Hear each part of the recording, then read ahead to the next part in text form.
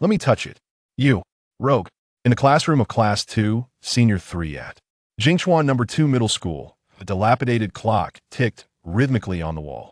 At the back of the classroom, Lin Mo cornered a girl, their eyes locking in mutual gaze. The girl's name was Yo-Yu, aged 18, with an oval face and eyes as clear as a stream. Her frail physique exuded an aura of purity. The loose school uniform could not conceal her impressive curves, far surpassing those of her peers.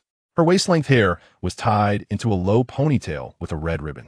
She radiated a pristine beauty reminiscent of a post-rain sky, requiring nothing more than her mere presence to embody the youth of countless individuals. Just a touch, and Yu-Yu's eyes flickered with caution, her pale cheeks tinged with a hint of blush. No, her soft, ethereal voice was heart-melting. Lin Mo's expression bore a hint of helplessness. A week prior, he had been reborn to his senior year, precisely on this day when Yo-Yu transferred to the school. The moment he laid eyes on her, he awakened the goddess cultivation system. For reasons unknown, he felt a piercing pain that resonated within his soul, indescribable in words.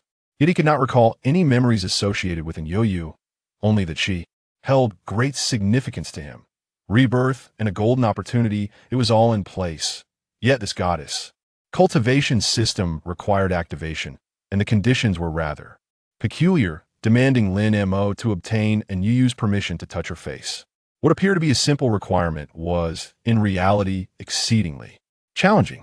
Yo-Yu was a solitary figure, seldom mingling with others, often found alone in the classroom. This very reason made it difficult for Lin Mo to find opportunities to be alone with her, compounded by her inherently timid nature, making it unlikely for her to consent to such a request. During the second period of afternoon chemistry class, Lin Mo noticed Yo-Yu leaving the laboratory early. Such a rare opportunity was not to be missed. Thus, the previous scene unfolded. However, as anticipated, he faced rejection. The class bell rang, resonating at the perfect moment. Startled, Yo-Yu pushed past Lin Mo and hurried to her seat. Students from Class 2 gradually returned to the classroom from the lab, and many boys, as they passed by Yu's desk, would leave behind a note or even several. Since Yu's arrival at the school, the boys had been captivated by her beauty, and this occurrence happened daily. Frowning, Yo-Yu contemplated discarding the notes into the trash bin at the classroom entrance. But upon noticing their homeroom teacher, Yin Shiming, entering the classroom, she had to temporarily tuck the notes away in her desk. The lesson passed swiftly. The final period, originally a math class with Yin Shiming, was unexpectedly changed to a Chinese class due to his sudden commitments. During the break, Yo-Yu seized the opportunity to dispose of all the notes from her desk into the trash. As she turned around, she inhaled deeply, struggling to make a decision in her heart, and quietly made her way toward the back of the classroom. At that moment, Lin Mo was slumped over his desk, troubled, when he suddenly heard Yu's voice. Lin Mo, would you consider applying to the same university as me? In an instant, all eyes in the classroom turned towards the last row by the window, a girl inviting a boy to apply to the same university. What does this phrase signify? Everyone is acutely aware. It is an invitation, a promise, and more. Click. A cacophony of shattering hearts erupted. Lin Mo incredulously lifted his gaze as a long-buried memory surged within him. Time's relentless erosion can affect all things, and memories are no exception. The scene before him was reminiscent of a past life.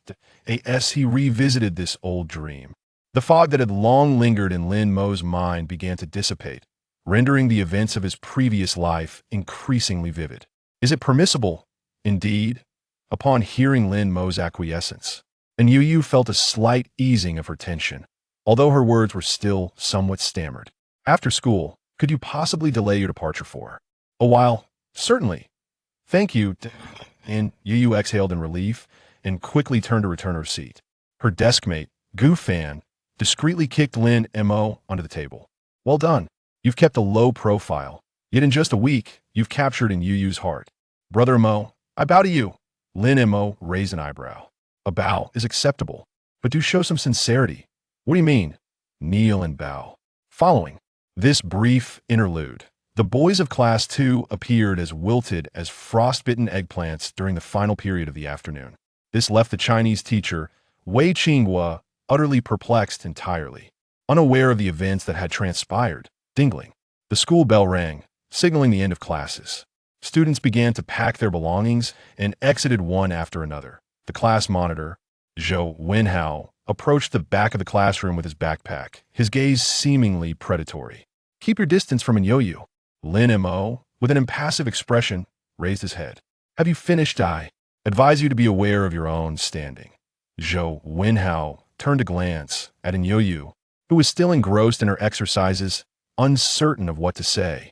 Ultimately, he left the classroom with a hasty, spiteful remark. Gentle sunlight streamed through the windows, illuminating every corner of the classroom, adding a touch of beauty to this space filled with diligent study and hopeful aspirations. Lin Mo remained seated, refraining from intruding that in his previous life, his excitement had caused him to overlook the girl's soft admonition, resulting in him being the first to dash out of the classroom after school. After a considerable time, Yoyu set down her pen, gathered her things, and approached the back of the classroom. "I thought you would leave that in the past. Perhaps I would have, but not this time." A flicker of confusion danced in Yoyu's eyes, yet she did not pursue the matter further. Instead, pulling out a chair to sit before Lin Mo quietly observed the girl, illuminated by the golden hues of the setting sun outside, her beauty akin to that of a painting, more radiant than the moonlight itself. The two shared a gaze for nearly a minute before Yoyu broke the silence. "Hello, my name is Yoyu." From this single sentence, one could discern the tension she felt within. "May I speak first?" After a few seconds of silence, Yoyu softly acquiesced. Lin Mo leaned slightly forward. "Do you wish to apply to Tsinghua University?" "You. What a coincidence. I intend to as well that I in the previous life."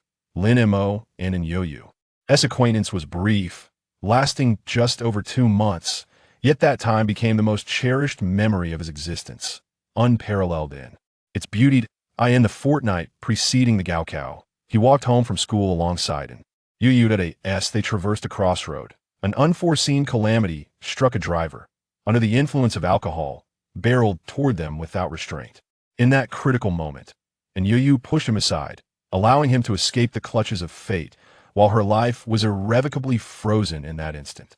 As she lay on the brink of death, cradled in a pool of crimson, Yoyu struggled to lift her blood-stained arm, reaching out to touch his face with trembling fingers. At that moment, he wept inconsolably, overwhelmed by despair. Memories cascaded before Lin Mo's eyes like a series of haunting slides, and his hands clenched tightly beneath the table. Yoyu lowered her head, her delicate nose twitching slightly, surprise and disbelief flickering in her gaze. "A promise is a promise. A promise is indeed a promise. Then may I touch you?" In the classroom, two individuals locked eyes in prolonged silence. Just as Lin Mo was about to relinquish hope, Yoyu's voice broke the stillness. "Why must you touch my face?" "A secret," she murmured, biting her lip lightly as her long lashes fluttered. Nearly half a minute of silence passed before her fingers tightened around the hem of her clothes. Just once." "All right." Lin Mo's right hand descended upon Yoyu's cheek, the sensation soft, tender, and smooth, reminiscent of delicate jelly. The moment their skin met, Yoyu's slender frame tensed, her face flushing with rising warmth. Simultaneously, an electronic voice echoed in Lin Mo's mind. "Conditions met. Activate system?" No. This was Lin Mo's first encounter with the so-called Golden Finger. Who knew what supernatural phenomena might accompany the system's activation? After careful consideration, he decided it was wiser to wait until he was alone. On the sidewalk, Lin Mo trailed behind at a distance, his gaze fixed on Yoyu's retreating figure as memory surged within him. So absorbed was he that he failed to notice her abrupt halt. Only at the last moment did he react, narrowly avoiding collision. Yoyu lowered her eyes to the blue stone beneath her feet, her long bangs obscuring part of her delicate features. "Why are you following me?" "To see you home." At the mention of home, a fleeting shadow of sorrow passed through Yoyu's eyes before vanishing as quickly as it appeared. "I grew up in an orphanage. I don't have a home." "You will." Yoyu remained silent. Unable to discern her expression, Lin Mo sought to dispel the quiet between them. "Classmate, I want to disturb you. May I accompany you?" After a prolonged pause, Yo-Yu offered no reply but resumed walking. Silence was tacit permission. Lin Mo followed her all the way to the vicinity of White Jade Residence on Tidehaven Road. There, Yo-Yu stopped and turned to face him from several paces away. Her expression tinged with hesitation. After a long moment, she finally spoke. Be careful on your way back. All right. From Lin Mo's perspective, the girl stood bathed in the glow of twilight, ethereal in her beauty. He turned away, his steps carrying a subtle reluctance. After a few paces, he glanced back and waved. See you tomorrow. And Yo-Yu remained motionless, watching until Lin Mo disappeared at the road's end before murmuring words meant only for herself. See you tomorrow. At 6:30 in the evening, Lin Mo had just stepped through his front door when a woman approached him. Though time had left its traces upon her features, the remnants of her youthful beauty were still evident. Lin Shu, Lin Mo's mother. She took his school bag from his shoulder. You're later than usual today. I was delayed. Dinner's nearly cold. Go wash your hands. All right. Lin Mo smiled in assent. When he was 10, his father, Su Wenyang, had struck fortune in business. As the saying goes, prosperity changes men, and Su Wenyang embodied this truth entirely. Infidelity, and not with just one woman. Secrets never stay buried. Eventually, Lin Shu uncovered the truth. After a fierce argument, they chose divorce. Lin Shu asked for nothing but Lin Mo's custody and the marital home from their divorce, this very apartment before us. Back then, Lin Mo wasn't called Lin Mo but Su Mo. It was only after the divorce that the surname was changed to Lin.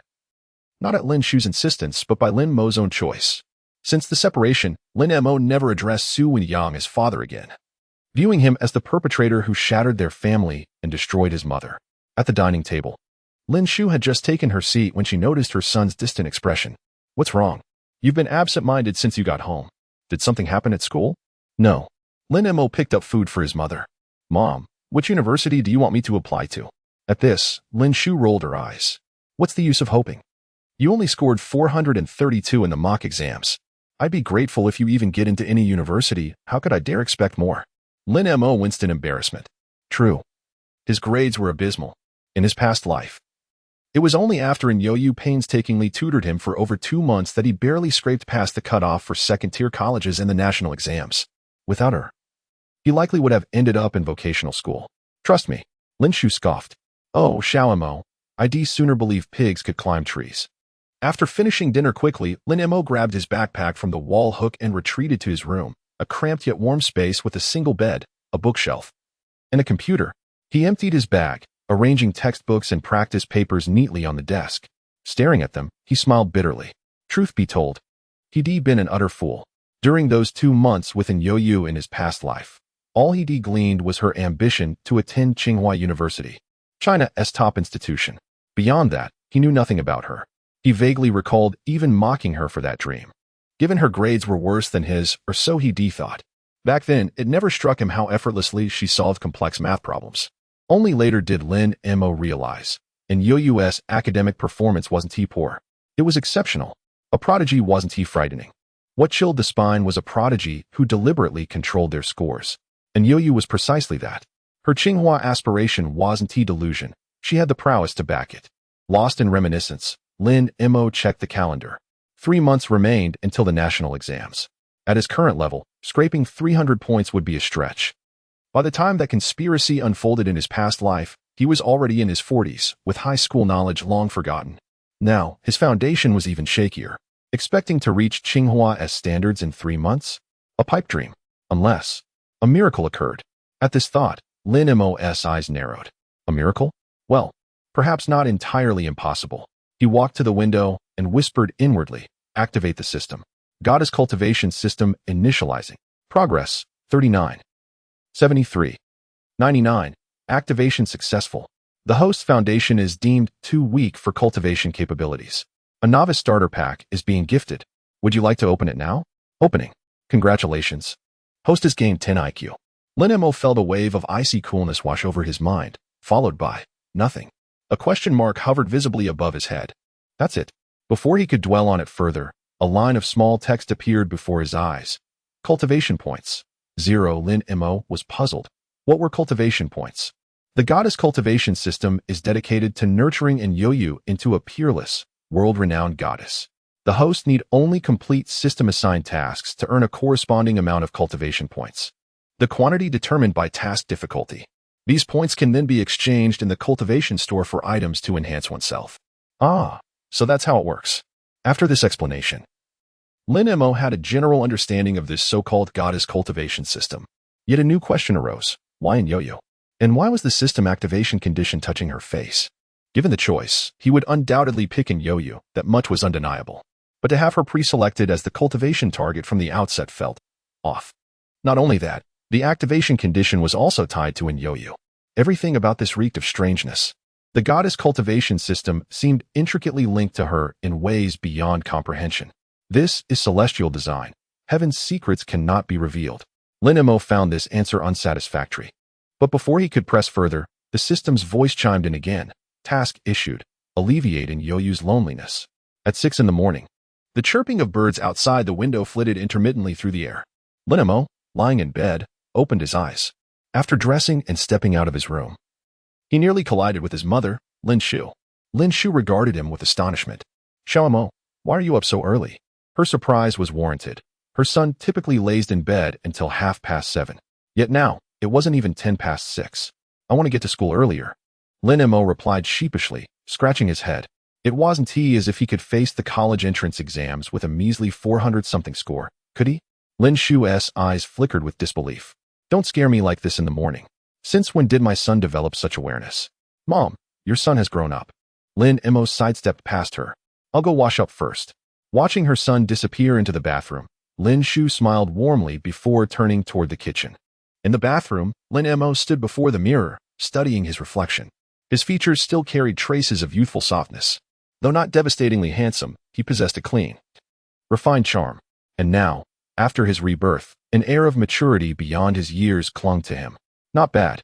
He washed his face and brushed his teeth, done in 3 minutes flat.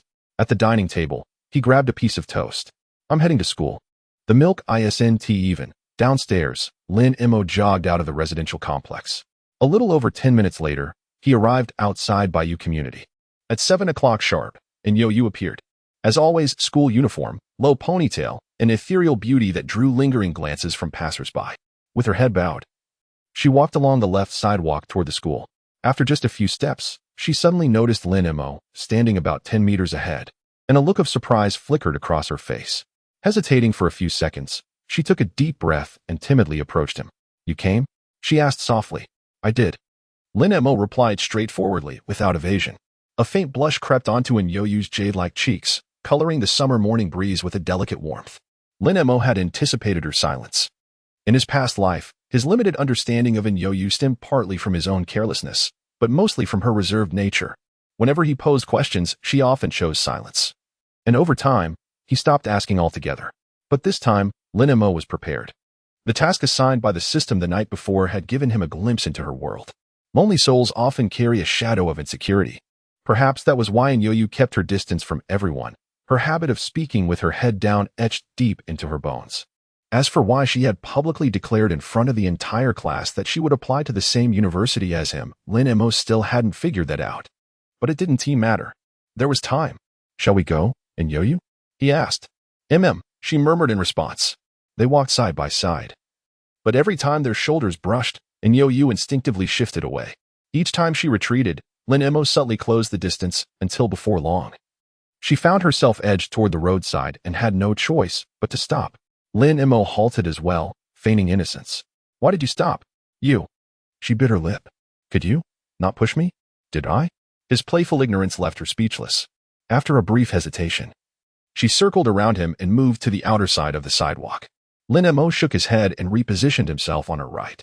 Walk on the inside. Be good. Be good. Her eyes widened in disbelief as she lifted her chin slightly. Meeting her gaze, Lin Mo repeated nonchalantly, walk on the inside. Be good. Her lips parted slightly, but no words came. Eventually, she acquiesced, stepping forward in silent compliance. By 7:30, they entered the classroom one after another. Only one person was present, Zhou Wenhao. Hearing their footsteps, Zhou Wenhao looked up and nearly choked on his fury at the sight of Lin Mo following and Yo-Yo inside. Coming to school together? He sneered, seizing the moment while the classroom was empty. As Lin Mo passed by, Zhou Wenhao blocked his path, his expression dark with hostility. Stop right there. Lin Mo regarded him coolly. What do you want? Zhou Wenhao gritted his teeth. Typical of a slacker. Your memory is just as weak. Did you already forget the warning I gave you yesterday after school? Even as he provoked Lin Mo, he couldn't resist belittling him. But to Lin Mo, such petty tactics were nothing more than childish games, utterly meaningless. Get to the point. Zhou Wenhao's face darkened further. Let me remind you one last time. Stay away from Inyoyu. Finished? I'm done. Lin Mo walked silently toward the back of the classroom, utterly indifferent. Zhou Wenhao was dumbfounded. How dare this guy ignore him? The memory of yesterday's incident, when Inyoyu and Lin Mo had agreed to apply to the same university, filled him with such rage that he hadn't slept all night, as if he'd swallowed a barrel of bitterness. Just you wait. By 7:30, students from Class 2 began trickling into the classroom. With some time left before class, Lin Mo silently inquired in his mind, System, is there a time limit for the task? No, the system replied. Relieved, Lin Mo no longer worried about being controlled by the system's tasks. In this life, he refused to be swayed by any external forces. Dingling, the bell rang. Yin Shiming, the homeroom teacher of Class 2 and also their math instructor, strode into the classroom with a stack of test papers the moment the bell ceased. We'll have a small quiz today to assess your review progress this week, he announced, stepping onto the podium. You have one class period to complete it. Manage your time wisely. As seasoned high school seniors, the students were no strangers to such impromptu tests. Once the papers were distributed, the quiz officially began. The soft scratching of pens filled the room. Lin Mo stared blankly at the paper before him. Though his IQ had increased by 10 points, his unfamiliarity with high school material rendered the test utterly incomprehensible. Apart from a few simple questions, the rest might as well have been written in an alien script. Whatever. Even if he had to guess, he'd answer them all. Maybe Yin Shiming would grant him some pity points. Clutching this faint hope, Lin Mo scribbled furiously. In the last monthly exam, he had scored 94 in math. This time, his goal was far humbler. 49 would suffice. Gu Fan wasn't faring much better. Slumped over his desk, he darted furtive glances left and right. Seizing the moment when Yin Shiming was engrossed in his textbook, he nudged Lin Mo's elbow. Bro, let me copy your answers. Lin Mo gave him a strange look. You sure about that? Gu Fan nodded eagerly.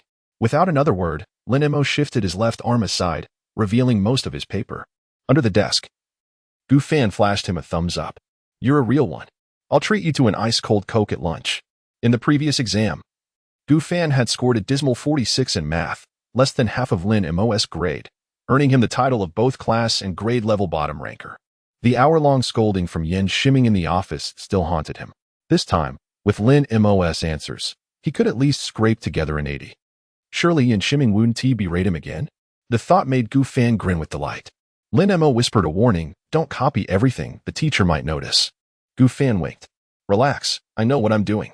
The bell for the end of class chimed. After collecting the papers, Yin Shiming began grading them on the podium. The next period was also his.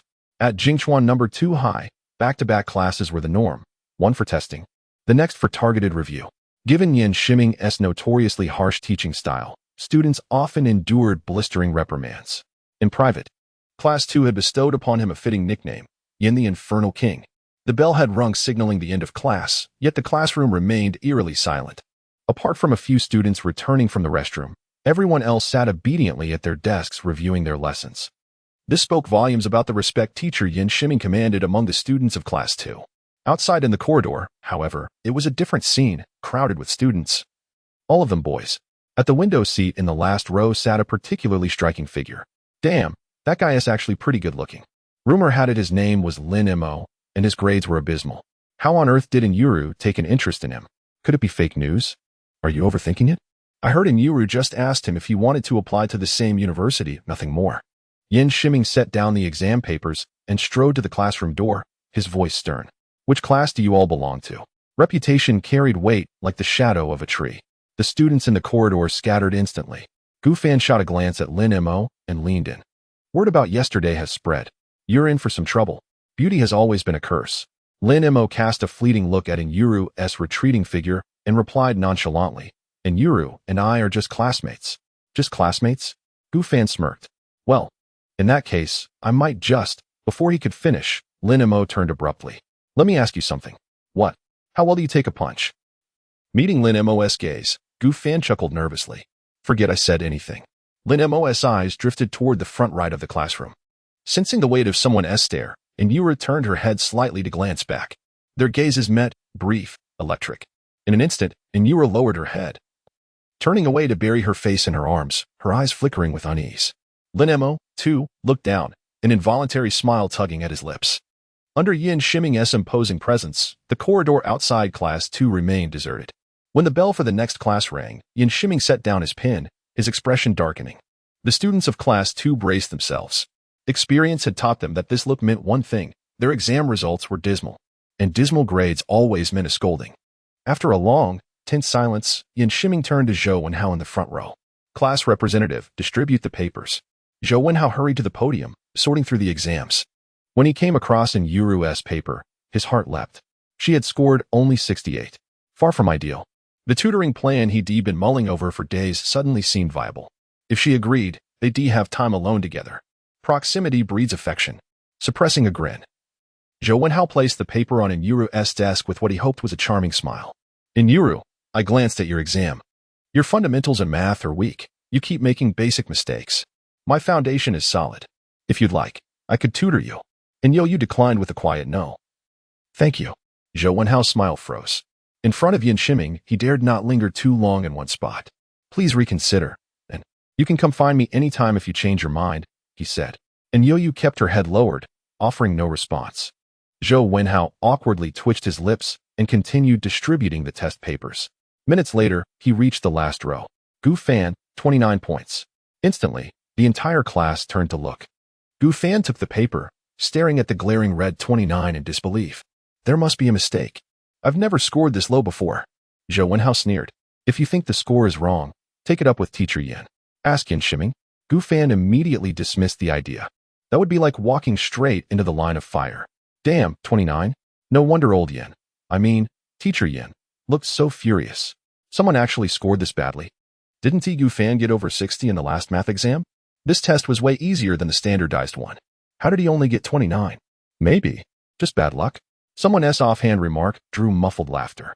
After all, everyone knew that for struggling students, luck played a significant role in their scores. Gu Fan tucked away his paper and immediately shot a look at Lin Mo. Lin Mo turned away without a word. Sure, Gu Fan had insisted on copying. But that didn't mean Lin Mo was entirely blameless, though the blame was exactly heavy. MOG, you, before Gu Fan could finish.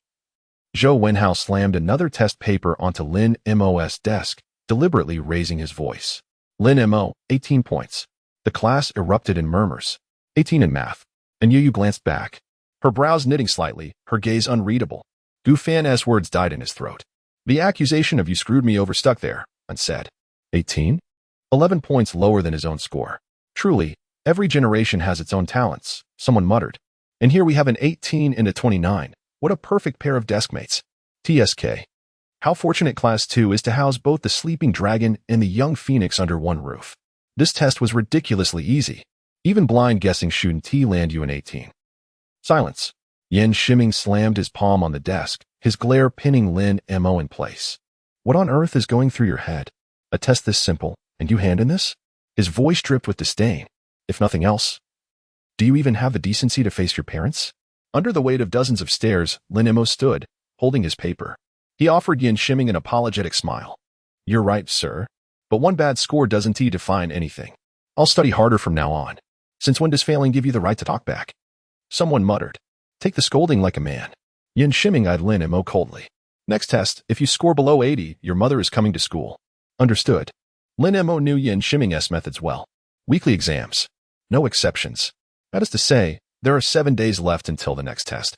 7 days. To raise one's score from 18 to 80 is difficult, extremely difficult. But it doesn't mean it's impossible. Gu Fan, step outside. At Teacher Yin Shiming's call, Gu Fan's face instantly paled. Brother Mo, you've doomed me. He muttered bitterly, dragging himself out of the classroom with slumped shoulders. Soon, the sound of stern reprimands echoed from the hallway. A few minutes later, Gu Fan returned, head hanging low, and collapsed onto his desk in utter despair. Lin Mo nudged him under the table. Sorry, buddy. I'll treat you to an iced cola at lunch. The mention of iced cola brought a faint glimmer of comfort. 2 bottles, Gu Fan bargained. No problem. At the podium, Yin Shiming's expression remained severe. Next week marks the 100-day countdown to the college entrance exams.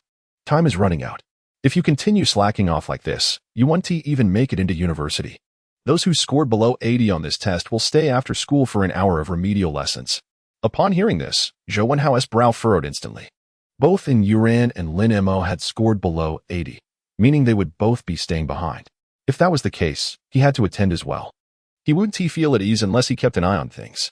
Dingling, the students of Class 2 surged out of the classroom, racing toward the cafeteria. In less than a minute, only In Yuran and Lin Mo remained. Lin Mo hadn't gone to the cafeteria, thanks to the power of money. He and his mother lived modestly, their financial situation far from comfortable. Fortunately, Lin Mo was frugal. Aside from necessary expenses, he saved every bit of pocket money his mother gave him. Just before class ended, he had handed Gu Fan a crisp 50 yuan bill. Lunch is on me. Drink as many colas as you want. Just bring me back a meal. Make sure they're S-meat. Keep the change. Naturally, Gu Fan wouldn't refuse such an offer. Lin Mo had his reasons. First, he had dragged Gu Fan into trouble today, though Gu Fan had willingly copied his answers. Lin Mo had agreed so readily mainly to share the blame, otherwise, he'd be the one getting scolded. Second, there was In Yuran. After awakening the goddess cultivation system, fragments of his past life had resurfaced in his memory. He recalled that In Yuran never ate in the cafeteria. Instead, she brought meals from home, eating alone in the classroom every noon. Seeing no one else around, Lin Mo strode over and took the seat in front of In Yuran. When his eyes fell on the contents of her lunchbox, his expression flickered. Inside the pink container lay only plain rice, a few wilted greens, and a sparse sprinkle of chili flakes. Noticing his sudden presence, In Yuran quickly closed the box. Why aren't you at the cafeteria? Lin Mo tapped the desk. Put it down. In Yuran kept her head lowered. What? Without another word, Lin Mo snatched the lunchbox from her hands, picked up the white spoon beside it, and began eating. In Yo-Yu stood frozen in place, murmuring timidly, "This is my meal." Lin Mo remained silent, quietly chewing the rice. And Yo-Yu had a small appetite, and the portion she prepared was modest. Under his voracious consumption, the food was swiftly devoured. Only the small compartment of chili peppers remained untouched. It was that Lin Mo couldn't handle spice. Rather, he dared not eat the chili In Yo-Yu had prepared. Once in his past life, he had tried it, only to suffer swollen lips the following day. As Lin Mo set down his spoon, a delicate, jade-like hand offered him a tissue. Its owner was none other than In Yo-Yu. After placing the tissue before him, she lowered her head and began gathering the utensils. Lin Mo wiped his lips, showing no intention of leaving. Once she finished tidying up, In Yo-Yu noticed Lin Mo still lingering. Her barely lifted head drooped again. "You've eaten. Why? Why aren't you leaving? I'm still hungry. There's no more. Could you bring more tomorrow? More?" And Yo-Yu's face flushed crimson in an instant. "I get hungry too. You can't always steal my food." Lin Mo swore he had never seen someone blush so intensely within a single second. In his previous life, though their acquaintance had been brief, he had still discerned fragments of her temperament, given In Yo-Yu's gentle nature. His earlier words must have seemed somewhat abrupt. Seeing Lin Mo fall silent, In Yo-Yu clutched the hem of her clothes with both hands. "I'm sorry." The sudden apology pierced Lin Mo's heart like a needle. A reflexive apology. Lin Mo steadied himself against the desk. "I stole your lunch. If anyone should apologize, it's me." His tone, though subdued, carried a warmth akin to coaxing a younger sister. And Yo-Yu stared at him blankly for a long moment before finally speaking. "Tomorrow is Saturday." Lin Mo wasn't entirely sure what she meant, but he responded nonetheless. "Yes, today is Friday." Then, as if realizing his answer might have been inadequate, he hastily added, "Yesterday was Thursday, the day before was Wednesday." And Yo-Yu said nothing. Baffled, Lin Mo ventured cautiously, "The day before that was Tuesday." And Yo-Yu hadn't anticipated this reaction. Biting her lip, she asked, "Could you spare half a day for me?" "Huh?" For a moment, Lin Mo was utterly lost. Noticing his confusion, and Yo-Yu hurried to clarify, "Don't misunderstand. I just, of course." Before she could finish, Lin Mo snapped back to reality and agreed without hesitation. "Thank you." And Yo-Yu lowered her gaze, falling silent once more. Lin Mo glanced toward the classroom door, then gently patted her head. "Tomorrow at 8, I'll meet you at the entrance of your neighborhood." Plink, the girl's shoulders trembled faintly as a single tear splashed onto the floor. By the time Lin Mo sensed something amiss, the front of In Yo-Yu's uniform was already damp. Leaning slightly to the side, he took in the sight, and his mind went blank. Then it struck him. It must have been because of what he'd just done. Smack. Lin Mo brought his left hand down hard on his right. His voice edged with urgency. This disobedient hand, I'll chop it off one day. And Yo-Yu, I didn't mean anything by it. Please don't cry. Hearing a rustle, Inura slightly lifted her chin. Upon spotting the red mark on Lin Mo's right hand, her voice trembled with tears. What did you do? Lin Mo barely began to answer when Inuru interrupted. Does it hurt? Shaking his head, Lin Mo replied, It's nothing, just like a mosquito bite. Inura bit her lip, raising a hand to wipe the tears at the corner of her eye. Actually, I wasn't crying because of Hu Han-san, have returned. At that moment, Gu Fan barged into the classroom, energetically carrying a takeout box of braised pork rice. The instant he stepped inside, he froze in place. Inuru's eyes were red, her delicate face streaked with tears. Clearly, she had been crying. With only her and Lin Mo in the classroom, the culprit was unmistakable. Ahem, Gu Fan blinked meaningfully. Brother Mo, should I come back later? Lin Mo nodded. Leave the food. Get out. Sighing. Gu Fan placed the meal on the desk and swiftly exited. Lin Mo made Inura cry? Damn, that's huge. If this got out. Gu Fan was certain Lin Mo wouldn't live to see tomorrow's sun. Lin Mo pushed the meal toward Inuru. I ate yours. This one is for you. I'm not hungry, she refused. Lin Mo continued indifferently. This is an equivalent exchange. If you don't want it, throw it away. Don't. Inuru frowned. Wasting food. Isn't right. Lin Mo smiled, pressing the chopsticks into her hand. The food is yours now. Eat it or discard it, your choice. With that, he turned and walked toward the back of the classroom. Inuru stared at the fragrant meal before her, then glanced at Lin Mo in the distance. After a long hesitation, she carefully opened the bag and began eating in small, delicate bites. As she ate, a thought seemed to cross her mind. The corners of her lips curled slightly, her dimples cradling a smile softer than a spring breeze. She finished half the meal, packing the remainder into the container. By then, many students had returned from lunch. After tidying the disposable utensils and tossing them into the trash bin by the door, she turned back, only to catch Lin Mo watching her. Instinctively lowering her head, she returned to her seat and exhaled quietly in relief. The midday break lasted an hour and a half. The scorching heat weighed heavily, lulling everyone into drowsiness. The ceiling fan spun lazily, offering little respite. Most students slumped like wilted eggplants, yawning incessantly. Only a handful fought to keep their eyes open, stubbornly reviewing their notes. At some point, an elderly man appeared at the classroom door, Wei Qinghua, the Chinese literature teacher for Class 2. Approaching Inuru's desk, he tapped lightly on its surface. Noticing her startled expression, his face warmed with kindness. Class hasn't started yet. Come to my office. There are a few matters I'd like to discuss. Inuru blinked, then nodded. With most students dozing, no one noticed the exchange. Only Lin Mo followed the two of them all the way, pricking up his ears outside the office. Wei Qinghua handed Yo-Yu a glass of water. Don't be nervous. Have a seat. Thank you, teacher. And Yo-Yu sat across from him and took the initiative to ask, what did you want to see me about? Wei Qinghua adjusted his glasses, his face carrying a trace of concern.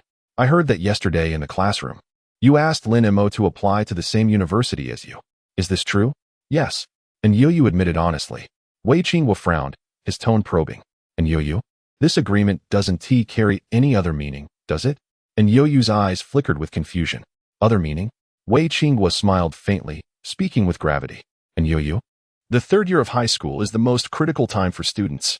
Before the college entrance exams arrive, you must devote all your energy to studying. Don't entertain any other thoughts. The confusion in Yo-Yu's eyes deepened. I don't understand what you mean, teacher. Wei Qinghua cleared his throat and took a sip of tea from his thermos. And Yo-Yu, your current grades aren't optimistic. If you start dating now, you might not even get into university. Don't sacrifice your future for a momentary impulse. Dating? And Yo-Yu's eyes widened. She froze for a full 10 seconds before realizing the purpose of Wei Qinghua's summons. She hurriedly explained, Teacher, I'm not dating anyone. It's not what you think. Then what is it? It's just a simple agreement. Meeting Wei Qinghua's gaze, and Yo-Yu's voice softened. Teacher, isn't it normal for classmates to agree on which university to apply to? It would be normal for others, but coming from you, it's a little unusual. Teacher, I don't understand. Wei Qinghua set down his thermos. And Yo-Yu, your behavior yesterday may seem harmless, but as your teacher, I can't view things one-sidedly. For example, your appearance is outstanding. Suddenly making such an agreement with Lin Mo might lead him to misunderstand. At the very least, it could distract him from his studies for a long time. To give you a direct example, Lin Mo scored 94 in math during the last unified exam. But in yesterday's test during Teacher Yin's class, he only scored 18. I asked Teacher Yin, this test was much easier than the unified exam. So why did his performance plummet? At this point, he couldn't help but sigh. And Yo-Yu, don't think I'm nagging. Once you're in university, even if you wanted me to interfere, I wouldn't, and I couldn't. But now is different. And Yo-Yu remained silent for a long time before standing up and bowing to Wei Qingguo.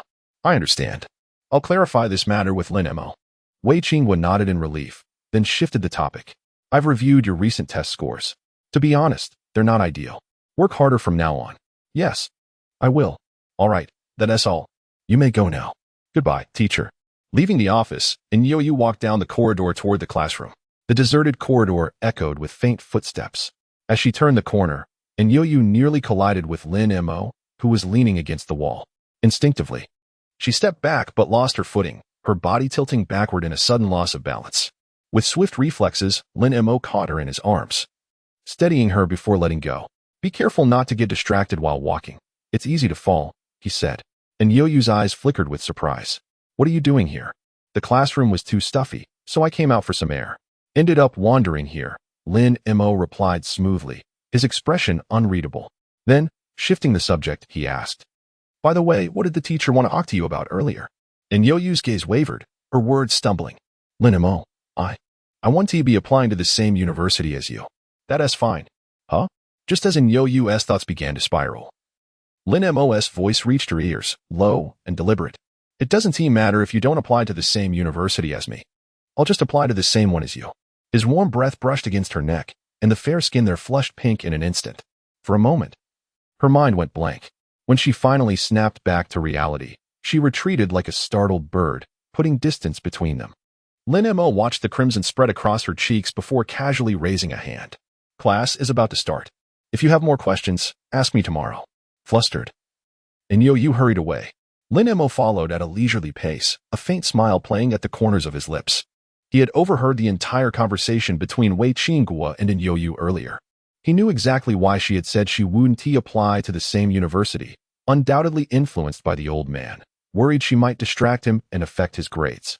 At that thought, Lin Mo smirked. His poor performance on today's test had nothing to do with Yo-Yu. Ding! The school bell rang, signaling the end of classes. Yin Shiming strode into the classroom right on cue, nodding briefly at the subject teacher before stepping onto the podium. Students who scored below 80 on today's test will stay behind for remedial lessons. The rest of you are dismissed. He never made empty threats.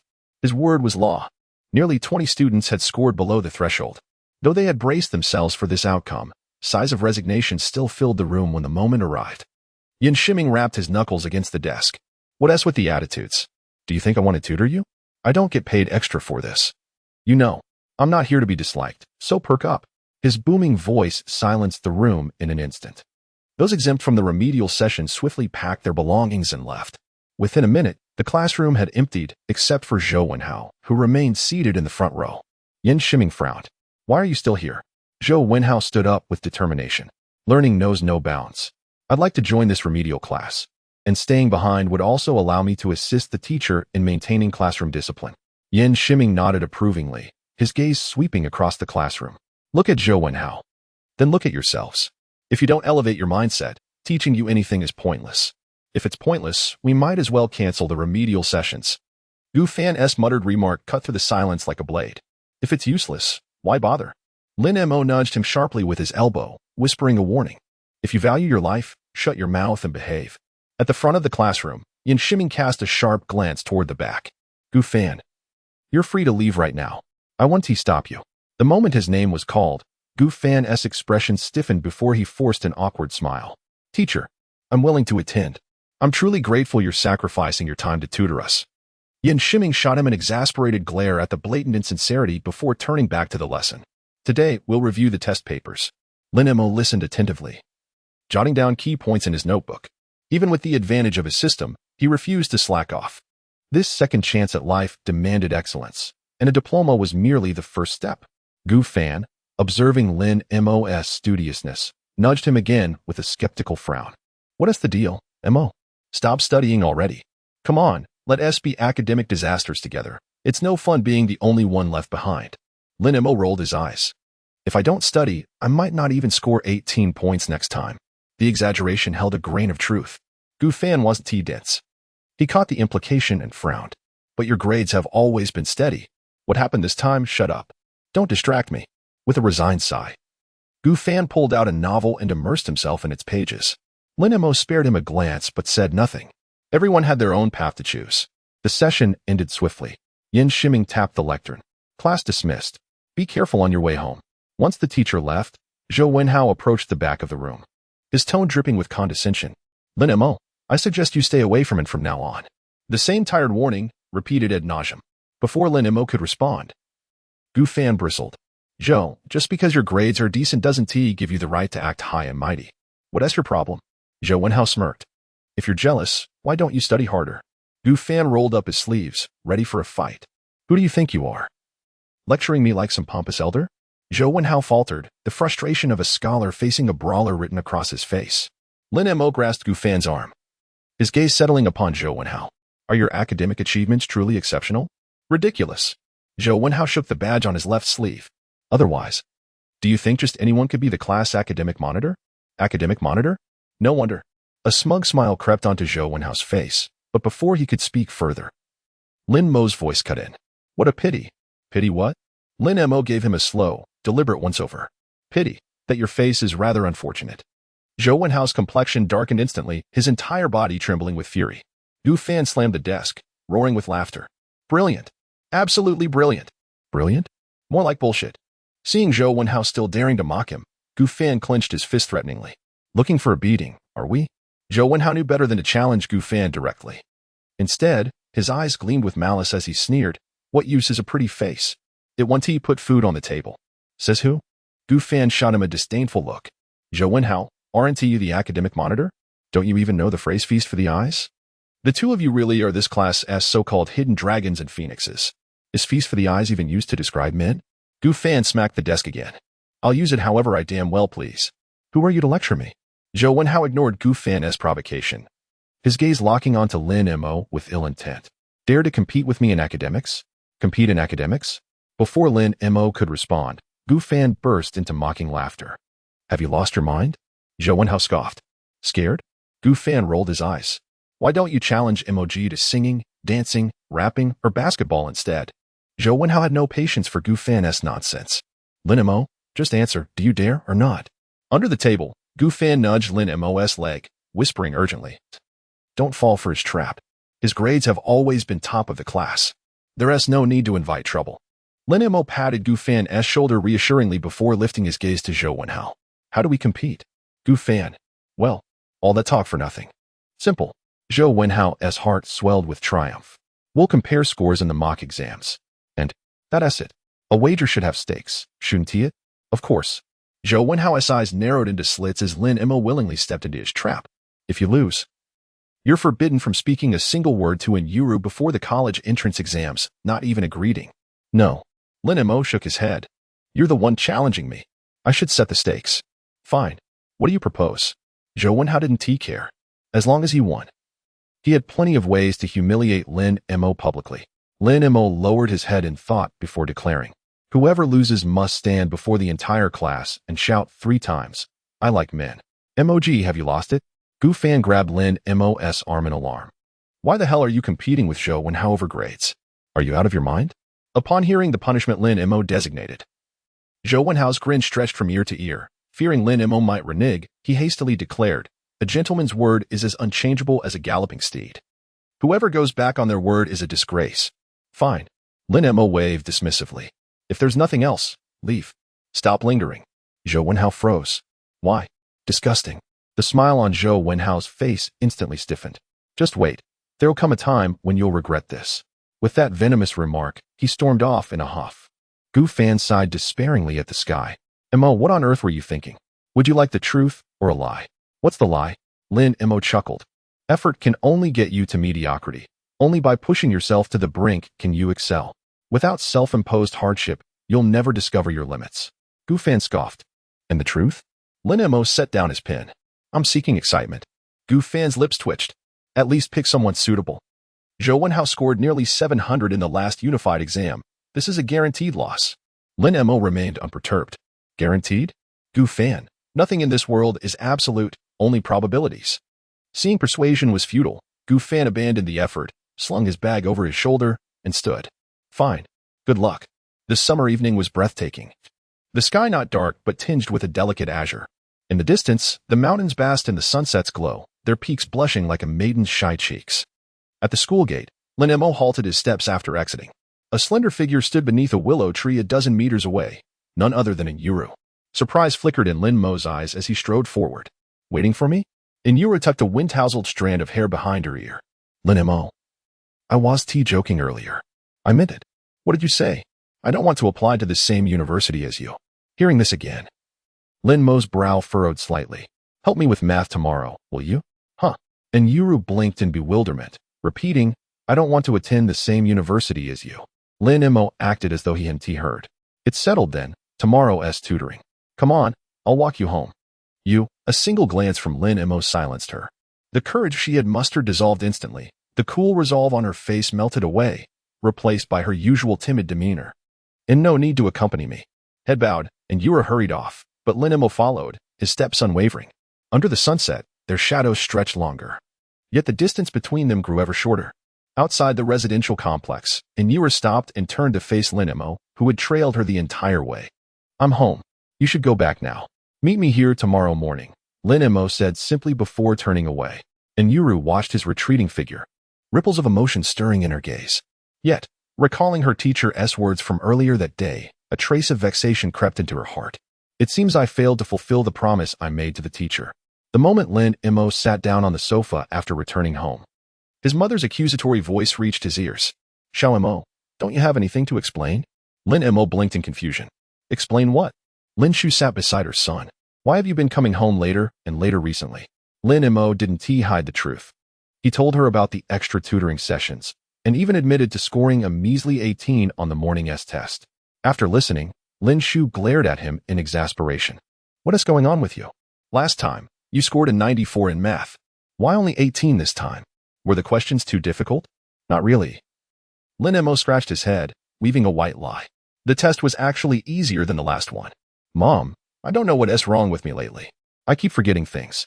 Forgetting things? Yeah, a lot of the basic knowledge I learned before just slipped my mind. During the test, I blanked out completely. He had no choice but to offer this explanation. How could he possibly tell his mother, your son has been reborn, and all the knowledge from before is gone now? If he said that, she'd definitely think he'd lost his mind, maybe even drag him to the psychiatric ward. What? Lin Shu grabbed his hand, her voice thick with worry. Is the pressure too much for you lately? Lin Mo lowered his head guiltily. I don't know, maybe. Son, you mustn't stress yourself out. Lin Shu fretted. No matter whether you succeed or not in the future, in my eyes, you'll always be exceptional. If you can't get into college, so be it. But, her voice dropped dramatically. You absolutely cannot develop early onset dementia. For a moment, Lin Mo was genuinely moved. Then he heard the last part. And just like that, his emotions evaporated. Early onset dementia? Yep. Definitely his real mother. Cough. Lin Mo forced a smile. Mom, how did you jump to that conclusion? I didn't jump to it. The symptoms you're showing are textbook early signs. Lin Shu sighed heavily. Sister Zhang next door, her father had it. She mentioned it a few times when we chatted. Your situation matches exactly what she described. Don't brush this off. It's too late today, but tomorrow, you're coming with me to the hospital for a checkup. Lin Mo rolled his eyes. Mom, it's really not as serious as you think. Lin Shu shot to her feet. You went from a 94 to an 18. How's that not serious? Lin Mo wanted to explain, but words failed him. Finally, he steeled himself. I have plans tomorrow. No time. Lin Shu's expression darkened. What could possibly be more important than checking for dementia? Lin Mo, why did it sound like she'd already diagnosed him? Mom, I don't have dementia. People with mental illnesses never admit they're ill. Lin Mo gave up. This conversation was officially dead. Regardless, you are going to the hospital with me tomorrow. I really don't have time.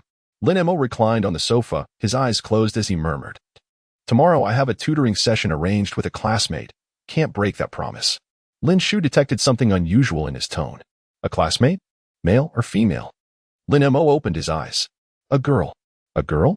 Lin Shu's expression shifted, her silence stretching for a long moment before she suddenly laughed. That laugh sent an eerie chill down Lin Mo's spine. He swallowed hard. Mom, Could you maybe not laugh like that? It's kind of terrifying.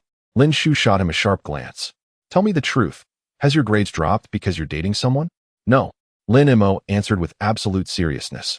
And I'm not dating anyone. Ha, Lin Shu pointed at her own nose. Xiao Mo, do you really think your mother is that easy to fool? Take it or leave it. That's the truth. Seeing that her son's expression held no trace of deception, Lin Shu couldn't help but feel a flicker of surprise. Unwilling to concede, she pressed again. Really not dating? Really not. Lin Mo's reply was firm. That girl and I are just classmates, at most, decent friends. And you should watch fewer campus romance dramas. They lower your IQ. Not everything is about dating. If you can't speak properly, then shut up. Lin Shu's face darkened. A mother can't even care about her own son? Of course you can care. Lin Mo poured her a glass of water. Mom, it's the second semester of senior year. There's barely enough time to study. Who has the leisure to date? Besides, the school outright forbids high school relationships. You should know that. And how effective is that ban? Lin Shu argued. If it worked, why are there so many students in puppy love? Others are others. I am me. Lin Mo slumped lazily back onto the sofa. Your son knows his limits. I do what's appropriate at the appropriate time. I know exactly what should and shouldn't be done. Oh, Lin Shu studied him with amused disbelief. If I hadn't heard it myself, I wouldn't believe those words came from your mouth. Thanks for the compliment. Lin Mo patted his stomach and raised a brow. Mom, shouldn't we be eating by now? Lin Shu chuckled. Not washing your hands? Expecting me to feed you? After dinner, Lin Mo sat at his desk, flipping through class notes while searching online for key academic points across different high school stages. Hours slipped by 7, 8 of them. By nearly 3 in the morning, exhaustion finally overtook him, and he slumped over the desk, drifting into a hazy sleep. The summer dawn breeze carried a crisp coolness, rubbing his sore eyes. Lin Mo immediately checked the wall clock. 8:03. He bolted upright. Damn it. Knowing in Yo-Yu, that girl had probably been waiting outside the neighborhood since early morning. The thought sent him scrambling. No time to even wash his face. He grabbed his backpack from the foot of the bed and rushed out. Outside the complex, beneath the willow tree lining the sidewalk, and Yo-Yu leaned against the trunk, a book cradled in her hands as she turned the pages. Neither passing pedestrians nor roaring vehicles could disturb her, exuding an air of serene detachment amidst the clamor. From afar, Lin Mo spotted in Yo-Yu. He didn't approach immediately, standing still to observe the girl reading beneath the tree. She was still clad in her school uniform, just like in his previous life, in his memories. And Yo-Yu seemed to own nothing but school uniforms. He had never seen her wear anything else. Recalling her meager lunch from yesterday, Lin Mo began to understand. Sorry. I stayed up late studying and overslept. Hearing his voice, and Yo-Yu closed her book. As she lifted her chin, her eyes flickered briefly. It's fine. I just got here too. Noticing the sweat on Lin Mo's forehead, she instinctively pulled a tissue from her pocket. Here. Thanks. Lin Mo accepted it without hesitation, their fingers brushing momentarily. And Yo-Yu recoiled as if shocked, quickly withdrawing her hand. She turned her face away, a faint blush dusting her cheeks. Where? Should we study? Your place, Lin Mo answered without missing a beat. No, that's not possible. Pick somewhere else. Her refusal didn't surprise him. Fortunately, he had prepared for this. Feigning resignation, he sighed. I was afraid you'd say no to anywhere else. Anywhere, but my home is fine. You sure? MHM. Seeing the bait finally taken, Lin Mo smiled. In that case, let's go to my place. And Yo-Yu's lips parted slightly. Huh? The unconscious display of innocence was as refreshing as summer fruit's cool sweetness. As comforting as winter's honeyed milk tea, an innate healing power, the sole remedy in this wretched world. And you was bewildered. Go to your place? Lin Mo nodded. Yes, my home. No. And you refused once more. Lin Mo leaned against the willow tree, his tone deliberate. Missin, you just said anywhere is fine as long as it's not your home. Are you going back on your word now? And no, that's not it. And you bit her lip nervously, her fingers fidgeting. But going to your place, people might misunderstand. Lin Mo presented two choices. Either your home or mine. Pick one. And you lowered her head, silent. Lin Mo wasn't in a hurry. He waited patiently, watching her. Truth be told, and you was truly beautiful. Her delicate features exuded a serene charm. What was even rarer was the lingering innocence in her demeanor. Her reserved and fragile grace embodying the essence of Eastern beauty. Yet, she was still young, her full radiance yet to blossom. After a long stalemate. Seeing Lin Mo wouldn't relent, and you stammered, in my home, then. Hearing this, Lin Mo smiled. Lead the way, missin. And U.S. emotions were tangled. She cast a deep, complicated glance at Lin Mo before turning toward the residential area. For some reason, Lin Mo caught a trace of resentment in her eyes. Following behind her, a triumphant smile played on his lips. Today, aside from tutoring, he had another plan, a system task, reducing U.S. sense of loneliness. Lin Mo wanted the reward as soon as possible. Otherwise, with his current abysmal academic performance, his long-term plans would be impossible to execute. As for how to lessen in U.S. loneliness, he had already formed an idea yesterday at school. And U.S. home was on the 5th floor, a tiny space. Barely 20 square meters. The cramped area was meticulously divided into 3 sections, a bedroom, a kitchen, and a bathroom. Though modest, the place was arranged with care, exuding an unexpected warmth. Lin Mo's gaze lingered on the yellowed walls, his expression unreadable. And you knelt to change into slippers, her voice tinged with apology. I don't have spare slippers. You can just keep your shoes on. For some reason, Lin Mo's footsteps felt heavier. With no living room, a narrow 2-meter hallway led directly to the bedroom. A single bed, a lone armchair, and a worn-out desk and chair. The rest of the space was occupied by books piled beside the bed. Seated on the armchair, Lin Mo watched as Yu hurried to pour him water. Suddenly, he spoke. Can I get to know you better? And Yu tensed, handing him the only cup in the house. She sat cross-legged on the floor opposite him, her head instinctively bowing. What do you want to know? Her posture suggested reluctant agreement. Countless questions flashed through Lin Mo's mind, but in the end, he discarded them all, leaving only the simplest one. What do you plan to do in the future? A seemingly trivial question, yet it carried weight. One must eat bite by bite, walk step by step. Moving too fast would only backfire. Study hard. Get into Tsinghua. And U.S. answer was exactly the same as in his past life. Lin Mo did not laugh aloud as he had in his previous life, but nodded approvingly, an admirable goal indeed. And Yu felt a flicker of surprise. Do you really think I can get into Tsinghua? Why not? Lin Mo observed the subtle shift in her expression. Nothing in this world is unattainable. It merely depends on how much effort one is willing to invest. He turned the question back to her. And Yu, do you believe someone with my current grades could enter Tsinghua? And Yu fell silent for a long moment before murmuring, I don't know. But I can help you. Neither a confirmation nor a denial. Yet those 4 words, I can help you, spoke volumes more than any elaborate reassurance. Lin Mo slid his backpack off his shoulders. Then I'll trouble you. And Yu, no trouble at all, she whispered, then gathered her courage to suggest, shall we study at the library nearby? No need. Lin Mo gripped her slender wrist, so delicate it made him inwardly marvel, as he hoisted his bag with his other hand. The girl was petite as a kitten, effortlessly stirring protective instincts. He settled unceremoniously on the floor beside the bed, using the mattress' height as a makeshift desk. Glancing up at her dazed expression, he added, my math foundation is weak. I'd like your help reviewing high school basics. And Yu lowered her gaze to her wrist, still tingling from his touch. Truthfully, tutoring him had been her intention when she sought him out yesterday, only withheld then to avoid misunderstandings. After all, their academic standings were nearly identical now. And Yu? All right. She perched cautiously to his left, accepting the compiled questions before commencing explanations in a voice soft yet lucid. Her patience was boundless, her teaching method crystalline. After each problem, she would verify his comprehension, repeating twice, thrice if necessary, until mastery.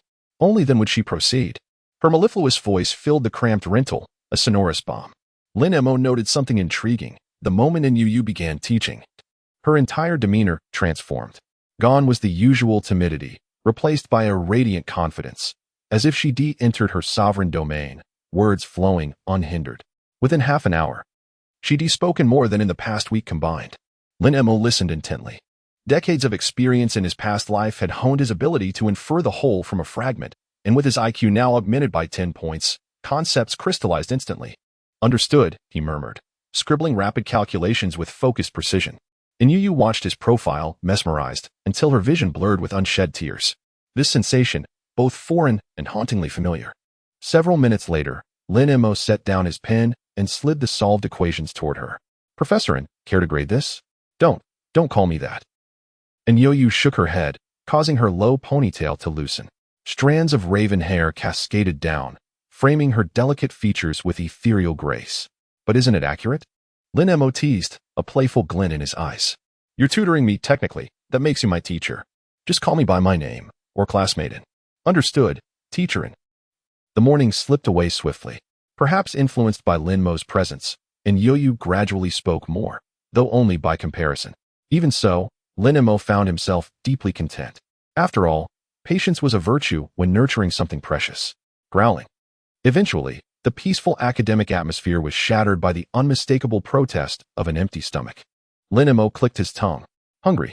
And Yu let out a soft, sudden laugh. A fleeting bloom of beauty so radiant it dimmed even the midday sun beyond the window. Lin Mo narrowed his eyes, reassessing her allure.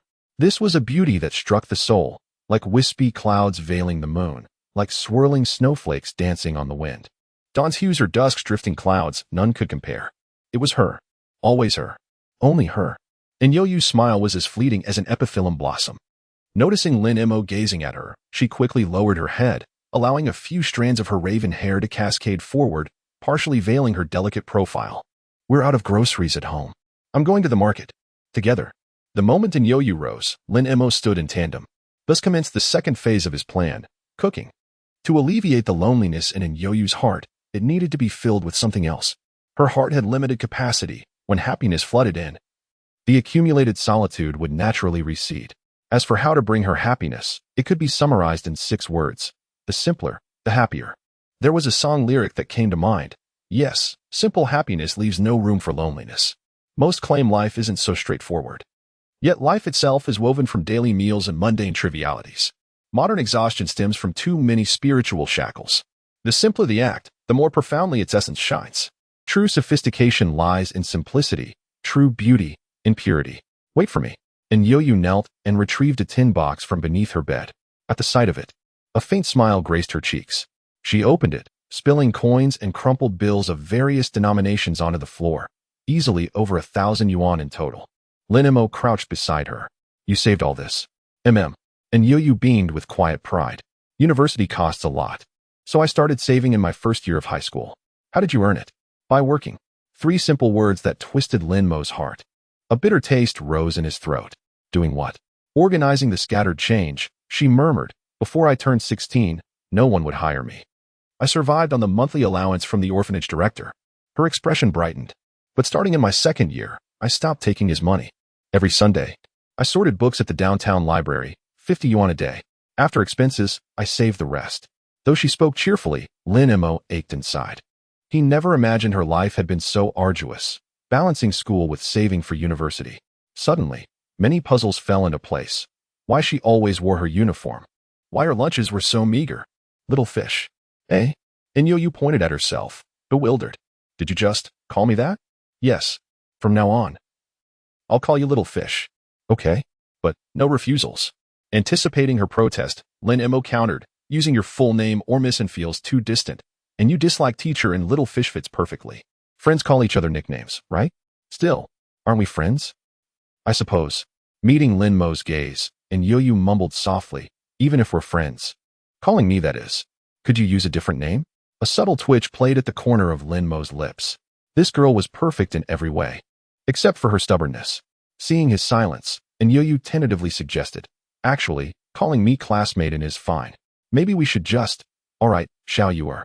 And Yu bit her lip lightly, her stubbornness flaring. That is not a good name. Lin Mo remained silent. He understood her temperament. Sometimes, one simply had to be thick-skinned. Like now, faced with his quiet persistence. The words of refusal she had prepared dissolved on her tongue. With a resigned sigh, she picked up a 50 yuan bill from the tin box, carefully placing the rest back inside. Then, after a brief hesitation, she retrieved another 50, her lips parting slightly. Lin Mo's ears caught the faint whisper, 100 should be enough for a meal. Instantly, a shiver ran down his spine. According to Yu, the money in that tin had taken her 2.5 years to save. Normally, she survived on rice and vegetables, yet for him, she was willing to spend 100 yuan on groceries. The feeling was indescribable. After tucking the tin box back under her bed, she handed him the 2 bills. Here. You hold on to them. What do you mean? You'll pay when we buy the groceries. Suppressing the tremor in his chest, Lin Mo asked, why? And Yu counted on her fingers. If a girl pays, the boy might feel awkward. Her innocent words, paired with those clear, guileless eyes, shattered the last of Lin Mo's defenses. He turned away, swiftly brushing a hand across his face. What's wrong? Nothing. Facing her again, he smiled. Just felt an itch in my eyes. Had to rub them. And Yu accepted the explanation without question. Shall we go buy groceries now? All right. Minutes later, they arrived at the nearby market. The midday heat had emptied the sprawling marketplace, leaving only a few vendors dozing on their stalls. And Yo-Yo, familiar with the place, led Lin Mo effortlessly through the maze of alleys. Lin Mo had hoped to showcase his bargaining skills, only to find that the vendors treated Yo-Yo with unusual kindness. The prices they offered her were barely above cost, sometimes even below. By the time they finished, Lin Mo's hands were laden with plastic bags. Just before leaving, the pork vendor quietly called him aside. The middle-aged man cast a cautious glance toward Yo-Yo, who was selecting meat nearby, then lowered his voice. "Young man, are you this girl's classmate?" Lin Mo supplied. The vendor nodded knowingly, a knowing smile in his eyes. "This girl has had a hard life. Don't you dare mistreat her. I won't let anyone mistreat her." Pleased with the answer, the vendor waved off payment. "This one's on me." In the end, despite Yo-Yo's persistent insistence, she still ended up paying. On their way back, Yo-Yo was in high spirits, chattering around Lin Mo, asking whether he preferred braised pork or twice-cooked pork. Lin Mo couldn't help but laugh. Yo-Yo stopped in her tracks. "What are you laughing at?" Lin Mo didn't hide it. "You're acting a little different from usual." "Am I?" "Yes." "How so?" "A little less reserved, a little more cheerful." "It's a good look, keep it up." Yo-Yo lowered her head bashfully, reverting to her usual demeanor. "Good food makes me happy, of course." Lin Mo leaned in slightly. "Is that the only reason? What else could it be?" Lin Mo sighed inwardly. This girl was truly an anomaly among women. "Little fish, let's go home." Yo-Yo stood frozen in place, the words little fish echoing in her ears over and over. She stared blankly at Lin Mo's retreating figure, her eyes shimmering with a faint mist. Lin Mo, having walked a few steps, realized she wasn't following and called out without turning, "Keep up." "Coming." Dimples appeared on Yo-Yo's cheeks, like tea steeped in a clear spring, refreshing and soothing. Catching up to Lin Mo, they walked side by side. Amidst the cicadas' song, their figures gradually faded into the distance. Back at the rented apartment, Lin Mo immediately declared he would cook, only to be met with Yo-Yo's firm refusal. "No. You're the guest. It's unheard of to make a guest cook." Lin Mo didn't relent. "You tutor me, you buy the groceries, and now you want to cook too? What does that make me, some exploitative landlord?" "But no buts. I'll do it." Lin Mo pointed to the single sofa nearby. "Sit and rest." Quickly, Yo-Yo pouted. If she recalled correctly, wasn't she the one who lived here? Seeing Lin Mo's determination, she struggled internally for a moment before obediently sitting down. Her gaze lingered on Lin Mo bustling in the kitchen, her eyes sparkling like scattered starlight. As time passed, drowsiness crept in. Sunlight filtered through the gaps in the curtains, casting golden streaks over Yo-Yo. Her eyelids grew heavier, and before long, she was asleep against the sofa. Bathed in sunlight, her fair skin took on a translucent glow, as if she were a figure from an ancient masterpiece. Lin Mo emerged from the kitchen, drenched in sweat, his gaze instinctively drawn to Yo-Yo. He softened his footsteps, careful not to disturb her. In her sleep, Yo-Yo's lips pursed slightly, a faint smile playing at the corners. Ding! Yo-Yo's sense of loneliness has decreased. "Congratulations, host, on completing the task. Reward, 100 nurturing points." The system's notification failed to capture Lin Mo's attention. At this moment, his eyes held only Yo-Yo. This face, so close at hand, had appeared in his dreams countless times. Even though it was no longer the first day of his rebirth, he still felt as if everything was a dream, surreal and illusory. Whether real or imagined, this time, Lin Mo's words trailed off halfway, perhaps by coincidence. Yo-Yo, still half asleep, seemed to sense something. Her long lashes fluttered before she slowly opened her eyes. Dazed and drowsy, she stared blankly until she noticed Lin Mo before her, then quickly lowered her head again. Lin Mo's expression softened instantly. "Why do you always keep your head down?" Yo-Yo fiddled with her fingers. "It helps me avoid eye contact. Fewer complications that way." Lin Mo sighed, his voice laced with tenderness. "You don't have to do that anymore. Beauty, indeed, invites trouble." Yo-Yo glanced up at him briefly before averting her gaze. Lin Mo could only resign himself to patience. Time would heal all wounds. There was no need to rush. With that thought, he let it go. "Dinner's ready. Go wash your hands." At his words, a flicker of anticipation lit up in Yo-Yo's eyes. When she returned from the washroom, for dishes and a soup were already laid out on the table. Then came the awkward realization there was only one chair in the house. Someone would have to eat standing up. Yo-Yo noticed the predicament just as Lin Mo approached with 2 bowls of rice. "You sit. I'll stand," he said, handing her one of the bowls. I've been squatting too long during tutoring this morning. Standing might help ease the soreness in my legs. And Yo-Yu wasn't fooled. She shook her head. No, you're the guest. You should sit. Listen to me. Lin Mo replied calmly before walking to the opposite side of the table with his bowl. Her lips parted slightly, but no words came out. Lin Mo leaned against the wall, a faint smile playing on his lips. Try my cooking. I know you like spicy food. So I added a bit of chili to each dish. Not too much, though. Feel free to add more if it's not enough. Thank you. And Yo-Yu picked up a bite of stir-fried bamboo shoots with pork. The moment the flavors touched her tongue, her eyes involuntarily curved with delight. It's delicious. Lin Mo took a few symbolic bites before piling more food onto her plate. Then eat more. Since graduating from university in his past life, he had always cooked for himself. While not quite at the level of a five-star chef, his skills were certainly nothing to scoff at. Watching Yo-Yu's cheeks puff up as she chewed, Lin Mo turned to pour her a glass of water. Take your time. There is plenty. Unfortunately, this girl's appetite was pitifully small. Halfway through her modest bowl of rice, she let out a tiny hiccup, and Yo-Yu stared longingly at the remaining dishes, her stomach betraying her desire. With a reluctant sigh, she gave up. Lin Mo, amused by her internal struggle, suppressed a chuckle. Did you like it? Yes. Then how about this? Every week, as payment for tutoring me, I'll cook for you. Deal? No. Why not? And Yo-Yu remained silent, only shaking her head. But Lin Mo already knew the reason behind her refusal. It all boiled down to one word: money. The ingredients for today's meal cost nearly 90 yuan, equivalent to Yo-Yu's 2-day wages at the library. If she continued dining like this every week, her savings would inevitably dwindle into negative territory. Lin Mo considered offering to pay but hesitated, fearing such words might wound her delicate pride. Help me with physics this afternoon. And Yo-Yu took a sip of water, her voice softening. Actually, your learning ability is quite strong. With just over 3 months until the college entrance exams, diligent effort will surely yield significant improvement. I think so too.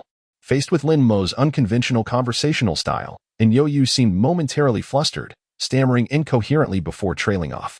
Lin Mo deftly shifted topics. Little fish, there's something I wanted to ask you. Hearing this affectionate nickname, a faint blush colored her cheeks. What is it? You scored 68 on yesterday's math test, hardly reflective of your capabilities. Are you keeping something from me? After a brief hesitation, she murmured almost inaudibly. I've already self-studied all of high school mathematics. The reason for the 68 was to avoid drawing attention. Lin Mo arched an eyebrow. So you're deliberately controlling your scores? Yes. And other subjects? Her lashes lowered. The others are similar. Lin Mo weighed his words carefully. Meaning you've already mastered the entire high school curriculum? Then what do you study during school hours? Some sophomore-level material. This answer startled him. Why sophomore? What about freshman year? I've completed that too. Previously, Lin Mo had scoffed at the notion of prodigies. In his view, people differed only marginally in intellect, some slightly brighter than average, but nothing extraordinary. Yet Yo-Yu's revelation overturned his assumptions. Clearing his throat to mask his astonishment, he coughed repeatedly. A high school junior studying university sophomore content? This girl defies all norms. Peeking at him timidly, she whispered, Could you keep this confidential? Of course. He agreed readily, clasping his hands in playful reverence. Professorin, I look forward to your guidance. Flustered, she waved her hands dismissively. I'm merely offering what little assistance I can, hardly qualified to teach. No, you're remarkable. Lin Mo smiled cryptically. Shall we continue the tutoring? As Yo-Yu lifted her gaze, it collided with his, those obsidian eyes gleaming with an inscrutable light. A tenderness lingered within them, stirring long-buried memories within her. Her expression grew distant, lips parting absently. It really does seem. Lin Mo frowned. Seem? Seem like what? The girl seemed to harbor some secret. Yet he knew this wasn't the opportune moment to probe deeper. Their gazes remained locked for nearly a minute until Yo-Yu snapped out of her reverie and hastily averted her eyes. Noticing the girl's subtle mannerisms, the smile lingering at the corners of Lin Mo's lips deepened. Lin Mo broke the silence to ease Yo-Yu's discomfort. Shall we begin the tutoring now? Receiving no verbal response, he watched as she rose silently to retrieve the textbooks. Once the session commenced, she swiftly immersed herself in the material. The melodious cadence of her voice enveloped Lin Mo, stirring faint tremors in his long-dormant heart. Outside the residential complex, Lin Mo waved in farewell. I'm off. And Yo-Yu remained motionless, lifting her gaze briefly to meet his before quickly lowering it again. Tomorrow, I have to work at the library. No, you don't. Lin Mo spoke matter-of-factly. If you're at the library, who's going to tutor me? Her lips parted slightly before she finally managed a soft, oh, closing the distance between them. Lin Mo's towering height of 182 centimeters dwarfed in Yurue by nearly 20 centimeters, coupled with her habitual tendency to lower her head. The contrast created an almost comically adorable disparity. As his scent reached her, Yurue flusteredly retreated a step. Lin Mo raised his right fist and gently rested it atop her head. My mother plans to hire a tutor for me at 30 yuan per hour. As a classmate. How about giving me a friends and family discount, 20 yuan? She wanted to evade, but didn't dare. And no. That's not good. What's not good about it? I don't want payment. 10 yuan. That's my final offer. Lin Mo played his trump card. If you still refuse, I'll report your score manipulation to the teachers. At this. And Yurue shook her head vehemently, tilting her chin up with a pitiful expression. Is it really not okay if I don't take any money? No. Lin Mo remained unyielding. Clutching her uniform anxiously, she deliberated for a long moment before murmuring, 5 yuan. Not a cent more. Now that's some sharp bargaining. Chuckling. Lin Mo withdrew his fist from her head. Deal. See you tomorrow. Long after Lin Mo had departed, Yurue lingered at the entrance of the complex. Today held a significance unlike any other. See you tomorrow. Stepping into the dimly lit living room. Lin Mo carelessly tossed his backpack onto the sofa before noticing a figure seated in the corner. A shiver raced down his spine. Staggering backward. He rubbed his eyes vigorously, only to freeze in disbelief. The silhouette on the sofa could be none other than his mother. Flicking on the lights. Lin Mo pressed a hand to his chest with a wry smile. Mom, must you give me such a scare? You only have one precious son. And what are sons for, if not to be frightened? Lin Mo's lips twitched as he turned to illuminate the room. How was it? Lin Shu inquired with an amused grin. Settling opposite her, Lin Mo replied earnestly, exceptionally fulfilling. Today, your son discovered the profound joy of navigating the ocean of knowledge. Had I known sooner, enough. Lin Shu's mouth curved skeptically. Xiao Mo, do you honestly expect me to believe that? Believe it or not, this is the reality. Lin Mo picked up his school bag and pulled out numerous calculation sheets and test papers, materials from today's tutoring session. If you don't believe me, you can take a look.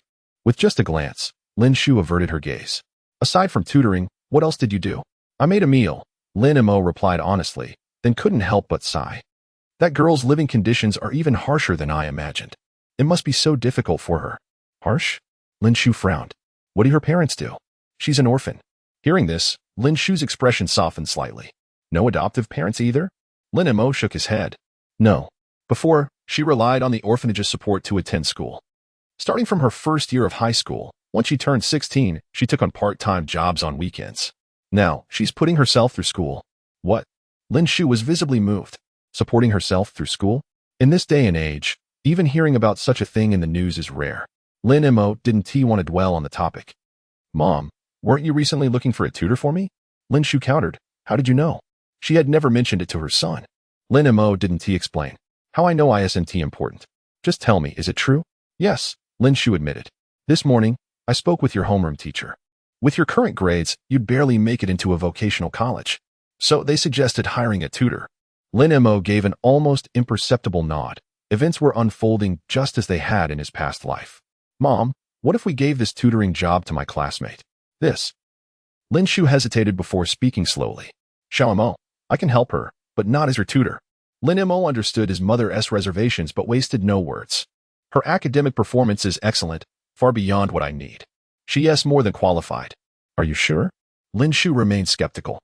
An orphan supporting herself would have little time left for studies.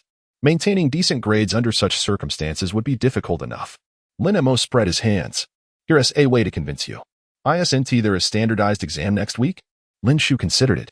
If your classmate ranks in the top 10 of her grade, I'll agree to the tutoring arrangement. Deal. A mischievous smile played on Lin Mo's lips. Now, should we discuss compensation? Lin Shu chuckled. You're really trying to squeeze every penny out of your own mother, aren't you? Fine, go on. Lin Mo circled the coffee table and sat beside her. Adopting an ingratiating tone. Mom, 5 yuan an hour is more than reasonable, right? What? 5 yuan? Lin Shu had expected her son to demand an exorbitant rate. But the figure he proposed was shockingly low.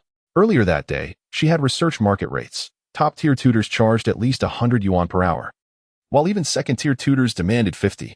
In comparison, the price of 5 yuan per hour was as cheap as cabbage in the market. Lin Mo held his mother's hand and said, "Mom, don't worry yet. I haven't finished speaking. You'll have to compensate me in other ways." A few minutes later, Lin Shu's expression was complicated. "Xiaomo, tell me the truth." "About what? Do you like that girl?" Lin Mo met her gaze steadily. "Not at all. We're just normal classmates." A glimmer of relief flashed in Lin Shu's eyes. She knew her son well. "Your conditions are all acceptable. But everything depends on whether that girl can rank in the top 10 of her grade in next week's unified exam. If she fails to meet this prerequisite, the rest is out of the question." "Thanks, Mom." Lin Mo smiled knowingly, but just as he was about to return to his room, he was called back. Lin Shu crossed her legs. "One more condition. You scored 432 points in the last exam. This time, you can't fall below that. Otherwise, you know the consequences." Lin Mo nearly stumbled. Given his current foundation, even 300 points would be a stretch, let alone 400. But there was no such thing as a free lunch, he understood that well. He had made plenty of demands today. So it was only fair for his mother to set her own terms. Fine. He had barely taken 2 steps when she called him back again. With a resigned grimace, he sighed, "Mom, can't you just say everything at once?" "No." Lin Shu glared at him. "Whether you like that girl or not, until the college entrance exams are over, you two will remain nothing more than classmates. Understood?" "Of course." Hearing his immediate response, Lin Shu added warily, "Romance can wait. The college entrance exams only happen once." "Mom, have you ever heard of repeating a year?" "Repeating?" A dangerous glint flickered in Lin Shu's eyes. "Xiaomo, have you ever heard of the first fist that shook Chang'an?" At 1 in the morning, the light in his room was still on. After his conversation with his mother, Lin Mo had been studying nonstop, not even taking a bathroom break. As he finished reading the last line on his computer screen, he stretched his sore limbs. It had been a long time since he had experienced such deep, immersive focus. Strangely enough, it felt not bad. After a quick trip to the bathroom, he collapsed onto his bed, finally remembering the system task he had completed earlier. Growth points. 100. Seeing the points increase from 0 to 100, Lin Mo smiled. Entering the growth store, he found only 3 items, each encased in a glowing orb. When he focused on one, its description appeared in his mind. Advanced Reading Comprehension Skill Description significantly enhances the host's ability to comprehend any form of knowledge. Price: 100 growth points. Lin Mo's eyes lit up.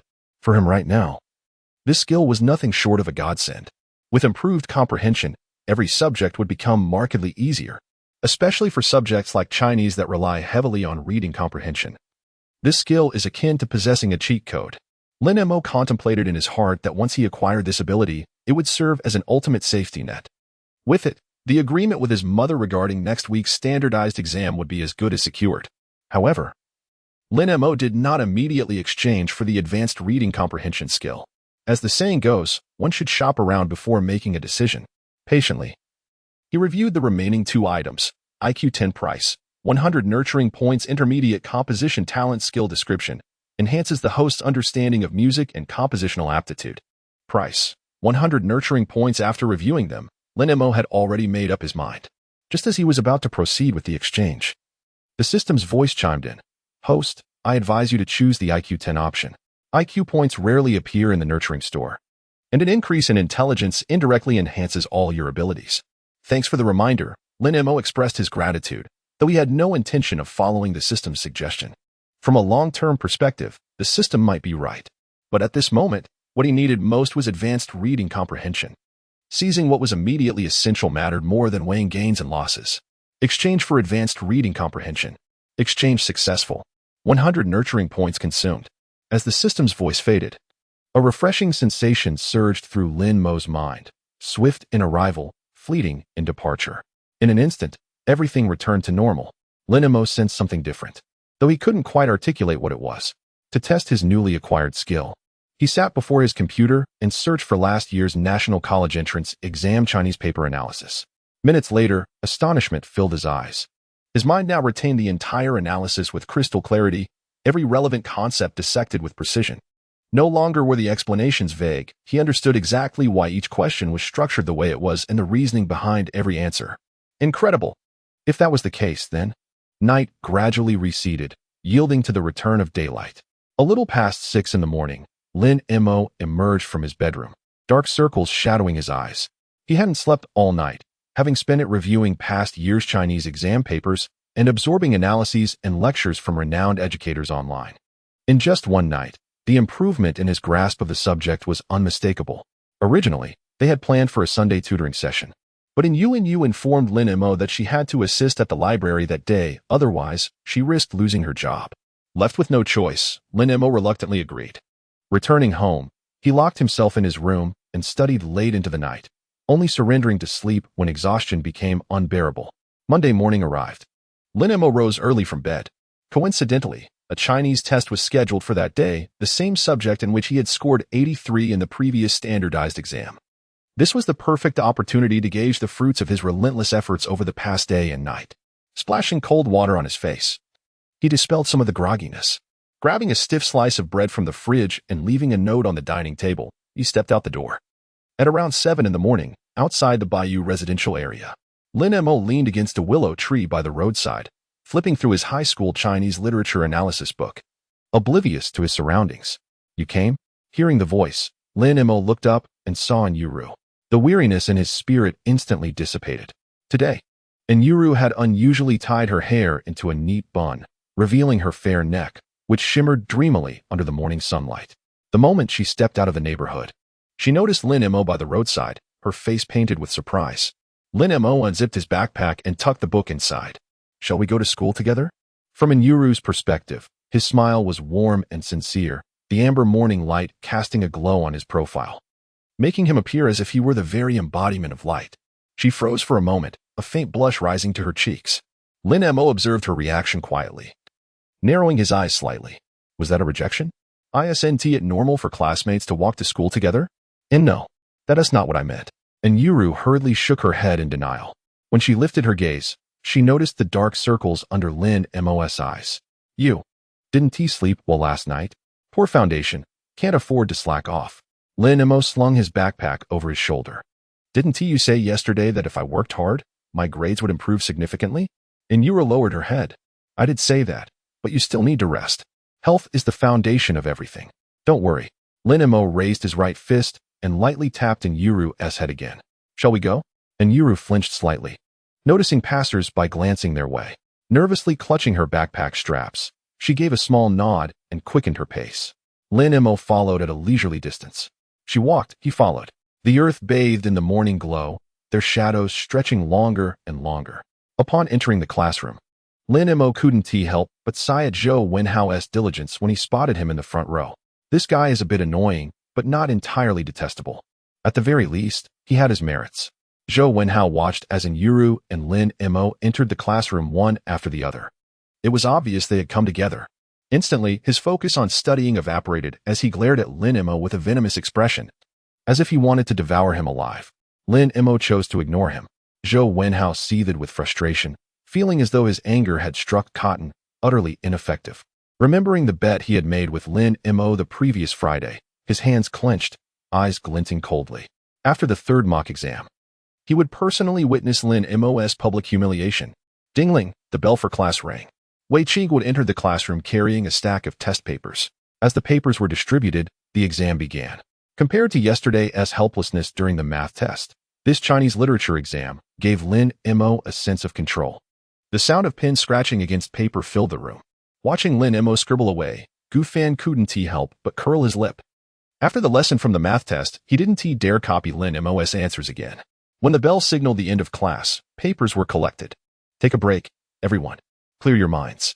Next period, we'll review this exam." Unlike Yin Shiming's stern severity, Wei Qigwa was remarkably easygoing.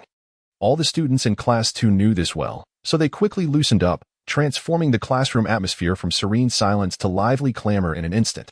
Wei Qigwa paid no mind to the commotion, taking a sip of tea from his thermos as he swiftly graded the stack of exam papers before him. When he reached Yoyu's paper, his graying eyebrows furrowed.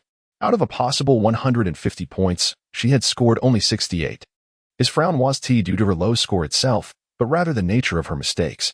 Every multiple-choice question in the second section was wrong, and the last two reading comprehension passages in the essay had been left entirely blank, just as they had been in the previous test. Was this a coincidence? After pondering for a moment without reaching any conclusion, Wei Qingwa resumed grading. Soon, his brows knitted again, this time because of Lin Mo's paper. Not because Lin Mo had performed poorly, but because he had done too well. 146 points. Apart from a 2-point deduction on the essay, Only one obscure multiple-choice question was incorrect. The score left Wei Qinghua incredulous. From what he recalled, Lin Mo had barely scraped past 80 in the last standardized exam. From the 80s to 146, that wasn't just improvement, it was a meteoric leap. The next highest score in the class was 136, a full 10 points behind Lin Mo. Bizarre. Wei Qinghua lifted his gaze toward the back of the classroom, where Lin Mo sat quietly, head bowed over a math workbook. Strange things happen every year, but today seems especially peculiar. With a sigh, he clapped his hands together. Everyone, let us give Lin Mo a round of applause. As he led the clapping, scattered. Hesitant applause rippled through the room. Confusion painted every face. Applause? What was this about? Wei Qinghua announced loudly. Lin Mo has taken first place in this Chinese exam with a score of 146, 10 points higher than Zhou Wenhao, who came in second. Doesn't that deserve some recognition? The class erupted in shock. Whispers of disbelief spread instantly. What? Lin Mo scored 146? That's insane. Didn't he get, like, 83 in the entrance exam? Did he cheat? Maybe he copied too much? Oh please, who would he even copy from? Gu Fan. Lin Mo continued working on his math problems, as if the uproar had nothing to do with him. Beside him, however, Gu Fan couldn't stay silent. He grabbed Lin Mo's arm. Mo, are you messing with me? Lin Mo shot him an irritated glance. What nonsense are you spouting? Gu Fan grimaced. Last time I copied your math, you scored 18. Today I didn't copy, and you got 146. How's that not messing with me? Lin Mo pulled his arm free. Like you said, last time was math. This is Chinese. Completely different subjects. But your Chinese wasn't great last time either. Last time was last time. This time is this time. Faced with Gu Fan's persistence, Lin Mo replied coolly, a man should not be judged by his past after 3 days apart. Seeing that Lin Mo had no intention of elaborating, Gu Fan dropped the matter, unwilling to press further. Seated in the front row, Zhou Wenhao abruptly stood up. Teacher, I suspect Lin Mo cheated. Everyone knows his usual performance in Chinese. Even with improvement, it's impossible to surge this much in such a short time. His words resonated with many students. Average performers remained indifferent, but the top students, especially, seethed with resentment. They could accept losing to their peers, but never to Lin Mo, whom they dismissed as an irredeemable academic failure. Thus, Zhou Wenhao's accusation instantly garnered support. Exactly. A 63-point jump? Unbelievable. Something's off. We all know his level. How could he score this high legitimately? Cheating on a minor test? How pathetic. Yet, amid the skepticism, Lin Mo remained unshaken. His focus unwavering on the workbook before him, as though the world beyond had ceased to exist. Principal Wei Qinghua observed Lin Mo's composure. Decades of experience had honed his judgment of character, and the boy's demeanor spoke volumes. Silence. Wei's command hushed the room. He glanced at Zhou Wenhao. Sit down. Reluctantly, Zhou Wenhao complied, though resentment simmered beneath his compliance. Wei's gaze swept the class. This test was meticulously crafted over a week. No one could have accessed it beforehand. If you accuse Lin Mo of cheating, answer me this. How does one cheat their way to a 146? The room fell silent. Even Zhou Wenhao had no retort. Indeed, even with an open book, he doubted he could achieve such a score. The thought of Lin Mo, the so-called failure, outranking him twisted his pride. As the class's academic leader, Zhou Wenhao consistently topped every subject, ranking among the top 3 in the entire grade. To be overshadowed by Lin Mo, of all people, was a bitter pill to swallow. Wei continued, his tone measured. Abandon this toxic mindset. Encourage your peers, don't undermine them. He then proceeded to review key points from the test. After class, Wei gathered his materials. Lin Mo, in Yuru, my office, now. Lin Mo nodded and strode forward. In Yuru. Bewildered, trailed behind. Wei glanced at them. Follow me. Within moments, Lin Mo felt a tug on his sleeve, suppressing a smile. He turned as Yura hurried to his side, her voice hushed. Why does the principal want to see us? Lin Mo recalled the way Wei Qinghua had looked at Yu earlier and tentatively speculated. Perhaps, it's possible that your score manipulation has been discovered. What? Yu froze in panic, standing stiffly in place, utterly flustered. Lin Mo inquired, what was your score on the last Chinese test? 68, not this time, the previous one. 68. Lin Mo pressed a hand to his forehead. Seriously? Chinese of all subjects? You control your scores with such precision? If he remembered correctly. And Yu had also scored 68 on last week's math test. Did she have some peculiar fondness for that number? And Yu lowered her head. I left the second multiple choice section blank, skipped the last reading comprehension and essay, and got everything else right. That makes 68. At this moment, Lin Mo was utterly speechless. Score manipulation, and she had even developed a system for it? Unbelievable. The two entered the teacher's office, where Wei Qingwu gestured toward two wooden chairs by his desk. Sit. Not far away, Yin Shiming glanced over in confusion. Old Wei, did these two do something wrong? Not exactly. Wei Qingwu smiled amiably. Teacher Yin, since you have class next, would you mind if I borrowed these two for a session? Since it's you asking, I wouldn't dare refuse. Yin Shiming agreed readily, gathering his teaching materials before leaving. Wei Qingwu's aged face bore a trace of curiosity as his gaze lingered briefly on Lin Mo before settling on Enyoyu. Don't you think you owe me an explanation? Ye explanation? About what? Enyoyu kept her head down, her worn canvas shoes shifting restlessly as she tried to mask her nervousness. Wei Qingwu's slightly clouded eyes gleamed shrewdly. I may be old, but I'm not senile yet. In both the last test and this one, you left the second multiple choice section blank, skipped the final reading comprehension and essay, and ended up with the exact same score. Don't tell me that's a coincidence. I don't believe in coincidences like that. And Enyoyu remained silent. Lin Mo could sense the instant tension that seized her body the moment Wei Qingwu finished speaking. Now, he felt it was his duty to step in. Teacher, I might know something about this. Oh? Immediately. Both Wei Qingwu and Enyoyu turned their attention to Lin Mo, though their gazes carried very different emotions. Wei Qingwu's held curiosity, while Enyoyu's was tinged with pleading. Lin Mo smiled calmly, leaning slightly toward Enyoyu. Wait outside. I'll handle this. After a brief hesitation, Enyoyu shuffled out of the office, casting anxious glances over her shoulder with every step. Once outside, she wrung her fingers nervously. This is bad. I shouldn't have been so lazy. There's no way to explain this now. A few minutes later, Lin Mo's voice called from inside. Enyoyu, come in. Trembling as if facing a formidable enemy. Enyoyu re-entered the office. But instead of the expected interrogation, Wei Qingwu's gaze now held something softer, almost affectionate. Noticing Enyoyu's bewildered expression, Lin Mo chuckled softly and sat down beside her. I've already explained everything to the teacher. Don't be afraid. Wei Qingwu chimed in, his tone apologetic. It was my fault for speaking harshly earlier. I owe you an apology. No, it wasn't your fault, teacher. It was mine. Flustered by the sudden apology, Enyoyu, who had just taken her seat, waved her hands frantically and bowed her head deeply. I'm sorry, teacher. Lin Mo reassured her gently. The teacher isn't blaming you. Relax. The warmth of his breath against her neck sent a rush of blood to Enyoyu's face, making her flinch away as if electrified. Wei Qingwu shot Lin Mo a sidelong glance, his lips twitching. This kid really knows how to take advantage of the situation. Clearing his throat, Wei Qingwu addressed Enyoyu. Missin, I'll give you and Lin Mo each a test paper. This time, no holding back, understood? Understood, Enyoyu murmured, her voice barely audible, like a child who had done something wrong. Without further comment, Wei Qingwu flipped through a folder, pulled out 2 test papers, and handed them over. You have 1 class period. Enyoyu will stay here, and Lin Mo, you'll work at Teacher Yan's desk. Lin Mo nodded and took his seat at Yin Shiming's desk. Test paper in hand. He understood Wei Qingwu's intentions perfectly, to gauge Enyoyu's true academic level and assess the legitimacy of Lin Mo's sudden improvement in Chinese. It didn't surprise him. His progress had been drastic. Once she began, Enyoyu transformed. Focused and confident, she worked with quiet determination. Wei Qingwu picked up a newspaper, sipping his tea with a satisfied smile. Half an hour passed in a blink. Enyoyu turned over her paper and set down her pen. Teacher, I'm finished. So soon? Wei Qingwu lowered the newspaper in astonishment, accepting her test to grade it. The further he read, the more amazed he became. By the time he reached the essay, his eyes widened in disbelief. After reading it twice, he reluctantly set it down. Brilliant work. Absolutely brilliant.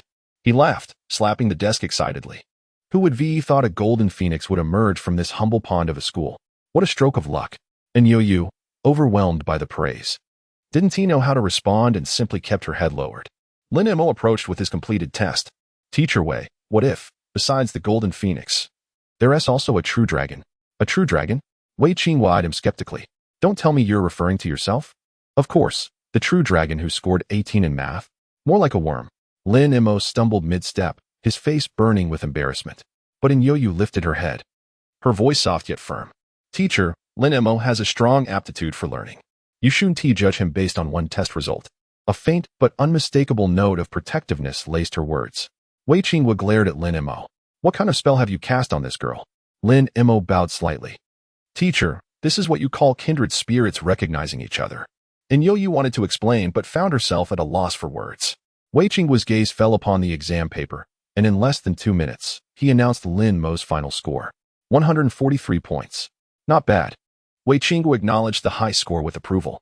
Improving so much in Chinese in such a short time is truly remarkable. You must have put in considerable effort. Keep it up. Thank you for your encouragement, teacher. Wei Qinghua's tone shifted slightly. Don't get complacent. Your results are decent, but compared to Yo-Yu, your work lacks a certain refinement. You should seek her guidance more often. Lin Mo's mind stirred. Since you suggest it, perhaps we could sit together. That would facilitate better communication between us. Climbing the ladder when it's offered, are we? No. This is called seizing the opportunity. Wei Qinghua's expression stiffened. I don't even want to expose your true intentions. Are you really aiming for academic improvement? Of course. Lin Mo's expression remained unreadable. Didn't you just advise me to learn from Yo-Yu? My suggestion is merely to follow your instruction. Even Wei Qinghua, known for his patience, couldn't help but laugh at Lin Mo's shamelessness. Don't even think about it. Teacher, don't dismiss it so quickly. Consider the pros and cons. If the benefits outweigh the drawbacks, you'd have no reason to refuse, wouldn't you? Stop trying to deceive me. Wei Qinghua smirked meaningfully. If you want to sit with Yo-Yu, discuss it with your homeroom teacher. I want to get involved. By the way, let me remind you, Teacher Yin doesn't have my patience. Lin Mo coughed dryly and said nothing. Wei Qinghua's stance was clear, hopeless. Lin Mo glanced at Yo-Yu's exam paper and asked in surprise, Teacher, why isn't Yo-Yu's paper graded? He had almost called her little fish. But a kick under the table forced him to correct himself. Grading it is unnecessary. Lin Mo was puzzled. Wei Qinghua gazed at the elegant handwriting on the paper. His expression thoughtful. If there are no mistakes, what is there to grade? No mistakes? Then why not grade it? Lin Mo froze, quickly grasping the implication. Chinese can be a perfect score too? In response to Lin Mo's confusion, Wei Qinghua countered with a smile. Why not? But Lin Mo was cut off. Chinese isn't impossible to score perfectly. It's just that achieving full marks is far more challenging than in other subjects. And Yo-Yu's answers on this paper leave no room for deduction. Her handwriting, reading comprehension, and even the final essay are flawless. He sighed with admiration. It's been a long time since I've seen such near-perfect work. Truly a pleasure to behold. Is it really that impressive? Lin Mo felt genuine joy when others praised Yo-Yu, but Wei Qinghua's reaction struck him as unusual or rather, exaggerated. Teacher, I scored 143. Even if Yo-Yu got full marks, there is only a 7-point difference between us. Indeed, on the surface, it appears to be merely a 7-point difference. Wei Qinghua did not refute Lin Mo's perspective, yet his subsequent words plunged Lin Mo into silence. The reality is quite different. Yo-Yu scored 150 because that was the maximum the test allowed, whereas your 143 reflects the limit of your current capability. Yo-Yu sat quietly throughout, offering no interjection. Wei Qinghua gathered the 2 exam papers from the desk, first glancing at Lin Mo before settling his gaze upon Yo-Yu. I will inform Teacher Yin about this matter.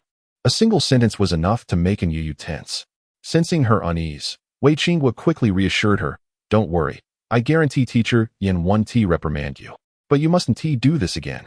At your age, brilliance should shine, not be concealed. Yo-Yu exhaled in relief. Having admonished her, Wei Qinghua turned to Lin Mo. Focus on improving your mathematics. Such severe imbalance in subjects will hinder your chances of entering a prestigious university. Teacher. Lin Mo seized the opportunity to reiterate his earlier plea. The first step for any underdog's rise is to excel in one subject. Once one takes flight, the rest will follow. That's precisely why I wish to sit beside Yo-Yu. She could be of immense help to me. This suggestion is truly worth considering. Who knows? Your decision might just produce a future Tsinghua scholar.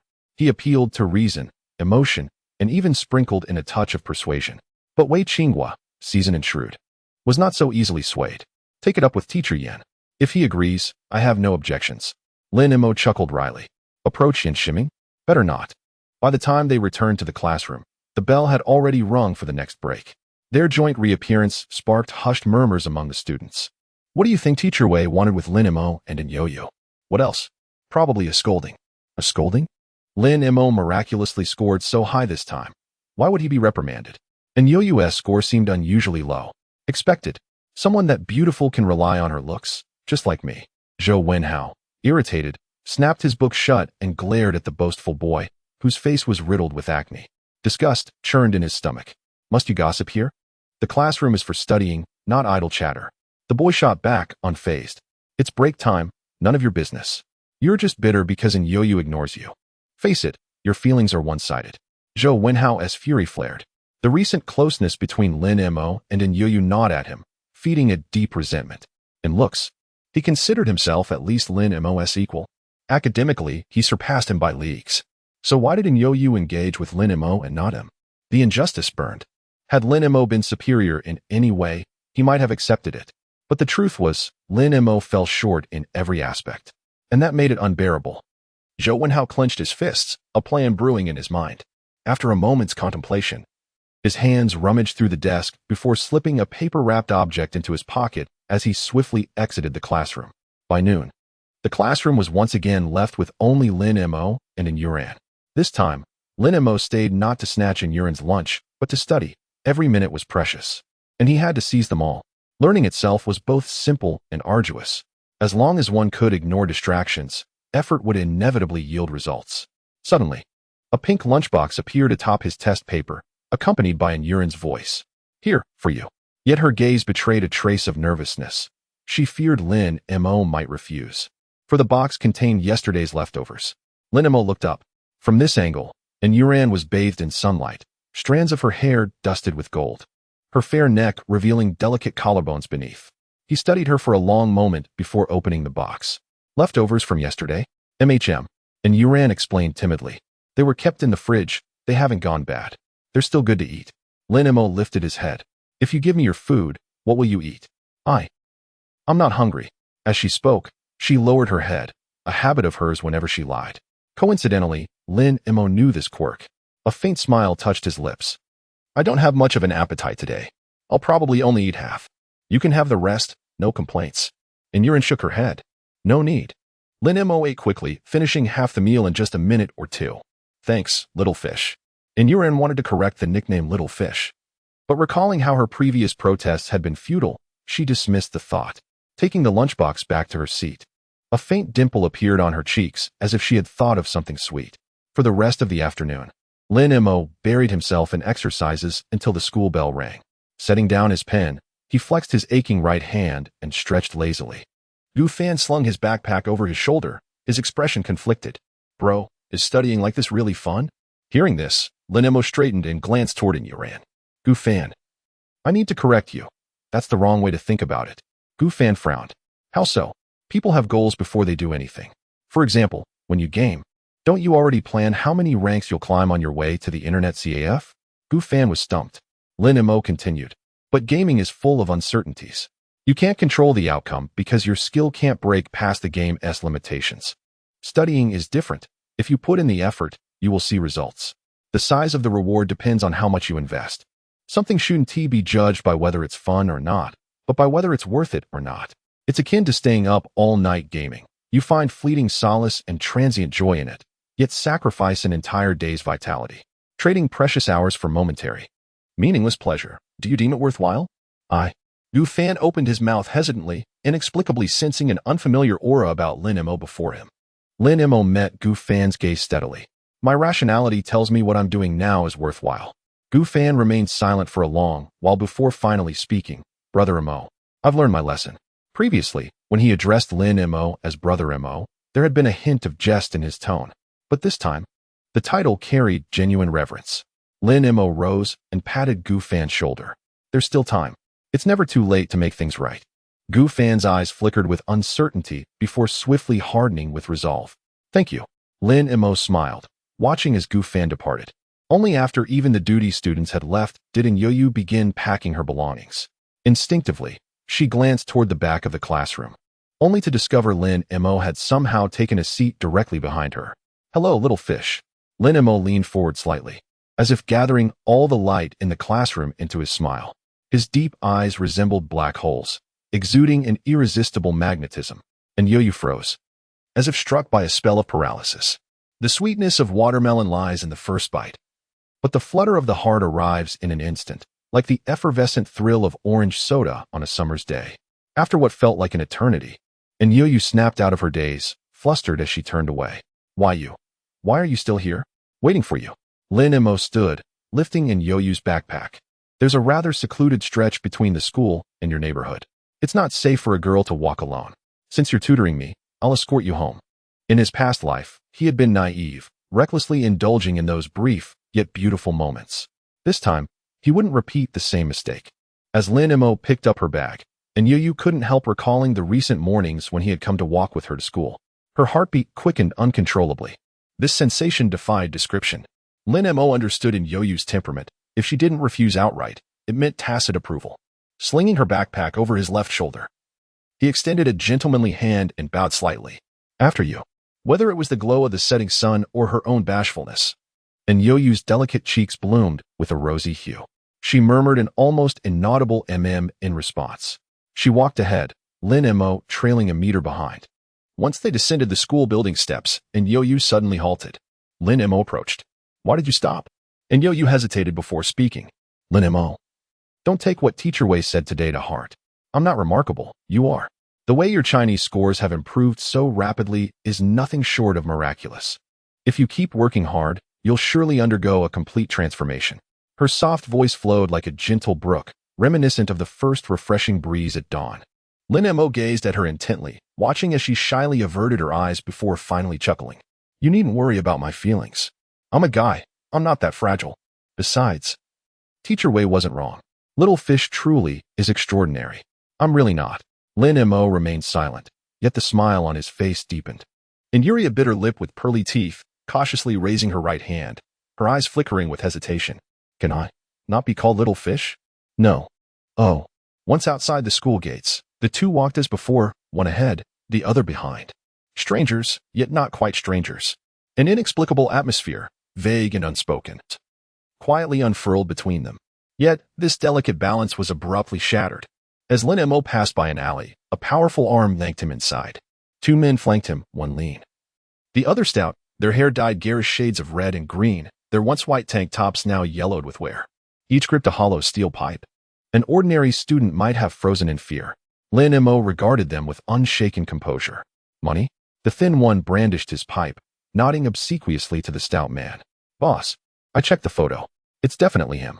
The stout man squinted, a cigarette dangling from the corner of his mouth as if flaunting his thuggishness. Did the client pay? He did. The thin one nodded eagerly. Tilting his head back, the stout man sneered. So you're the bastard named Lin Mo? Lin Mo narrowed his eyes. Could you leave my mother out of it? Surprisingly agreeable, the stout man amended. So you're Lin Mo? Lin Mo nodded. Yes, that's me. Sorry, brother. Just trying to make a living. With that, the stout man gestured to the thin one. Do it. Wait. Having pieced together the situation, Lin Mo cut straight to the offer. However much they paid you, I'll double it. The thin one's eyes gleamed at the mention of money. Double? Before he could entertain the thought, a sharp slap struck the back of his head. The stout man glared. What are you thinking? We have a code. You take the money, you do the job. If word gets out we betrayed a client, how are we supposed to operate near second high? Credit where it's due, even a thug had his principles. Seeing money wouldn't solve this, Lin Mo leaned slightly against the wall, muscles coiling like a drawn bowstring. Poised to strike lethally at any moment. Let him go. A timid voice sounded from the alley's entrance in Yurio. After walking a short distance, she had noticed Lin Mo's sudden disappearance and doubled back, only to find him cornered by two pipe-wielding thugs. This was her first encounter with such a scene, and fear gripped her. Yet, seeing them about to attack, she snatched up a broken brick from the ground and shouted, forcing her voice into a semblance of fierceness. Don't move. I. Unbeknownst to her, her delicate features could never convey true menace. Lin Mo's dark eyes brimmed with boundless amusement as he watched her at the alley's entrance, brick in hand. The thin one nudged the stout man. Boss, it's a fairy. Shut up. I'm not blind. The burly man cursed impatiently, hastily dropping the steel pipe in his hand and wiping his grimy palms on his vest. Little girl, what's your name? Just as he stepped forward to cozy up to Inyoyu, Lin Mo seized the moment when neither was paying attention, slipping between them to shield her protectively. Inyoyu nervously clutched Lin Mo's sleeve, stammering, Hey, are you okay? Fine. Lin Mo took the green brick from her hands. Wait outside the alley. No matter what sounds you hear, don't come in. Huh? She froze. His voice carried a hint of fondness. Be good. But go. Then, be careful. Reluctantly releasing her grip, Inyoyu didn't linger foolishly outside the alley, but sprinted toward the nearest phone booth, fumbling frantically in her pocket for a coin. Her trembling fingers failed repeatedly to insert it. In frustration, she smacked her own hand, acutely aware that every wasted second increased Lin Mo's peril. Finally succeeding, she hastily dialed the police. Hello? My classmate's in danger. South Alley by Jingchuan No. 2 High's Gate. Hanging up, she suddenly realized police calls didn't require coins. Yet there was no time to mourn the lost yuan. Darting back to the alley's entrance, she wavered between entering and obeying Lin Mo's warning, twisting her hands in anguish. Minutes later, 2 officers approached from across the street. Spotting the ethereal girl by the alley, their eyes flickered with astonishment. Did you make the call, miss? Asked the square-jawed officer. Yes. She nodded vehemently, pointing wordlessly at the alley. Exchanging glances, the officers rushed in, with Inyoyu trailing. The scene that greeted them rooted all 3 in shock. The 2 thugs lay battered, the burly one missing several front teeth. Lin Mo sat casually atop him, cheerfully demanding. Going to talk? I don't rat on my own. Thwack. Another tooth departed as the bully's leg spasmed in pain. What's happening here? Noticing the newcomers, Lin Mo sprang up. Dusting himself off. These 2 dragged me in here after school and attacked me unprovoked. Pure self-defense. With theatrical indignation, he added, officers.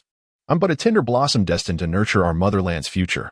These lawless brutes assaulted me in broad daylight, utterly heinous. The 2 officers stared at Lin Mo's harmless expression. Their faces a study in astonishment. Flowers?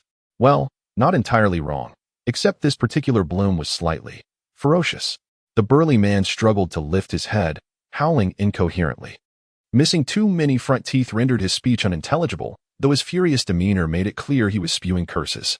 A single glance from Lin Mo silenced him instantly, understandable, given the psychological scars left by their earlier encounter. With a polite smile, Lin Mo addressed the officers. Thank you for your trouble, sirs. Do we need to file a report? After inspecting the thug's superficial injuries, one officer shook his head. No need. These 2 have records. Just leave a contact number in case we need to reach you. Lin Mo provided his mother's phone number before departing with Inyoyu.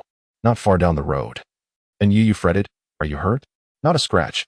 Lin Mo grinned, raising an eyebrow. Clever move, calling the authorities. Well done. She murmured in response. Common sense. But don't take risks like that again. What if you've been overpowered? Lin Mo stepped in front of her, blocking her path. Little fish. Were you worried about me? And no. She averted her gaze, though the blush blooming across her cheeks betrayed her. He tapped her head lightly with a fist. No shame in admitting concern. I wasn't he. She insisted, but under his amused stare, her flush deepened until she finally mustered the courage to meet his eyes. I should go home. Wait. His smile faded, replaced by rare seriousness. About Wednesday's exam. Can you give it your all? Full effort? Confusion flickered in her eyes.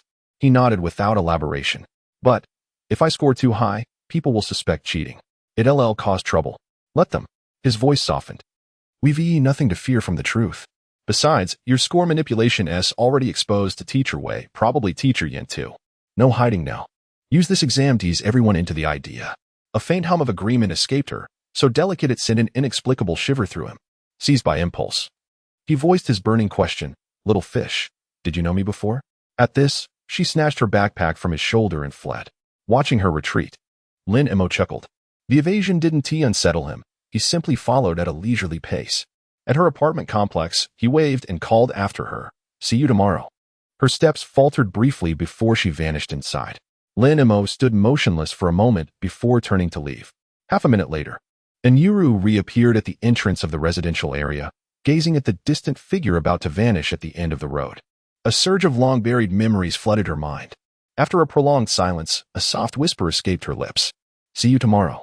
Stepping through the doorway, Lin Mo was greeted by the rich aroma wafting through the air. Mom, what is cooking? Smells amazing. Braised pork ribs. At that moment, Lin Shu emerged from the kitchen carrying a steaming plate of the dish, beads of perspiration glistening on her forehead.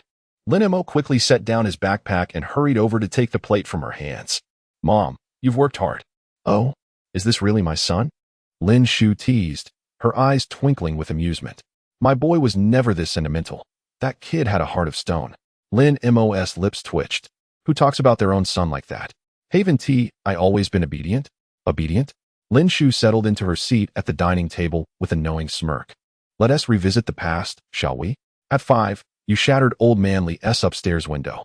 At 6, you peeked at Aunt Wang downstairs while she was bathing. At 7, stop. Lin Mo's face darkened. Mom, why do you remember all these ancient, trivial things so clearly? I was just a kid. I didn't know any better. Watching her son's flustered expression, Lin Shu burst into laughter. All right. Sit down and eat. After dinner. As Lin Mo was about to retreat to his room, his mother called out to him. Xiao Mo, come here for a second. Approaching the sofa, Lin Mo took a seat beside her. What is it, Mom? Lin Shu retrieved 2 crisp 100 yuan bills from the coffee table drawer and held them out. Here is your allowance for this month. Lin Mo shook his head. Mom, starting this month, you don't need to give me pocket money anymore. Why not? Lin Shu's brows arched in curiosity. Lin Mo hesitated before explaining, the tutoring sessions will cost money. I don't want you to overwork yourself. At the mention of overwork, a flicker of something unreadable passed over Lin Shu's face before she quickly composed herself. It's fine. Take the money. What kind of young man goes around without any cash? What if you go out with friends? Male friends are one thing, but what if it's a girl? You can't let her pay, can you? Mom, how many times do I have to say it? That girl and I are just classmates. Can you please stop reading into things? Who's reading into anything? Lin Shu's eyes gleamed with mischief. Did I say anything just now? Or are you feeling guilty? Lin Mo exhaled in exasperation. Mom, this classmate of mine is really shy. When she comes over for tutoring, please don't say anything weird. Lin Shu clicked her tongue in amusement. Not even a hint of anything, and you're already being protective? The official roast was the deadliest. Lin Mo massaged his temples, deciding it was best to drop the subject. Mom, just keep the money. I still have some left from last time. Take it. Just take it. Lin Shu blurted out. It's not like your mom is short on cash. The moment the words left her mouth, she seemed to realize her slip. Without missing a beat, she smoothly added, I'm short on big money, not small change like this. Lin Mo studied her with a knowing gaze. Mom, what exactly do you do for a living? This question had remained unresolved throughout his previous life until the age of 40. Whenever the topic of his mother's occupation arose, she would either fall silent or deftly divert the conversation. Why ask about that? It's not like I can't provide for you. Her response was identical to what Lin Mo remembered from his past memories. Silently, he pocketed the 200 yuan on the coffee table, abandoning any further inquiries. I'm going to study. Go ahead. As if fearing Lin Mo might persist with questions about her work, Lin Shu hastily waved him away. Only after the sound of the closing door echoed through the apartment did Lin Shu remain seated alone on the sofa, her expression profoundly complex. Her eyes betraying an unusual glimmer of guilt. A slow, heavy sigh escaped her lips. In the blink of an eye, night had fallen. After concluding his revision session, Lin Mo had intended to retire directly to bed. Yet as he lay down, his gaze inadvertently caught the miniature calendar on the nightstand. The next instant, his eyes widened dramatically as he sprang upright with such force that he neglected his slippers, returning barefoot to his computer desk. When his eyes confirmed the date displayed in the lower right corner of the screen, his pupils contracted violently. April 1st, Jingchuan, situated in southern Xia, enjoyed a warm subtropical climate.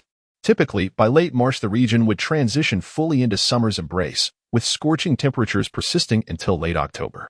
There even existed a local jest. Jingchuan's summer edition comes with extended runtime. The weather patterns remained consistent. However, the remaining 2 anomalies defied normalcy. April 1st, over 3 months until the college entrance exams, his fingers flew across the keyboard as he searched for this year's examination schedule. The Gaokao commencement date was set for July 8th. Yet in his previous life, it had unquestionably been June 8th. Why the 1-month postponement? Lin Mo sat motionless before the glowing monitor, his mind churning through possibilities without arriving at any satisfactory explanation. Whatever. Not worth obsessing over. Never one for unnecessary rumination. Lin Mo dismissed the unsolvable puzzle. At least beyond this temporal discrepancy, everything else appeared reassuringly ordinary. Dawn broke, sunlight streaming through the window to gild his bedsheets. Lin Mo rose, dressed, and performed his morning ablutions. His recent earlier departures for school had prompted Lin Shu to adjust her own schedule accordingly. Emerging from the bathroom, he noticed the steaming breakfast arranged on the dining table. Hearing kitchen noises, he called out, Mom, leave the rest and come eat. Moments later, Lin Shu approached bearing 2 fried eggs, presenting them with theatrical flourish. Sample your mother's culinary artistry. Lin Mo's gaze fell upon the charcoal-hued discs. With practiced subtlety, He averted his eyes. Must I? While Lin Shu generally demonstrated competent kitchen skills, her fried eggs invariably emerged as culinary atrocities, charred specimens resembling some alchemical experiment gone awry. In his former life, Lin Mo had suffered through countless such offerings. This time, he resolved to exercise his right of refusal. Lin Shu's smile evaporated. Absolutely not. These are clearly superior to last time's attempt. Couldn't you offer some encouragement? Upon hearing the word encouragement, Lin Mo's lips twitched involuntarily. Mom, not everything has to be done perfectly. If we can't do it well, we can choose to give up. With that, he grabbed the bag of milk in front of him and strode out. At the doorway, he turned back, raising the milk slightly. Mom, I think strawberry flavor would be nice for the milk next time. Click.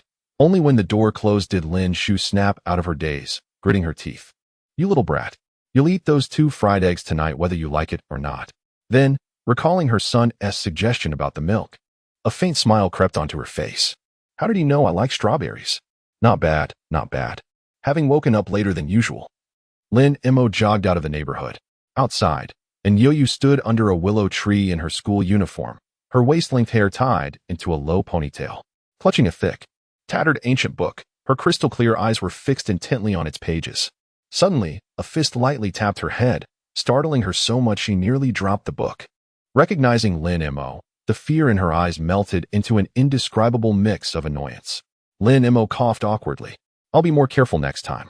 And Yo-Yu said nothing, tucking the book away and walking toward school. Lin Mo kept to the outer edge of the sidewalk, a faint smile playing on his lips. Little fish. I thought you'd go to school alone. Didn't he expect you to wait for me? And Yo-Yu paused mid-step, glancing at him briefly before continuing forward without a word. Ding, courage is the measure of the soul's magnitude. Host, participate in this afternoon's class basketball match and have Yo-Yu bring you water during the game. The system's prompt gave Lin Mo a headache. Given Yo-Yu's shy nature, getting her to deliver water in front of a crowd was nearly impossible. And with the stands packed during the match, especially since Yo-Yu was the school's goddess in every boy's eyes, the mere thought of such a scene was unimaginable. Trailing behind her, Lin Mo grumbled inwardly, System, you're really setting me up here. The system, aloof as ever, remained silent. Resigned, Lin Mo accepted the task, his mind racing for a solution. Entering the classroom, Zhou Wenhao's jaw nearly dropped at the sight of Lin Mo, unharmed and unbothered. This shouldn't be happening. Lin Mo, too, studied Zhou Wenhao. The incident after school yesterday had already made him suspect Zhou Wenhao was behind it. Now, seeing his reaction, Lin Mo had his answer. Stopping by Zhou Wenhao's desk, Lin Mo leaned forward, hands braced on the surface, and smirked. Disappointed to see me fine, aren't you? Zhou Wenhao's eyes flickered with panic. What are you talking about? I don't understand. Don't understand? Lin Mo's smile turned icy. Those 2 thugs already confessed. No need to keep pretending. A class officer hiring outsiders to harm a fellow student.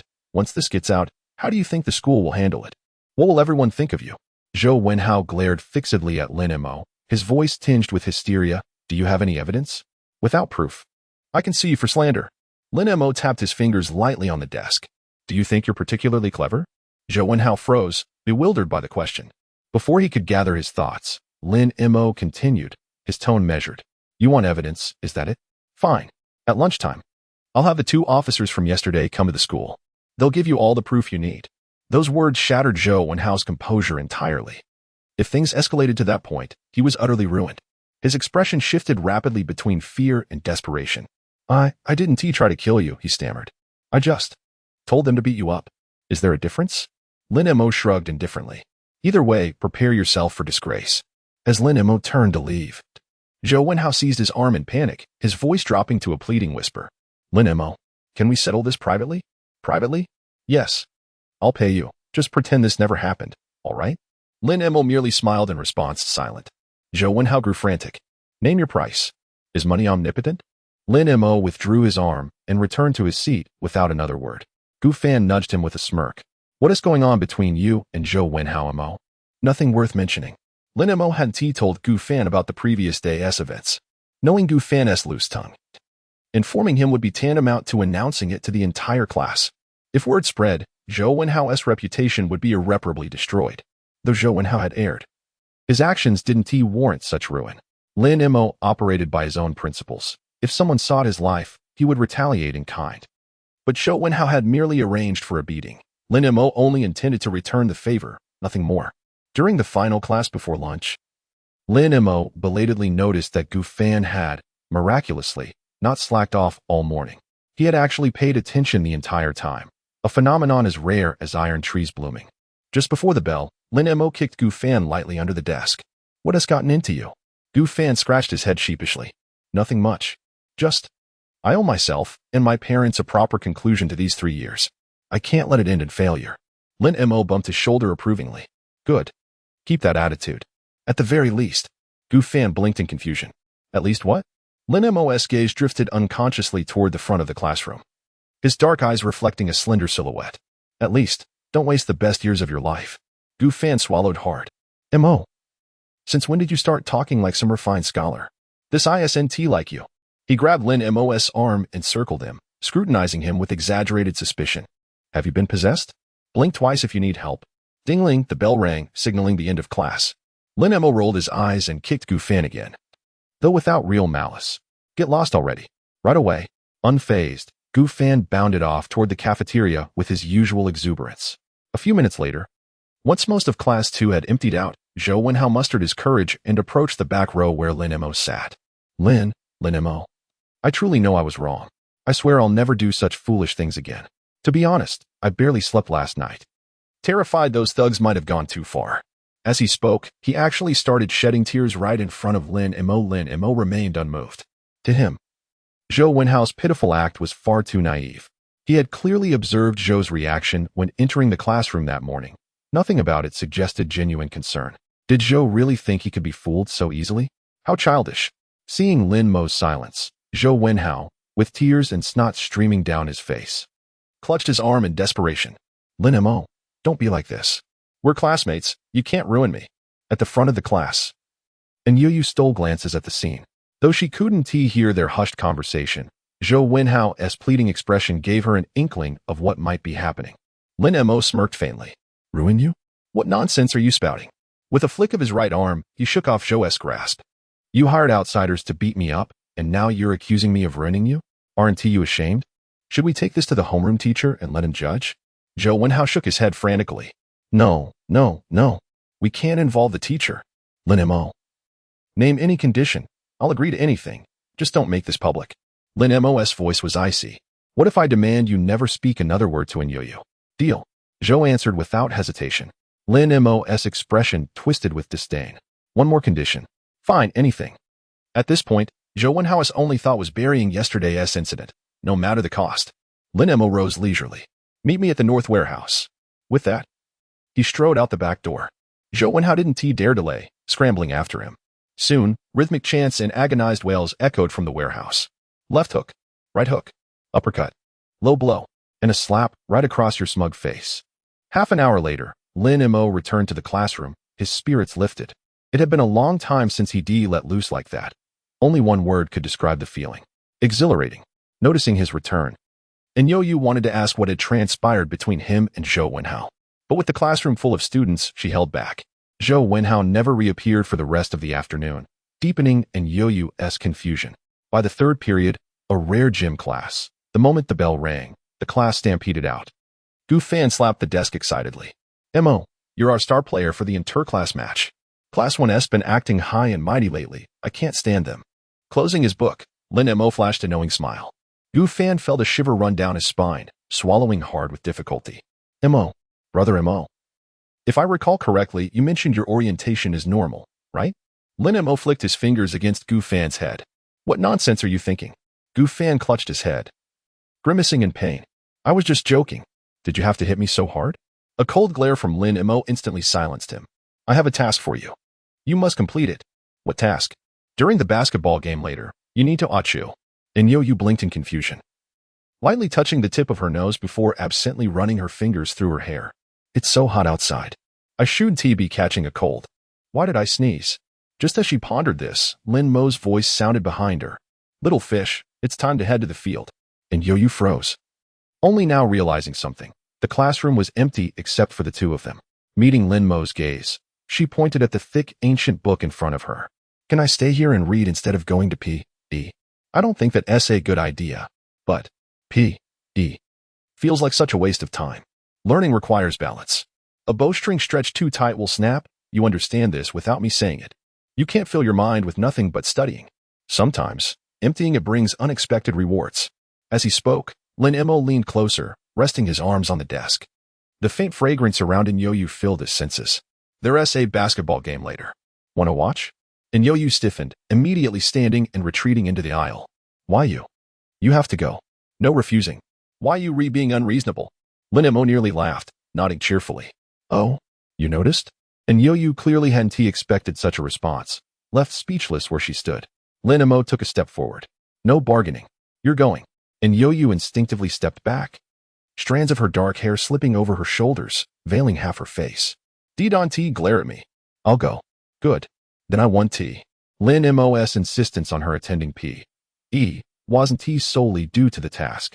The task was only a small part of it. What truly drove him was the need for her to relax. Her mind was stretched too taut. Her lifestyle was exhausting.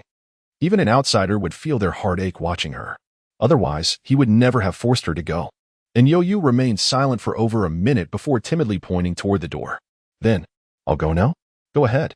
Watching her retreating figure, Lin Mo smiled sincerely. On the way to the field, Inyoyu mustered her courage to ask, was it Zhou Wenhao who did it yesterday?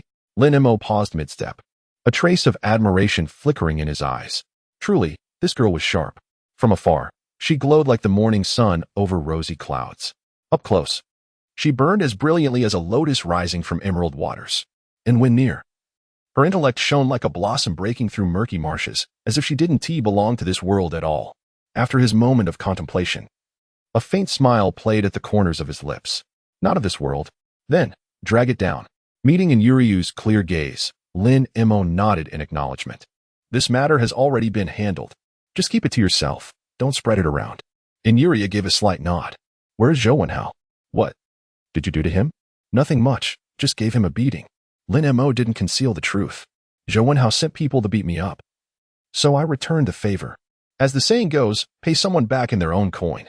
As for why he skipped class this afternoon, it's probably because I turned him into a swollen mess too ashamed to show his face. Inuryu lifted her head. Are you all right? Lin Mo couldn't help but laugh. Silly. I was the one who beat him. Why would I be hurt? Hearing that he was unharmed, Inuryu lowered her head again. As they neared the sports field, she suddenly stopped. In the future, try not to resort to violence so easily. It's wrong. There are many ways to resolve conflicts. It doesn't always have to come to blows. When Lin Mo remained silent, her tone grew slightly urgent. I'm just stating the facts. No matter the reason, hitting someone is wrong, and it's easy to get hurt. Her voice trailed off toward the end. Are you worried about me? And no. Seeing her denial, Lin Mo narrowed his eyes. If you're worried about me, then I'll listen. If not, then I won't. Such shameless words left Inuryu at a loss for how to respond. Lin Mo wasn't in a hurry, quietly waiting for her answer. Yes. The moment the word left her lips, Inuryu's face flushed. But it's just concern between classmates. Don't read too much into it. Amusement glimmered in Lin Mo's eyes. Thank you for your concern, Inuryu. From now on, if I can avoid using my fists, I absolutely will. Hearing his assurance, Inuryu gave a soft mm and quickened her pace toward the sports field entrance. She's quite cute when she's flustered, Lin Mo muttered to himself before following after her. The basketball court was crowded with students from Class 1 and Class 2. Lin Mo had intended to lead Inuryu through the throng, but she swiftly found a spot for herself, a corner filled entirely with girls. As a guy, squeezing into that space would have been inappropriate. The moment he glanced over, he was met with a barrage of hostile glares. Outwardly, Lin Mo showed no reaction, though inwardly he couldn't help but sigh. We just came to the field together. Is it really that serious? If these people found out Inuryu tutored me over the weekend, wouldn't they try to kill me? Gu Fan jogged over to meet him. Mo, you're finally here. Lin Mo's gaze flickered toward the corner where Inuryu stood. Did you handle the task I gave you? Gu Fan thumped his chest. You can count on me. Then, with a pained grimace, he added, but Xiao Tian and Xiao Yu drove a hard bargain. The cost. Don't worry, I'll cover it. Hearing this, Gu Fan chuckled and pointed towards the half-court where the 5 players from Class 1 were gathered, warning, once the game starts, you better be careful. I just overheard them scheming against you while pretending to fetch water. Can't wait. Gu Fan? Lin Mo merely smiled without explanation. In his previous life, basketball had been his companion for nearly 30 years. After the incident involving Inyoyu before the college entrance exams, he often suffered from insomnia. On those sleepless nights, he would spend his time on the basketball court, where only the exertion of sweat could temporarily numb his pain. Over time, he had mastered every nuance of the game, refining his skills to near semi-professional levels. Gu Fan didn't T-press further, slinging an arm over Lin Mo's shoulder. Mo, let us aim to crush these losers from Class 1 by 20 points. Ambitious. Lin Mo uttered the word calmly before strolling to the half-court where his teammates were warming up, picking up a basketball to join them. Gu Fan scratched his head, perplexed. Sure, 20 points was a stretch, but aiming high was never a bad thing. When it comes to vision, Mo still can't match me. Meanwhile, Gao Hang, the captain of Class 1, beckoned his teammates. The four gathered around as he pointed discreetly at Lin Mo warming up in the distance. That guy, don't hold back. Use whatever tricks you've got. The referee is one of ours, so no worries. Got it. The others exchanged smirks, cracking their knuckles in anticipation. A sharp whistle marked the start of the inter-class match. Due to time constraints, the game was divided into 3 10-minute quarters. Gu Fan was assigned the jump ball, while Lin Mo took the role of point guard. Opposite Gu Fan stood Gao Hang, their height and build evenly matched. The two locked eyes, tension crackling between them. Gu Fan played a sly trick, delaying his jump by a second after the referee's whistle. That split-second hesitation allowed him to strike just as Gao Hang touched the ball, sending it rocketing toward Class 2's side with an unexpected force. Frustration flashed across Gao Hang's face, but he had no choice but to retreat defensively. Once past the half-court line, Gu Fan swiftly passed the ball to Lin Mo. The moment Lin Mo caught it, all 5 opponents charged at him recklessly, abandoning their defensive positions. A simple pass to any of his open teammates would guarantee an easy score. And that was exactly what Lin Mo did, feinting left before executing a flawless behind-the-back pass to Gu Fan, who was already sprinting ahead. Catching the ball with no defenders in sight, Gu Fan grinned ear to ear. What a bunch of idiots. His fluid layup secured the first points for Class 2.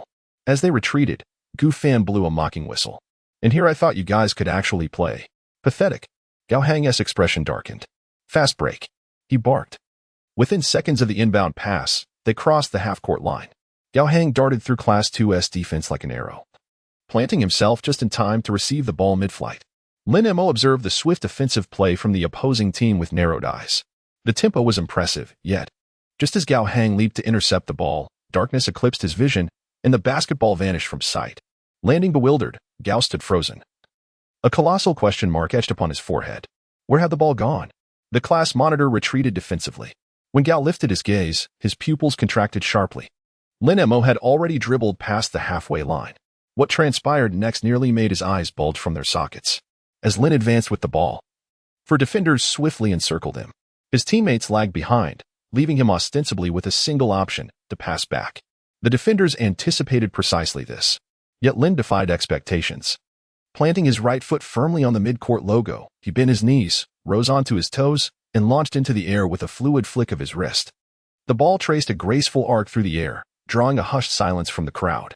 Every gaze locked onto its trajectory. Could it possibly? Clang. The basketball slammed through the hoop with resounding authority. A three-pointer? No, a logo three-pointer. Gasps rippled through the onlookers, disbelief painted across every face. In a quiet corner, and Yo-Yo stared wide-eyed at Lin Mo. She knew little of basketball's rules, let alone the audacity of a logo shot. But the sheer distance from which he D-scored left her awestruck. Damn, Gu Fan bellowed, voice cracking with exhilaration. Mo, you're a god. Gao Hang sneered. Blind luck. Nothing to boast about.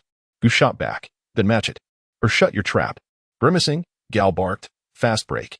The ball zipped across the court with practice synergy, crossing the midline once more. As their captain received the pass, a teammate dished it toward Gao near the three-point line, only for Lin to materialize like a phantom, intercepting with effortless grace before bolting toward the opponent's half. Hell, Gao cursed under his breath.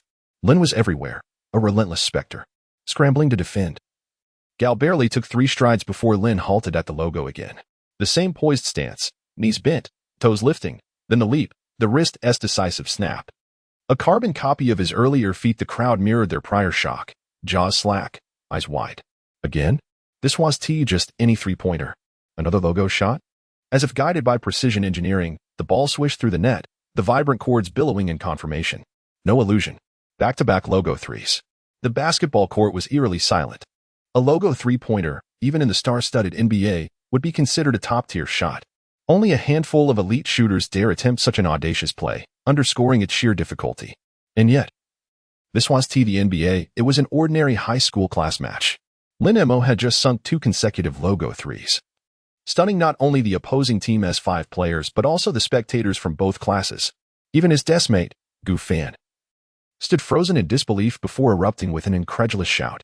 The other 3 players from Class 2 exchanged bewildered glances. Lin Mo had always been skilled, but never this absurd. What had gotten into him today? Had he taken some kind of performance enhancer? Gao Hang stood motionless, his expression a mix of shock and dismay. Barely a minute into the game, the score was already 8-0 in Class 2's favor. Those 2 impossible shots had shattered Class 1's morale. Their players now wore dazed expressions, understandable, given that none of these teenagers had ever witnessed back-to-back logo threes in person, fueled by Lin Mo's dominance. The rest of Class 2 played with relentless aggression, while Class 1, including Gao Hang, floundered. The game quickly became one-sided. By the end of the first quarter, the score stood at 28-7, a staggering 21-point lead. As the referee's whistle blew, Gu Fan sprinted toward Lin Mo, arms outstretched for a celebratory hug. Lin Mo sidestepped him effortlessly. Enough, Lin Mo said, wiping sweat from his brow. Undeterred, Gu Fan grinned. Mo, you were insane out there. His admiration was genuine. Lin Mo had single-handedly orchestrated 25 of their 28 points. Lin Mo smirked. You set the bar too low. 1 quarter, and your goal is already met. Can't you aim higher? Gu Fan's jaw dropped before he recovered with a mischievous glint in his eye. By the way, the water delivery is scheduled for after the second quarter. Just a heads up. Lin Mo shrugged. Why would I need a heads up for that? Gu Fan smirked. When Yo-Yo hands you water in front of everyone, how do you think the guys here will react? Lin Mo's expression darkened. Watch your wording unless you want a beating. Had he not promised Yo-Yo to refrain from violence, he would have already taught Gu Fan a lesson with his fists. Gu Fan cleared his throat awkwardly. I'm just analyzing from the perspective of most male students. Who can blame them when Yo-Yo is so stunning? Even those immature freshmen and sophomores gossip about her all day. Lin Mo was aware of the situation and merely smiled without responding. 1 minute before the second quarter began, Gao Hang clapped his hands. Pull yourselves together. If we lose this match disgracefully, our Class 1 will be branded with eternal shame. Soon, the countdown to the final 100 days of college entrance exams would begin. This game was the last showdown between the 2 classes. Whoever won would have the last laugh. A boy from Class 1 grimaced. Monitor, that Lin Mo is too slippery. I can't even get close to him. Same here. Like a damn eel. Once one spoke up, the other 3 chimed in with complaints. During the first quarter, they had tried every trick to approach Lin Mo and employ underhanded tactics. But before they could get near, he'd already passed the ball to his teammates, leaving them no opportunity. They couldn't just charge at him when he didn't even have the ball. Even if the referee was from their class, that would be too blatant. Gao Hang scanned their faces and made a decision. Abandon the plan to target Lin Mo. Play normally. We can't afford to lose this match. Got it. The others nodded. The referee's whistle blew, and the second quarter began. Under Gao Hang's leadership, Class 1 adopted a steady, methodical strategy, scoring an easy layup. Class 2 quickly counterattacked, with Gu Fan charging ahead as usual. Gao Hang stuck to him like glue, denying him any chance to receive the ball. As the point guard, Lin Mo lazily dribbled to the center court logo. MOG, pass it, Gu Fan shouted while sprinting. Lin Mo palmed the ball and hurled it with force. Catch. Gu Fan's heart leapt. In the first quarter, Lin Mo had dominated the game, leaving him no room to shine. Now, at last, he had his chance. But before his excitement could settle, a question mark formed in his mind. This pass was way off? Gu Fan stood near the baseline beyond the three-point line. Yet Lin Mo's throw was aimed straight at the free throw line, not just slightly off, but completely misdirected.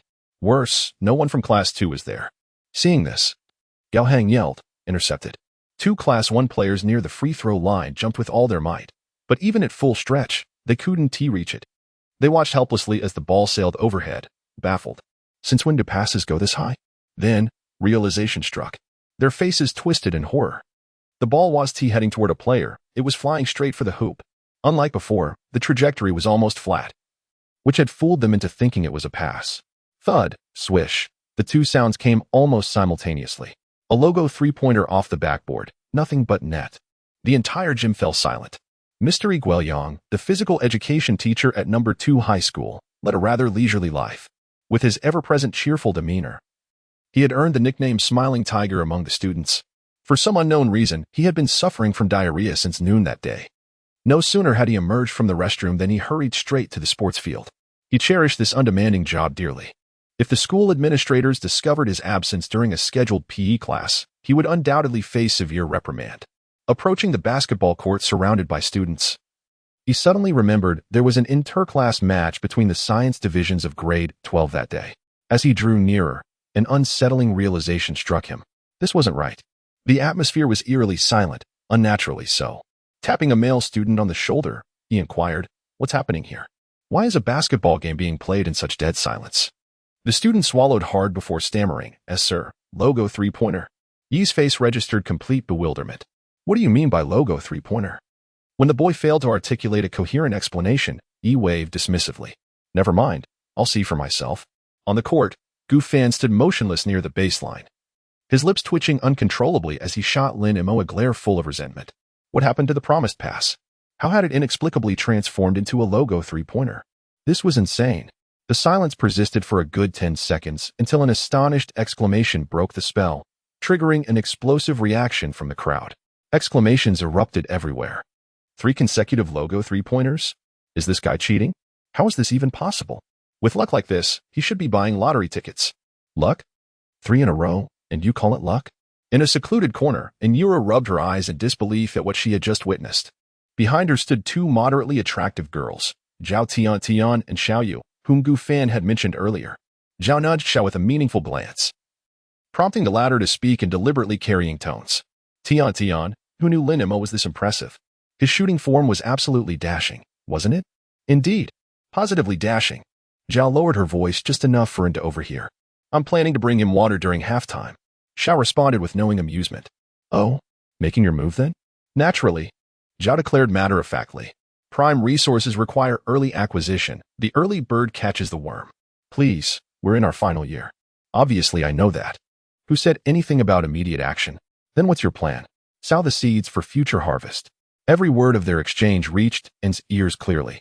Unconsciously, her fingers tightened around the hem of her clothes as unmistakable anxiety surfaced in her eyes. Xiao chuckled softly. "Fair point." Then her tone shifted. "I've noticed Inura has been spending considerable time with Lin Mo lately. No offense, but with her delicate poor little Miak that boys find irresistible, your chances don't look promising compared to hers." Zhao Tian pursed her lips with a coy smile. "I may not be as beautiful as Inuru, but my academic performance is superior. Moreover, I'm warm and vivacious. Boys don't fancy an icy mountain. They're drawn to a fiery volcano." Xiao Yu gave a thumbs up. "Wishing you success." "Absolutely." Zhao Tian giggled. For basketball players, having a girl bring them water during halftime is an irresistible gesture. They'll undoubtedly fall for it. "Once Lin Mo accepts my water, it's as if we've made a pact." "What pact?" "After the college entrance exams, he'll be mine." At these words, Inuru's lowered lashes trembled faintly. Before she could dwell on it, Zhao Tian tugged Xiao Yu away. "The break is almost over. Come with me to buy water." Inura bit her lip, her delicate brows knitting tightly. If Lin Mo accepted Zhao Tian's water, would he truly belong to her? In an instant, she made her decision. To hell with it. Resolved, she slipped through the crowd and dashed off the field. Lin Mo, mid-game, noticed her departure, and the corners of his lips curled imperceptibly. Ancient strategies still win hearts. How true the old adage remains. Returning to the match, after Lin Mo's stunning logo three-pointer, Class 1's morale plummeted. From then on, Class 2 dominated the game, widening the score gap. By the end of the second quarter, it stood at 54-18. The whistle blew, and Class 2 spectators erupted in cheers, their jubilance starkly contrasting with Class 1's gloom. Earlier in the semester, the two classes had faced off in basketball, but Lin Mo's absence due to illness led to Class 2's crushing defeat. Since then, Class 1 had never missed a chance to mock them. Now, at last, came the moment of vindication. On the sidelines, Iguelyang frowned in bewilderment. A logo three-pointer? Really? Yet when his gaze fell upon the scoreboard, he fell into deep contemplation. Just then, a girl with twin ponytails, under countless envious stares, weaved through the crowd toward Lin Mo. It was Zhao Tian. Her lovely face adorned with a smile as she handed him a bottle of water. "Have some water and rest." Seeing Lin Mo drenched in sweat, she suddenly felt something unfamiliar stir within her. How come I never noticed before? Lin Mo is actually quite handsome. The scene ignited jealousy among the boys, their glares at Lin Mo turning hostile. First, he arrived with Inuru, And now another girl publicly brought him water? How infuriating. Class 2's boys restrained themselves, given their current alliance with Lin Mo. But Class 1 held no such reservations, muttering curses under their breath. Sure, he's good at basketball, but that won't put food on the table. Are these girls blind? Pa. Rumor has it Lin Mo is a dunce. He scored only 18 on the last math test. He'll be lucky to get into a third-tier college, let alone a decent one. No need to envy him. After the exams, he won't even belong in our world. At this moment, everyone disparages Lin Mo, yet secretly wishes to be him. The boys in Class 1 assumed this was the pinnacle of Lin Mo's life, unaware it was merely the beginning. Lin Mo glanced at Zhao Tian and lowered his voice. Please wait a little longer. And you still hadn't appeared. Zhao Tian smiled, her expression as sweet as her name. Lin Mo, I genuinely wanted to bring you water. Want you humor me? Lin Mo paused, meeting her gaze before realizing her intent. My apologies. Her smile faltered. Not even a second thought? None. His refusal was crisp, devoid of hesitation. This is merely a transaction. You cooperate, I pay. That's all. A flicker of disappointment crossed her face. Her heart had stirred briefly, only to be reminded it was nothing but business. Lin Mo offered an apologetic smile. Sorry. Zhao Tian sighed. Fine, a transaction it is. Though. And you really is clumsy. How long does it take to buy water? My arm is sore from holding this. Lin Mo's brow furrowed imperceptibly. And you had dashed off the field earlier.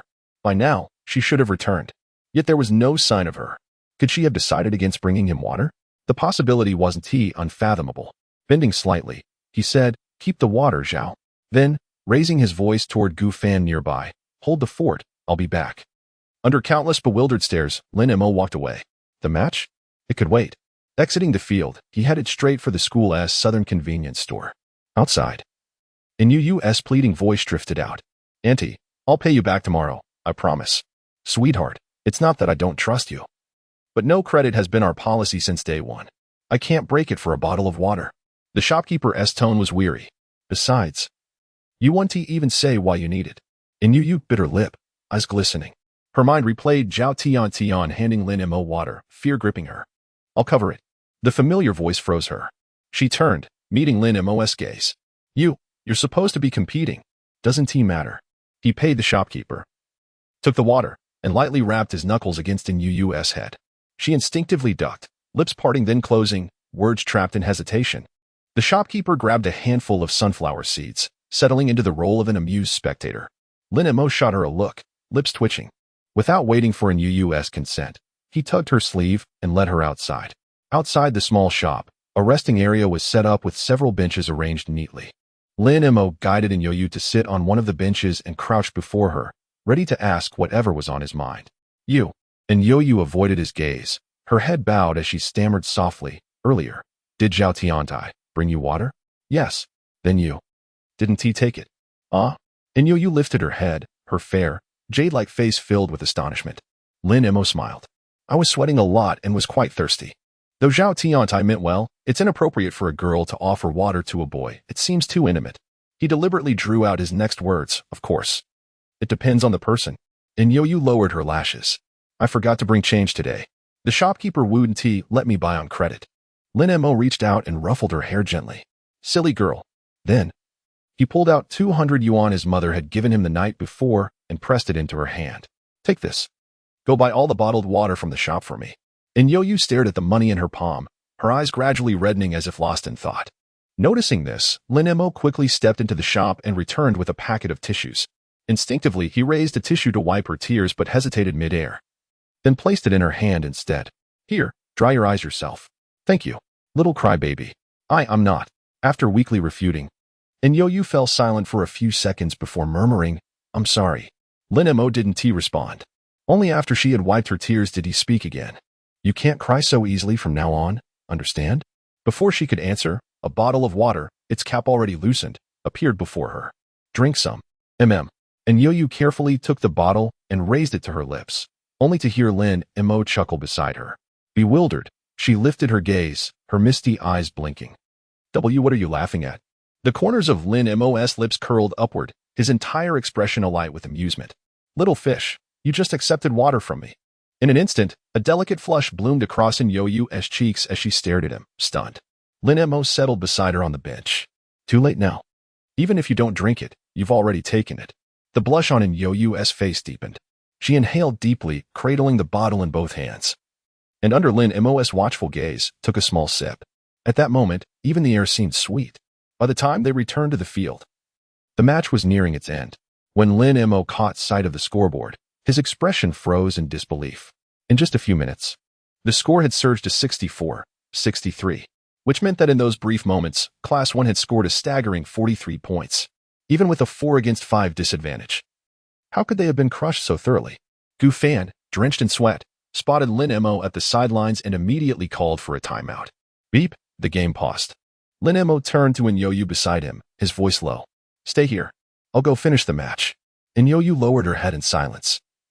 Clutching the bottle of mineral water Lin Mo had given her tightly to her chest. Her expression, as though cradling a priceless treasure, amused Lin Mo striding onto the court. He patted Gu Fan's shoulder. You've worked hard. Gu Fan exhaled in relief. MOD, this is the final match for our Class 2's redemption. Was it really appropriate for you to leave midway? Lin Mo countered. Didn't I already create a huge lead? Gu Fan gave a bitter smile. The lead was big. But 4-against-5, we just couldn't hold on. Lin Mo glanced at him. Relax, I'm back now. So, what's next? Caught off guard by the question, Gu Fan blinked. What's next? Lin Mo's gaze drifted toward the opposing team, his tone light as he uttered 4 words. Crush them dead. With only a minute left in the timeout. Gu Fan silently raised a thumbs up before hastily steering the conversation back to the game. MOG, while you were gone, those fools from Class 1 caught up. The 4 of us are exhausted. The rest is on you. We'll cover for you. No problem. After a brief exchange with the referee, the game resumed.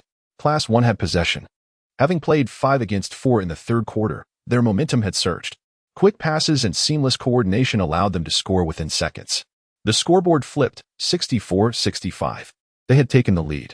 Gao Heng pumped his fist, thumping his chest as he jeered at Gu Fan. What now, hotshot? Show us what you've got. Gu Fan ignored the taunt, turning instead to Lin Mo with a lazy ear scratch. MOG, your stage. Lin Mo tilted his chin slightly, passing the ball to Gu Fan, who immediately returned it. Bending his knees, Lin Mo leaned forward, explosive acceleration. Dribble. Breakthrough. Slam dunk. Bang, the deafening sound of the dunk reverberated across the court.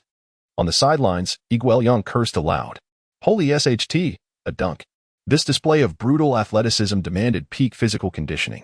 Typically, only professional players executed dunks with such ease. Amateurs might attempt them for show, but rarely in actual gameplay. What stunned everyone most was that Lin Mo had single-handedly orchestrated the entire play. His 4 teammates hadn't even moved. Their roles reduced to mere spectators as he showcased sheer individual dominance. The crowd erupted. Like a dunk. No way. Since when did a class match get this intense? And Yo-Yu watched Lin Mo hanging from the rim, her cheeks flushing. So violent, no wonder he likes knocking me on the head. Her grip on the water bottle tightened unconsciously. Meanwhile, Gao Heng and his teammates stood frozen. 5 defenders, and not one could stop him. What was even the point? Lin Mo had no interest in trash talk. Action spoke louder. To prevent Class 1 from launching a fast attack, he chose to swiftly retreat to defense. Clearly, he had overestimated the mental fortitude of Class 1's players and underestimated the devastating impact of that earlier dunk. The fighting spirit Class 1 had just mustered was utterly shattered by that single slam. The following 2 minutes of the game were nothing short of sleepwalking. During this time, Lin Mo made 3 shots, sinking 2, both from beyond the arc. By the final buzzer, the score stood at 72-65, with Class 2 securing a 7-point victory in the interclass competition. Damn it. Gu Fan rushed over and enveloped Lin Mo in a bear hug. So satisfying. Brother Mo. Have you seen the Class 1 monitor's face? Looks like he's been constipated for days. Enough. We've won. Lin Mo pushed Gu Fan away with visible disdain. From now on, focus on your studies. Don't call me for basketball again before the college entrance exams. With that, he strode toward the sidelines wherein Yo-Yu stood. Spotting Lin Mo approaching, and Yo-Yu panicked. The crowd was too dense here, so she turned and fled. Lin Mo halted mid-step, surprise flickering across his features. Just then, the PE teacher, Igueliang, sidled up with an enthusiastic grin.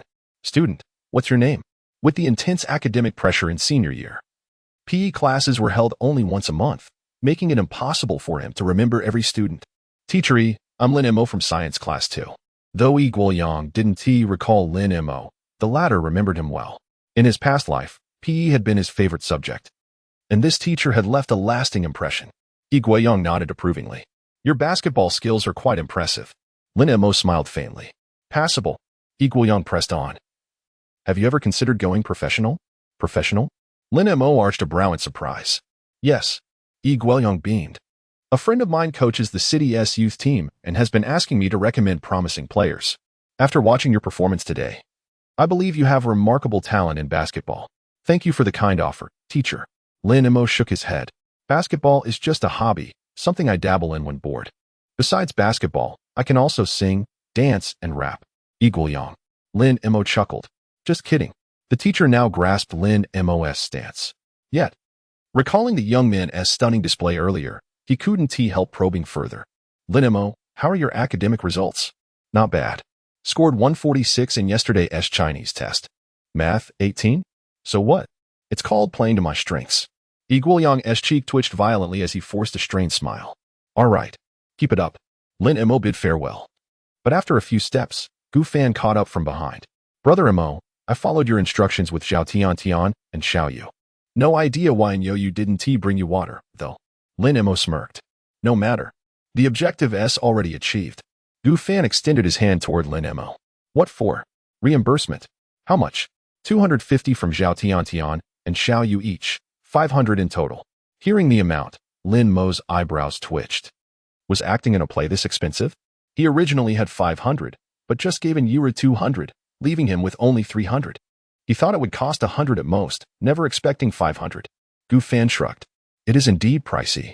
I even dipped into my own savings for this. Lin Mo smiled bitterly. I don't have that much right now. I'll give you 300 tomorrow, and the remaining 200 later.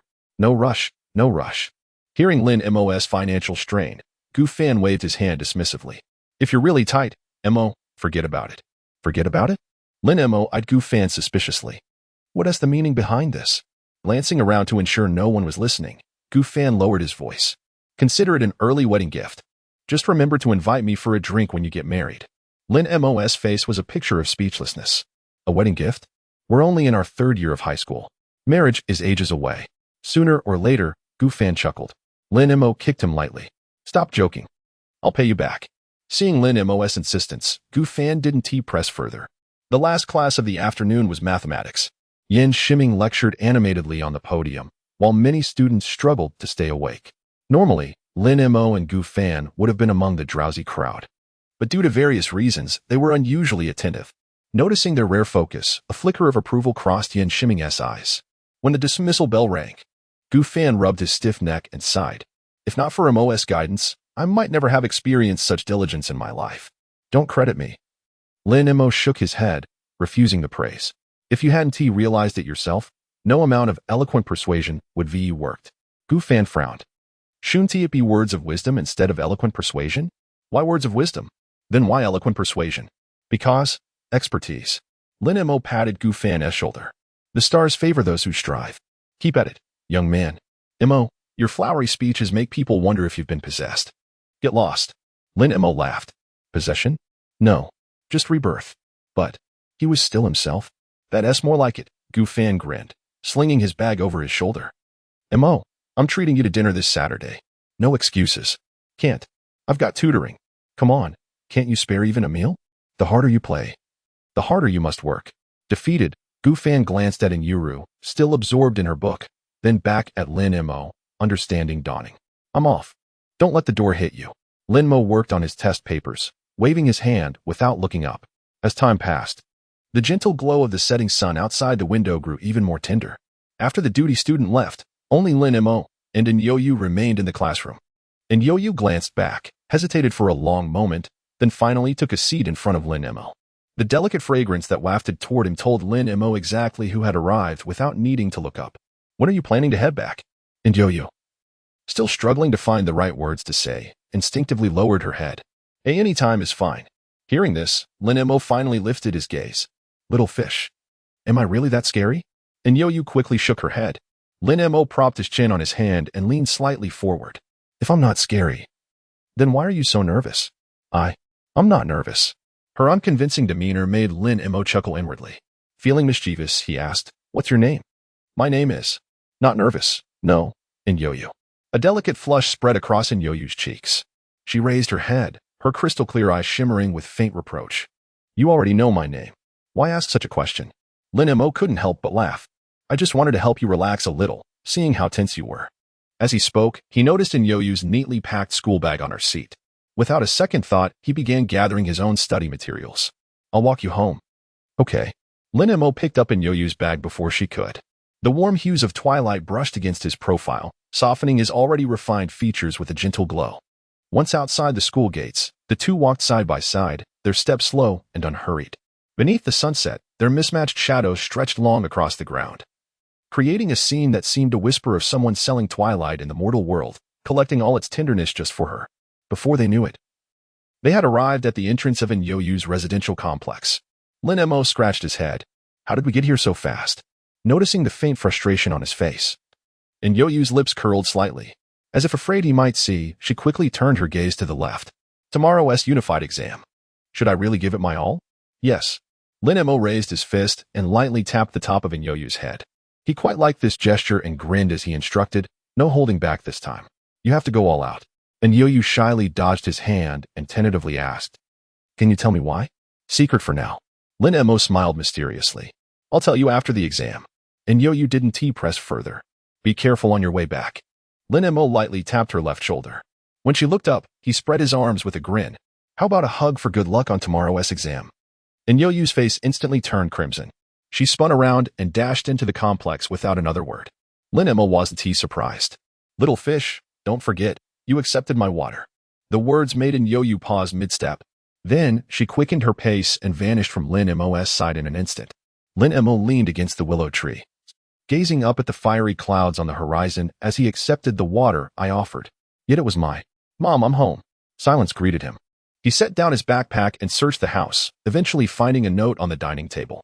Xiaomo, Mom has work tonight. There's food in the fridge, just heat it up. The unified exam is tomorrow, so don't stay up too late studying. Work? Lin Mo frowned as he placed the note back down. This was the first time it happened periodically. He'd have to find an opportunity to uncover the truth about his mother's job. But that could wait. Right now, aside from studying, there was only one thing he needed to focus on, making money.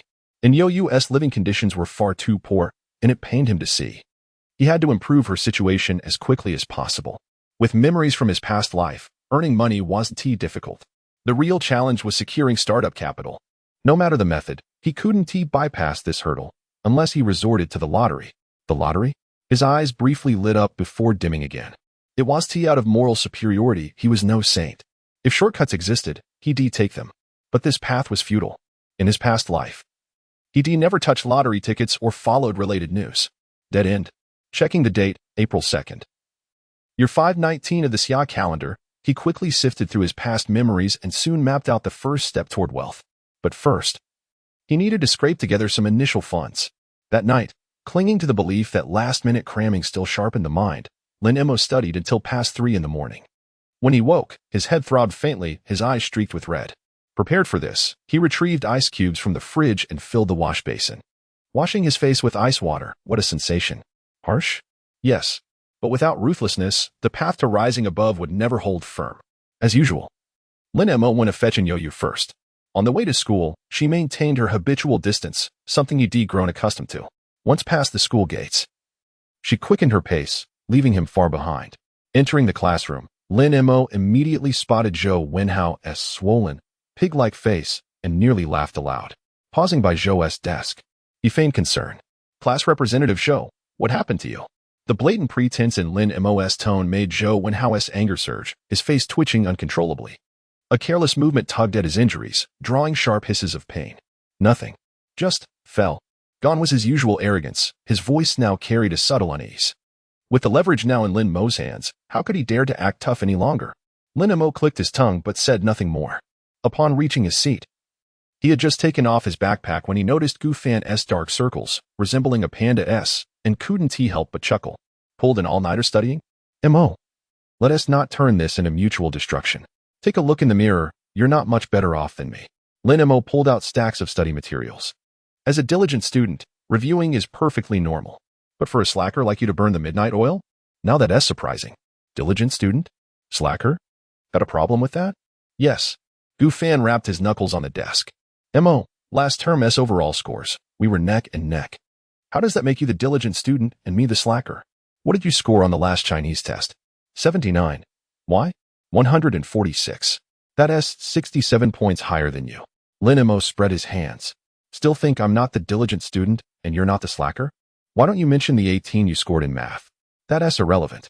Gu Fan's lips twitched violently. Mo, let me give you a saying. What? Shamelessness makes one invincible. Thanks for the compliment. Lin Mo glanced at him, retrieved the unfinished math workbook from last night, and resumed solving problems. Gu Fan. In the battle of thick skin, he had lost. The moment the bell rang, the unified exams began. Number 2 high school took these exams seriously. Surveillance was stringent. Subject teachers rotated patrols, ensuring 3 invigilators were always present in the classroom, leaving no room for cheating. When Lin Mo received his test papers this time, he no longer felt unprepared. Since acquiring advanced reading comprehension, his ability to absorb knowledge had skyrocketed. Combined with days and nights of relentless study, he could tangibly sense his gradual improvement. Scratch, scratch, the sound of pens against paper filled the classroom. First, Chinese. Then math, followed by foreign languages and science. Dingling, pens down. Lunchtime arrived. In the brief moment before submission, Lin Mo quickly reviewed his answers, his brow furrowed. Even after the papers were collected, the crease between his eyebrows remained. Noticing this, Gu Fan teased, "What's wrong, Mo? Did the test break you?" Not exactly. Lin Mo shook his head and lowered his voice. This math paper was hard. The difficulty was on a completely different level compared to last term S. Gu Fan's eyes widened in realization. No wonder. I was just thinking. I couldn't solve any of the last few major problems. When have you ever been able to? Gu Fan rolled his eyes. What has done is done. No use dwelling on it. Let us get some food first, come on. You go ahead. Bring me back something. Fine.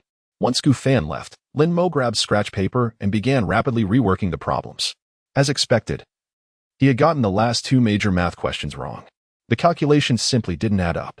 He wanted to figure out where he'd gone wrong. Yet no matter how he crunched the numbers, the results remained elusive. Little fish, come here for a moment.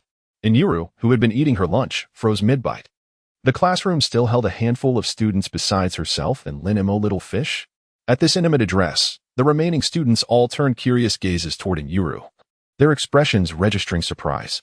Heat flooded her cheeks as she considered pretending not to hear, yet feared Lin Mo might call again. After wavering, she packed her lunchbox and approached the back row, her soft voice laced with reproach. With so many people present, why must you call me like that? Lin Mo glanced at the students in front before settling his gaze on Yuru. 5 or 6 people constitutes so many? And does company preclude me from summoning you? She lowered her head, brows knitting. Then at least use my proper name. What's with this little fish nonsense? Lin Mo ignored the question, rotating a sheet of scratch paper toward her. Sit.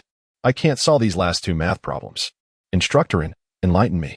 Hearing this academic purpose, Yuru mustered her courage and took Gu Fan's seat. Paper and pen. Please. Lin Mo kept his voice low. Must you always be so timid? Is that how I seem? Absolutely. He handed her a fresh sheet and pen.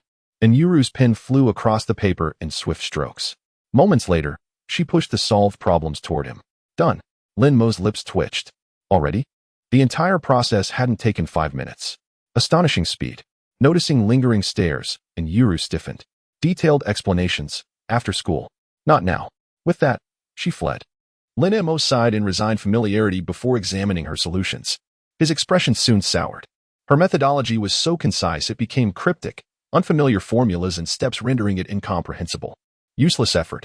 From her seat by the 3rd row's wall, Xiaoyu curled her lip. Tian, while Lin Mo excels at basketball and has decent looks, his academic performance is dismal. And his taste? Even worse. Zhao Tiantian's brow creased almost imperceptibly. Academic shortcomings can be remedied. That proves nothing. And why criticize his taste? Didn't you witness it? Lin Mo sought math help from Yuru, that perennial bottom dweller in every subject. Consulting such academic deadweight? What else would you call it? Zhao Tiantian's eyes dimmed. Academically. Only Shou Wenhao surpassed her in class 2. Logically, Lin Mo should have approached her. Yet he'd chosen Yuru, stirring an inexplicable sense of defeat within her.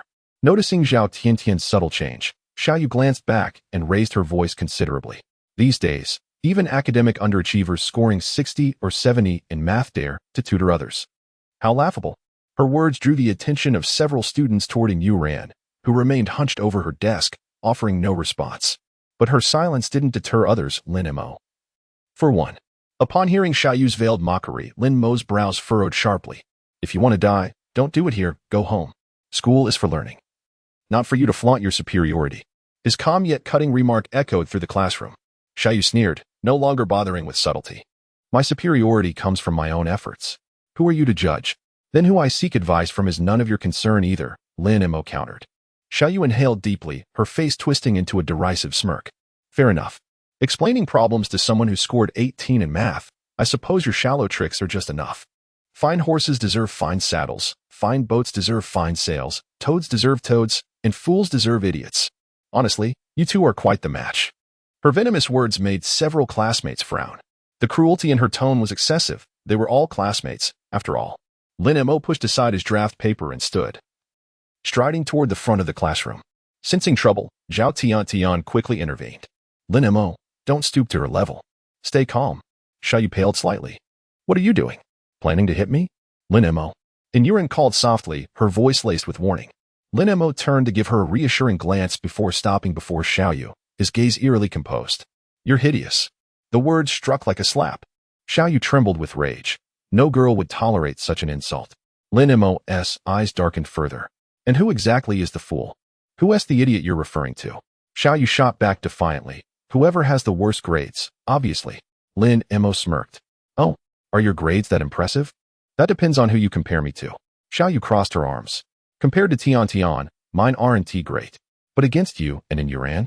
Huh? Zhao Tian tugged at Xiaoyu's sleeve under the desk. Enough. Xiaoyu ignored her. Lin Mo's smile deepened. So, by your logic, those with poor grades are fools and idiots? I never said that. Xiaoyu denied it instantly, then added scornfully, I'm only targeting you and in Yuran. The rest are irrelevant. Is that so? Lin Mo's tone shifted. Then if my grades surpass yours, does that make you the fool? The idiot? Dream on. Xiaoyu scoffed. Unfazed, Lin Mo tilted his head. I'll give you a chance to humiliate me. Interested? Xiaoyu raised her eyelids slightly. What opportunity? Lin Mo curled the corner of his lips. Let us compare our total scores in this unified exam. If yours is higher than mine, I'll admit in front of the whole class that I'm an idiot, a fool. If not, you'll do the same. You said it yourself. Don't go back on your word. That's exactly what I wanted to remind you. As Lin Mo turned to leave, he tossed out one last remark. Yesterday's performance fee was quite fair. What? Xiaoyu froze for a moment before realization struck. The little act she and Zhao Tian had put on with Lin Mo the day before had earned them 250 yuan.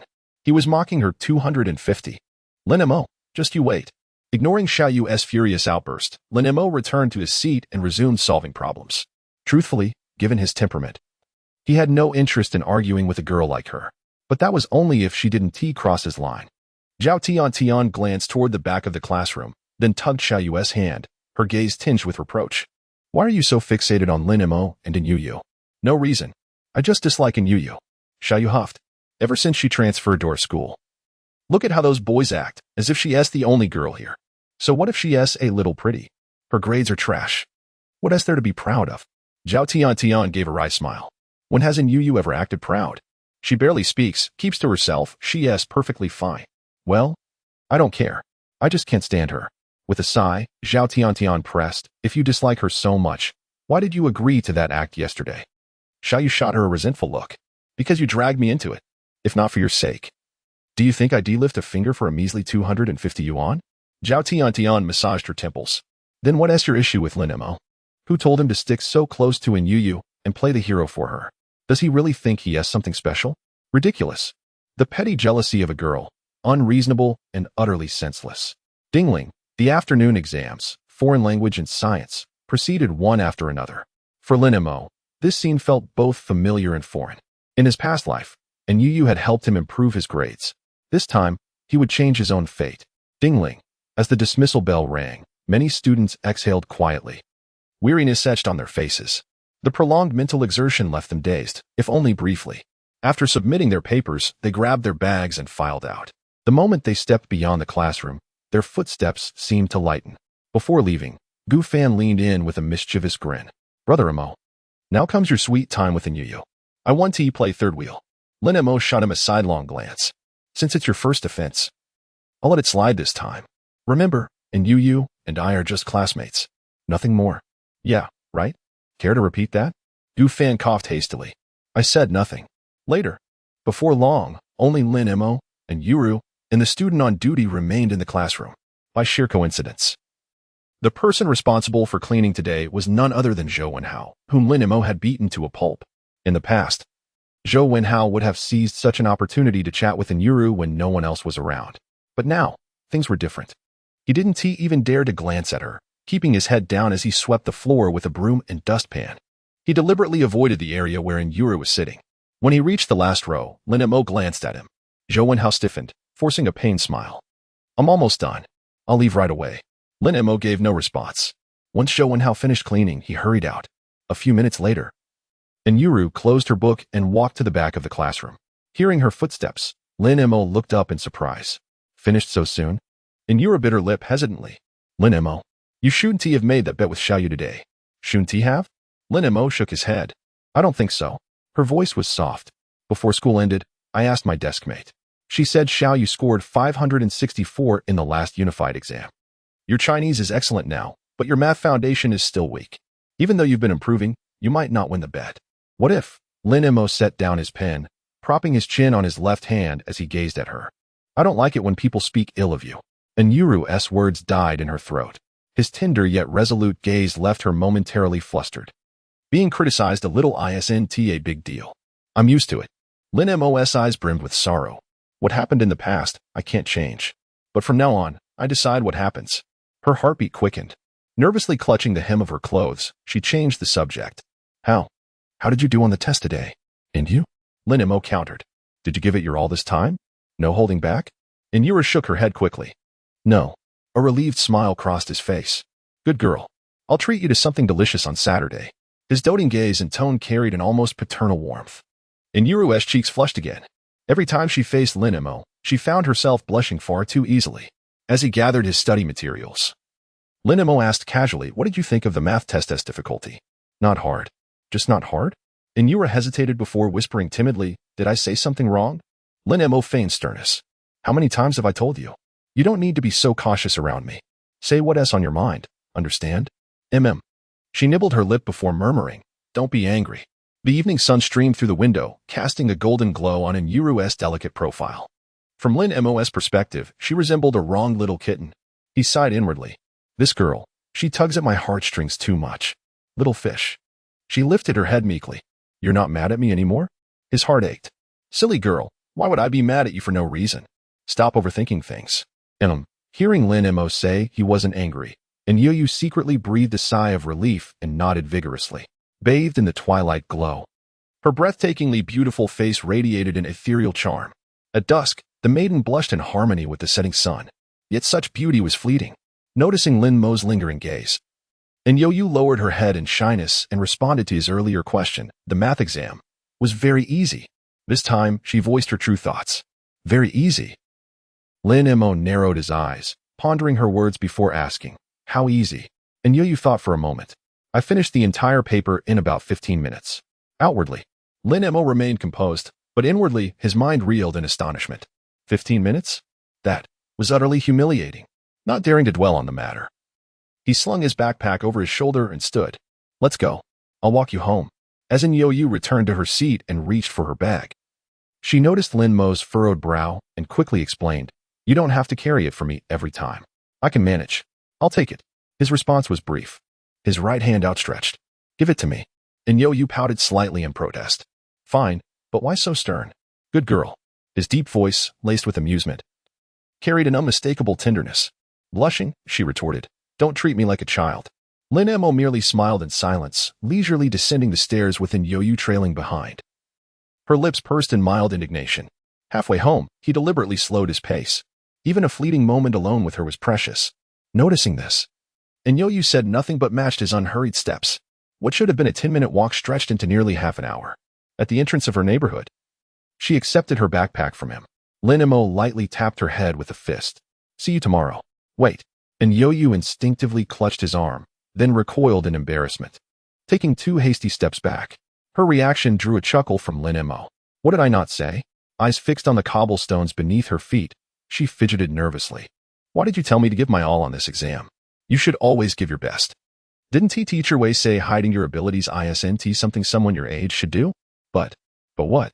Fidgeting with her backpack straps, she murmured. I think gradual progress is easier for others to accept than an abrupt display. Lin Mo didn't refute her. True. But there is a reason I asked you to go all out. What reason? A mischievous grin spread across his face. Want to know? Unaware of his teasing. And Yoyu nodded earnestly. Lin Mo took a step forward, arms open. One hug, and I'll tell you. No. And Yoyu blushed and refused, her small head shaking incessantly. Lin Mo was somewhat puzzled. Why not? There shouldn't be anything wrong with a hug between classmates, right? And Yoyu lowered her head, murmuring softly that it just wouldn't do. Lin Mo's voice carried a hint of persuasion. Be fair, if you explain why you can't hug me, I'll tell you why I encouraged you to give it your all. How about that? And Yoyu hesitated for a moment before nodding blankly. All right, you go first. A faint smile curled at the corners of Lin Mo's lips, and Yoyu bit her lip gently, her voice tender as she spoke. The headmistress said, only lovers can embrace. Having said that, she gazed at Lin Mo expectantly, as if silently urging, your turn. Lin Mo burst into laughter. Little fish, see you tomorrow. With that, he vanished at the speed of a sprint. Eh? And Yoyu stood there in stunned silence, only snapping out of it once Lin Mo had disappeared at the end of the road. Her brows furrowed slightly. Liar. Even her complaint carried such gentleness, like the warmth of winter sunlight or the refreshing breeze rustling through plane trees on a summer night. The moment he stepped through the front door, Lin Mo heard sounds coming from the kitchen. Setting down his bag, he made his way to the kitchen entrance. Mom. What's for dinner? Braised pork. Lin Mo's eyes lit up. He entered the kitchen, retrieved a lunchbox from the cupboard, washed it thoroughly, and placed it on the counter. Lin Shu was puzzled. Xiao Mo, what are you doing? Lin Mo scratched his head sheepishly. Mom, could you pack half of the braised pork into this? I'll go study first. Just call me when it's ready. This child. Lin Shu chuckled, already guessing his intentions. As dusk settled, she knocked on her son's door. The braised pork is ready. Are you planning to give it to that little female classmate of yours? The door opened, and Lin Mo smiled as he took the lunchbox from his mother's hands. As expected, nothing escapes you, Mom. With that, he headed to the entrance to change his shoes. Give me 20 minutes, I'll be right back. Wait. Lin Mo, about to dash off like a whirlwind, turned back in confusion. Lin Shu pointed to the milk in the storage compartment by the door. You suggested switching to strawberry flavor last time. A new batch arrived today. Take a couple if you'd like. Oh, didn't he notice? Lin Mo grinned nonchalantly and picked up the entire carton of milk. Lin Shu stared in bewilderment. Xiao Mo, what is the meaning of this? Lin Mo glanced at the production date on the carton and replied without missing a beat. Mom, this batch seems expired. Since I'm heading out anyway, I'll toss it for you. This was delivered this afternoon. How could it possibly? Bang. The door shut firmly behind him, leaving Lin Shu standing there, stunned. Lin Mo jogged the entire way, hurrying to reach White Jade Community. Following his memory from last time, he arrived at Yoyu's doorstep and knocked. Who is it? Yoyu's voice came from inside, but the door remained closed. Lin Mo nodded with satisfaction. The girl's vigilance was commendable, intent on teasing Yoyu. He deliberately deepened his voice and said, Little sister, I haven't eaten in days. Could you spare some food? Click. The door swung open. At the sight of Lin Mo outside, the corners of Yoyu's eyes curved subtly. Why are you here? Lin Mo's expression darkened, as if someone owed him money. He was deeply displeased by her action. Who told you to open the door? What if it wasn't me, but some dangerous stranger? What then? And Yoyu lowered her head. I recognized your voice. That is why I opened it.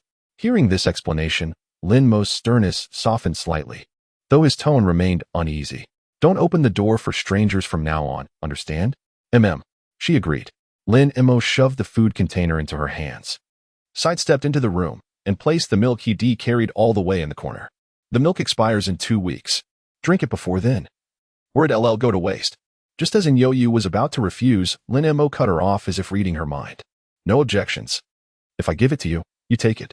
Pausing beside her, he added, the container has freshly made braised pork. Eat it while it's hot.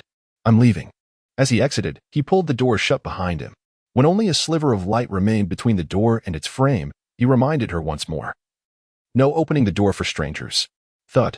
The door closed, and Yoyu stood frozen in place for a long while. Eventually, she moved to the table and carefully lifted the lid of the container. Instantly, the room filled with a rich, savory aroma. Staring at the steaming braised pork, Years of buried sorrow suddenly surged within her. With a choked sob, she burst into tears, crystal drops staining her sleeves like petals weighed down by rain. It had been so long since anyone had cared for her like this. Meanwhile, Lin Mo returned home humming a tune. After changing into slippers, he entered the living room. Noticing his mother's stern expression at the dining table, he quickly approached. "Mom, who upset you? Tell me, and I'll make sure they regret it." Lin Shu pointed at the wall clock. "You promised 20 minutes. Do you realize it's been half an hour?"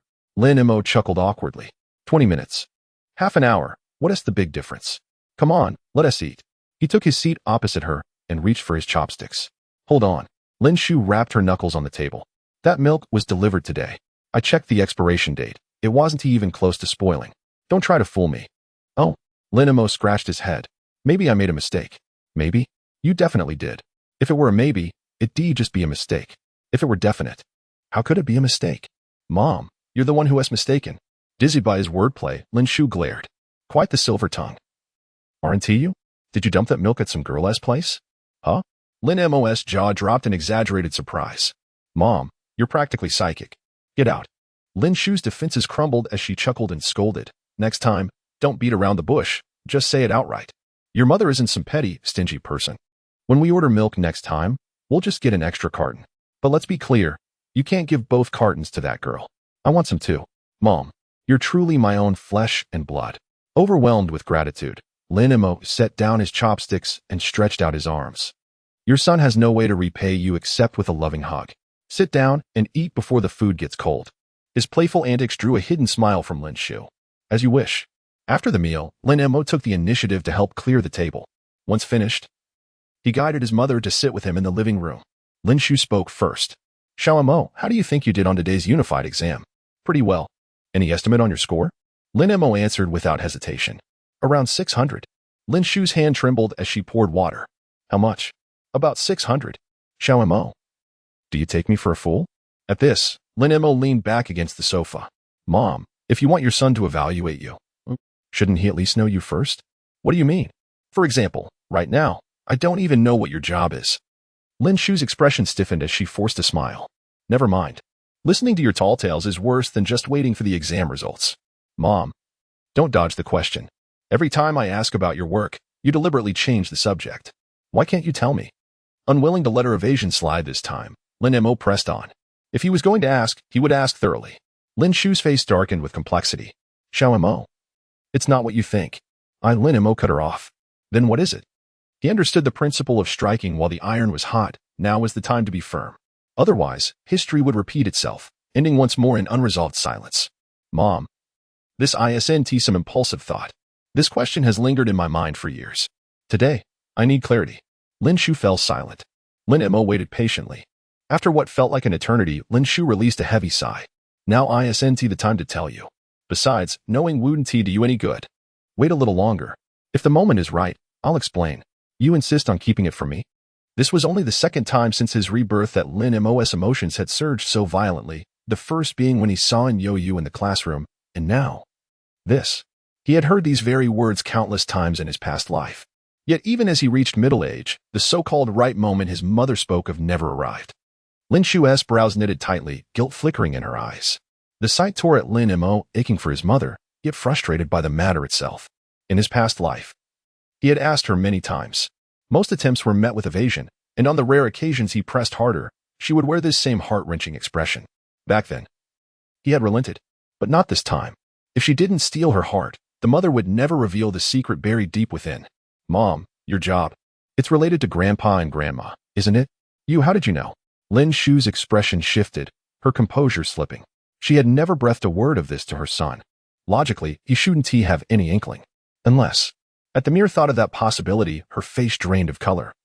A shadow of concealed dread flickering across her features. Lin Mo hunched slightly, his slender fingers tapping rhythmically against the coffee table. Mom, ever since I can remember, you've never taken me to Grandpa's house during holidays. I know nothing about that side of the family. Later, Su Wenyang had an affair, you divorced. And then you suddenly had a job, disappearing for entire nights at a time. There must be a connection. As your son, don't I have the right to know? Lin Shu's expression shifted through a spectrum of emotions before she finally made her decision. Xiao Mo, I'll give you two choices. What two choices? A sharp glint flashed in Lin Mo's eyes. If she was yielding, there was hope. Lin Shu took a deep breath. If you get into a first-tier university, I'll tell you everything. If you don't, I'm sorry, but I'll take these secrets to my grave. Can you accept that? Accepted. Lin Mo agreed without hesitation. He knew this was his only chance to uncover the truth. Lin Shu stood. I'm tired. Don't stay up too late studying. All right. After watching his mother retreat to her room, Lin Mo returned to his own. Tonight, he had no intention of studying, not out of laziness, but necessity. Over the past few days, he had pushed himself like a bowstring stretched to its limit, cramming relentlessly with barely 3 or 4 hours of rest. He had fought so hard because this exam's results were crucial, utterly crucial. Now that it was over, exhaustion crashed over him. Study? No. Better to surrender to sleep. Health was wealth. As long as he had his strength, opportunities would come. The last thing he wanted was to drop dead from overwork. As he lay down, the water delivery task flickered in his mind, and a thought surfaced unbidden. System, where's my reward? The host has not completed the mission. There is no reward. In that case, let us have a proper debate. Lin Mo propped himself up against the headboard. The purpose of the mission was to boost Xiao Yu's courage. Correct? Correct. She showed the intent to bring me water and even acted on it. The mission was only interrupted by a minor accident. Yes? Yes. Therefore, the goal of boosting her courage was achieved. The interruption doesn't negate the outcome, does it? Correct. Lin Mo kept his expression neutral, but inwardly, he was spinning his argument with all his might. In other words, I bypassed the process and fulfilled the mission as objective. In other words, it means achieving the result by omitting the process. Is that correct? Yes. Which is more important, the process or the result? Without waiting for the system to respond, Lin Mo clapped his hands. Clearly, the result is more important. This self-questioning and self-answering performance was flawless. The system remained silent. After about a minute, a notification chime echoed in Lin Mo's mind. Congratulations, host, on completing the task. Reward, 200 nurturing points. Hearing the system's reward announcement, Lin Mo grinned so widely it nearly reached his ears. To be honest, he had merely tried it out as a last-ditch effort, never expecting it to actually work. An unexpected delight. After his moment of joy, Lin Mo suddenly felt dizzy, prompting him to hurriedly lie down and sleep. The next morning, a few birds perched on the windowsill outside, occasionally pecking at the glass. The rhythmic tap-tap-tap roused Lin Mo from his slumber. He sat up, stretched, and felt invigorated. The clock on the wall ticked to 6:53. Lin Mo dressed and left his room. After washing up, he sat at the dining table. Noticing his mother's slightly swollen eyes, a pang of guilt struck him, though he didn't regret his actions. He forced down a few tasteless bites of breakfast before grabbing his school bag and heading out. A little over 10 minutes later, Lin Mo arrived outside the White Jade residential area. Within moments, and Yo Yu appeared, her school bag slung over her shoulder. Fate cannot be avoided if it is meant to be. If not, paths will never cross. Where fate begins, people gather. Where it ends, they part. At least in Lin Mo's eyes, in this lifetime. He and Yo Yu were bound by both fate and destiny. Just as Lin Mo spotted Yo Yu, she too noticed him standing by the willow tree. A flicker of something unreadable passed through her eyes, and her dimples faintly appeared. The sight was heart-meltingly sweet. She approached Lin Mo, took off her bag, and pulled out a carton of milk, offering it timidly. I brought this for you. Lin Mo didn't take it. Instead, he asked, did you drink yours? Why, yes. I did. The moment Yo Yu stammered, Lin Mo knew the truth. In his previous life, though he had been careless and indifferent, he hadn't been entirely without achievements. At the very least, during those 3 months of interaction, he had learned one of Yo Yu's habits. Whenever she lied, she would lower her head and stutter. Lowering her head and stuttering doesn't always mean she's lying, but lying always makes her lower her head and stutter. Lying isn't a good habit. You drink it. I. And Yo Yu hung her head guiltily, like a child caught misbehaving. Lin Mo tilted his head and finally noticed the redness and swelling in her eyes. His brows instantly furrowed. Why are your eyes swollen? Did you cry last night? And no, it's nothing. And Yo Yu shook her head first, then contradicted herself. Lin Mo's thoughts raced, quickly forming a rough guess. Last night, I slept like a log. What a sin, what a sin. Sighing inwardly, Lin Mo couldn't help but let out an audible sigh. And Yo Yu, misinterpreting it as anger, looked up in a fluster. I'll drink it now. Please don't be mad, okay? Lin Mo froze for a few seconds before his expression turned oddly amused. All right, drink the milk. and Yo-Yu nodded vigorously, biting open a corner of the milk pouch and drinking hastily. Lin Mo tapped her head lightly. No one's rushing you. Take your time. Holding the milk pouch between her lips, she gave a gentle nod. Her adorably clueless expression instantly brightened Lin Mo's mood, prompting a quiet sigh. Beauty is justice. The phrase was entirely without merit, at least when it came to Yo-Yu. Upon arriving at school, she quickened her pace as usual, putting distance between them. Lin Mo didn't mind, strolling leisurely toward the classroom. Her painfully shy nature was deeply ingrained. Expecting sudden change was unrealistic. Only through patient, gradual influence could the tightly shut doors of her heart inch open. Fortunately, patience was something he had in abundance. Inside the classroom, the moment Lin Mo took his seat, Gu Fan extended a hand. What? Didn't you insist on repaying me 300 yuan the other day? I found a decent physics workbook yesterday, perfect timing. Gu Fan scratched his head sheepishly. Things are a bit tense with my dad lately. So asking him for money isn't an option. Lin Mo smirked. Not bad. Buying physics workbooks now? Your mindset's improving. All thanks to your guidance. Gu Fan admitted with an embarrassed chuckle. Otherwise, I'd still be wasting time like before. Lin Mo retrieved the money from his bag and handed it over. The remaining 200 will have to wait. No problem. Just as Gu Fan withdrew his hand, Lin Mo spoke again. By the way, I need a favor. What is it? Nothing major. Meeting Gu Fan's puzzled gaze, Lin Mo replied casually. I've come across a promising stock with solid short-term returns. See if you can rally some funds from people you know. Wait, stocks? Gu Fan gaped. You're dabbling in that. Why not? The calm retort left Gu Fan momentarily speechless. After a pause, he hesitated. They say 9 out of 10 lose money in stocks. Barely anyone profits. I know plenty of people, but convincing them to invest? Doubtful. Most students don't have much to spare, and stocks are way too risky. Exactly why I'm asking you. Lin Mo clapped his shoulder. You're the so-called social butterfly of our school, not to mention a rich kid.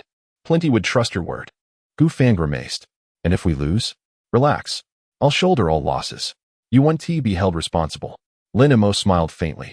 We've been desk mates for nearly 3 years. You should know my character by now. If you trust me, then help me. If not, let's forget about this matter. No pressure. Gu Fan remained silent for almost half a minute before finally speaking. At lunchtime, I'll give it a try. Besides this, what else do you need me to do? Lin Mo smiled knowingly. I'll handle the buying and selling of stocks. You just need to raise the funds and keep accounts, nothing else. This stock purchase will only last 10 days. After that, I can guarantee their returns will be no less than the principal. Of course, as the trader, I take 20 of the profits, and you take 10. Gu Fan's mouth fell open. Returns no less than the principal? He understood exactly what that meant. Whatever they invested, they would earn back. Even after deducting the 30 commission, it was still a substantial gain. Swallowing hard, his voice trembled slightly. Mo, the more you say things like this, the less confident I feel. Can something this good really exist? Lin Mo replied calmly. You can back out now if you want. Like I said, no pressure. Gu Fan fell silent again. Just as Lin Mo had said, after nearly 3 years as desk mates, he knew Lin Mo well, easygoing, upright, and, most importantly, loyal. If Lin Mo wasn't lying, this opportunity could bring him a considerable sum. His father would surely look at him differently then. With that thought, he gritted his teeth and slapped the 300 yuan he had just received onto the table in front of Lin Mo. I'm in. Lin Mo didn't seem surprised. He extended his right hand. Pleasure doing business. The day passed quickly. When the school bell rang, many students sighed in relief. The classroom gradually emptied until only Lin Mo, Gu Fan, and Yo-Yu, and Zhao Tian remained. Seeing that most had left, Gu Fan rummaged through his desk and pulled out a paper-wrapped rectangular object. Mo, take a look. Peeling back, the paper revealed a thick stack of 100 yuan bills, at least 20. 000 yuan. Lin Mo stared at Gu Fan with a strange expression. People used to call you the social butterfly of number 2 high school, and I never took it seriously. But now I see reputation doesn't lie. Truthfully, he hadn't expected Gu Fan to raise so much money. How much could students possibly have? He had thought 10. 000 yuan would be a stretch, but this was double that. Gu Fan grinned smugly at Lin Mo's astonishment and pulled out his phone, waving it in front of him.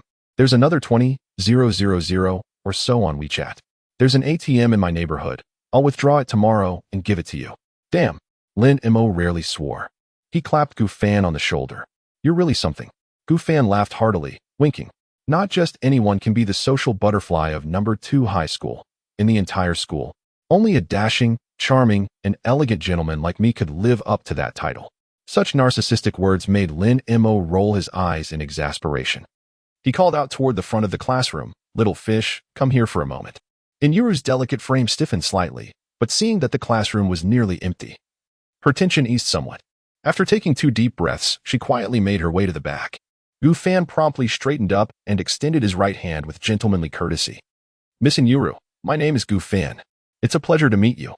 Inyuru kept her gaze lowered, yet even so, her ethereal beauty remained impossible to conceal. She offered no response to Gu Fan's greeting, as if she hadn't heard him at all. Gu Fan froze in awkward silence. Lin Mo's brow twitched. "Looking for trouble, are we?" Inyuru's cheeks flushed pink as memories of that afternoon outside the convenience store resurfaced, deepening the blush on her delicate face. "Ahem," Gu Fan coughed repeatedly. His expression pained as he explained, "Brother Mo, it was just instinct. I'll be more careful next time. Get lost. If there's a next time. Don't blame me for forgetting our friendship," Lin Mo retorted with a half-amused, half-warning tone before shifting his gaze to Inyuru. "Little fish, I have a question for you." What? Is it?"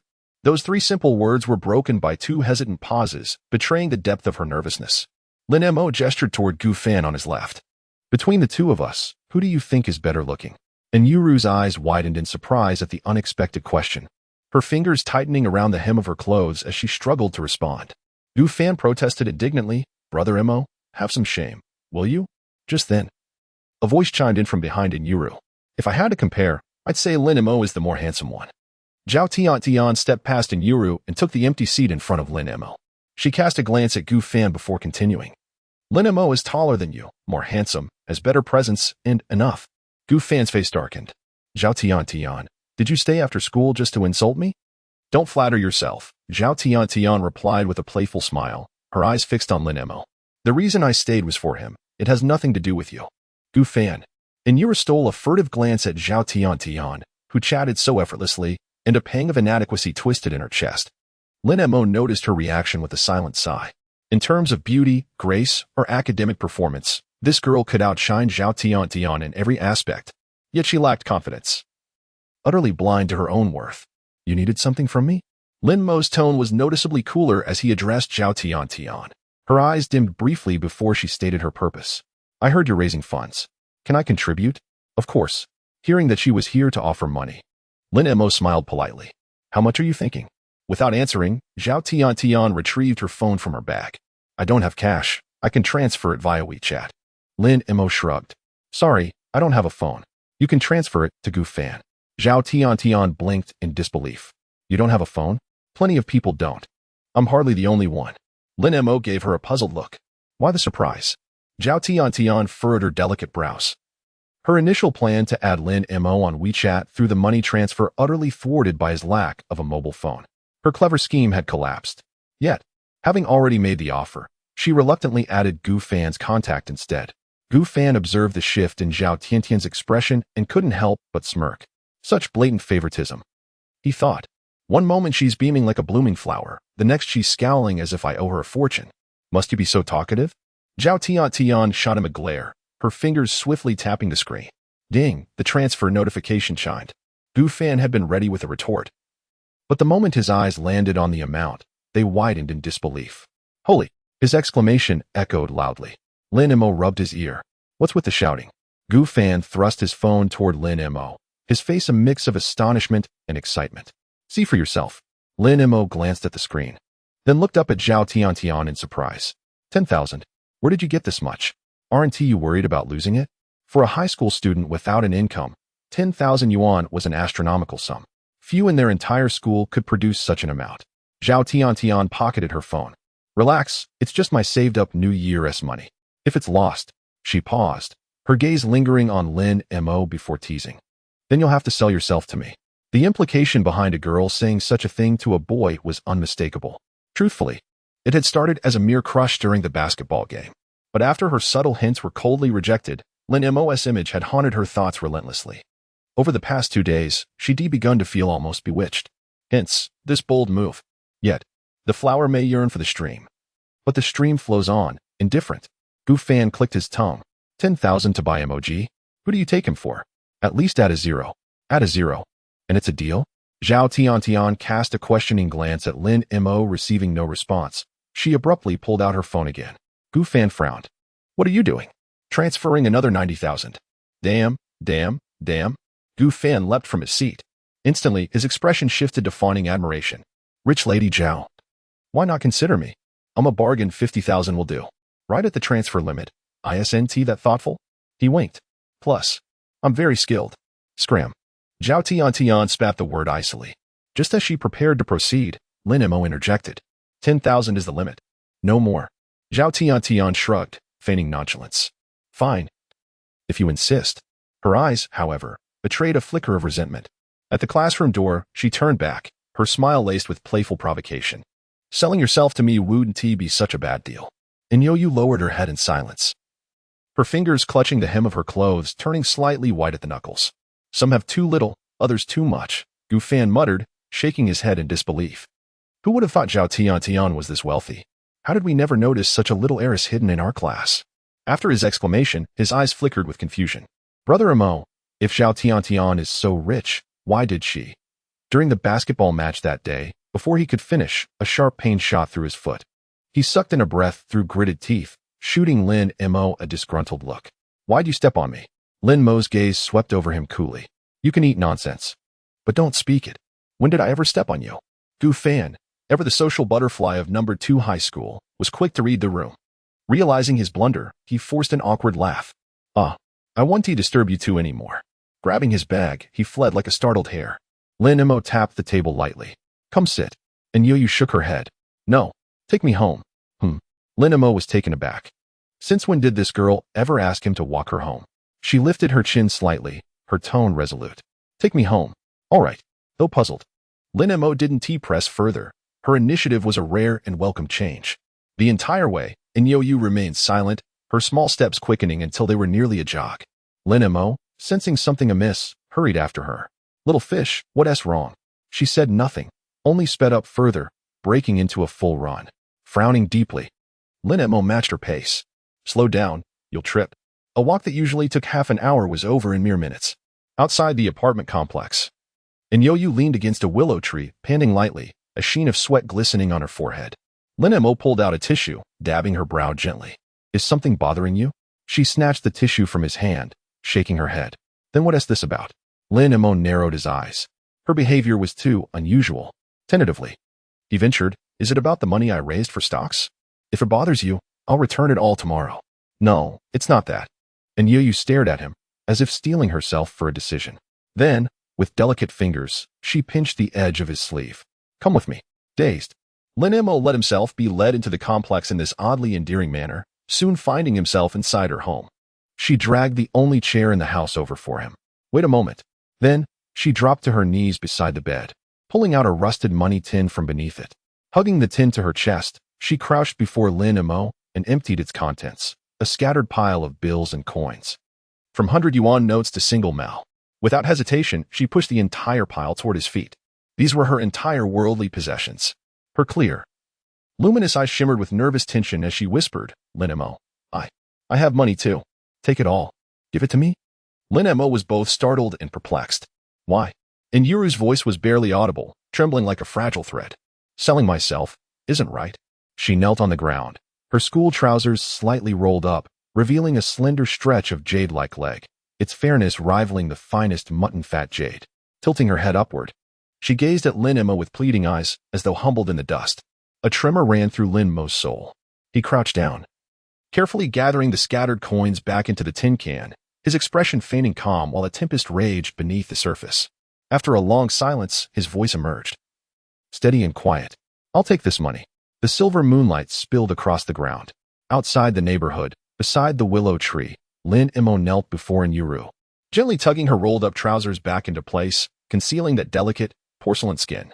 Yuru tilted her head slightly, her eyes glimmering with bashfulness. Twin crescents mirroring the stars scattered across the night sky. Lin Mo brushed the dust from her shoes. When he lifted his gaze, he saw the moon, and beneath it, Yuru. The dense tapestry of stars was breathtaking, but the girl who scattered their reflection in the pond was even more so. Remember not to open the door for strangers, he murmured. Under the weight of Lin Mo's deep gaze, Yuru clasped her hands behind her back. You told me before. I remember. Lin Mo picked up the tin can at his feet. As he straightened, his perspective shifted from looking up at her to looking down. Yet no matter the angle, he could find no flaw in her. This girl was like heaven's most perfect masterpiece. And Yura tugged at his sleeve. Unease flickering in her eyes. About the tutoring. Can we postpone it? Why? I want to earn money. That phrase shattered Lin Mo's fragile composure once more. He leaned in, bringing his face mere inches from hers, their breaths mingling in the cool night air. And Yuru's cheeks burned, and she instinctively retreated a step. But before she could move further, Lin Mo's voice, firm yet tender, stopped her. Don't run. Too close. Her left toe pressed into the cobblestone beneath them as a gentle evening breeze swept through, stirring strands of her hair like whispers of silk. Lin Mo brushed his finger lightly against the tip of her nose. Silly girl, don't overthink things. We're just classmates, good friends. At least until the college entrance exams. That's all we'll be. And Yuro understood the deeper meaning in his words. Her fingers tightened. Wait. Lin Mo paused mid-step, a teasing lilt in his smile. Reluctant to let me go? And no. She turned her face away, shyness coloring her voice.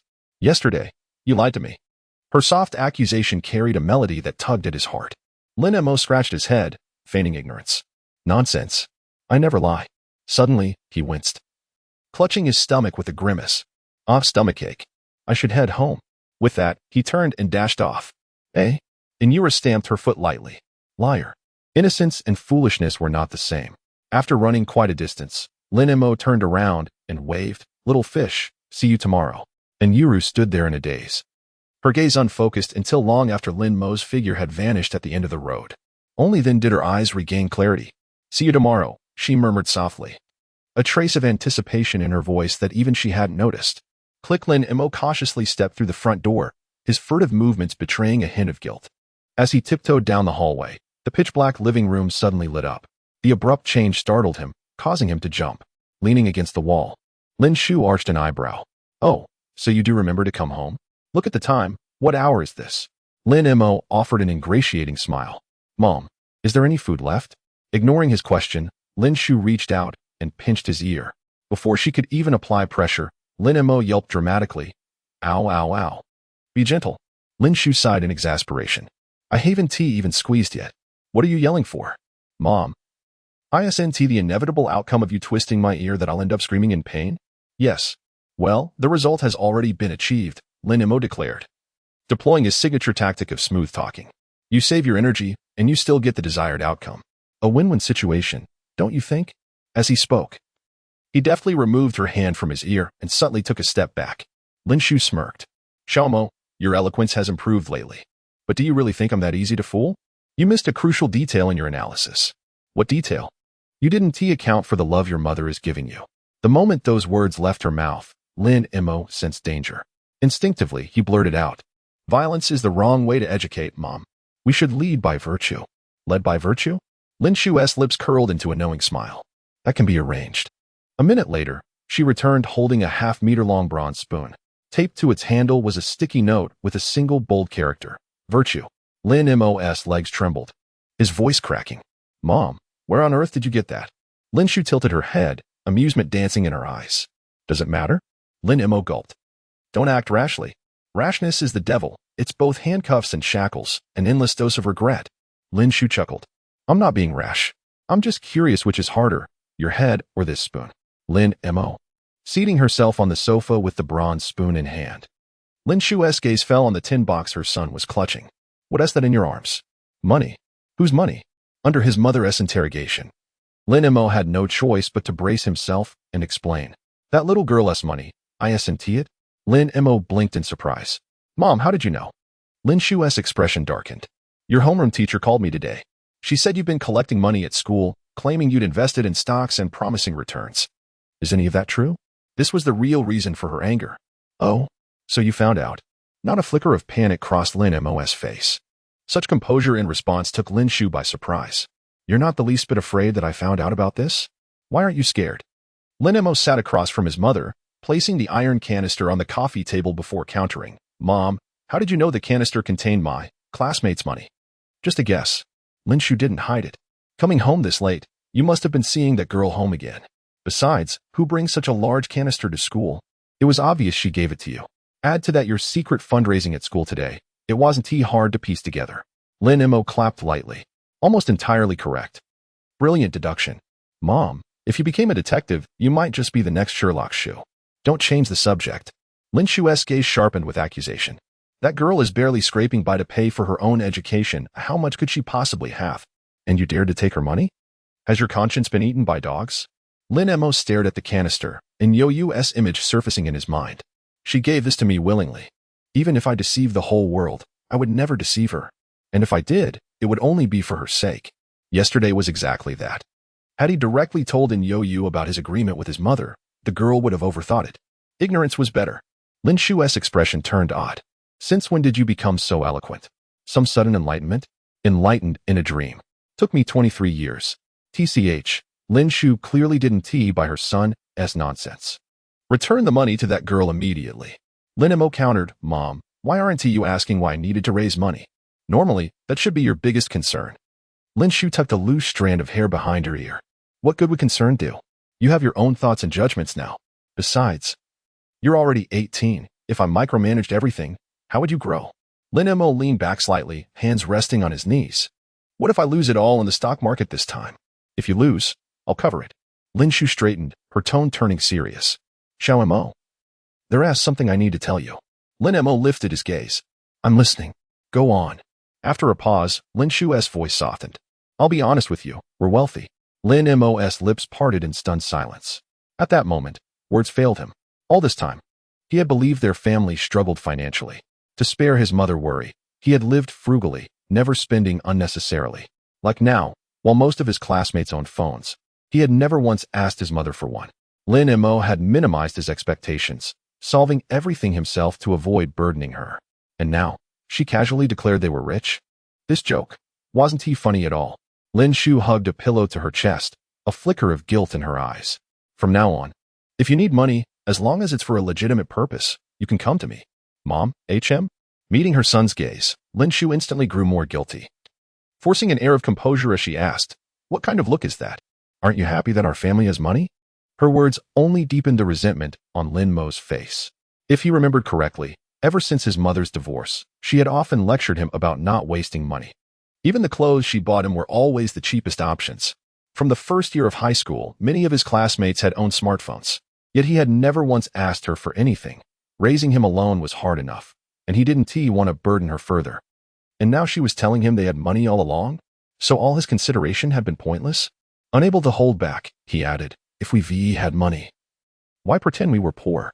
Lin Shu coughed, covering her face with a hand. Can we not talk about this? No. You have to explain. The roles between mother and son had reversed. Silence settled over the living room. After 2 or 3 unbearable minutes, Lin Shu finally surrendered. Fine, I'll explain. Lin Mo gestured as if to say, go ahead. Pouring herself a glass of water, Lin Shu took a sip, feigning calm.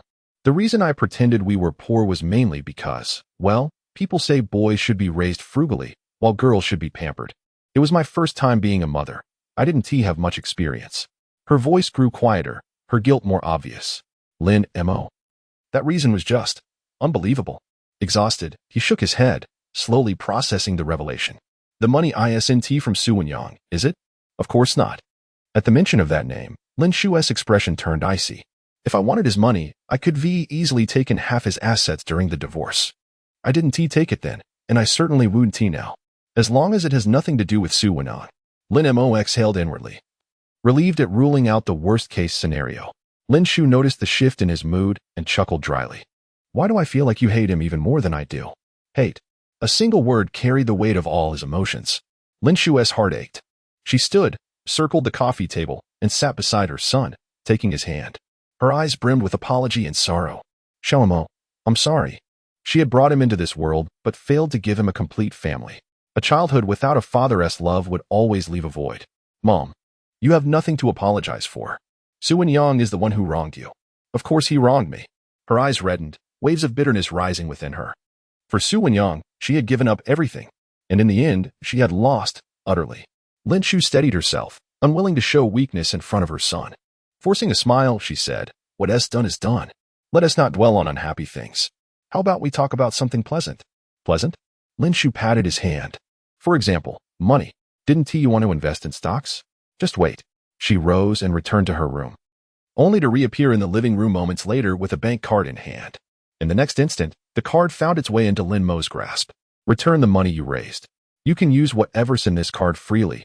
Losing it doesn't matter. Lin Mo toyed with the card between his fingers. How much is in here? 1 million. A long silence stretched before Lin Mo finally managed a strained response. Mom, you really took the whole raising your son in hardship thing to heart. The current situation was entirely different from his previous life. Back then, even as he entered middle age, his mother had never mentioned any of this. He had been utterly convinced of their family's poverty. That belief had driven him to work relentlessly, all to secure a better life for her. It had been his motivation. But now, were you just hiding it well? Lin Shu's eyes sparkled with amusement. It took considerable effort to keep you in the dark. Lin Mo's expression shifted. Mom, do you honestly think that was a compliment? Wasn't it? She countered. Rolling his eyes, Lin Mo lifted the card. Is this all the family has? Don't be ridiculous. Lin Shu waved a dismissive hand. This is just pocket change. My savings far exceed what you imagine. Lin Mo exhaled sharply, his jaw tightening. Consider this a loan. I'll return the principal in 10 days. As for the funds raised at school, I can't return those. If it were just my own interests at stake, I'd refund them without hesitation. But Gu Fan put in too much effort. I want to let his work go to waste. Suit yourself. Lin Shu didn't press the matter. Even if her son lost every penny of the raised funds, it meant nothing to her. She had raised him step by step. No one understood him better than she did. This boy never acted without certainty. If you need money in the future, come to me. Just remember one thing, never cross legal boundaries. Once her admonition was delivered, her gaze drifted to the metal tin. That girl handed you her entire savings, and you accepted it without a second thought?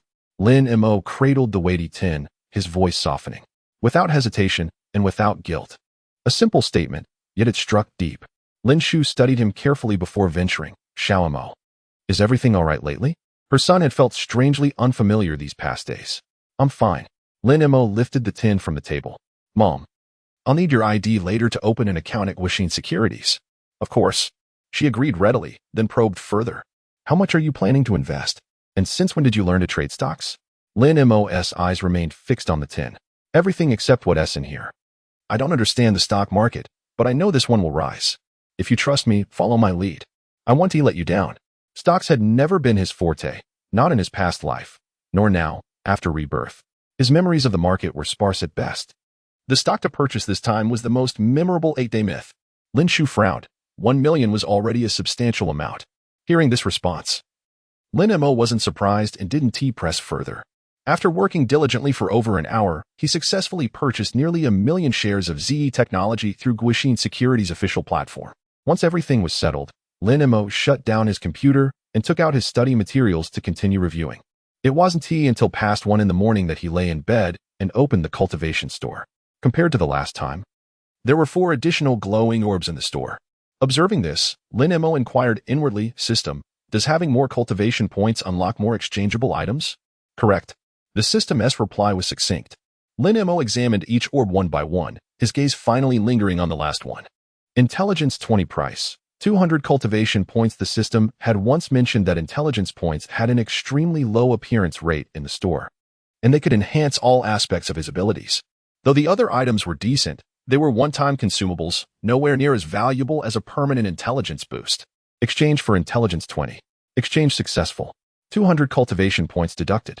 As the prompt faded, a surge of electric current coursed through Lin Mo's mind, followed by a tingling numbness.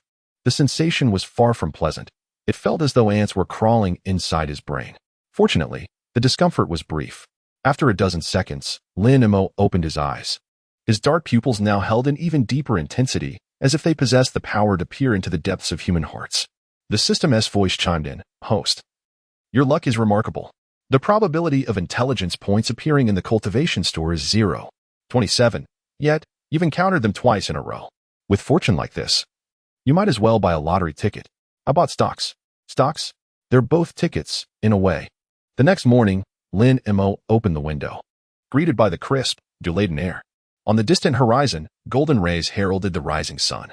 In the flower beds below, budding blossoms glistened with dewdrops as pure as diamonds. Every sight brimming with vitality. Taking in the scene, Lin Mo felt a quiet contentment. He lingered by the window for a moment before the sound of footsteps outside his door caught his attention. Stepping out of his room, the aroma of breakfast greeted him, drawing a faint smile to his lips. Everything was good, but not yet perfect.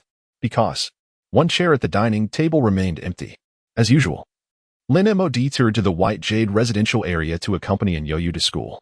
The moment they entered the classroom, murmurs of discussion reached his ears. This time, the top rank in our class will probably go to Zhou Wenhao again. Not necessarily. Zhao Tian could give him a run for his money. Honestly, why limit the discussion? Wouldn't it be more interesting to speculate whether our class can snatch the top grade rank from Class 1? Isn't that just asking for disappointment? Have you forgotten how monstrous Zhuang Qian from Class 1 is? Upon reaching his seat, Lin Mo had barely settled into his chair when his arm was nudged. Gu Fan placed 3 stacks of cash wrapped in paper before Lin Mo. Brother Mo. This is the money withdrawn last night. Lin Mo glanced at it, took the money beneath the table, peeled away the outer paper, and handed 1 stack back to Gu Fan. Gu Fan was stunned.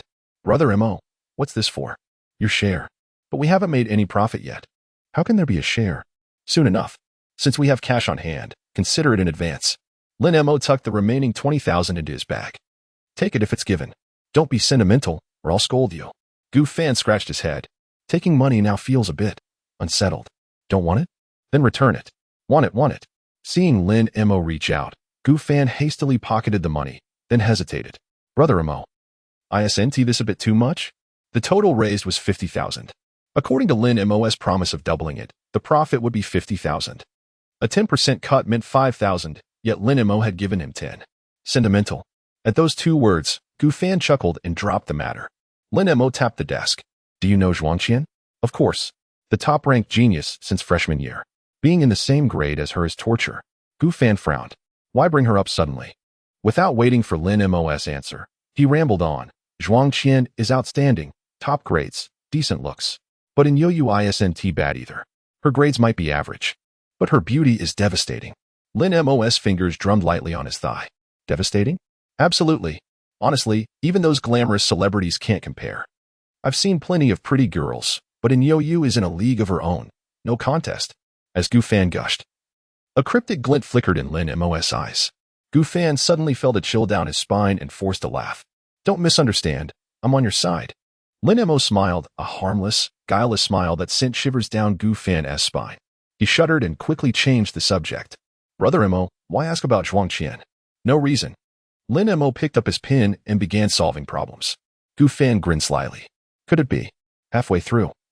He recalled Lin Mo's terrifying smile and fell silent. Lin Mo ignored him. Better to focus on studying than indulge in nonsense. Unable to resist, Gu Fan nudged him. Brother Mo, don't tell me you want both the fish and the bear's paw? Danger flashed in Lin Mo's gaze. Do you enjoy pain? Gu Fan gulped and shook his head vigorously. No. I'm very fragile. I don't care what you think. I decide what is true. A dull thud followed. Gu Fan clutched his head, hissing in pain. Brother Mo, it was just a joke. Why hit me? Some jokes are acceptable, while others cross the line. Lin Mo flipped open his physics workbook, his voice detached. If you don't want to get hit, remember to keep your mouth shut next time. Gu Fan wore a look of grievance. But you were the one who asked about Zhuang Qian first. How is this my fault? Lin Mo set down the pen he had just picked up. I asked for Zhuang Qian's personal information. But what did you say? Personal information? Gu Fan's expression turned peculiar. You don't know Zhuang Qian's background? Lin Mo's brow twitched. There are so many students in number 2 high school. How could I possibly know everyone? Even so, Zhuang Qian is different. Gu Fan leaned in, resting his cheek on his hand. Mo. We were in the same class as her for over a month in our first year before she transferred to Class 1. Have you really forgotten? Forgotten. In Lin Mo's memory, nearly everything from high school revolved around Yoyu. Beyond that, there was nothing else. Gu Fan sighed, shaking his head. Well, forget it. We're not in the same league as Zhuang Qian anyway. She is aiming for Tsinghua University. After the college entrance exams, we'll probably never see her again. Tsinghua? Lin Mo's eyelids lifted slightly. That is my goal too. Hearing this, Gu Fan's lips twitched, and he muttered under his breath, with your grades? Don't make me laugh. Lin Mo offered no rebuttal. He knew it was pointless. Ordinary people clung stubbornly to their preconceptions. Ding-ling, the class bell rang. Yen Shiming strode in, clutching a score sheet in one hand and a transparent water cup in the other. The cup was brimming with goji berries, a testament to the unavoidable realities of middle age. Unlike his usual stern demeanor, today Yen Shiming wore a faint smile. This unexpected sight left many students exchanging glances, their hearts swelling with anticipation. Past experience dictated that when Yin Shiming appeared in such a mood, their exam results must have been decent. Under the collective gaze of the class, Yin Shiming stepped onto the podium, set down his cup, and raised the score sheet, only for his expression to darken instantly. The abrupt shift left Class 2 in stunned silence. Aside from a few exceptions, most of you performed poorly in this unified exam, he declared. With the 100-day pledge ceremony next Monday, if you continue like this, you're doomed. The classroom remained deathly quiet, under the oppressive aura of Yin the Grim Reaper. No one dared even to breathe too loudly. Yin Shiming's gaze swept across the room, lingering briefly on Lin Mo and in Yoyu before he began announcing the results. Yizicheng, 379 points. Yin Yuanbua, 386 points.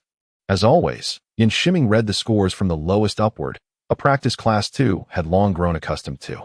At this moment, no student wished to hear their name called. The later it came, the higher their rank. Gu Fan, for 165 points. Yin Shiming paused. Although Gu Fan's score wasn't exceptionally high, compared to the last unified exam, his total had improved by nearly 70 points, an excellent improvement. Keep it up. In the back row. Gu Fan grinned foolishly, nearly drooling in his excitement. Since high school began, his scores had never surpassed 400. This exam had shattered his personal record. Not bad. Keep working hard. At Lin Mo's encouragement, Gu Fan's smile widened. Absolutely. But still, thanks, Brother Mo. Think yourself, Lin Mo replied indifferently. As he lifted his gaze, he noticed Xiaoyu glancing in his direction, her expression tense. The corner of his lips curled slightly in amusement. Now you're nervous? Too late. Xiaoyu turned her head away with a displeased huff. What's there to be proud of? It's not over yet. Zhao Tianyi looked over in confusion. Xiaoyu. What did you say? In nothing, Xiaoyu forced a smile, though it appeared stiff. Just then, Yin Shiming announced Xiaoyu's name. Xiaoyu.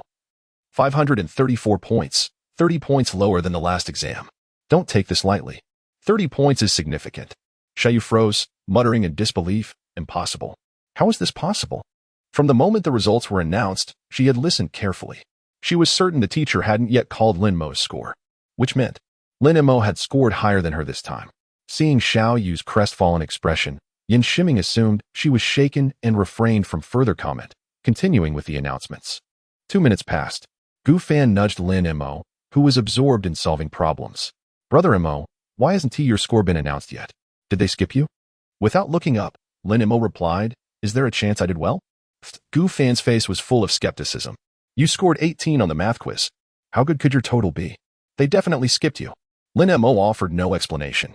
Sunlight streamed through the window, casting a warm glow over his profile. Lin Mo. Yin Shiming's voice trailed off as his gaze settled on Lin Mo in the back row, surprise flickering in his eyes. Lin Mo, 636 points.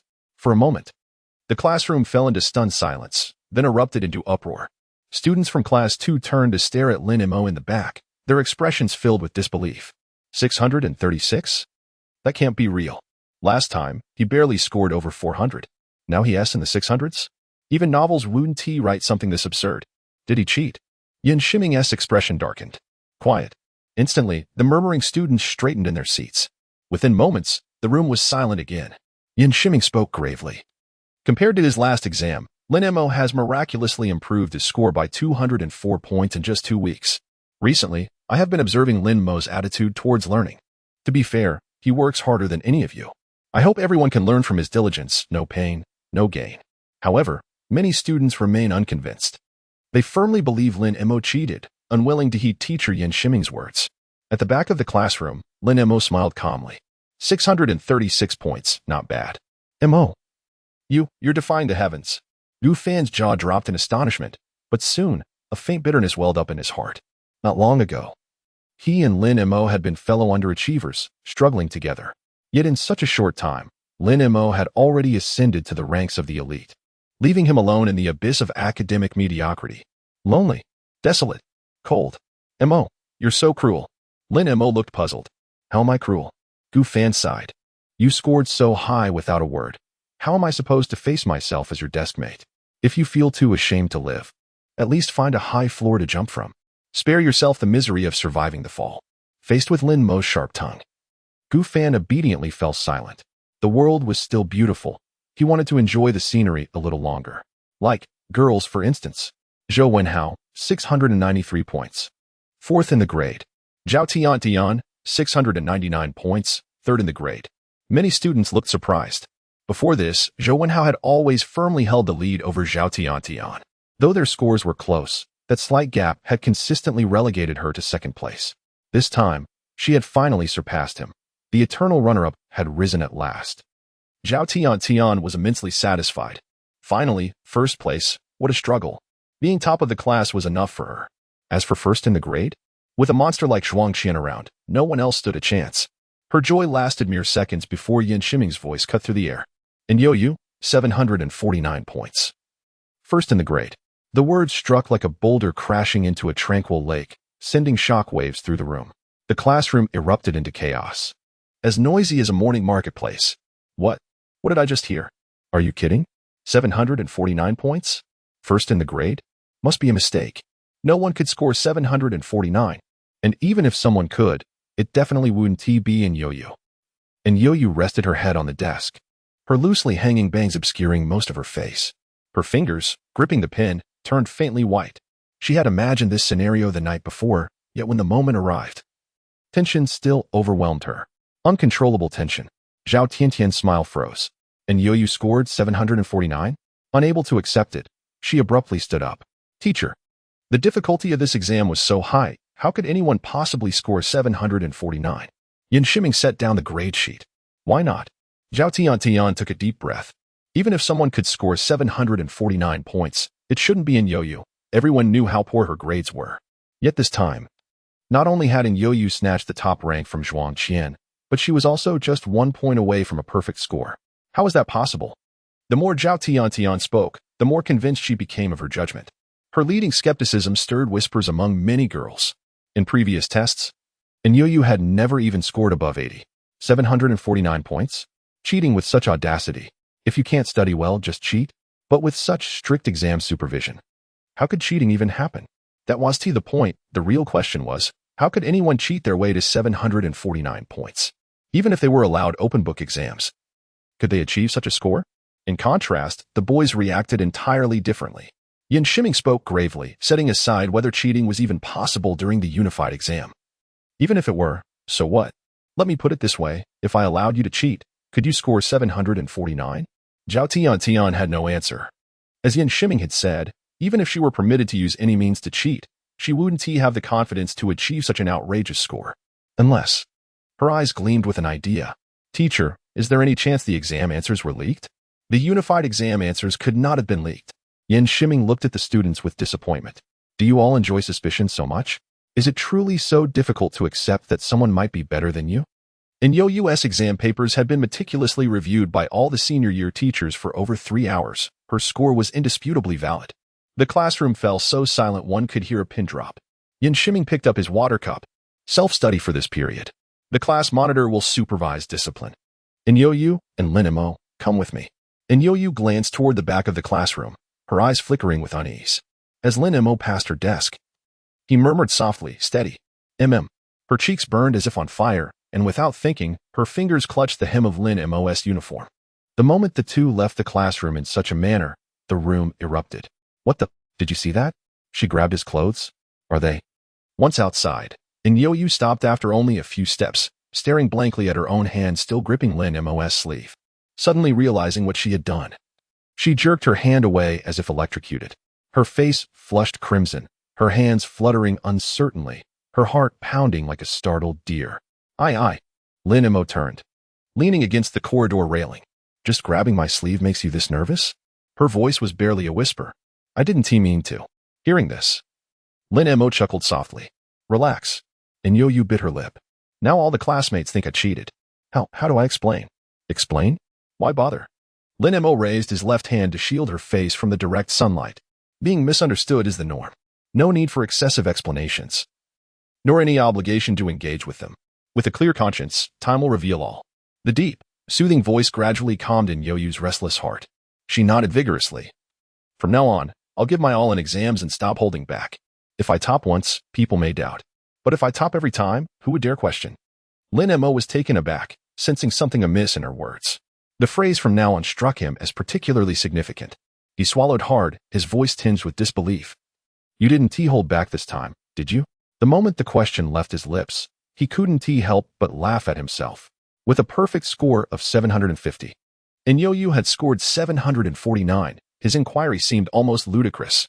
No, she murmured, her rosy lips parting slightly, as if inviting a kiss. Lin Mo chuckled awkwardly. You did exceptionally well this time. Just 1 point shy of perfection. A score like that is beyond my reach. But don't get complacent. Keep pushing. Aim for full marks next time. At his words, hesitation flickered across Yo-Yo's face, and she scuffed the ground lightly with her canvas shoes. Noticing this, Lin Mo frowned. It's fine if you can't get full marks. Don't stress over it. No, that's not it. Then what is it? Well, I could have scored full marks this time. But a perfect score would draw too much attention, so in the essay, I deliberately avoided the strongest argument. That is probably why I lost that 1 point. Her head bowed slightly, the tied strands of her hair swaying gently in the breeze. As she spoke, she stole a glance at Lin Mo, guilt written plainly across her delicate features. Before the exam, she had promised him she wouldn't hold back, yet here she was, admitting she had. I'm sorry, she whispered, her voice soft and sweet, like honeyed silk. Lin Mo froze, his mind a whirlwind of disbelief. You didn't hold back, except in the essay? Why, yes. I'm sorry. Her hands were clasped tightly behind her back, fingers twisting together. Apologizing seemed ingrained in her nature. A reflex unrelated to right or wrong. Stop saying sorry for everything, Lin Mo sighed, raising his hand to ruffle her hair, just as his fingers neared her head. Yin Shiming's sharp voice cut through the air. What are you two doing there? At the end of the corridor, their teacher strode toward them, his expression stern. Lin Mo quickly withdrew his hand, muttering, Here we go. And Yo-Yo stiffened, nodding meekly. Yin Shiming shot Lin Mo a glare before turning to Yo-Yo with noticeably softer eyes. Go to the office first. I need to talk to Lin Mo. I'll join you shortly. With a fleeting glance at Lin Mo, and Yo-Yo slipped away quietly. Once she was out of earshot, Yin Shiming swung a hand toward Lin Mo's shoulder, only for the boy to sidestep smoothly. Hey, you dare dodge me? Teacher, corporal punishment is against the rules. Lin Mo retorted, his tone infuriatingly composed. Yin Shiming's temper flared. Who is punishing you? I was just testing my student's reflexes. Lin Mo nodded sagely. Right. I believe you. Yin Shiming gritted his teeth. Who told you to raise money at school? This is my personal action and has nothing to do with the school. Lin Mo didn't give Yin Shiming a chance to explode. My mother is aware of this matter. You can call her to the school to sign a liability waiver. If anything goes wrong, the school bears no responsibility. Yin Shiming's face darkened. Having taught for so many years, he had encountered defiant students before, but none quite like Lin Mo. Defiance wasn't frightening. What was frightening was shrewdness. And Lin Mo was both defiant and shrewd. In short, a thorny genius. Fine. You better not give me any reason to catch you, or I won't go easy on you. On the surface, Yin Shiming seemed unwilling to argue further. But deep down, he knew the truth. It wasn't that he wouldn't argue, but that he couldn't win. Lin Mo's reasoning was too airtight, leaving no gaps to exploit. So, Yin Shiming could only hastily drop the subject. By the way, what's going on between you and Yo-Yo? Lin Mo scratched his head. Nothing's going on. Really? Yin Shiming scrutinized him, suspicion in his gaze. Truer than a needle's point. Lin Mo maintained a solemn expression. And Yo-Yo and I are just ordinary classmates, nothing more. If you don't believe me, you can ask her yourself. Seeing Lin Mo's certainty, Yin Shiming relaxed slightly. Good. That's for the best. Lin Mo smiled. Actually, teacher, you don't need to worry. Right now, my mind is occupied with only one thing. Studying, and more studying. Pretty words. How do I know you're not just fooling me? The unified exam results will prove everything. Lin Mo suddenly remembered something. Right? The reason my grades improved so drastically this time is partly due to my own efforts, but also because Yo-Yo tutored me. Tutored you? Yes. Lin Mo smiled frankly. In fact, I'd like to formally hire Yo-Yo to tutor me every Saturday and Sunday. My mother has already agreed to this. If you don't believe me, you can call her to confirm. Nonsense. Teacher, you shouldn't jump to conclusions so easily. Fine, I'll give you a reason. Even if Yo-Yo can help improve your grades. She's only a high school senior herself. If she spends all her time tutoring you, what about her studies? Yin Shiming's gaze sharpened. This might benefit you, but it will definitely affect Yo-Yo's performance. No. Lin Mo shook his head. Teacher, I don't agree with that assessment. And why not? Because I understand Yo-Yo. Stop being cryptic. Explain. Do you know what Yo-Yo is currently studying in school? What? University-level material. Yin Shiming's words caught in his throat. After nearly half a minute of silence, he finally spoke again. You're not lying to me? This is easy to verify. You can go back to the classroom right now and check the books inside in Yoyu's desk. After listening to Lin Mo's words, Yin Shiming found the answer he sought. His expression revealing inner conflict. Lin Mo narrowed his eyes. Strike while the iron is hot. After laying the groundwork for so long, it was time to elevate this conversation to its climax. Teacher, you really don't need to be so cautious about this. There are only benefits for you, no drawbacks. You really know how to spin a tale. What benefits could this possibly bring me? Though his words were dismissive, Yin Shiming's thoughts betrayed a different sentiment. His eyes flickered with curiosity. For some inexplicable reason, though Lin Mo was only 18, facing him gave Yin Shiming the uncanny sensation of confronting a seasoned fox. Their earlier exchange had left a deep impression. Lin Mo's razor-sharp reasoning was something that, by all logic, should not belong to a high school senior. Meeting Yin Shiming's gaze, Lin Mo remained composed. If, as the homeroom teacher of Class 2, two of your students were admitted to Tsinghua University at once, what would that mean for you? Yin Shiming studied the quiet confidence radiating from Lin Mo and fell silent once more. After a long pause, he finally spoke. One good exam result. And you're already dreaming of Tsinghua? Your score this time still falls short of Tsinghua's admission line by nearly 60 points. Not to mention, the Gaokao is far more difficult than these mock exams. Even he didn't realize the uncertainty that had crept into his tone. Yes, had Lin Mo claimed he could get into Tsinghua before, Yin Shiming would have dismissed it as madness. But now, a leap from 432 to 636 in just 2 weeks, a staggering 204-point improvement. With over 3 months left before the Gaokao, raising his score by another 60 points might seem impossible for most students, but for someone progressing at Lin Mo's astonishing pace, it wasn't out of the question. Confidence builds gradually.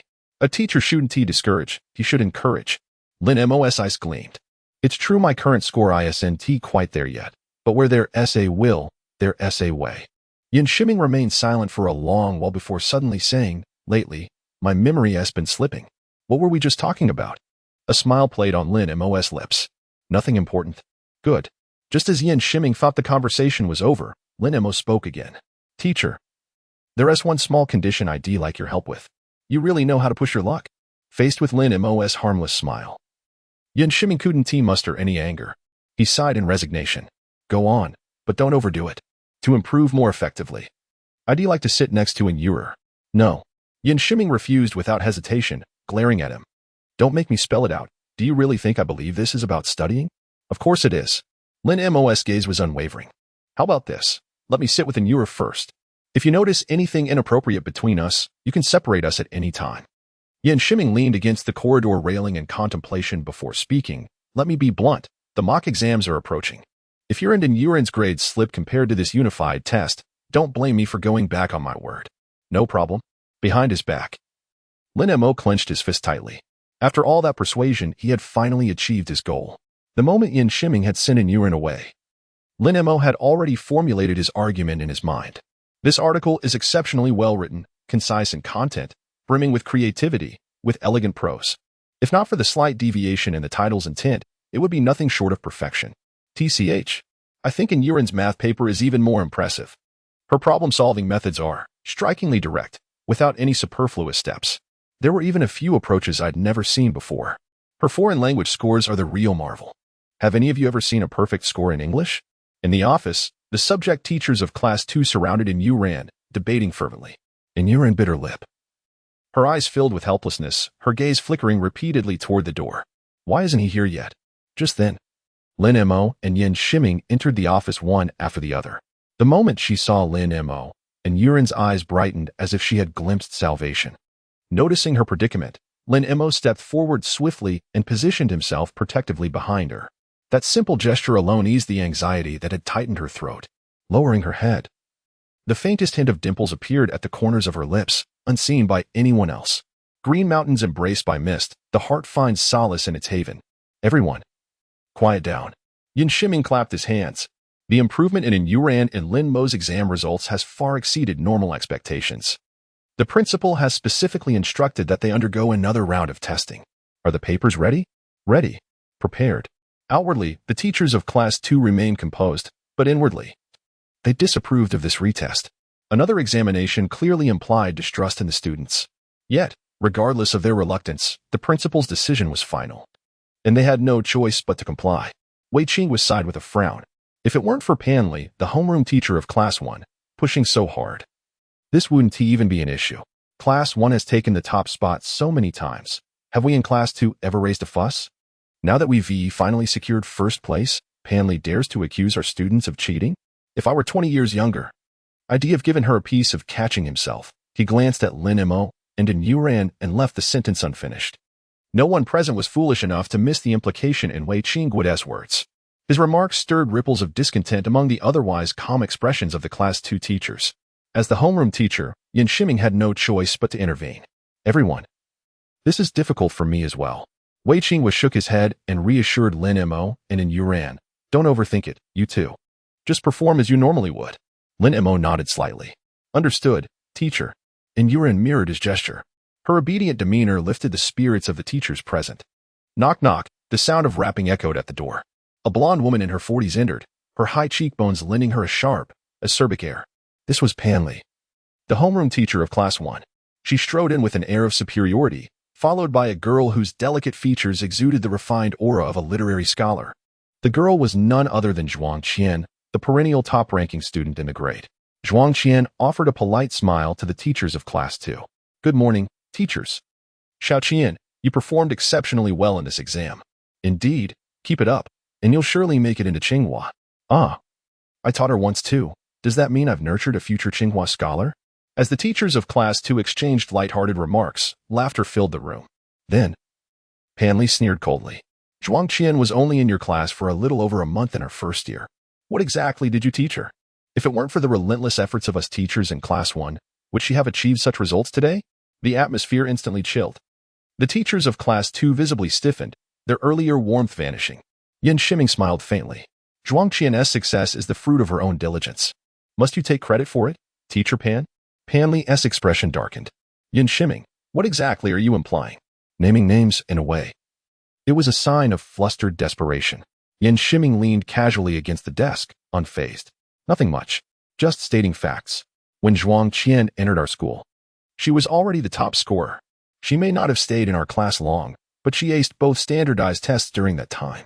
Maintaining first place in Class 1 is only natural, isn't it? You teacher, was there something you needed me for? Zhuang Qian interjected, sensing the rising tension. If not, I'd like to return to class. I have a revision schedule to follow this morning. Don't rush off. Pan Li forced a smile. Your score this time was 729, well deserving of first place. But because of someone's cheating, you were pushed to second. Just wait. A shadow of displeasure flickered in Lin Mo's eyes. One can afford to eat carelessly, but not to speak recklessly. Pan Li's baseless accusation against Tin Yoyu grated on him. Pan Li's face turned icy as she snapped at Lin Mo. Are you questioning a teacher? No. Just as her expression began to soften, Lin Mo continued, his tone edged with disdain. I'm not questioning. I'm refuting. The nonsense you're spouting doesn't even warrant questioning. Speak human words to humans, ghost words to ghosts. For someone like Pan Li, Lin Mo considered his current restraint already generous. If not for his identity as a student, he would be cursed outright. What utter rubbish. Pan Li trembled with fury. Yan Shiming, is this the kind of student your Class 2 produces? Before Yan Shiming could respond, Lin Mo spoke again, this time, with far less courtesy. None of your damn business. How dare you speak to a teacher in such a manner? Pan Li, as if struck in a raw nerve, erupted in furious insults, utterly devoid of upbringing, born but never properly raised. The moment these words left her lips, the expressions of everyone present darkened instantly. You can't say that about Lin Mo. At that moment, a soft but resolute voice spoke up, and Yoyu stood up, positioning herself to Lin Mo's left, instinctively clutching the hem of his school uniform. Though her demeanor carried a trace of timidity, the determination in her eyes was unmistakable. Pan Li, who already harbored disdain for Yoyu, grew even more incensed upon seeing this meek girl dare to challenge her. I haven't even begun to deal with you. Silence. Lin Mo stepped forward, shielding Yoyu. As an educator, to slander a student of cheating without a shred of evidence, does that reflect the conduct befitting a teacher? And furthermore, his voice lowered into a stern reprimand. It is you who were born but never properly raised. Fortunately, my mother isn't here, or given her temperament. She would have surely delivered a resounding slap to your face. The entire room froze in stunned silence. A resounding slap? Lin Mo clarified. If the esteemed teachers present are unfamiliar with the term, I suggest consulting the internet for clarification. Zhuang Qian cast a bewildered glance toward Lin Mo. Just as Pan Li was about to unleash her fury, Yin Shiming interjected with a stern expression. Teacher Pan, if you continue with this nonsense, I will cancel this examination immediately. Being challenged repeatedly left Pan Li, who typically held herself in the highest regard, seething with indignation. Yet, she understood priorities. The immediate task at hand was to proceed with the test, as long as she could prove Yu had cheated. Zhuang Qian would retain her position as the top-ranked student, and in half a month's time, the evaluation for outstanding teacher would be all but guaranteed. With a cold snort, Pan Li retrieved 3 test papers from her bag and slammed them onto the desk. These were prepared by the teachers of Class 1. There are 3 sets, and Zhuang Qian will also participate. The teachers from Class 2 exchanged grim looks at Pan Li's gesture, which unmistakably conveyed her distrust in them. Yin Shiming frowned slightly. Very well, we'll use the papers from Class 1. But why must Zhuang Qian take part in this test? Pan Li narrowed her eyes into slits. Only by testing them together can we determine who the true top-ranking student is. Zhuang Qian initially wished to refuse. But when her gaze fell upon Yu's face, the words died on her lips. So beautiful. Over recent weeks, she had heard the name Yu mentioned more than once. During breaks, she had overheard male classmates from Class 1 describing this girl. She had assumed their praises were exaggerated. Never had she imagined the girl would surpass even those lofty descriptions. Fine, proceed. Yin Shiming, unwilling to engage further with Pan Li, dropped the matter and turned to the Class 2 teachers. Review the test papers to ensure no questions exceed the syllabus. While the Class 2 teachers examined the papers, Lin Mo leaned toward Yu and whispered with a playful blink, "Were you just defending me earlier?" And no. It's perfectly normal for classmates to stand up for one another. As Lin Mo took a few steps forward, and Yu's heart pounded wildly in her chest, there was simply no. Lin Mo chuckled softly but refrained from teasing her further. This delicate girl was shy, timid, and gentle by nature. Gradual guidance would be most appropriate. Rushing things might frighten her. Once the second-grade teacher confirmed that the test papers contained no questions beyond the syllabus, the examination officially began. Each of the 3 students was assigned a desk, while the second-grade teacher and Pan Li stood silently by the door. Time passed swiftly, and as soon as the bell rang, Pan Li strode over to Yu's desk. "Time's up. Hand in your paper." Yu lowered her head, submitted her test to Pan Li, then walked toward Lin Mo. When it came to Zhuang Qian, however, she displayed an unhurried attitude, much to the displeasure of the second-grade teachers. Yin Shiming stepped forward and snatched the papers from Pan Li's hands. "What are you doing?" Yin Shiming glanced at her.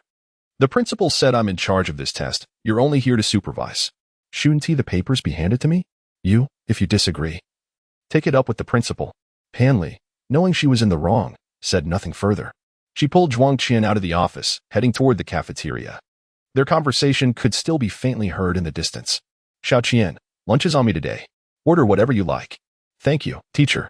The second-grade teachers exchanged glances, shaking their heads in disapproval. Ahem, Lin Mo's leisurely voice broke the silence. "Teachers, are you treating us to lunch?" Yin Shiming turned around. "Of course. Our second-grade class is no worse than the first. What would you like?" Lin Mo considered seriously. "And Yu and I would like steamed lamb, bear paws, deer tail, roasted duck, young chicken, goose, braised pork, marinated duck, soy sauce chicken, cured meat, preserved eggs, sausage, dried meat, assorted cold platters, smoked chicken with tripe, steamed treasure pork." Enough. Yin Shiming, unable to endure any longer, turned to the physics teacher, who was stifling a laugh, and handed him a 100 yuan bill. "Go to the cafeteria and get a few dishes. That's all. If it's not enough, cover the rest yourself." With that, he nodded to the other teachers. "Everyone, go ahead for lunch." Once the second-grade teachers had left, Yin Shiming sat down in front of Lin Mo. "Quite the talker, aren't you? Go on, keep listening." Lin Mo smirked. "Teacher, let us be fair, you were the one who told me to speak." "True, I did." Yin Shiming scowled. "But did you really have to recite an entire imperial banquet menu? I've never tried any of it before. Have I ever eaten any of that?" "Teacher Yin, as an educator, you should mind your language." Yin Shiming turned to Yu with an apologetic smile. "I lost my composure.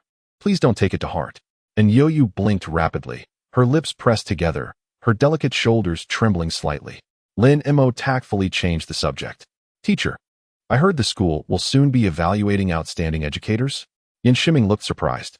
"Where did you hear that?" "I'm uncertain, hence the inquiry." Lin Mo's expression remained unchanged. Yet judging by the teacher's reaction, the matter seemed genuine. Perceiving the underlying implications in Lin Mo's words, Yin Shiming's gaze grew profound with unspoken meaning. However, he soon realized that Lin Mo had been bluffing him. Lin Mo, how come I never noticed before just how much you deserve a beating? When my grades were poor, I naturally had to keep a low profile, Lin Mo shrugged. Now that they've improved a little, I can afford to be more unrestrained. I was just joking. Don't take it seriously. Seeing Yin Shiming on the verge of eruption, Lin Mo swiftly concluded the topic and moved his chair to sit opposite in Yu. Yin Shiming's face darkened, his frustration palpable. Lin Mo's arrival made Yu visibly tense.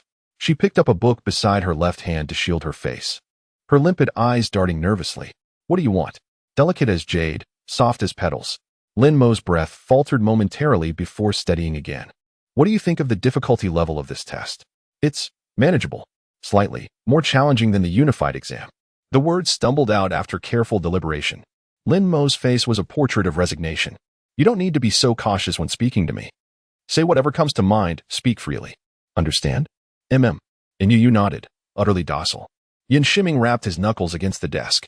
Lin Mo, that's enough. Remember what was said in the hallway earlier. Lin Mo turned to him, feigning innocence. Teacher, Yu and I were merely discussing the test's difficulty.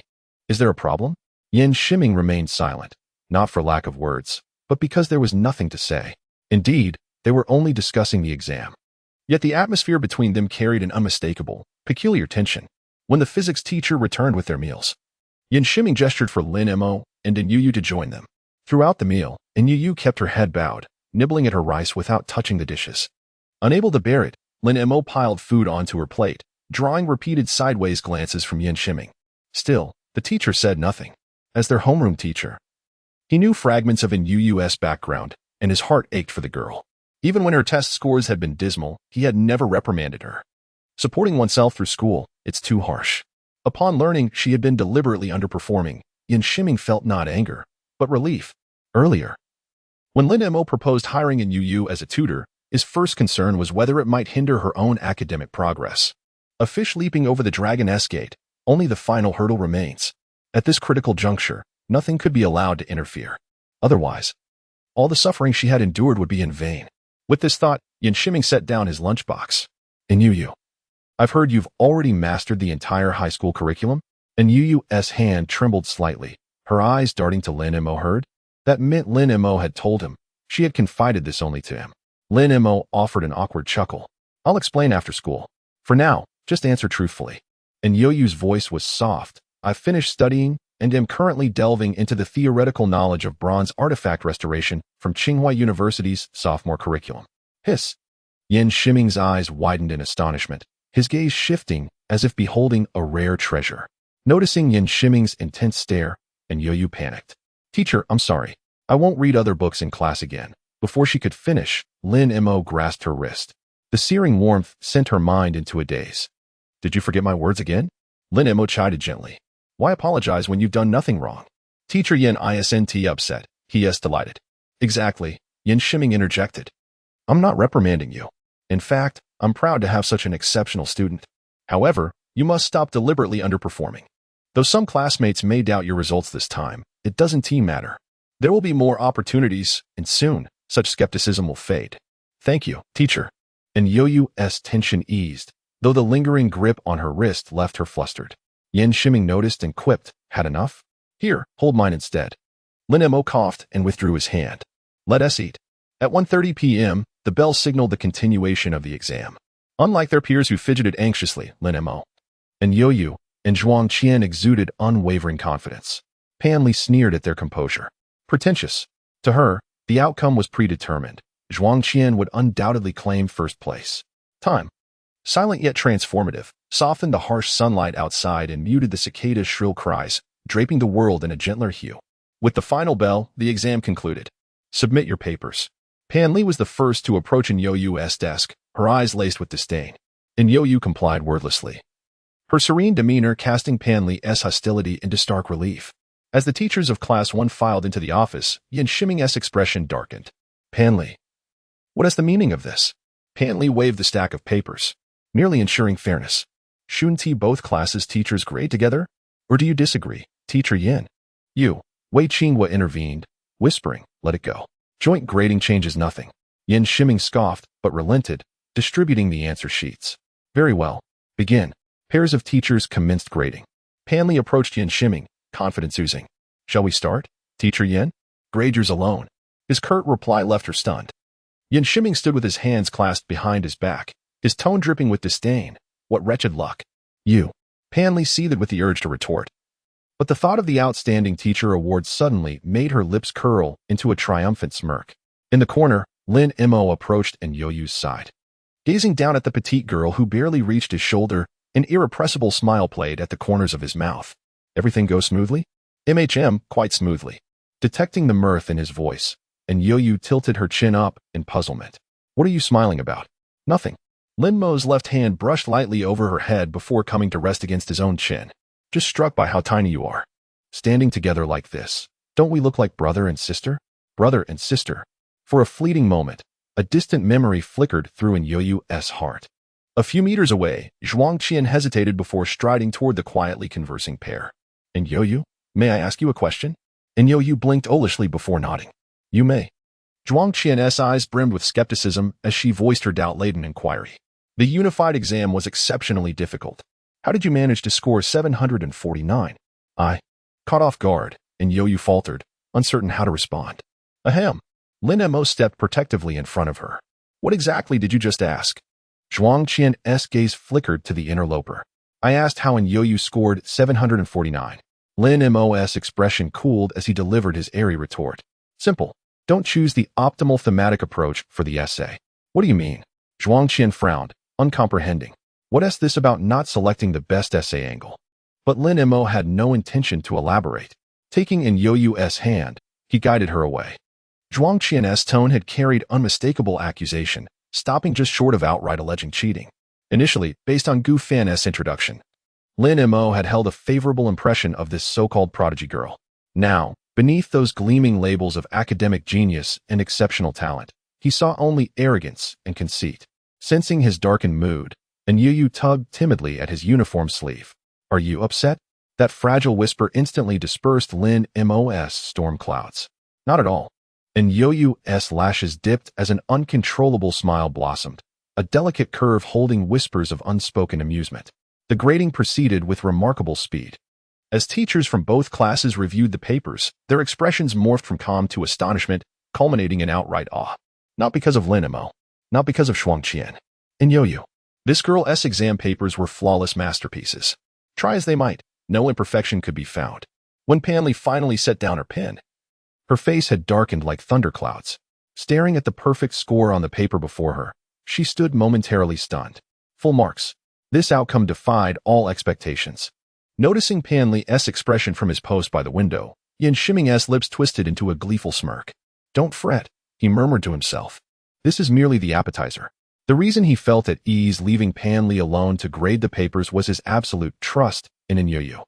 This girl possessed an innate kindness and integrity, and he was utterly confident that cheating was something that would never occur to her.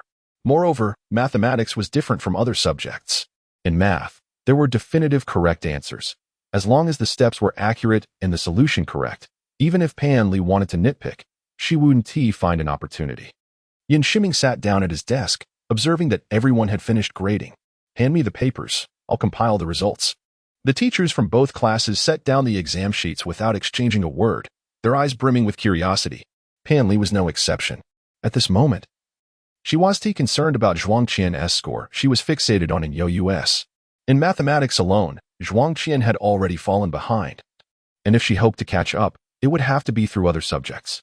Unconsciously, Panli had begun to believe in the authenticity of Yo-Yu's standardized exam results, though she hadn't yet realized this shift in her own perception. Yin Shiming swiftly flipped through the papers before him. Even with some mental preparation, the sight of one scarlet 150 after another left him deeply awed. Lin Mo, 672. Compared to the standardized exam, Lin Mo's score had risen by another 36 points. The difficulty of this test was comparable, if not slightly higher, than the standardized exam, making his improvement all the more staggering. The dozen or so teachers remained expressionless, their anticipation undiminished. They weren't focused on Lin Mo's results, but on Yo-Yu's. In the entire office, only Yo-Yu herself was happy for Lin Mo. Upon hearing his score, her lips parted in surprise. And she poked his arm with a delicate finger. You've improved so quickly. That is amazing. Her astonishment was laced with genuine delight. The corners of her eyes curved like crescent moons as she murmured, at this rate, it really seems like you could get into Tsinghua, huh? Lin Mo was utterly charmed by her adorable reaction. His voice softened with tenderness. Our promise ISNT child as play. MM. And Yo-Yu nodded vigorously, her eyes shimmering with hope. Zhuangqian, 728. Upon hearing her score, Zhuangqian gave a slight nod. It matched her expectations. Yin Shiming's gaze lingered on the name at the bottom of the page before shifting to an Yo-Yu, admiration flickering in his eyes. Pan Li frowned impatiently. Stop dragging it out. What is in Yo-Yu's score? Yin Shiming withdrew his gaze, his tone calm yet laced with pride. In Yo-Yu, 750. Silence. The office was eerily quiet. The unnatural stillness stretching for over 10 seconds. Finally, Pan Li shattered it. Her hands clenched tightly around the strap of her shoulder bag. What? Say that again. Yin Shiming slapped the score sheet onto the desk, pulling out all of In Yo-Yu's exam papers. In Yo-Yu, 750. Impossible. Pan Li's composure shattered completely. Yin Shiming pointed to In Yo-Yu's exam paper on the desk. Here, I found it for you. Take a look yourself. Pan Li did not glance at the paper. Instead, she turned to Zhou Fangyi, the Chinese language teacher of Class 1, and coldly demanded, full marks in Chinese? Is that even possible? Zhou Fangyi questioned so publicly. Darkened in expression. Teacher Pan, do you harbor some prejudice against Chinese? Why shouldn't full marks be achievable? Exactly, Wei Qingwu chimed in support. Pan Li's face twisted with fury. How can Chinese possibly warrant full marks? Has there ever been a perfect score in Chinese throughout the history of the National College entrance exams? Since the inception of the Xia dynasty, no student in the history of the nation's exams had ever achieved full marks in Chinese. The primary reason lay in the subjectivity of sections like essays. Perfection was elusive, and grading often hinged on the examiner's discretion, leading to inevitable deductions. Just because it hasn't happened before doesn't mean it never will, Zhou Fangyi declared, striding to the desk and lifting In Yo-Yu's exam paper. In my eyes, this paper is flawless. This was no mere retort but his genuine conviction.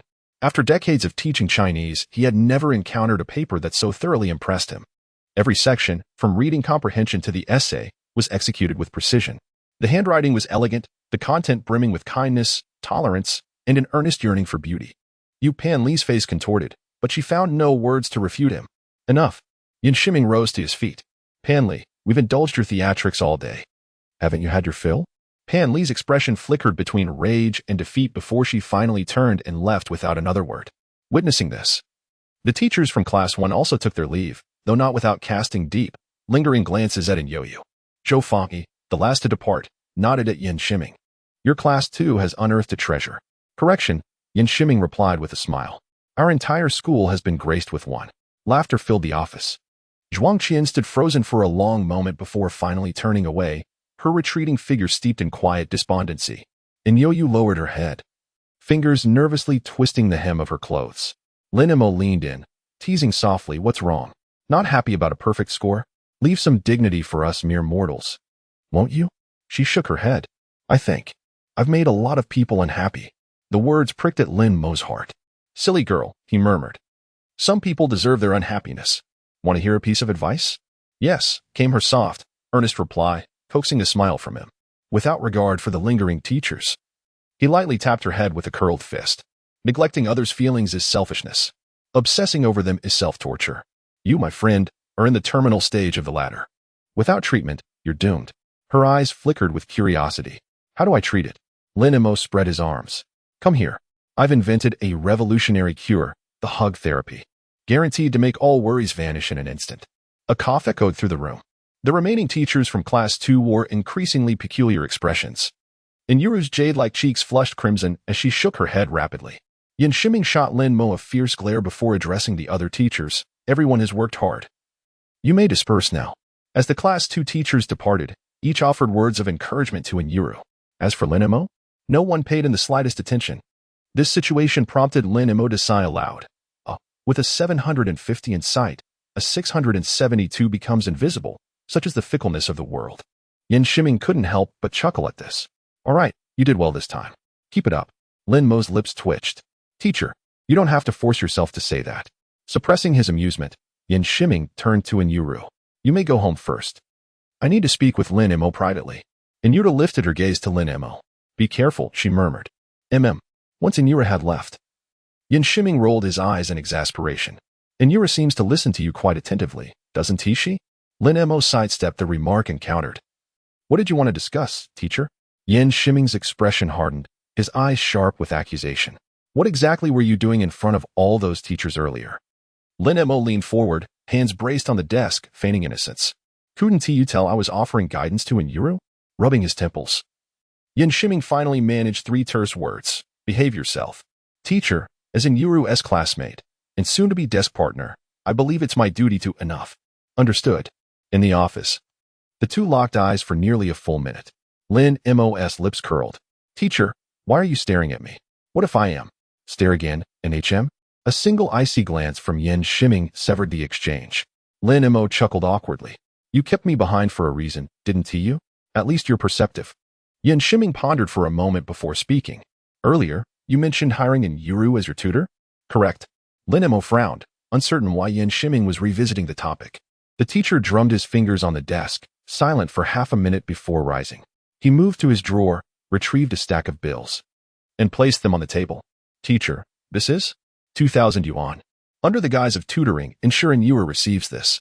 Lin Mo glanced between the money and Yin Shiming, his bewilderment deepening. With a knowing smirk, Yin Shiming asked, when you proposed tutoring, didn't you also intend to improve her financial situation? I did. After admitting it, Lin Mo countered, and what is your reasoning? Yin Shiming sighed. I've been married for 25 years, with no children of my own. Seeing that girl tugs at my heartstrings. I want to deny it. I've more than once considered adopting her. If she were my daughter, I'd wake up laughing in the middle of the night. In truth, the 2,000 yuan had been set aside last week, yet I couldn't quite determine under what pretext to give it to her. Hearing you mention tutoring today seemed like the perfect opportunity. Lin Mo's expression turned peculiar. So that's why the teacher agreed so readily. Yin Shiming rapped his knuckles on the desk. What are you spacing out for? Take the money and get lost. Lin Mo remained motionless, hesitation flickering across his face. Truthfully, he didn't wish to accept it. Taking the money would mean Inyura would owe Yin Shiming a favor. In this lifetime, he didn't want her entangled with others, not out of pettiness, but simply because it was unnecessary. Yin Shiming added with a note of caution, by the way, don't mention the money to that girl and keep it to yourself. This is from my private savings. If my wife finds out, I'm finished. You're telling me this. Aren't you afraid I'll report it to her? No. Why not? Because before I'm finished, I'll make sure you're finished first. Noting Lin Mo's silence, Yin Shiming arched a brow. You seem reluctant to take the money? Correct. The blunt admission made Yin Shiming frown slightly. Explain. May I ask you a question first? Go ahead. Have you ever assisted impoverished students before? The question gave Yin Shiming pause before the underlying implication registered. Without a word, he pulled open the bottom drawer of his desk, retrieving a small metal box. Inside lay a stack of donation certificates. Your aunt and I never had children. Being educators, we've donated 2 months' salary annually to rural education funds for over a decade. The receipts are all here, see for yourself. Lin Mo stepped forward, studying the documents with a pang of emotion. After a deep bow, he pocketed the 2,000 yuan. Teacher, on UU's behalf, thank you. Sentimental nonsense. Lin Mo scratched his head awkwardly, curiosity piqued. Teacher, is your wife also an educator? I don't recall you mentioning her before. Did you ever ask? Faced with the retort, Lin Mo feigned innocence. You always wear that stern expression, as if everyone owes you money. What student would dare? Yin Shiming's temple twitched. And whose fault is that? If you were all as outstanding as Inyura, would I need to look so severe? Teacher, what nonsense are you spouting now? Yin Shiming rolled his eyes. My wife is far more accomplished than I am. I teach high school, she teaches university. We're rarely in the same city. Our time together is scarce. Lin Mo blinked in surprise. She is a university professor? Which one? Tsinghua. Holy. Lin Mo gaped. Old Yin. You married up. Yin Shiming. He really wanted to hit someone. Lin Mo hastily backpedaled. Defying heaven, defying earth, but never defying your prowess, teacher. Yin Shiming slammed the table in exasperation, neither awed by mountains nor rivers. Only your damn mouth leaves me speechless. Lin Mo forced a stiff smile, giving a thumbs up. Quite the rhyme, impressive literary flair. Get lost. As you command. Lin Mo took off in a flash, swift and decisive. Yin Shiming shook his head with a wry chuckle. That kid.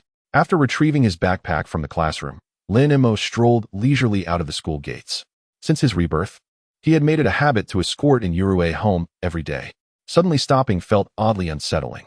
Lost in thought, his gaze caught a delicate silhouette, freezing him in place. Beneath a nearby camphor tree, Yurue stood absorbed in a tattered ancient book. The plain school uniform draped over her frame exuded an understated yet breathtaking elegance.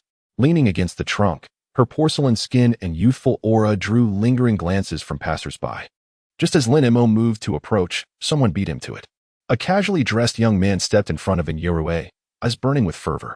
"Hey, beautiful. Mind adding me on WeChat?" No. Her refusal was soft, her eyes never leaving the pages. The man only grew more persistent at the sound of her gentle voice. "Come on." Midway through his well-rehearsed pickup line, a hand tapped his shoulder. He turned with a scowl. "Who the hell are you?" Lin Mo gestured between Yurue and himself. "Step back. Now." His tone was calm but brooked no argument. The man smirked derisively. "Judging by your uniforms. You're from Second High, right? So what if we are? I used to be a student there too. Consider me your senior." His gaze slid back to Yurue. A senior looking out for his junior.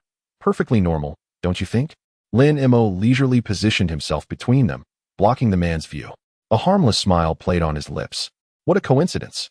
Our homeroom teacher is Yin Laosher too." Lowering his voice, he added, "Senior, a word of advice. Yin Laosher will be out any minute. If he catches you hitting on a high school girl, well, let's just say he won't go easy on you." The man checked his phone and scoffed. "School ended over half an hour ago. You expect me to believe Yin Laosher is still here? Nice try, kid." Lin Mo said nothing, though his expression grew increasingly peculiar. Irritated, the man shoved him aside. "Move. Don't interfere." Before he could finish, a deep, icy voice cut through the air from behind. "Before you look out for your junior, how about I look out for you first?" The man was utterly exasperated, his frustration boiling over. What wretched luck.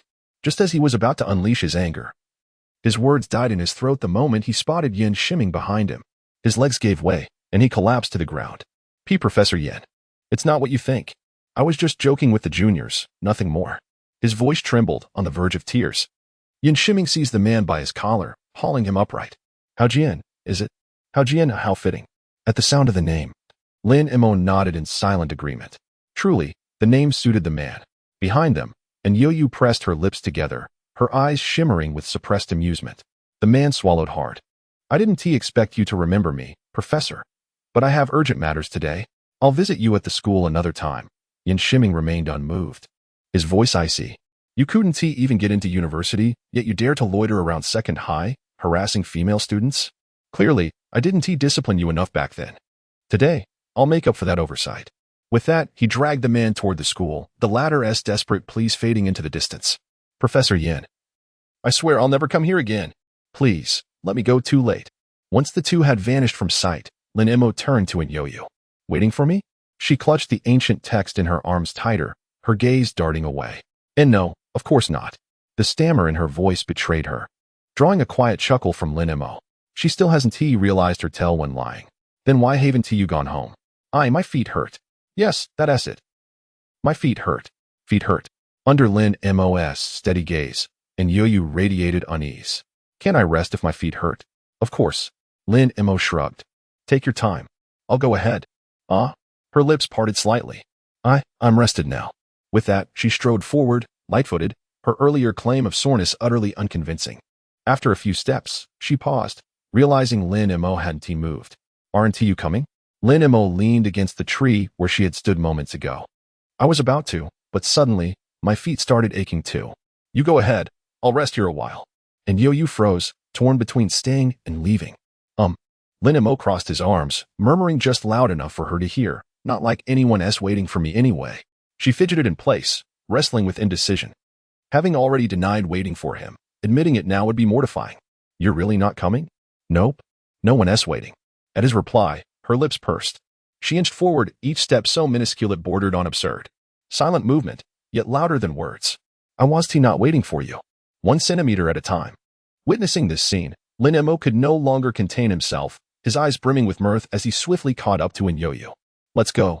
I'll walk you home." Yu blinked, a flicker of delight dancing in her gaze. "Your feet don't ache anymore?" Lin Mo sighed in resignation. "What is the harm in admitting you waited for me?" She lowered her head, too timid to respond. Lin Mo pinched the edge of Yu's sleeve between his fingers and tugged her forward. The sway of their arms as they walked caused their wrists to brush against each other intermittently. Heat crept up in Yo-Yu's cheeks. And after walking in silence for a while, she murmured almost inaudibly, "Lin Mo. People might misunderstand." He halted, turning to face her with the same question. "Were you waiting for me or not?" "Yes." Finally hearing her admission. Lin Mo released her sleeve and leaned down, his breath grazing her ear as the faint scent of her perfume enveloped him. "Don't be so stubborn next time, understand?" And Yo-Yu kept her gaze lowered. "I have something to ask you." Changing the subject? "Not bad. You're improving." Praising her lightly. Lin Mo resumed walking at a leisurely pace. "You want to know why I told Teacher Yin about you studying university-level material, don't you?" And Yo-Yu matched his stride, stepping precisely on each cobblestone. Her silence was confirmation enough. Lin Mo continued, his voice steady. "Xiao Yu, do you remember agreeing to tutor me?" "I remember." Pleased with her answer, Lin Mo recounted his conversation with Yin Shiming in the hallway earlier that day, explaining in detail why he had urged her to give her all in the upcoming exams. By the time he finished, they had arrived outside Bayou Residential Complex. Exhaling, Lin Mo licked his parched lips. "That's the gist of it. Do you understand now?" He had withheld this from her before, fearing she might overthink it. But now, the timing was right. And Yo-Yu's eyes widened with astonishment, her voice tinged with uncertainty. "So, we'll be sitting together from now on?" Her expression was a whirlwind of emotions, surprise, secret delight, bewilderment, nervousness, all tangled together. Lin Mo chuckled. "Deskmates sit together, don't they?" This was approved by Teacher Yin himself. "Even if you're unwilling, there's no backing out." And Yo-Yu fell silent, though her steps faltered slightly. Handing her the backpack from his shoulder, Lin Mo said, "I'll pick you up tomorrow at—" "No, let us make it 9 o'clock." Tilting her head, and Yo-Yu ventured hesitantly, "About the tutoring. Could we not involve money?" "No." Lin Mo refused without hesitation. She didn't want his money, yet she had handed him everything she owned. Her delicate brows furrowed as a cautious thought crossed her mind. "Then, could we postpone the tutoring?" "Postpone?" His frown was swift. "Are you trying to go back on your word?" "I'm not." And Yo-Yu waved her hands frantically, shaking her head in denial. The crimson ribbon securing her raven tresses came undone, strands of silken hair dancing in the gentle breeze like wisps of cloud. Her ethereal beauty rendering everything around her mere background scenery. "If you don't intend to go back on your word, why hesitate?" Lin Mo gazed into the girl's eyes, searching for answers. And Yuria clutched her school bag tightly. "I want to work at the library this week. 2 days' work earns 100 yuan. I need to save money quickly." "Are you that short of funds?" "No, it's not that. Once I've saved enough, even if your stocks fail, you won't need to sell yourself." Her whisper resonated in Lin Mo's soul, softening his voice unconsciously. "You still remember that? It was just a joke." And Yuryu lifted her head, her voice feather-light but eyes unshakably firm. "That won't do." Lin Mo chuckled. "Don't worry, not just anyone could make me sell myself. Though, it depends on the person." Flustered, especially by Lin Mo's vortex-like gaze that overwhelmed her, and Yuria stammered, I should go." "Wait." Lin Mo stopped her. "Tutor me tomorrow. But, no bargaining." Lin Mo cut her off. "That's settled." "Oh, there's 2,000 yuan in your bag, the money you gave me. I invested it. This is the profit." Liar. Though ignorant of stocks, and Yuryu wasn't foolish. The tin contained barely over 1,000 yuan. How could it multiply overnight? As she knelt to inspect her bag, Lin Mo bolted, putting dozens of meters between them before she noticed. "Come back." From afar, Lin Mo waved at her stubborn figure. "Little fish, I'm terrible with money. Spend it as soon as I get it. From now on, you'll be my piggy bank." And Yuria stood motionless, watching his retreating form until he disappeared from view. At home, seated on her bed, she withdrew the bills from her bag, murmuring, making decisions without consulting others. "I refuse to be anyone's piggy bank. Just keeping it safe for him, to curb his spending." Meanwhile, in his bedroom, Lin Mo sat before his computer, damp-haired, clicking open Guosen Securities website. A smile spread across his face at ZE Technology's stock trajectory, opening at 1.2 yuan per share and closing at 1.4, a 17 surge. In a single day, his holdings had appreciated by nearly 200,000 yuan. The peak? Far from it. This was merely the beginning. Lin Mo remembered clearly, in his past life, ZE's stock rose steadily after the initial uptick, hitting the daily limit for 7 consecutive days. Combined with the first day's momentum, this 8-day miracle became legendary among investors. Confirming history's repetition, Lin Mo set aside finance for math exercises. Today's encounter with Yurita had profoundly stirred him. This girl is truly a prodigy, effortlessly captivating every teacher present today with her sheer brilliance. He needs to step up his game as well. After all, he can't just coast on her success, can he? At a little past 6 in the morning, a gentle breeze tapped against the window. Linmu opened his eyes, dressed swiftly, and made his way to his mother's door. Knock, knock. Coming. After nearly a minute of waiting, faint rustling sounds emerged from within before the door creaked open. Lin Shu leaned against the frame, dark circles shadowing her eyes. Xiaomu. It's Saturday. Why are you up so early? Mom. You're awake. Fine, but why knock on my door? I need sleep. With that, Lin Shu made to shut the door again, but Lin Mu swiftly blocked it with his body. Mom, have you forgotten our agreement? What agreement? About the tutoring. At this, Lin Shu released the doorknob, her brow arching skeptically. That girl made it into the top 10 of her grade? Top 1. Seriously? Lin Shu's disbelief was palpable. She's that good? Or are you pulling my leg? Lin Mu sighed, shaking his head. Mom, why would I lie about something like this? If you don't believe me, call Teacher Yin and ask. Doubt fading, Lin Shu wandered to the living room, pouring herself a glass of water. Between sips, she asked, what score did she get? 749. Splash, Lin Mu was drenched. Glaring at his mother, he muttered, was that reaction necessary? Lin Shu barely noticed, urgency sharpening her voice. What did you just say? How many points? 749. What's the issue? The issue? 1 point shy of perfection. How is that even possible? Then, a thought struck her. Xiaomu. Was the exam unusually easy this time? Easy? It was harder than the last one. Understanding her astonishment, Lin Mu plucked a few tissues from the coffee table. Wiping himself dry. Feels unreal, doesn't it? Beyond unreal, Lin Shu admitted freely. I've never heard of anyone scoring that high before. Lin Mu settled onto the sofa.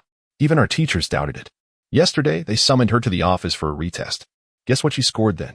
Her curiosity piqued. Lin Shu leaned in. What? 750. Her arm jerked, the glass nearly slipping from her grasp had Lin Mu not steadied her in time. Mom, could you try to react a little less dramatically? 750? Lin Shu's voice wavered with incredulity. Even in Chinese? The drawn-out emphasis betrayed her disbelief. Lin Mu clicked his tongue. I used to think full marks in Chinese were impossible too. But now, I've seen it with my own eyes. I was there during the retest. You were there? Struggling to contain her shock, Lin Shu frowned. Why would you be present? Lin Mo flashed a triumphant smile.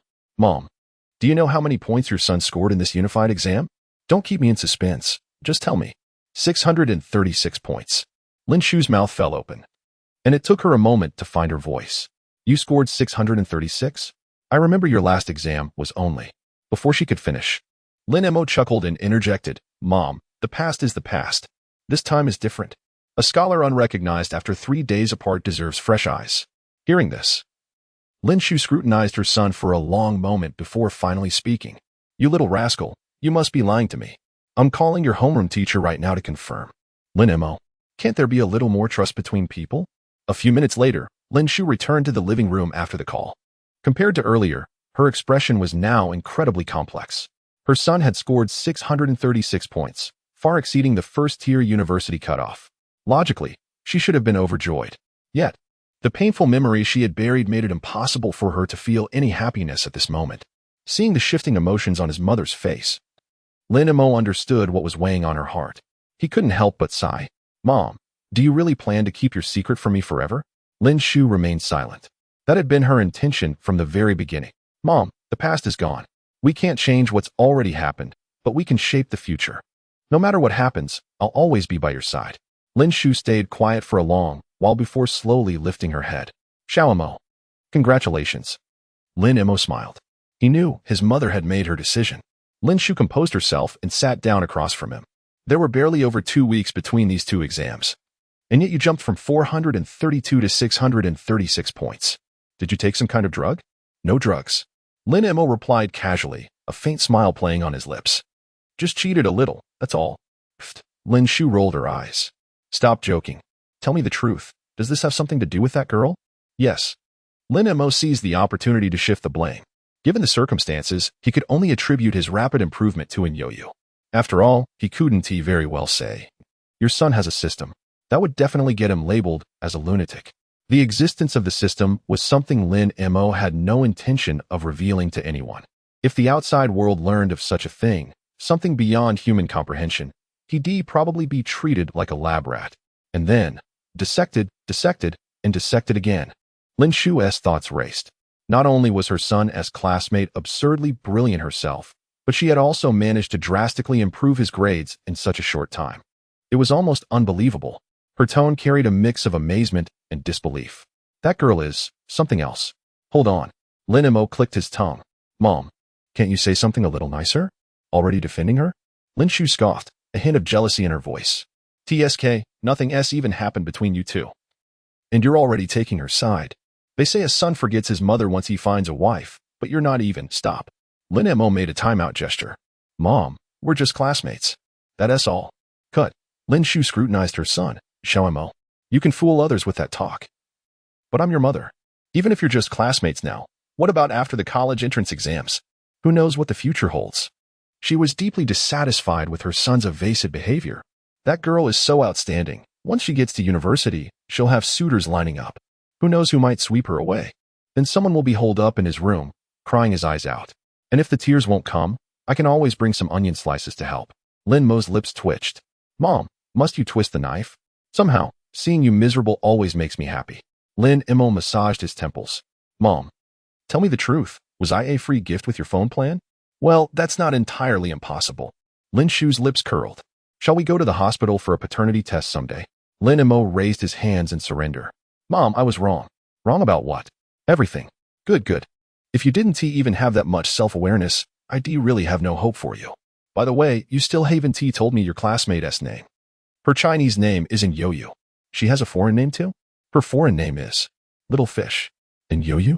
Ignoring her son's antics, Lin Shu repeated the name softly. It's lovely. Then her tone shifted. But a pretty name means nothing. I'll judge the girl when I see her. The name suits her. Lin Mo checked the time. Mom, could you go to the market later and buy more groceries? Lin Shu agreed readily. Of course. What should I get? A guest was a guest, and as the head of the household, it was only right to prepare a proper welcome. Besides, she genuinely wanted to meet in Yoyu. Lin Mo thought carefully. Something nutritious, but not too greasy. A balanced meal would be best. Her living conditions haven't been great. She is too frail. If we overdo it, her body won't handle it. How considerate. Lin Shu teased with a smile before heading to her room. By the time she changed and returned to the living room, her son was already gone. She couldn't help but sigh inwardly. My son has grown up and learned to chase after girls. They had agreed to meet at 9 in the morning. But before 8, Lin Mo was already waiting outside in Yoyu's neighborhood, under the camphor tree to the right of the entrance. He pulled out the physics workbook he carried with him, making the most of his time. That test yesterday, the more I think about it, the more it stings. The early summer breeze was cool, but paired with the newly risen sun, it created a perfect harmony, warmth and crispness blending into something refreshing. The scattered bird song and the clear chirping of cicadas wove together like a mysterious symphony. In this atmosphere, Lin Mo felt his problem-solving speed surge, his comprehension sharper than usual. In the past, the physics workbook in his hands would have taken at least 3 to 4 hours to complete.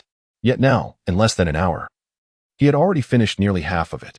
Not only that, but Lin Mo felt an unusual clarity of mind. System, what's going on? The human brain is vastly underdeveloped and often undergoes subtle changes due to external influences.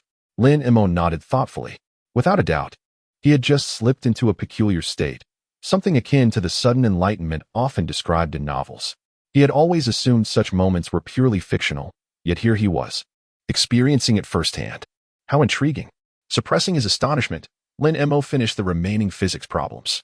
He wanted to check the time but realized he didn't have his phone. A slight awkwardness settled in. Once the stocks yield profit, I must buy one. No, 2 phones. One for myself, and one to give away. To whom? The answer was obvious. That way, even when apart, they could still communicate through messaging apps like WeChat. Suddenly, a delicate fragrance drifted into his senses. And Yu, as always, was dressed in her school uniform. Her low ponytail tied with a red ribbon. Bathed in sunlight, her complexion seemed less pale than usual, carrying a faint, luminous glow. Her eyes shimmered with a myriad of crystalline hues. Compared to before, today she exuded an ethereal radiance. Lin Mo circled around her as if seeing her for the first time, until her cheeks flushed under his gaze. And Yu, her face tinged pink, murmured, "What are you looking at? Little fish, your complexion looks particularly radiant today. Does it?" She touched her cheek lightly. "Perhaps I slept earlier last night." Lin Mo smiled knowingly but said nothing. Deep down, he had a hunch. It was likely the box of milk he had given her that made the difference. Honestly, he hadn't expected the milk to be so effective. It seemed Yu's physical frailty was even more pronounced than he had anticipated. A peculiar sense of nurturing swelled within him. There were still so many aspects of Yu waiting to be uncovered. It was hard to imagine just how breathtaking she would become in the future. For now, it felt like staring into an unfathomable abyss. A gentle breeze swept by, loosening a strand of her hair from the red ribbon, softly brushing against her cheek. Lin Mo reached out, tucking the stray lock behind her ear, a gesture so natural, so effortless. The faint blush that had just faded from Yu's face returned in full force. I can do it myself. Ignoring her protest, Lin Mo continued smoothing her hair as if he hadn't heard, only withdrawing his hand once satisfied. Noticing she wasn't carrying her backpack, he raised an eyebrow. No bag for tutoring? Not needed. She lowered her gaze. Just showing up is enough. Bringing a bag serves no purpose. Lin Mo could tell she meant nothing beyond a simple explanation. Yet the more matter-of-fact she was, the more it stung. Perhaps it was best to avoid such questions in the future. Let us go. With a faint smirk, he extended his right hand. Yu shook her head, clasping her hands behind her back. You lead the way. I'll follow you. Lin Mo reached out, grasping at empty air before withdrawing his hand with a hint of resignation. He walked forward at a leisurely pace, while Yu trailed half a step behind, her footsteps light as a whisper. Neither spoke, yet the silence between them spoke volumes. In that fleeting moment, time itself seemed to pause, the air thick with tranquility. At the street corner, Yu halted and gently prodded Lin Mo's arm. Wait for me. I need to buy something. With that, she dashed into a nearby trinket shop. Lin Mo stared at the storefront, his gaze heavy with unspoken emotions. In his past life, he and Yu had once visited this very shop, where they purchased an intricately crafted four-leaf clover necklace. Later, when the accident happened, even in her final moments, Yu had clutched that necklace tightly. He remembered with aching clarity how she had smiled upon touching it. Lost in thought, Lin Mo cursed under his breath. Damn this weather. Why must the wind pick up now? He blinked rapidly before shaking off the memories and stepping inside. Just as he recalled, the shop was cramped, its walls adorned with scattered trinkets, a paradise for any girl. In the corner, Yu crouched low. Her right hand braced against the floor while her left sifted through a pile of accessories at the bottom shelf. What are you looking for? Startled, Yu turned, her delicate features painted with surprise. Why did you come in? Lin Mo spread his hands innocently. Can I? You can. Her sudden laughter, radiant and fleeting, left him momentarily dazed. Without thinking, he knelt beside her, capturing the hand that had been rummaging through the trinkets. Tell me what you're searching for. I'll help. Yu's face flushed crimson.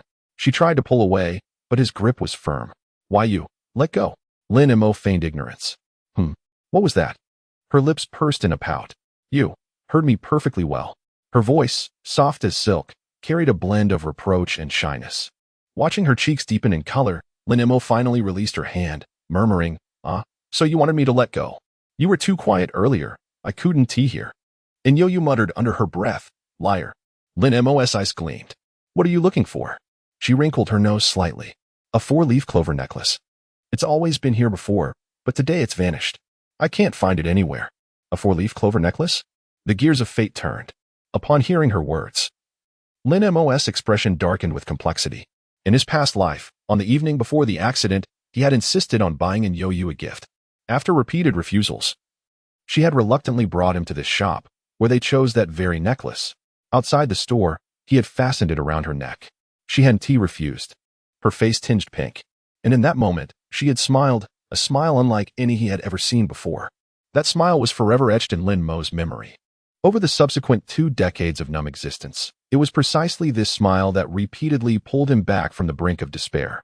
Hearing Yu mention the four-leaf clover necklace again, Lin Mo felt a surreal sense of fate coming full circle. His hands clenched, nails digging deep into his palms. Fate may repeat itself, but tragedy is forbidden. His voice carried quiet determination. I'll help you find it. And Yu, ever perceptive, immediately sensed something amiss. She tilted her face upward, eyes brimming with confusion. You, what's wrong? Nothing. Lin Mo inhaled deeply, steadying himself before crouching to search hastily through the scattered trinkets. And Yu cocked her head, her luminous eyes flickering with unspoken questions, but she remained silent. Perhaps the commotion drew attention. The shopkeeper's voice floated over. Gently, now, break anything, and you'll pay full price. And Yu scrambled to her feet. Sorry. We'll be careful. At that moment, Lin Mo's hand stilled. Amid the jumble of accessories, he spotted the familiar four-leaf clover necklace. Swiftly, before Enyoyu could notice, he slipped it into his pocket. Little fish, it seems someone bought that necklace. Maybe. Look at something else. She turned, disappointment clouding her gaze. I love that one. It was just too expensive before. I'd even been saving up to buy it for Annie today. How unlucky. A pang of guilt flashed through Lin Mo's eyes, gone as quickly as it came. You don't need to bring my mom anything. Just you being there is enough. No. Enyoyu shook her head firmly. Arriving empty-handed is rude. I have to bring a gift. She rummaged through her school uniform pockets, producing a handful of crumpled bills and coins. I only have 32 yuan. Can you help me pick something within that? Lin Mo frowned. What happened to the money I gave you yesterday? Saved it. Her blinking eyes held pure sincerity. You said I'm your piggy bank. I'll keep your money safe. Promise I won't lose it. His voice softened. Little fish. You can spend that money. No? She cut him off, stubbornness hardening her tone. We agreed I'd save it for you. If you keep this up, I won't be your piggy bank anymore. The final words were emphatic, sealing her resolve. Lin Mo exhaled, yielding. He knew Enyoyu, fragile as she seemed. Once her mind was set, no force could sway her. Misreading his silence, she peeked at him anxiously. Are you mad? I'm sorry, but I really can't spend it. You said to save it, and now her voice wavered. Her eyes glistened. Who said I was mad? Lin Mo reached out, ruffling her bowed head, apologizing over nothing. Silly girl. Perceiving that Lin Mo wasn't angry, Enyoyu exhaled in relief before retorting with a wave of her delicate hand. I am not stupid. You silly girl, still refusing to admit it? I'm not. My grades are better than yours. The blunt statement rendered Lin Mo speechless. He truly had no rebuttal. Enyoyu bit her lower lip lightly. I was joking. Don't take it seriously, all right? You're actually quite clever too. Suppressing a chuckle, Lin Mo countered, whether you're silly or not. I can still call you silly girl. Is there any contradiction? Her jade-like lips pursed as she turned her head away, deliberately avoiding his gaze. The adorable gesture melted Lin Mo's heart. He stepped closer. Let us not buy gifts here. There's a fruit shop near our neighborhood. How about we just get some fruit? After a brief consideration, she nodded. All right. Lin Mo guided her by the shoulders toward the exit. Wait outside first. I'll check with the owner if anything was damaged. The lingering warmth on her shoulders sent a flutter of shyness through her. Relieved by his instruction, she hurried out. Peering through the curtain, Lin Mo watched her dart beneath a camphor tree before retrieving the four-leaf clover necklace from his pocket. How much for this? 30. Though he already knew the price. The number still stung. Enyou's definition of expensive was 30 yuan. I'll take it. Is this the place? Clutching a small basket of grapes, Enyu pointed timidly at the iron gate, her gaze flickering toward Lin Mo repeatedly. He laughed. Little fish, do you think I'd mistake my own home? Realizing the silliness of her question, she tightened her grip on the basket. I am just nervous. Why? My mother doesn't bite. She asked very easygoing. Having been gone for over an hour, Lin Mo knew his mother was home. He raised his hand to knock, only for a small hand to tug him back. Enyu stared up at him pleadingly. I'm nervous. Can we wait a moment? Fine. His hand lowered. No rush. Take your time. I'll knock when you're ready. She nodded vigorously before inhaling deeply. Lin Mo studied her exquisite profile, his smile widening. Given her timid nature, such a reaction was hardly surprising. 10 minutes passed. As Enyu continued her rhythmic breathing, Lin Mo's expression shifted subtly. Is this girl planning to stall until sunset? Ahem. She glanced over. What's wrong? His lips twitched. Little fish, how much longer do you need? Flustered, she mumbled. Just a bit more. Almost ready. She didn't want to be like this, but she was truly nervous. At this moment, her palms were drenched in sweat. And the thought of meeting Lin Mo's mother made her heartbeat uncontrollably quicken. Lin Mo tapped lightly on Enyoyu's head with his left hand while knocking on the iron door with his right. Enyoyu panicked. Why are you knocking? Lin Mo chuckled at her reaction. If I don't knock, we might miss lunch. The creak of the door interrupted her, and in a fluster, she quickly lowered her head. Lin Shu, standing at the doorway, took in the sight of the girl whose face was mostly obscured by her hair and shot her son a questioning glance. Lin Mo silently mouthed 2 words, nervous. With a gentle smile, Lin Shu asked, You're Xiaomo's classmate, right? Why yes. At the sound of Lin Shu's voice, Enyoyu's small frame tensed, and she stammered, I'm Enyoyu. I came today to tutor Lin Mo. I've heard Xiaomo talk about you often. Come in. Lin Shu looped her arm through In Yo-Yu's and guided her inside. Xiaomo calls you little fish, so I'll call you that too. It sounds more endearing, all right? Oh, okay. In Yo-Yu still didn't dare to look up until Lin Shu gently seated her on the sofa. Only then did she notice the fruit in her hands. And she hastily stood back up. I didn't know what kind of fruit Annie likes, so I just bought some randomly. Thank you, little fish. Lin Shu accepted the fruit basket and placed it on the coffee table before turning to her grinning son with an exasperated glare. What are you standing there for?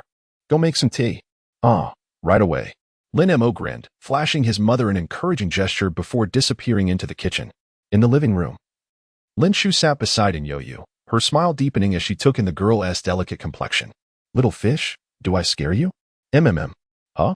Realizing her slip, In Yo-Yu hurriedly explained, and he is very kind. It's my fault. Her words dissolved into stammers again. Lin Shu sighed inwardly. Her son had warned her about In Yo-Yu's timid nature, but she hadn't expected the girl to be this shy. Remembering In Yo-Yu's background, a wave of tenderness washed over her. She took the girl's hand and rested it on her lap. Don't be afraid. Treat this place like your own home. Xiaomo told me you're an excellent student. To ease the tension, she needed to coax In Yo-Yu into speaking. Words would gradually dissolve her nervousness. And not that good. In Yo-Yu nodded, then shook her head. Studying is my only way forward. Lin Shu smiled warmly. Don't talk to me with your head down. It's impolite. Come, look up. Sorry. In Yo-Yu cautiously lifted her head, still apologizing. When Lin Shu finally saw her face clearly, she was momentarily stunned. So lovely. Now, she understood why her son was so utterly enchanted by this girl. That delicate countenance, coupled with an innate air of fragility, utterly irresistible. A soft blush bloomed on In Yuru's cheeks. Only now did she properly take in Lin Shu's features. Gentle brows graced by a maternal smile, and her fluttering heart gradually settled. Auntie is very beautiful too. The warmth in Lin Shu's eyes deepened as she noticed the school uniform In Yuru wore. A thoughtful gleam flickered in her gaze. Study well with Xiaomo today. I'll prepare something delicious for lunch. Thank you, Auntie. In Yuru bowed slightly in gratitude. Lin Mo emerged from the kitchen with freshly brewed tea. Come, have some tea first. In Yuru rose to accept a cup, presenting it to Lin Shu with both hands. Auntie, please. Thank you, Xiao Yuer. Lin Shu's heart softened further. This girl grew more endearing by the minute. Beautiful, gentle, academically gifted, and impeccably mannered. Aside from being excessively shy, she was practically flawless. A spark of mischief lit Lin Shu's eyes. Since Xiao Mo calls you Xiao Yuer, may I call you Yua? And Yuer gave a faint nod. Yuer, how old are you? Have you turned 18? Yes, my birthday is past. Lin Shu's mind whirred at the reply. An adult? Excellent. What a coincidence. You and Xiao Mo are the same age, though he was born in January, so he is likely older. She paused meaningfully. Older boys are better. They know how to care for others. Perched stiffly on the sofa, and Yuru nodded earnestly, entirely missing the subtext. Lin Mo, however, coughed pointedly. Mom, let us keep it brief. We should start studying. Fine. Lin Shu waved a hand. I'll step out for a bit. Focus on your work. As In Yuru stood, Lin Mo guided her toward his room, bypassing the coffee table. Auntie, go on. Lin Shu smiled at her hesitation. Once the door closed, her grin widened. That rascal has good taste. This girl would make such a perfect. Inside the room, Lin Mo produced a newly purchased set of advanced math problems. Seated beside In Yuru at the desk, he announced, my other subjects are decent, but math lags behind. Today's task is this practice test. He soon noticed her distracted gaze wandering around the room. Setting down the papers, he propped his chin on one hand, watching her with amusement, realizing her inattention. And Yuru flushed. I just wanted to see your room. Nothing else. No problem. You can look anytime. Leaning closer, his voice dipped into playful teasing. If you'd like. You could even stay overnight. That's impossible. Scarlet now burned from her cheeks to her ears. Mind out of the gutter. I meant you could share the guest room with Mom. With her face aflame, and Yuru delivered a light kick to his shin. Don't tease me like that. It's not proper. Lin Mo chuckled softly, glancing at the clock. It's almost 10. Should we still begin our tutoring session? Why yes, let's start. And Yo-Yu pulled over the test paper, flipping to the final problem. We'll tackle this one directly. The earlier questions won't be as helpful for you. Lin Mo hesitated. Starting with something this intense? Fine. And Yo-Yu picked up her pen, her gaze sharpening with focus. As she explained, she worked through the problem step by step, pausing repeatedly to ensure Lin Mo understood before proceeding. Watching her animated expression, Lin Mo couldn't help but marvel. Only when solving problems did this girl radiate such confidence. Time slipped by effortlessly in their harmonious rhythm. With a sigh, Lin Mo studied the densely packed calculations on the draft paper, genuinely impressed. Brilliant. Your explanation was excellent. There was no flattery in his words, and Yu's teaching was both patient and remarkably clear. By noon, they had only covered 3 major problems, each representing a distinct type. Yet Lin Mo could feel his progress, minute by minute, an intoxicating sensation of continuous growth. Not at all. It's your quick understanding, and Yu set down her pen. Your learning speed is nearly on par with mine. Lin Mo grinned. Xiaoyu, should I take that as you praising yourself? Praising myself? She blinked, then shook her head earnestly. No, I'm stating facts. My problem-solving speed is significantly faster than most. Her matter-of-fact tone stung slightly. Lin Mo's rapid comprehension stemmed from heightened intelligence and advanced reading skills, while in Yu's prowess was pure, innate talent. Well, overthinking leads nowhere good. A knock interrupted them. Xiaomo, Yu, take a break. Lunch is ready. Coming. Lin Mo set aside his notes, boldly seizing in Yu's left hand. Let us eat. You. Her face flushed crimson as she stared at their joined hands. Let go. Lin Mo feigned solemnity. Xiaoyu, as the host, I insist. Guests should follow the hostess lead. No? Nonsense. Flustered, she tugged her hand back forcefully. Not wanting to hurt her, Lin Mo relented. Aren't we good friends? I suppose. Is holding hands between friends so unreasonable? She retreated 2 steps, stammering incoherently. Leaning against the doorframe, Lin Mo pressed, don't panic. Just answer properly. I don't know. Her vulnerable gaze was too much to bear. Lin Mo averted his eyes. No, I need a clear answer. I really don't know. Another 2 steps back, her back now against the wall, her eyes misted over with uncertainty. Seeing that his tough approach wasn't working, Lin Mo changed tactics. He strode over to Inyuru and said, Little crybaby, stop crying. If my mother sees you like this, she'll kill me. Hearing this, Inyuru lifted her hands to rub her eyes. I'm not crying. I'm not a little crybaby. The term little crybaby successfully broke Lin Mo's defenses. He couldn't help but laugh and ask, You really don't like being called that, do you? Inyuru answered bluntly, No, I don't. Lin Mo was puzzled. Why? Inyuru lowered her head, her fingers nervously twisting the hem of her clothes. In a soft, hesitant voice, she murmured, Because books say that girls who cry too much are annoying. Annoying to you? Lin Mo's heart clenched. Xiaoyu. No one could ever find you annoying. Knock knock. His words were interrupted by a sharp rapping at the door. Lin Mo scowled and turned his head toward the sound. Mom, can't you wait a little longer? No, came Lin Shu's voice from the other side. Eat or don't eat, it's up to you. But Yu has been tutoring you all morning, and she must be starving. Hurry up and bring her out for lunch. Lin Mo. Is this how my own mother treats her son? Whether I'm her real son or not is debatable, but she is definitely my real mother. Coming, Lin Mo muttered. His mood thoroughly soured. He reached out to take Inyuru's hand, but before he could, she guessed his intention and swiftly ducked past him, slipping through the gap beside him. Let us eat, she stammered before darting to the door and opening it. The moment the door swung open, Lin Shu noticed the faint blush on Inyuru's cheeks. She shot her son a sharp glare. Did you bully Xiaoyu? I. Lin Mo hung his head in resignation. Think whatever you want. My conscience is clear. Lin Shu scoffed. More like your conscience is crooked. She wrapped an arm around Inyuru's shoulders. Yu, tell Auntie, did this brat upset you? If he did, I'll smack him for you. And no. Inyuru shook her head vigorously. Auntie, Lin Mo, treats me very well. He wouldn't bully me. Hearing her defend him, Lin Mo's mood improved slightly. He stepped forward and gave his mother a reproachful look. Enough talking. Weren't we supposed to eat? Lin Shu rolled her eyes. Eat. Eat. Is that all you think about? Lin Mo decided silence was the better option and sidestepped them both, heading toward the living room. Lin Shu gently pinched Inyuru's cheek. In this house, Annie makes the rules. From now on, you're allowed to bully Xiaomo. But he is not allowed to bully you. Understood? The tenderness in her gaze made Inyuru's eyes sting. It was a strange, overwhelming feeling she suddenly wanted to cry. But the memory of those 3 words, little crybaby, stopped her tears before they could fall. She sniffled lightly and asked in a small voice, Annie, do you hate girls who cry? Lin Shu's heart melted. She cupped Inyuru's face gently. Auntie adores you, Yu, no matter how you are. I'll always love you. Inyuru's eyes reddened. Thank you, Auntie. Lin Shu led Inyuru to the dining table, where her son was setting the tableware. She nodded approvingly. At least the boy has some sense. Lin Emo remained silent, serving in Yo-Yu a bowl of fish soup before sitting down to eat. This meal was specially prepared by my mother for you. Eat well, don't let her efforts go to waste. Establishing a good rapport between these two was more important than anything else. And Yo-Yu smiled sweetly. Thank you for your hard work, Andy. Lin Shu waved her hand dismissively. Cooking a meal is nothing. If you enjoy it, I'll make it for you every day. Even someone as oblivious as in Yo-Yu could detect the underlying meaning in those words, her cheeks flushing a delicate shade of pink. Lin Emo subtly gave a thumbs up in approval. A masterful double entendre, truly impressive.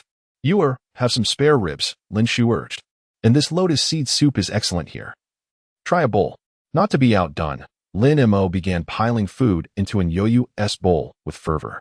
What should have been a peaceful meal quickly devolved into a feeding competition. Half an hour later, and Yo-Yu clutched her stomach, lips pressed together in discomfort. Andy, Lin Emo. I can't eat anymore. If I take another bite, I'll burst. Though physically overwhelmed, her heart swelled with warmth. It had been years since she experienced such tenderness, especially the near-maternal affection radiating from Lin Shu, which struck her with an almost overwhelming force. Mother and son exchanged a glance before finally setting down their chopsticks. A truce had been called. It's good to eat well, Lin Shu remarked, taking in Yo-Yu's slender arm in hers. Look at you, you're far too thin. I've decided, every Saturday and Sunday, I'll cook something special for you. No objections.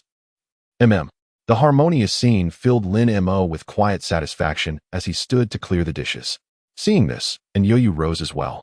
But before she could lift a finger, Lin Mo's voice stopped her. Rest. I'll handle this. Exactly, let Xiao Mo take care of it, Lin Shu chimed in. Come to my room. I have a gift for you. Without waiting for a response, she whisked Yo-Yu away, her gentle yet firm demeanor mirroring her son's. After tidying up for a good 10 minutes, Lin Mo approached his mother's door and knocked. Mom, don't monopolize Can't you chat out here? Wait outside. Boy, there's a surprise. A surprise? Lin Mo frowned in confusion. What kind of surprise? Lin Shu's voice carried a note of exasperation. If I told you, would it still be a surprise? Not like that. Listening to the muffled rustling inside, Lin Mo sighed and retreated to his room.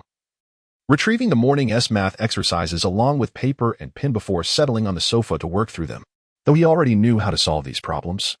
Repetition had its merits, sharpening intuition, reinforcing patterns, ensuring that similar questions in future exams would be effortlessly conquered. The soft scratch of pen against paper was, as always, a soothing melody. Lin Shu entered the living room and saw her son engrossed in his studies, her worries dissipating instantly. After meeting Yo-Yu today, she had found it hard to trust her son's previous assurances. The girl was simply too beautiful. An 18-year-old boy would likely be dazzled just by being near her.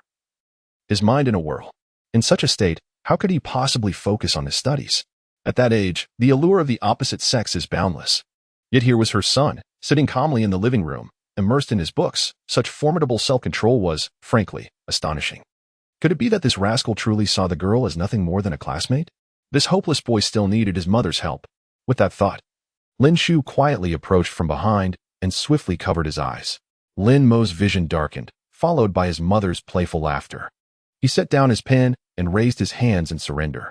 Mom, what are you doing? I'm working on problems here. Can we not mess around? Messing around? Lin Shu chuckled knowingly. Xiao Mo, I suggest you think carefully before speaking. If that's your attitude, the surprise might just disappear. Surprise? Hearing the word again, Lin Mo frowned in confusion. What surprise? Lin Shu cleared her throat and turned toward the bedroom, calling out, Yo-Yu, come on out. Auntie, I'm not used to this.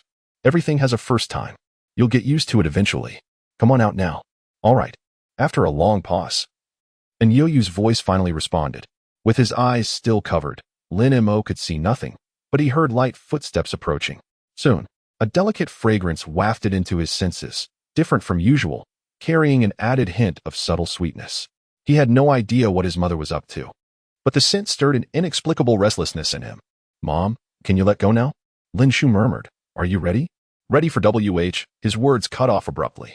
A fleeting glimpse, and his soul trembled. By the left side of the coffee table stood Yo-Yu, clad in a soft cyan dress, her skin like pristine snow. Her eyes bright and teeth pearly white. The fabric beneath her slender neck rose gracefully, cinched at her impossibly delicate waist. Her waist-length hair was loosely tied back, with two delicate braids framing her face, lending her an ethereal charm. Beneath the gently swaying hem of her dress, her slender legs, almost as if drawn by a manga artist, were exposed to the air, leading down to simple white sneakers and the delicate curve of her half-revealed ankles. Beauty could indeed be breathtaking. In Lin Mo's memory, this was the first time he had ever seen Yu in a dress. The image before him seared itself into his mind, into his very soul. Watching her son's reaction from the side, Lin Shu stifled a laugh, though she couldn't help but marvel inwardly. No, this girl absolutely must not slip away. Under Lin Mo's gaze, Yu turned her flushed face away, her brows knitted with nervousness. Does this look okay? Her soft voice carried a faint trace of self-doubt. Hearing the voice, Lin Mo's thoughts snapped back to reality. The word beautiful seemed insufficient to describe her. How could he articulate it? He lowered his head in contemplation, like a startled swan under moonlight, or a celestial being stepping out of a painting. For that fleeting moment, I truly thought you had descended from an artwork. And Yu's cheeks flushed like tender peach blossoms as she turned slightly away. And now you're exaggerating. Lin Mo placed a hand over his heart. These are words from the depths of my soul. If you don't believe me, go look in the mirror. And Yu hung her head, her small hands no longer daring to fidget with the hem of her dress, as if afraid of ruining such exquisite fabric. TSK, how cloying. Lin Shu interjected with a scoff. Look at you, suddenly waxing poetic. How impressive. The smile on Lin Mo's face stiffened instantly. Mom, must you interrupt? Oh, so now I'm the one interrupting? Lin Shu rolled her eyes indignantly. This outfit was carefully chosen by me, and I even braided Xiao Yuo's hair. You did nothing but enjoy the view, yet you dare accuse me of meddling? Her voice grew sharper with each word, culminating in a pointed accusation. Has your conscience been devoured by dogs? Lin Mo clicked his tongue. Had he provoked her? It seemed so. And Yu quickly stepped beside Lin Shu, tugging gently at her sleeve. Auntie, Lin Mo didn't mean it that way. Please don't be upset. Lin Shu patted Yu's hand lightly before shooting Lin Mo a glare. For Xiao Yu's sake, I'll let it slide this time.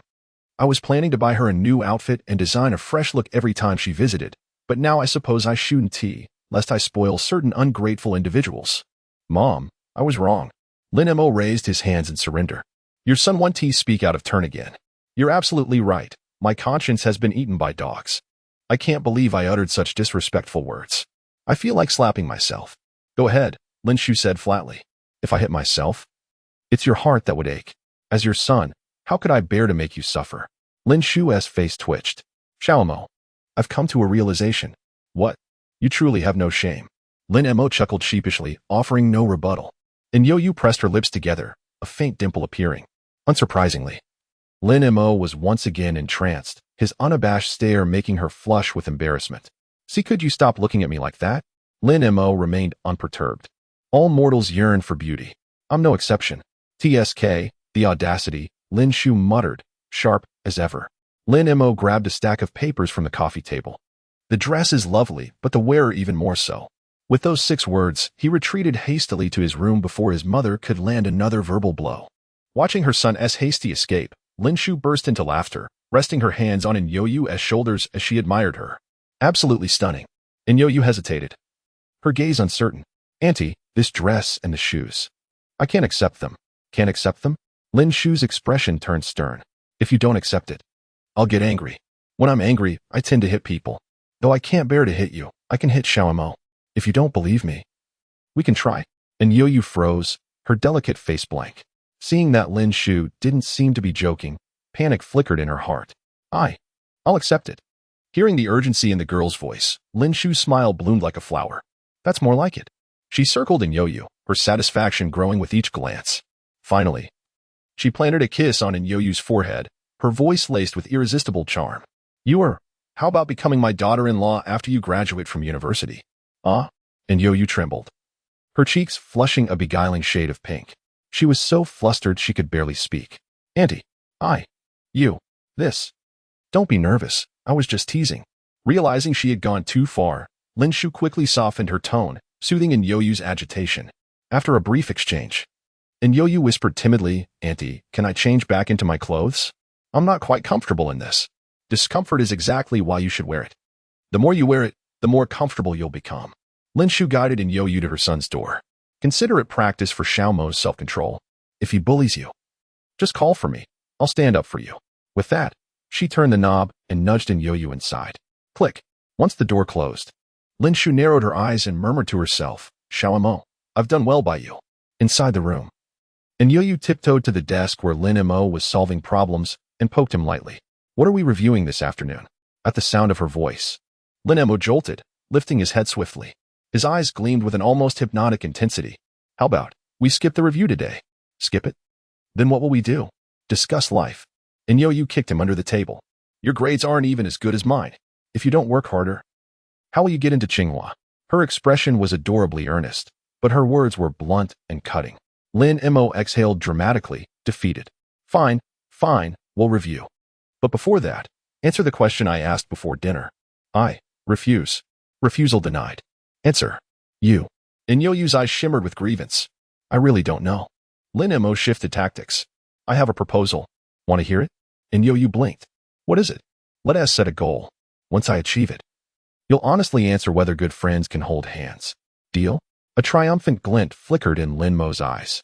For example, for the upcoming mock exams, first, second, and third, you set a target score. If I reach it, you'll answer truthfully. To lure the fish, one must first avoid startling it. And Yo-Yu studied him with a gaze as clear as a stream, silent for nearly a minute. This proposal, you've had it planned for a while. Haven to you? Yes. Lin Mo admitted without hesitation. And Yo-Yu bit her lip. Can I set any score I want? Any score. Upon hearing this, Lin Mo sensed an opportunity and promptly expressed his stance. You can set the scores however you like. And Yo-Yu's bright eyes shimmered as she enunciated each word clearly. First mock exam, 700 points. Second mock, 720. Third mock, 740. And the college entrance exam, 745. At the mention of the first mock, Lin Mo was still grinning cheerfully. But as In Yo-Yu continued listing the scores, his smile gradually stiffened, especially when she mentioned the 745 for the college entrance exam. His expression froze entirely. Wait, the college entrance exam too? Why not? A faint, elusive smile flickered in the depths of In Yo-Yu's eyes. Don't I have the right to add conditions? If you can't accept it, I want to agree to your proposal. Lin Mo's lips twitched. You've learned to be mischievous, Haven to you? It's not that I'm against conditions, but 745 in the college entrance exam?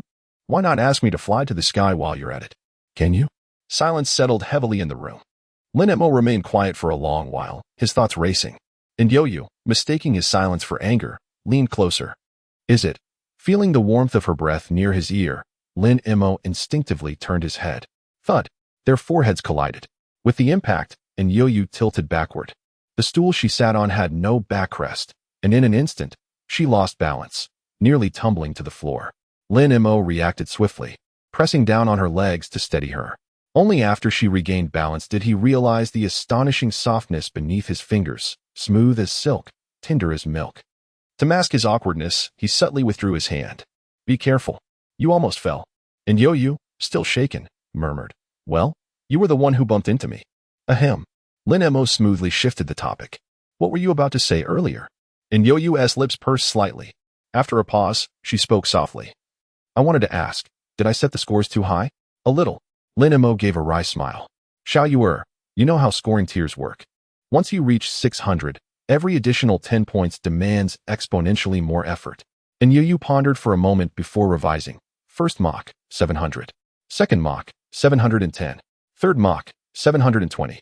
College entrance exam, 730. Is that acceptable? Deal. Hearing her adjusted terms, Lin Mo's lips curled, resting his left cheek on his palm. He extended his right pinky toward her. What are you doing? The gesture left in Yo-Yu bewildered. Lin Mo grinned. A pinky promise, of course. Hook it, seal it.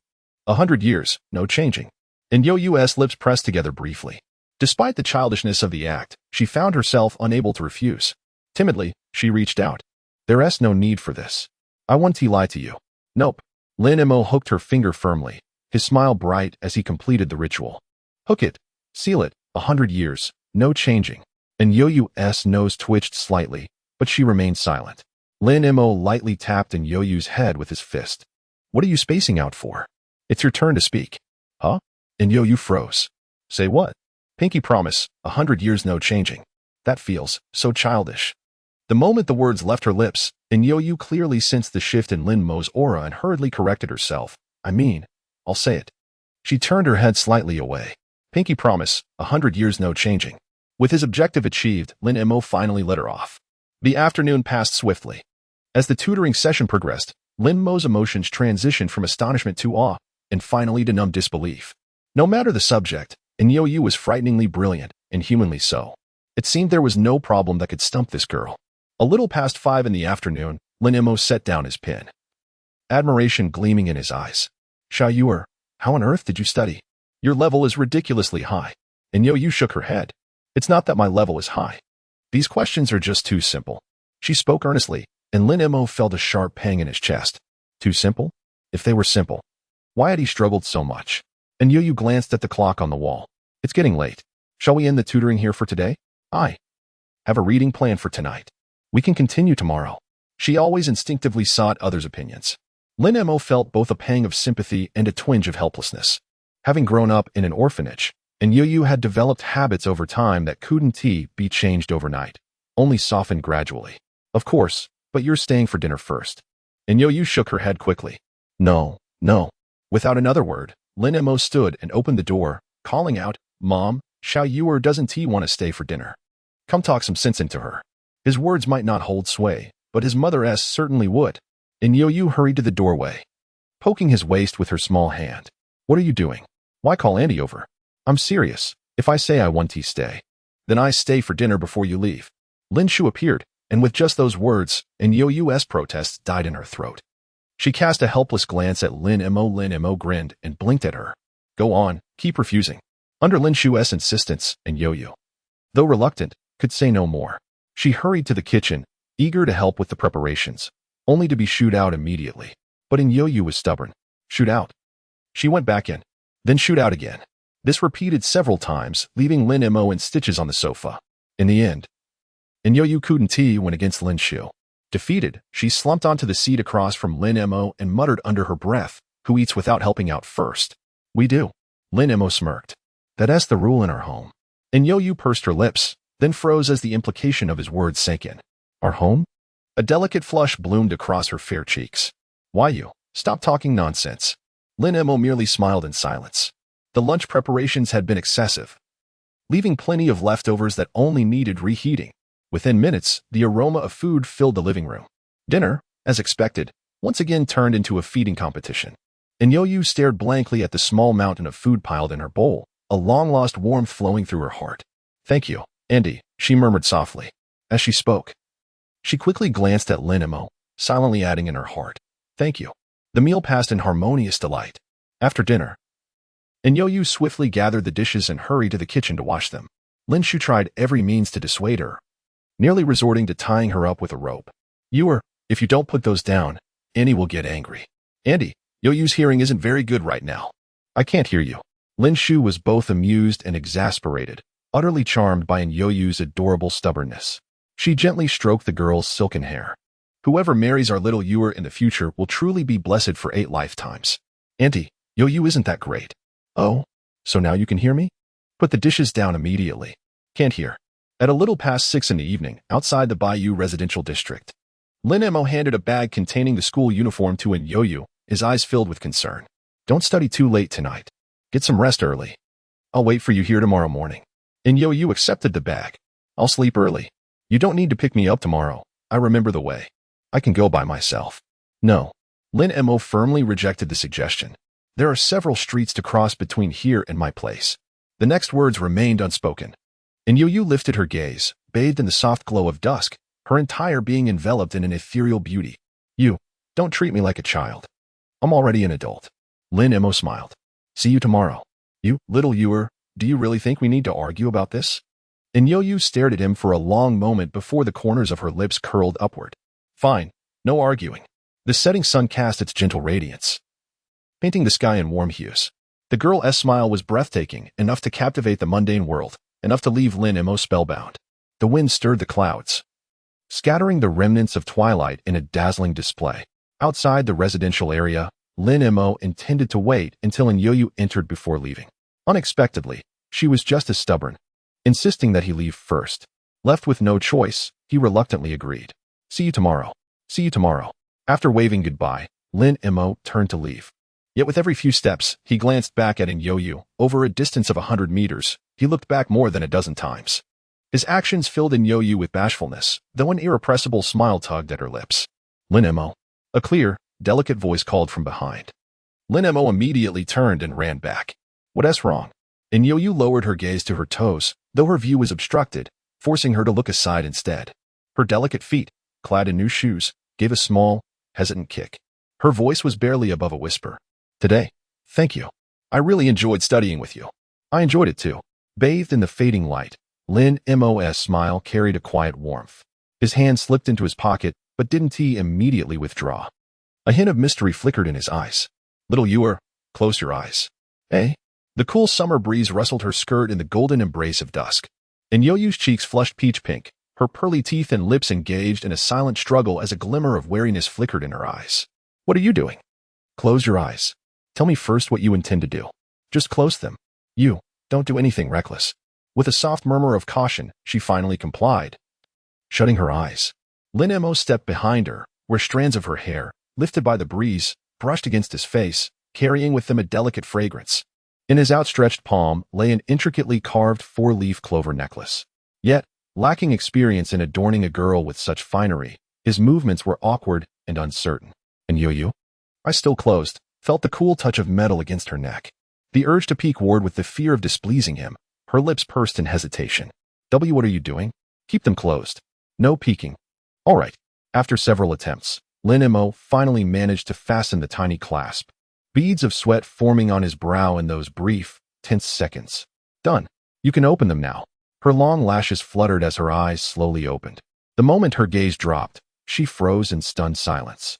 Lin-Mo moved to stand before her, anticipation gleaming in his eyes. Do you like this gift? Her eyes reddened. You deceived me again.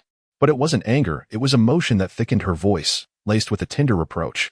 Leaning closer, Lin-Mo teased, Little fish. If you don't like it, just say so. Why look so aggrieved? If you truly dislike it, we can toss it aside. At that, In-Yo-Yu clutched the necklace protectively, stepping back with a flash of defiance in her eyes. Who said I don't like it? I love it. Don't you dare throw it away, it's mine now. Her stance was that of a kitten guarding its meal. Suppressing a laugh, Lin-Mo feigned concern. Your eyes are red, clearly you're forcing yourself. No need to endure it. Here, let me take it off for you. I'm not forcing anything. She stamped her foot in frustration. I love it. I really, really do. Good. His smile widened. I'll head back now. Oh, one more thing. What is it? He retrieved 200 yuan from his pocket. Today's tutoring fee. Don't skimp on yourself, spend it well. Things will only get better from here. Understand? Her gaze lowered. And he gave me a dress, shoes, and cooked for me. I can't accept this. Please don't make it difficult for me. Lin-Mo tilted his head, tapping his ear. Strange, I can't seem to hear you. Before she could protest further, he stepped forward, pressing the money firmly into her hand. Buy more nutritious food. You're too thin. You're being unreasonable. I can't. If you can refuse, why can't I insist? He dodged her attempt to return the bills, flashing a playful grin. Be good and listen. If you keep acting like a stranger, I'll really get upset. Her lips puckered in a pout. You and Auntie, why must you both threaten people with anger? A feeble protest, coupled with the faint trace of melancholy on her delicate face, evoked an irresistible urge to cradle her cheeks and ravage them tenderly. My mother? Lin-Mo paused briefly, a flicker of comprehension crossing his eyes. She is herself. And I am myself, utterly different. Enough of this, hurry back now. This money, can I return it? Faced with In-Yo-Yu's stubbornness, Lin-Mo had no choice but to deploy his ultimate weapon. You don't want to accept it? Very well, then give me a hug. And you 1T have to take the money. You and Yo-Yu flushed crimson once more. No. Lin-Mo had anticipated the refusal. Then keep the money. You have 10 seconds. If you're not inside the neighborhood by then, I can't guarantee what might happen next. A friendly reminder, we're in public. You 1, 2, 7. Terrified that Lin-Mo might act recklessly, and Yo-Yu hesitated no longer when he reached 7. Darting around him, she sprinted hastily into the residential area. The sight left Lin-Mo sighing in resignation. Even walking, she avoids me? As if I were some heinous criminal. Yet, his irritation couldn't dampen his buoyant mood. Only when In-Yo-Yu's figure vanished from sight did he leisurely turn toward home. The moment he stepped into the living room, his mother's presence on the sofa seized his attention. Meeting her scrutinizing gaze, he cleared his throat awkwardly. Mom, you must be exhausted today. Not at all. Lin Shu arched a brow. Sit. We need to talk. Her indifferent tone sent a shiver down Lin Mo's spine. In his memory, whenever his mother adopted this demeanor, misfortune inevitably followed. But today, he had done nothing wrong, had he? Summoning courage. He took a seat opposite her and ventured cautiously. Mom, what did you want to discuss? Lin Shu remained silent, her piercing gaze dissecting him like a blade. Lin Mo crumbled under the pressure, his face twisting into a pained expression. Mom, if I've made a mistake, just tell me. I'll correct it next time. But this silent staring, it's unnerving. Am I truly so terrifying? Lin Shu shot her son a glare, crossing her legs with deliberate poise. I'm merely contemplating something. Lin Mo's lips twitched. What is it? Lin Shu's brow twitched faintly, offering no reply. Resigned, Lin Mo tilted his head back, staring blankly at the ceiling. After 5 or 6 minutes of oppressive silence, he rose abruptly. Mom, I still have exercises to finish. I'll head to my room first. Wait. Lin Mo raked a hand through his hair in frustration. Mom, just hit me if you must. Lin Shu blinked in bewilderment. Are you out of your mind? Why would I hit you? Lin Mo slumped back onto the couch, defeated. Mom, what exactly are you thinking about? Something of great importance. Could you get to the point? How important? And for heaven's sake, just say it clearly.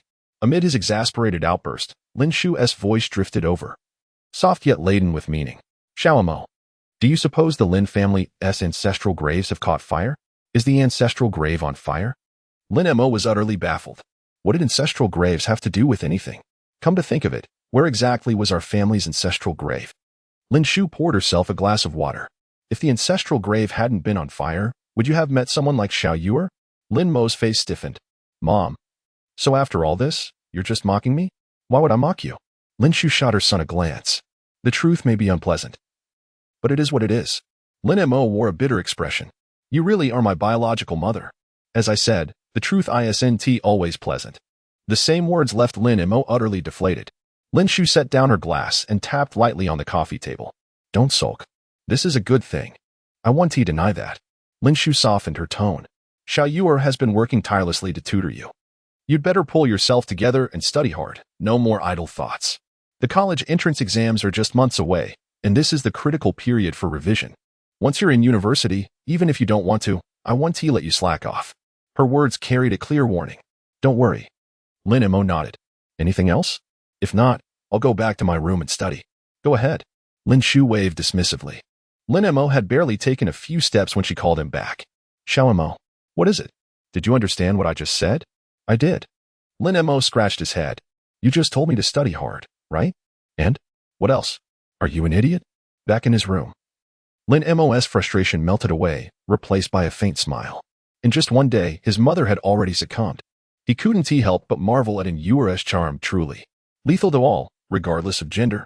After this brief reflection, Lin Mo logged into Guixin Securities to check ZE Technology's stock performance.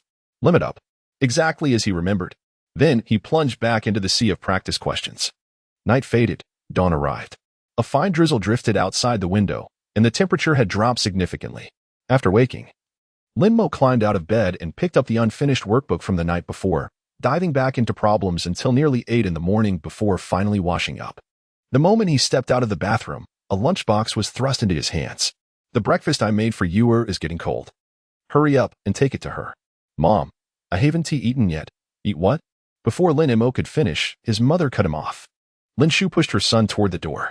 Will skipping one meal kill you? Besides, you can eat when you get back. Go deliver this first. Bang, bewildered.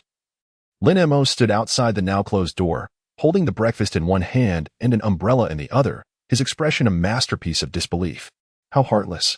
With a sigh, Lin Mo opened the umbrella and headed toward Bayou Community.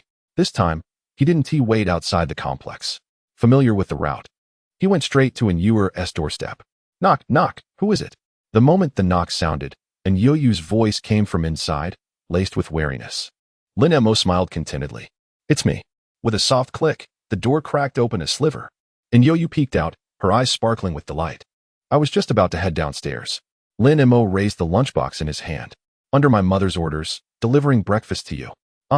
And Yu swung the door open fully, waving her small hand. No need for the trouble. I've already eaten. What did you have? Porridge. And nothing else. At this answer, Lin Mo stepped inside. By the time Yo-Yu closed the door and turned back, the small table was already laden with food, simple side dishes. A bowl of century egg and lean pork congee, and 2 boiled eggs. Yo-Yu hesitated, her cheeks flushing slightly. I told you, I've eaten.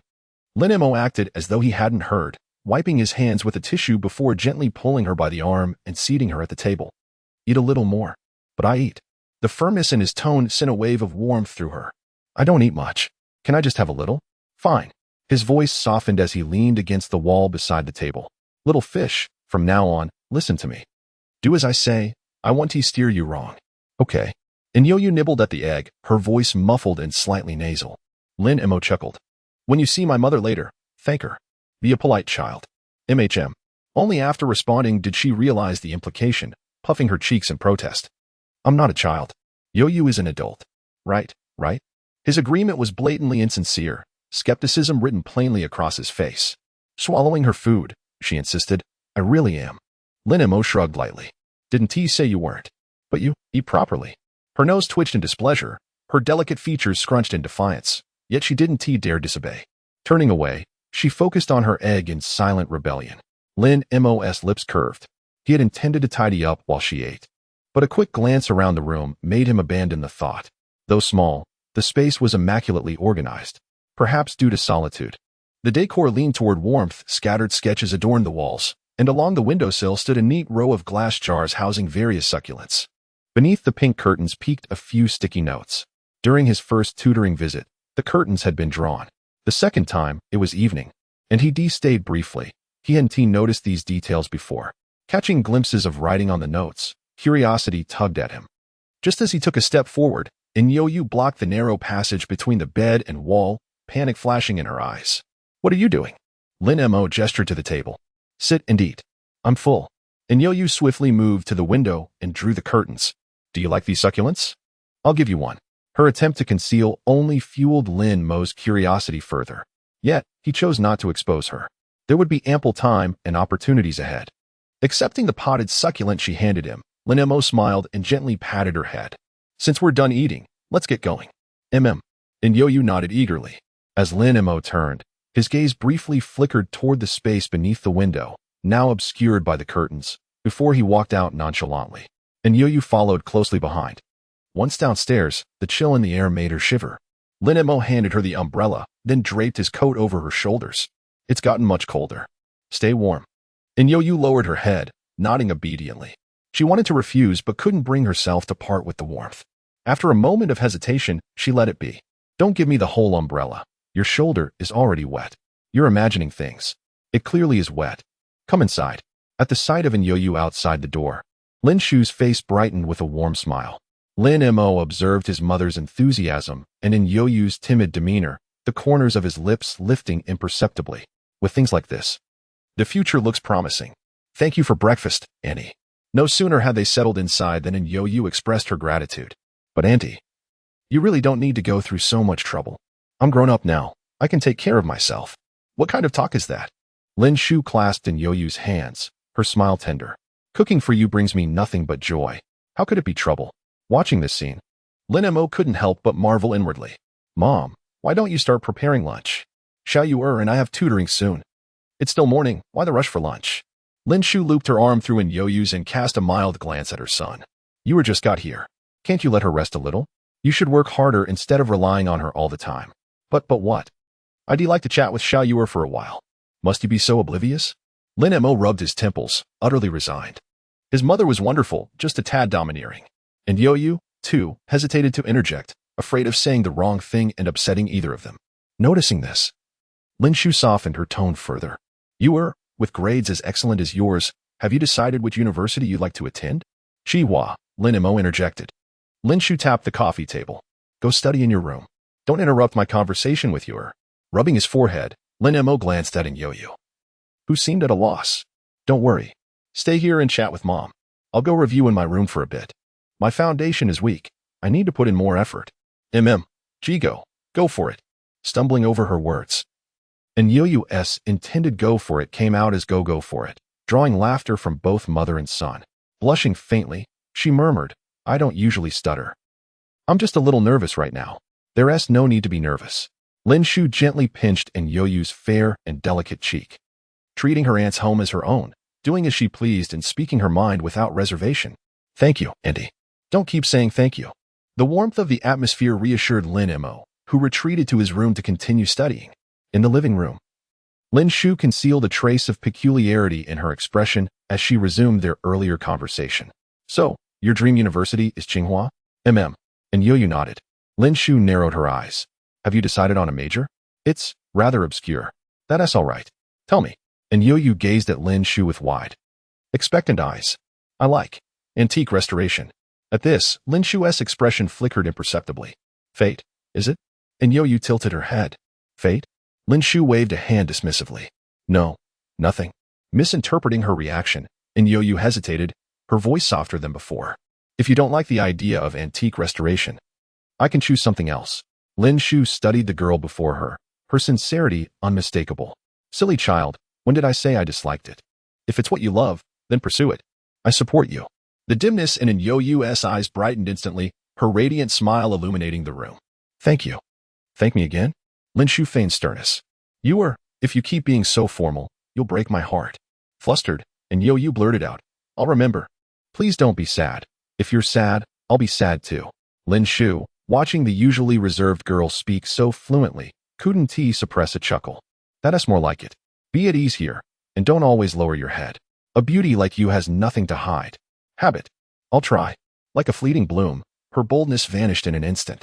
Lin Shu sighed inwardly, a pang of sympathy tightening her chest. What hardships has this child endured? Her grip on Yo-Yu's hands unconsciously tightened. Beneath the camphor tree, dusk painted the sky, dappled light filtering through the leaves onto Lin Mo and Yo-Yu. Lin Mo paused. We have school tomorrow. Don't stay up too late. And Yo-Yu nodded obediently, then suddenly tapped his arm. Wait here. I'll be right back. With that, she dashed into the neighborhood, her steps light with excitement. Leaning against the tree, Lin Mo waited patiently, a faint smile tugging at his lips. Yet, in that tender moment, the memory of Yo-Yu's tragic accident in his past life surged unbidden into his mind. His face paled. People must be protected. Cars must be destroyed. Lin Mo? What's wrong? Breathless, and Yo-Yu hurried back, cradling a pot of succulents. The moment she stopped before him, she noticed his distress. The girl's voice pulled Lin Mo back to reality, his breath steadying instantly as a familiar faint smile reappeared on his face. Nothing. Just lost $1. Feeling a bit down. Huh, $1? Upon hearing this, Yo-Yu stuffed the succulent plant she was holding into Lin Mo's hands and quickly rummaged through her pockets. Soon, a coin appeared in her palm. She waved it lightly, the corners of her eyes curving upward. Here, found your $1. Take it. As she spoke, she unzipped Lin Mo's jacket pocket and slipped the coin inside, a fleeting hesitation crossing her face. Don't be upset anymore. Lin Mo lowered his gaze slightly, stealing an inconspicuous glance at his pocket. I'm very happy now. Seeing his response, Yo-Yu's eyes brightened again. Softly, she asked, have you ever watched Doraemon? Lin Mo looked puzzled. Meeting his gaze, the dimples on Yo-Yu's cheeks deepened. I used to watch it a lot at the orphanage. There's a line I really like. What line? Life has 100 flavors. But we must face it with laughter. Happy or not, a day is still a day, so choose happiness. Her smile seemed to carry an inexplicable magic. And Lin Mo found himself smiling helplessly in return. Glancing down at the succulent in his hands, he asked, didn't you already give me one? Why another? And Yo-Yu clasped her hands behind her back, leaning forward slightly. Her clear eyes sparkled with a purity unmatched by anything else. So the other one won't be lonely. Beneath the setting sun, this girl was like crystal. In the living room. Lin Shu eyed the succulent in her son's hands. Why do you keep bringing these random things home? Lin Mo rolled his eyes. Xiaoyu gave it to me. If you don't like it, I'll throw it away. Next time she visits and asks, I'll say you made me do it. Don't. At the mention of Xiaoyu, Lin Shu's tone shifted instantly. This succulent is so well cared for. I knew only someone as clever as you could raise something so lovely. No wonder. Lin Mo. He had thought his own face was thick-skinned enough. But his mother's was thicker. Mom, aren't you embarrassed? Embarrassed? Lin Shu narrowed her eyes, smiling. Are you asking for a beating? Hearing this, Lin Mo immediately behaved. Though he grumbled internally, he dared not show it. He knew his mother well. When she threatened to hit him, she meant it. Since childhood, he had received his fair share of spankings, though always deserved. Ahem. I'm going to study. Wait. Just as Lin Mo tried to make his escape, Lin Shu stopped him, pointing to the sofa across from her. Sit. We need to talk. Lin Mo grimaced. Mom, I know our ancestral grave caught fire. Can we not bring it up again? What nonsense. Lin Shu's eyes flared as she stood, hands on her hips. Your ancestral grave caught fire. Lin Mo's lips twitched, but he stayed silent. A second later, Lin Shu realized her mistake. Had she just cursed herself? Sit down. Right away. Lin Mo sat down across from his mother, straightening his posture with solemn dignity. Mom, what did you want to discuss with me? Lin Shu flicked her wrist dismissively. I spoke with Yua today. She's planning to apply to Tsinghua University's Cultural Relics Restoration Program. What are your thoughts? Placing the succulent on the coffee table, Lin Mo spread his hands. Yua's choice? Of course I support her. Lin Shu was visibly exasperated. That is not what I asked. I'm asking what university you plan to apply to. Tsinghua. Lin Mo looked genuinely baffled. If she is going to Tsinghua, naturally, so am I. Do you think getting into Tsinghua is as easy as saying it? Never thought that. Sighing, Lin Mo pointed to the dark circles under his eyes. Mom, care to explain where these came from? Lin Shu couldn't help but laugh. Fine, fine. As long as you know what you're doing. But mark my words, if you let my Yua slip away, I won't let you off easily. Your Yua? A single sharp glance from his mother ended the conversation. Back in his room, Lin Mo set the succulent to the left of his computer. Guardians of the Air. Left and right. He murmured. Green dragon to the left, white tiger to the right. How does the next line go again? Sandwiched by a fool in the middle. Wait, no. Shaking his head, he unhesitatingly blamed his mother. Her self-deprecating humor is rubbing off on me. Gazing at the two succulents, and Yua's delicate features involuntarily surfaced in his mind. Time to study. Another night of relentless work followed. At dawn the next day, Lin Mo sat up in bed, rubbing his sore eyes. His first glance was out the window. The crimson edge of the sun peeked over the horizon. Finally, the rain has stopped. Washing up was swift and efficient. By 7:10 a.m., he stood outside the gates of Bayou residence. Within minutes, an Yua appeared. Morning. Morning. Even in Yua hadn't he noticed the subtle shift in herself. Compared to before, her voice carried a softer lilt now, threaded with an undercurrent of sweetness, something only Lin Mo could detect. In just over 10 days of interaction, her once severe reticence had softened. Where she once flushed at the mere act of speaking, she now conversed with him effortlessly. There is still so much time ahead. One day, she'll be as bright and lively as any other girl. The thought tugged the corners of Lin Mo's lips into an unconscious smile. Class 2's homeroom. Gu Fan, slumped over his desk, perked up the moment Lin Mo entered. MOG, over here. Nodding at an Yua, Lin Mo took his seat in the back row. What's with you today? Here so early? It was barely 7:30 a.m. Gu Fan was usually the type to slide into class at the last second. As the saying goes, unusual behavior signals hidden motives. With a woeful sigh, Gu Fan glanced toward the front of the room before whispering, How is the stock market looking? Lin Mo arched a brow, amused. You came early just to ask about stocks? What else? Gu Fan patted his chest with lingering fear. Last night I had a nightmare where all the stocks you bought plummeted. You couldn't bear the blow and then what? Then you jumped off a building.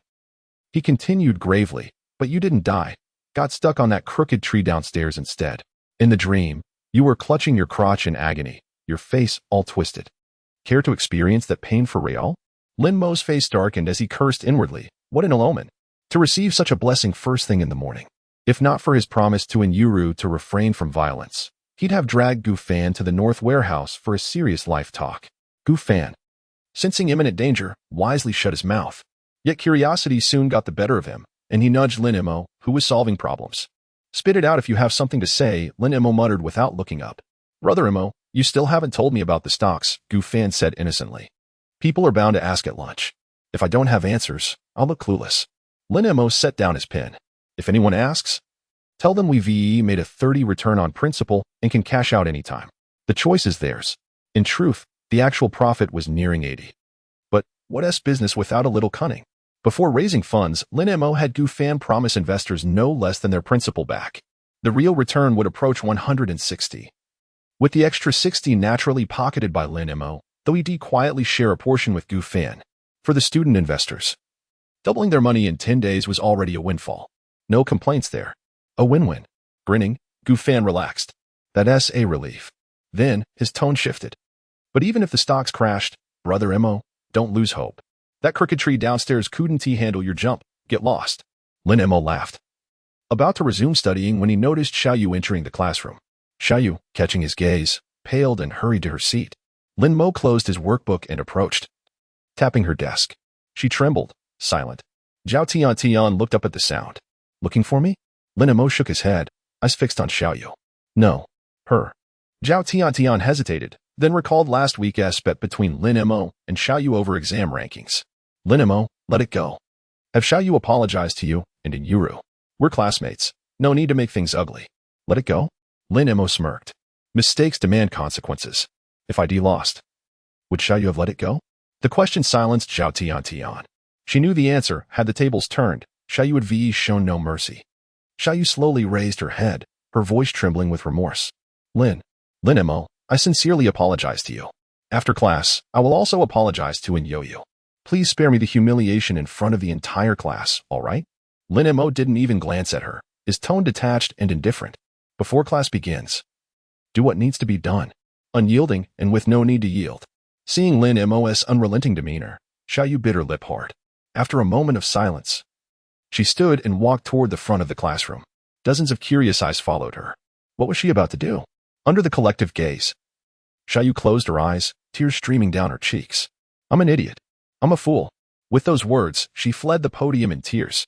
Most students were left bewildered, but a handful turned their attention to Lin Mo in the aisle. They had been present during the bet between him and Xiaoyu and knew the full story.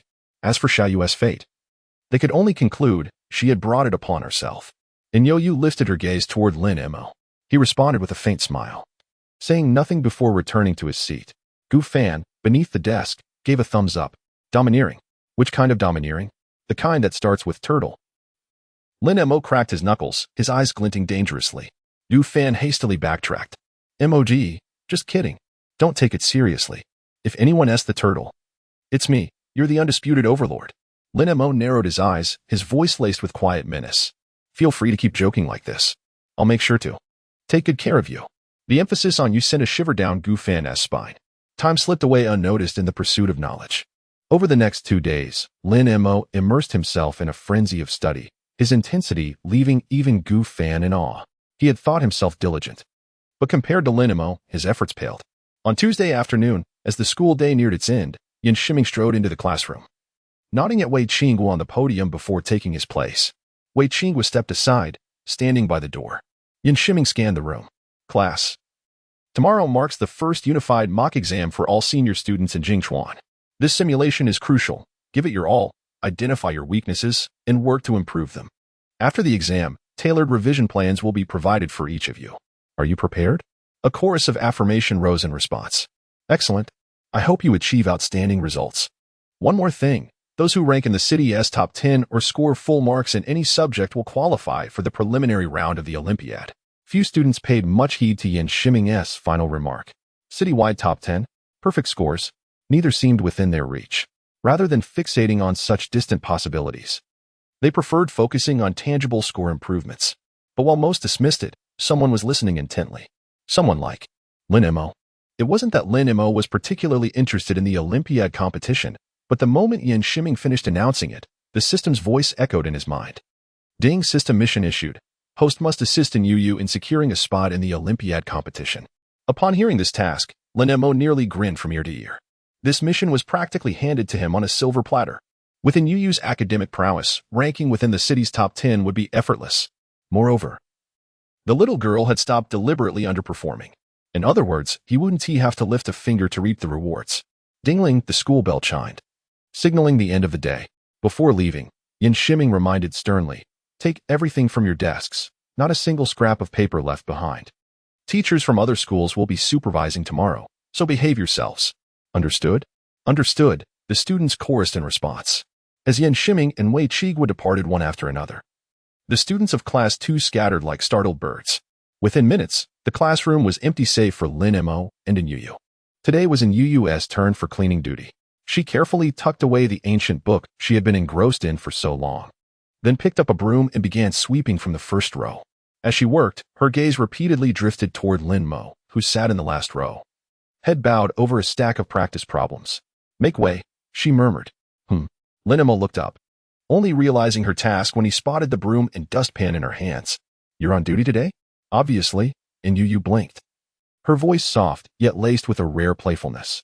If you don't move, I might just sweep you into the trash bin. Lin Emo chuckled, snatching the broom and dustpan from her grasp. Sit down and rest. I'll handle it. Can I refuse? You can, but whether I listen is another matter. A faint sigh escaped in Yu as her cheeks warmed. Thank you. Thank me.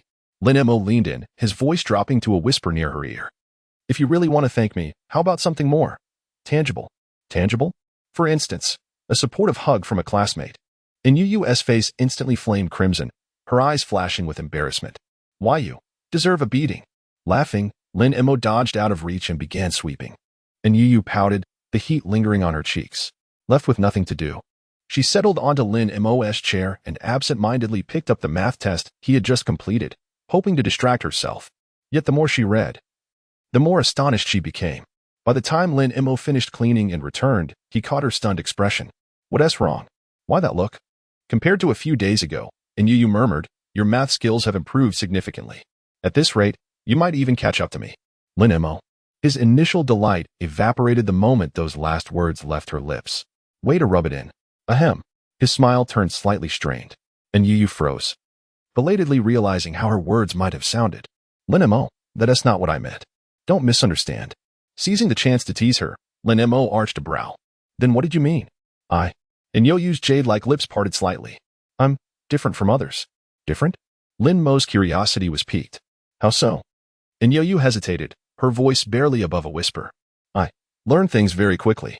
Much faster than most. How fast? Maybe. It's better not to say. No, you can't just leave it at that. Biting her lower lip, she confessed, all the key concepts from first-year high school subjects. I mastered them in about a week. Lin Mo's lips twitched, momentarily speechless. Perhaps it's best not to ask further. This is too much to handle. And Yu stole a cautious glance at him, murmuring under her breath, you insisted on knowing. Don't blame me. Half-jokingly, Lin Emo narrowed his eyes. Little fish. It's just the two of us in this classroom. If you keep provoking me, I might just tie you up and sell you to traffickers. Head still bowed. She replied softly, I don't believe you. Oh? Because Aunt Lin would beat you up. From an angle Lin Emo couldn't see. The girl's eyes shimmered with distant memories. This sense of reliance, she had felt it many years ago. But ever since that devastating flood. And Yu's threat left Lin Emo utterly helpless, yet he had to admit its effectiveness. Even a mere jest was forbidden. Ahem. To mask his awkwardness. Lin Emo turned his gaze out the window. For this mock exam, you must give it your all, understand? And Yu, assuming Lin Emo suspected her of score manipulation again, murmured in defense, I promised the teacher I wouldn't hold back my scores anymore. If I say I'll do something, I'll do it. There's no need to worry. As Lin Emo gathered his study materials into his bag, he admonished, from now on, don't go tattling to my mom about everything. Our matters should stay between us. Our? And Yu's eyes flickered with surprise, no, more like astonishment. Slinging his backpack over his shoulder, Lin Emo tilted his head. Little fish. Then what would you call our relationship now? Classmates. The answer came without hesitation. Lin Emo arched a brow. As classmates, can't we use the word are? Well, before she could finish, Lin Emo cut in. We can. And Yu. On the sidewalk, Lin Emo walked on the outer edge, carrying both their backpacks. While Yu trailed slightly behind, her steps light and measured, 1 foot per paving stone, her youthful aura exuding an effortless charm. Pleased with her recent changes. Lin Emo broke the silence after a while. Little fish, any interest in the Olympiad? None. She shook her head. I dislike unfamiliar environments. That's a bad habit. Lin Emo halted, turning to face her. You must learn to adapt. How about we join the Olympiad together? Let me think about it. No need. It's settled then. Since when was this settled? Yet her protest fell on deaf ears. Gazing at the distant sunset, Lin Emo softened his tone. I want to go. Will you accompany me? After a prolonged silence, Yu acquiesced with a whisper. A low chuckle escaped Lin Emo. Little fish. May I rest at your place for a bit later? I'm thirsty, just a sip of water. Of course. She nodded absent-mindedly, oblivious to the implications. Creak. Once inside. Yu fetched a stool. Sit for now. I'll boil water. Lin Emo couldn't resist adding, be careful. Her foot, mid-step, returned to the floor. A faint pout graced her lips. I'm not a child. Must you always treat me like one? Must. His refusal was absolute, suppressing a subtle twitch of her mouth. And Yu sighed. Fine. I'll boil the water. As the sound of bubbling water drifted from the kitchen, Lin Mo's lips curled into a triumphant smile. The pretense of thirst was merely a ruse. His true aim? The sticky notes plastered beneath her curtains. Lin Mo was determined to uncover their contents. Judging by Nyoyu's flustered reaction yesterday, those notes undoubtedly held a secret. Otherwise, the girl wouldn't have panicked so intensely. Lin Mo turned his head to glance at the kitchen door, then tiptoed to the window with utmost caution. He gingerly drew back the curtain, careful not to make the slightest sound that might alert Nyoyu. But the moment the curtain parted, he froze in disbelief. The wall stood bare. Where were the sticky notes? What happened? Where did they go? For several stunned seconds, Lin Mo stood motionless until the sound of approaching footsteps snapped him back to reality. He swiftly retreated from the window. Nyoyu hurried to the small table, cradling a cup of steaming water in both hands. She shook her fingers slightly in the air, wincing. It's a bit hot. Just wait a moment. Without a word, Lin Mo strode to her side, seized her hands, and turned them over. The sight of her reddened fingertips sent a sharp pang through his chest. Are you foolish? Couldn't you have waited? It's nothing. Nyoyu murmured, her head bowed meekly, avoiding his gaze. She tried to pull her hands back, but his grip held firm. Frowning, Lin Mo strode into the kitchen. Within moments, he returned with a basin of cool water. Soak them for a while. His tone, though commanding, carried an unmistakable undercurrent of concern. Nyoyu's eyes shimmered like the rippling water in the basin, noticing how she kept her head lowered. Lin Mo couldn't help but speak up. Little fish, don't always look down. Oh. The words struck a chord. Lin Shu had said the same before. But this time, they carried a different weight. Slowly, she lifted her gaze. Under the dim glow of the room's light, her delicate features exuded an air of fragile grace. You're so lovely. Why be afraid of being seen? At his praise, a soft blush tinted Nyoyu's cheeks. Actually, I don't want to be pretty. Why? Lin Mo couldn't help but question. Most girls yearn to be more beautiful, yet here she was, defying that very desire. Biting her lip, she whispered, I'm timid. Being pretty draws attention. I'd rather be ordinary. A flicker of emotion passed through Lin Mo's eyes, but he said nothing. Instead, he lifted her hands from the water and gently dried them with the hem of his shirt. Their essay towel. This is more convenient. Don't mind it. I don't. A little past 7 in the morning, Lin Mo staggered out of bed, clutching his stomach as a sharp pain lanced through him. Gritting his teeth, he dragged himself to the bathroom mirror and grimaced at his pallid reflection. After splashing his face with water, he shuffled out weakly. Lin Shu immediately noticed her son's condition. Xiaomo, why do you look so awful? Are you dying or something? When he didn't rise to her teasing, her playful tone vanished. What's wrong? I don't know. Lin Mo winced, pressing a hand to his abdomen. Feels like food poisoning. Last night's dishes were fresh, though. It shouldn't be. Before he could finish, Lin Shu paused. Could it be the soup? They had both eaten the same meal, except she hadn't touched the broth. At this thought, Lin Shu quickly stood up and rushed to the kitchen. Moments later, she returned to the dining table with a packet of dried shrimp flakes, her face ashen. These shrimp flakes are expired. How long? Lin Shu held up 3 fingers. Seeing this, Lin Mo tentatively guessed, 3 months? 3 years. Everything makes sense now. Lin Shu looked remorseful. My fault. The seafood vendor gave these to me, and I forgot to check the production date. Eat something else to fill your stomach first. And we'll go to the hospital immediately. Upon hearing hospital, Lin Mo immediately shook his head in refusal. Mom, today is the mock exam. I can't miss it. What kind of exam can you take in this condition? I'm taking it. Lin Mo forced a smile, unusually stubborn. Xiaomo, though the mock exam is important, your health matters more. If you miss this one, there is still the 2nd and 3rd mock exams, and then the college entrance exam. But if your health, I'm taking it. Lin Mo remained resolute. After drinking half a glass of milk, he stood and headed for the door. I'm off to school. Wish your son a triumphant victory, maybe even a score over 700. Lin Shu sighed helplessly. Let me drive you. Remember, if you really feel unwell, give up on the exam. Don't push yourself too hard. No need. Lin Mo feigned annoyance. I still have to pick up Xiao Yuer. No need to drive me. Hey, you little. Lin Shu waved her hand, laughing despite herself. Fine. Remember what I said. Now scram. Got it. Once downstairs, Lin Mo reverted to the sickly state he'd woken up in. Outside the neighborhood gate, he hailed a taxi. Driver, first to Bayou Community to pick someone up, then to Jingchuan No. 2 High School. Around 7:30 a.m., outside the school gates, Nyoyu looked up at Lin Mo's pale face, her eyes brimming with concern. Maybe skip this exam? Lin Mo lifted his eyelids slightly. Don't worry. I want to joke about my health. If I really can't hold on, I'll quit. Compared to usual, his voice carried a faint weakness, which only deepened in Yo-Yu's worry. She tugged at his sleeve. But I think you're really suffering right now. She was T1 for eloquent words of care, whatever was in her heart. She simply blurted it out. The tender concern in her limpid eyes warmed Lin Mo's heart. Hearing you say that works better than medicine. And Yo-Yu stamped her foot. You still have the nerve to joke like this? Fine. I won't care about you anymore. With that, she turned and strode toward the school. Lin Mo stayed rooted in place, his lips curving slightly as he counted down softly. 3-2 before he could say 1, and Yo-Yu had already spun back around. She averted her gaze, muttering, It's not that I care about you. Oh, then what is it? It's just I'm a little worried hearing her explanation. Lin Mo threw his head back and laughed, drawing the attention of passing students. The girls merely glanced over, but the boys glared with displeasure. And Yo-Yu hadn't been at number 2 high for long, but the boys had already privately crowned her the most beautiful girl in school, bar none. And now, here she stood beside Lin Mo, as if she belonged to him alone. This made them feel utterly miserable, absolutely wretched. Watching Lin Mo's beaming face only deepened the gloom in these boys' hearts. No way. They couldn't let this guy get too cocky. They had to report him. Absolutely must report him. Just wait and see. Noticing many eyes turning their way, and Yo-Yu's cheeks bloomed with a delicate pink flush as she whispered urgently. Let's go quickly. All right.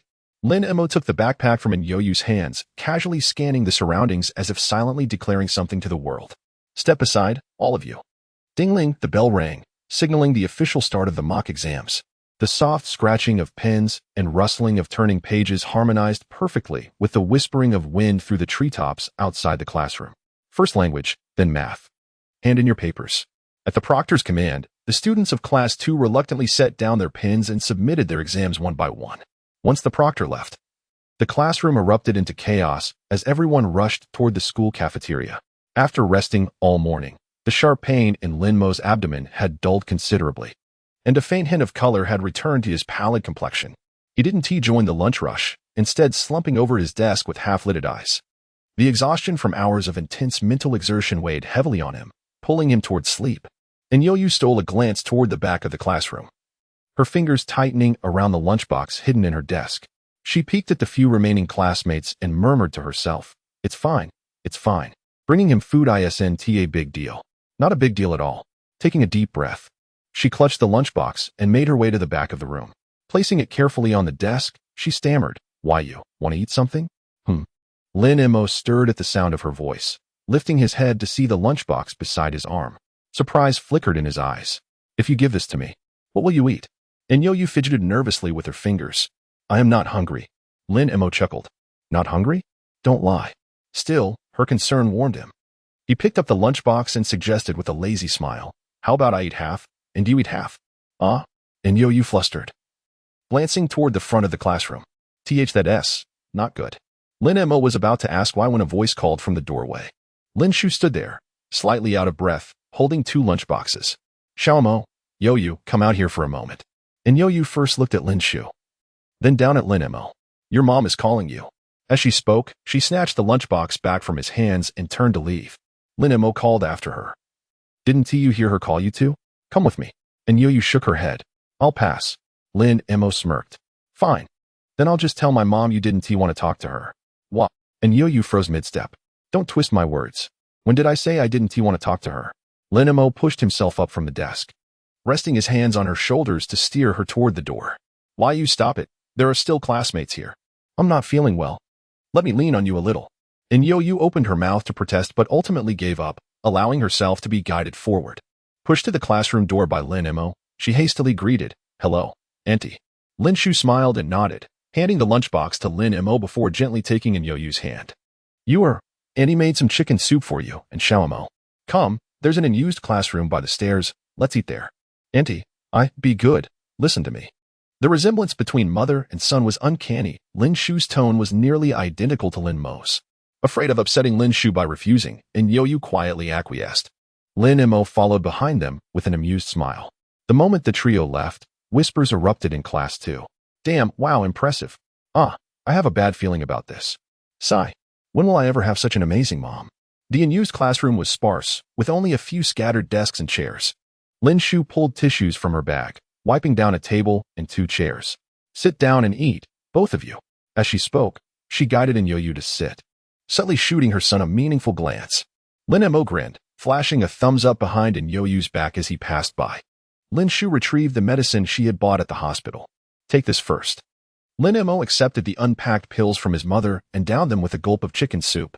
The moment he finished, he noticed Inyoyu staring at him and teased, "Little Yuer, am I that handsome?" Inyoyu flushed crimson, stammering, I've never seen anyone take medicine with chicken soup before." Lin Shu's shoulders shook with suppressed laughter. "Yuer, don't mind this narcissist. Auntie will tell you a secret. This isn't called handsome. It's called adorable. In other words, he's just a little cutie." Lin Mo's lips twitched. "Mom, why does that sound like an insult?" "Oh." Lin Shu rested her chin on her hand, eyes narrowing. "You caught that?"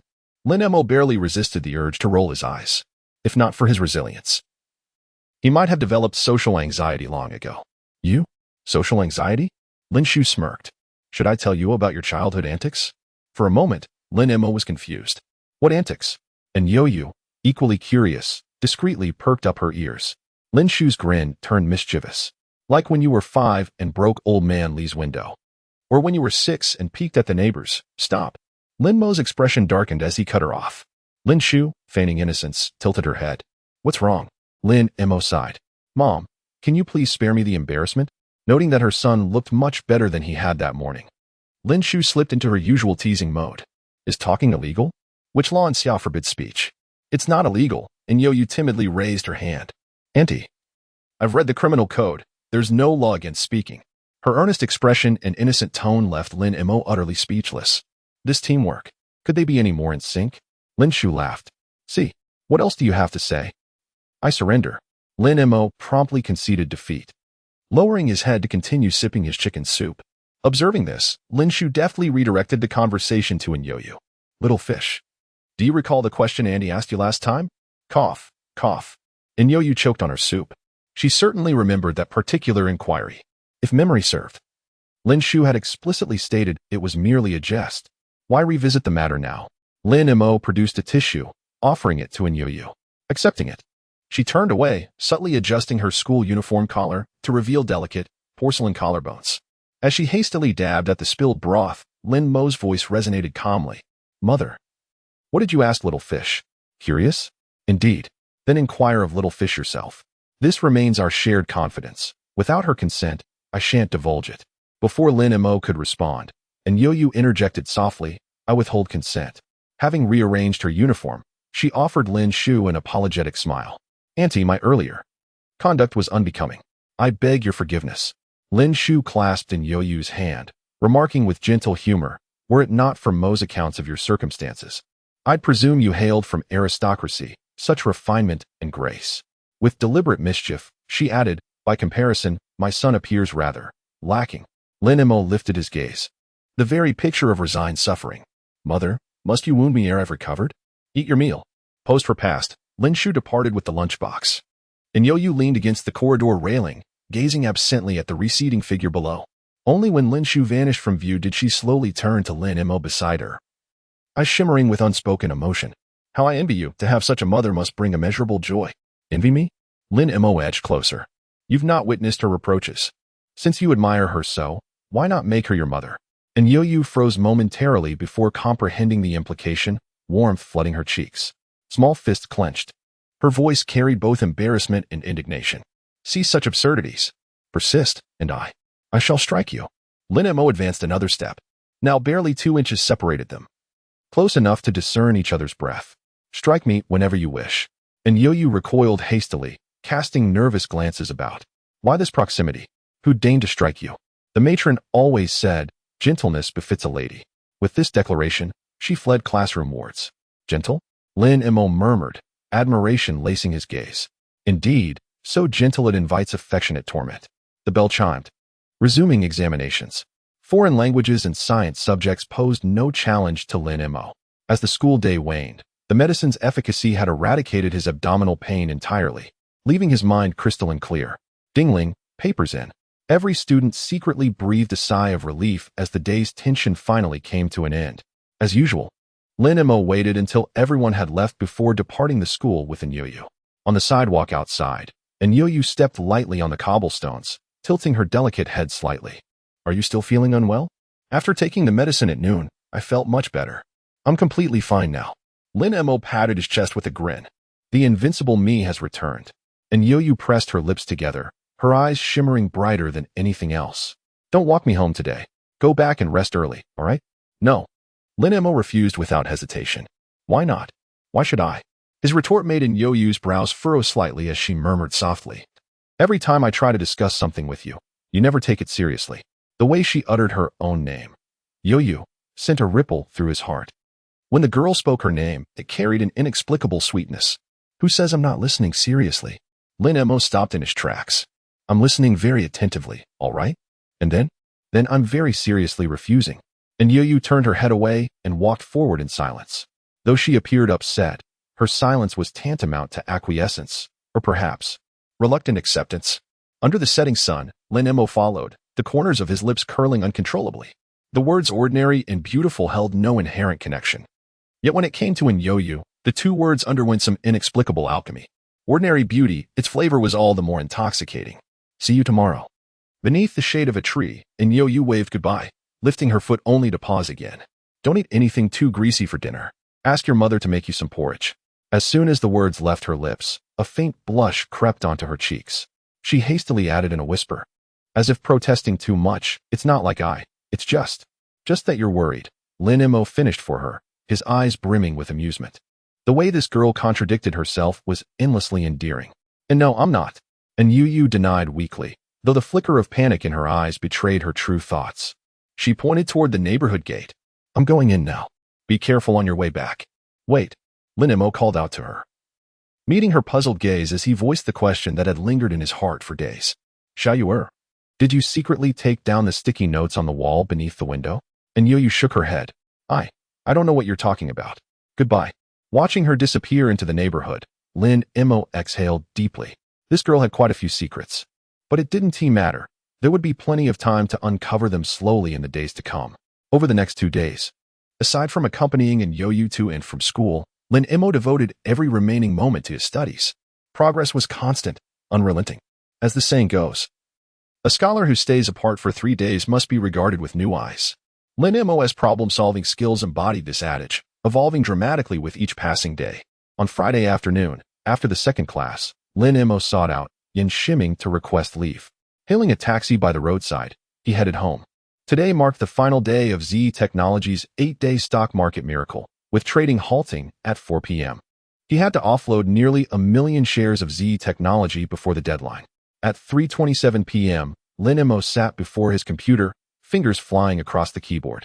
Currently, ZE Technology had hit the daily upper limit for 7 consecutive trading days, a surge that had intoxicated countless investors, driving them into a frenzy of buying. With demand far outstripping supply, shares of ZE Technology had become a rare sight in the market. Only scattered retail investors held any. Thanks to these conditions, Lin Mo's sell-off proceeded with astonishing ease. No matter how many shares he dumped, they were snatched up in the blink of an eye.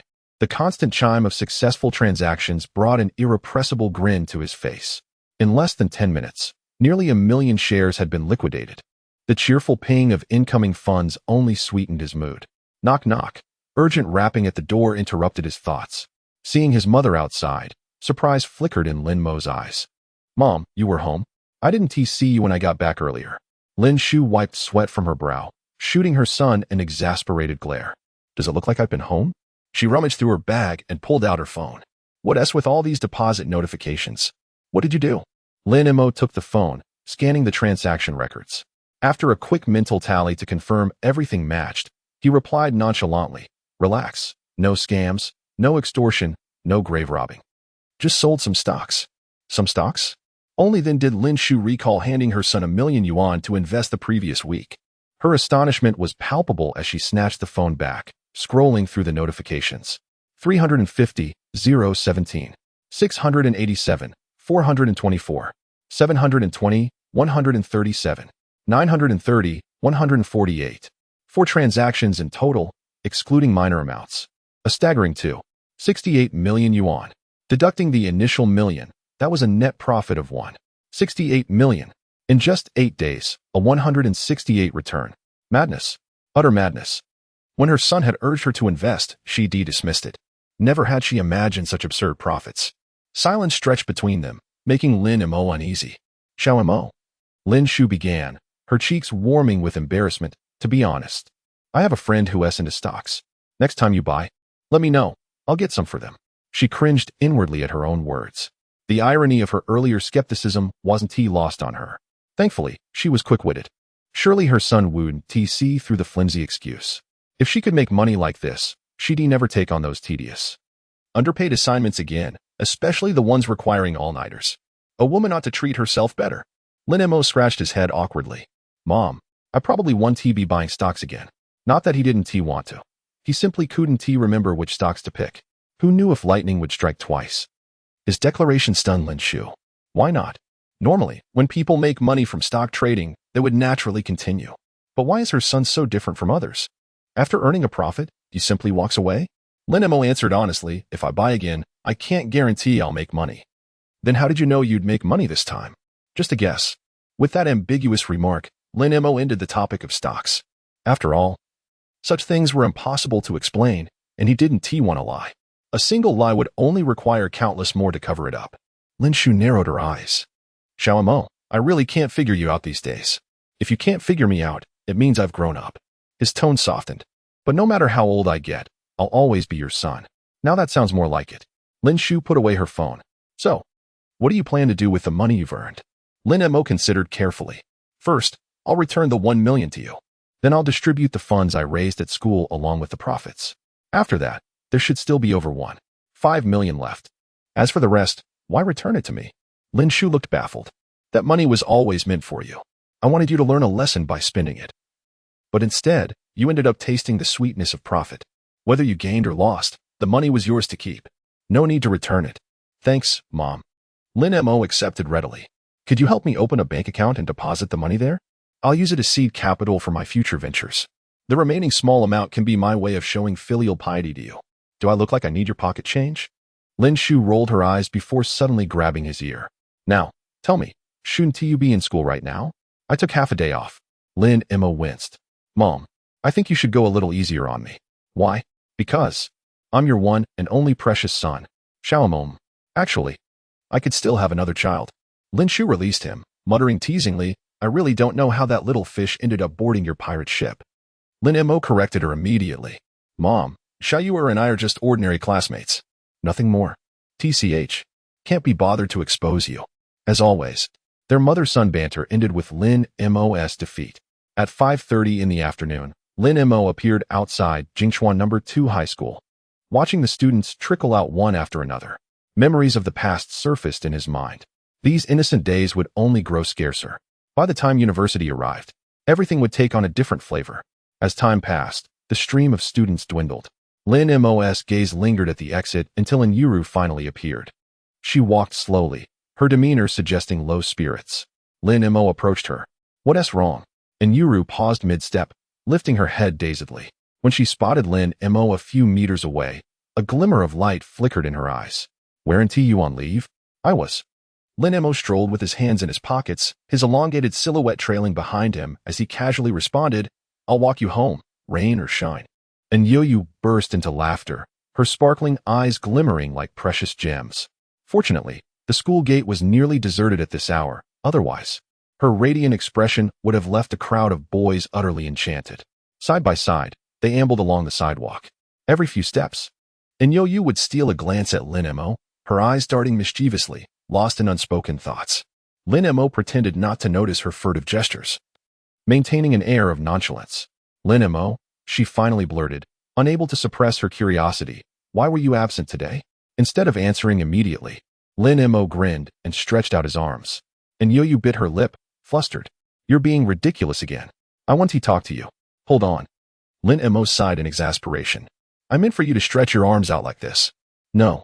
She shook her head vigorously, her face etched with suspicion. You're definitely up to no good. Lin Mo felt a pang of injustice. This time, his intentions were entirely pure. His tone turned firm. Stretch your arms. I promise I won't lay a finger on you. Her eyes brimming with reluctant compliance, Yuru huffed. Fine, I'll do it. No need to be so harsh. The moment she extended her arms, she felt an unexpected lightness. Turning, she realized Lin Mo had slung her backpack over his own shoulders. She stood frozen for a solid 10 seconds before comprehension dawned, flushing her cheeks crimson. Lin Mo smirked. What did you think I was going to do? She buried her face in her hands. Nothing at all. Amused, he flicked her forehead lightly. Let us go, little scatterbrain. Hey, she protested in a whisper. Why do you keep giving me nicknames? My name isn't Yo-Yo. You can call me by my name, or Xiao Yu Er.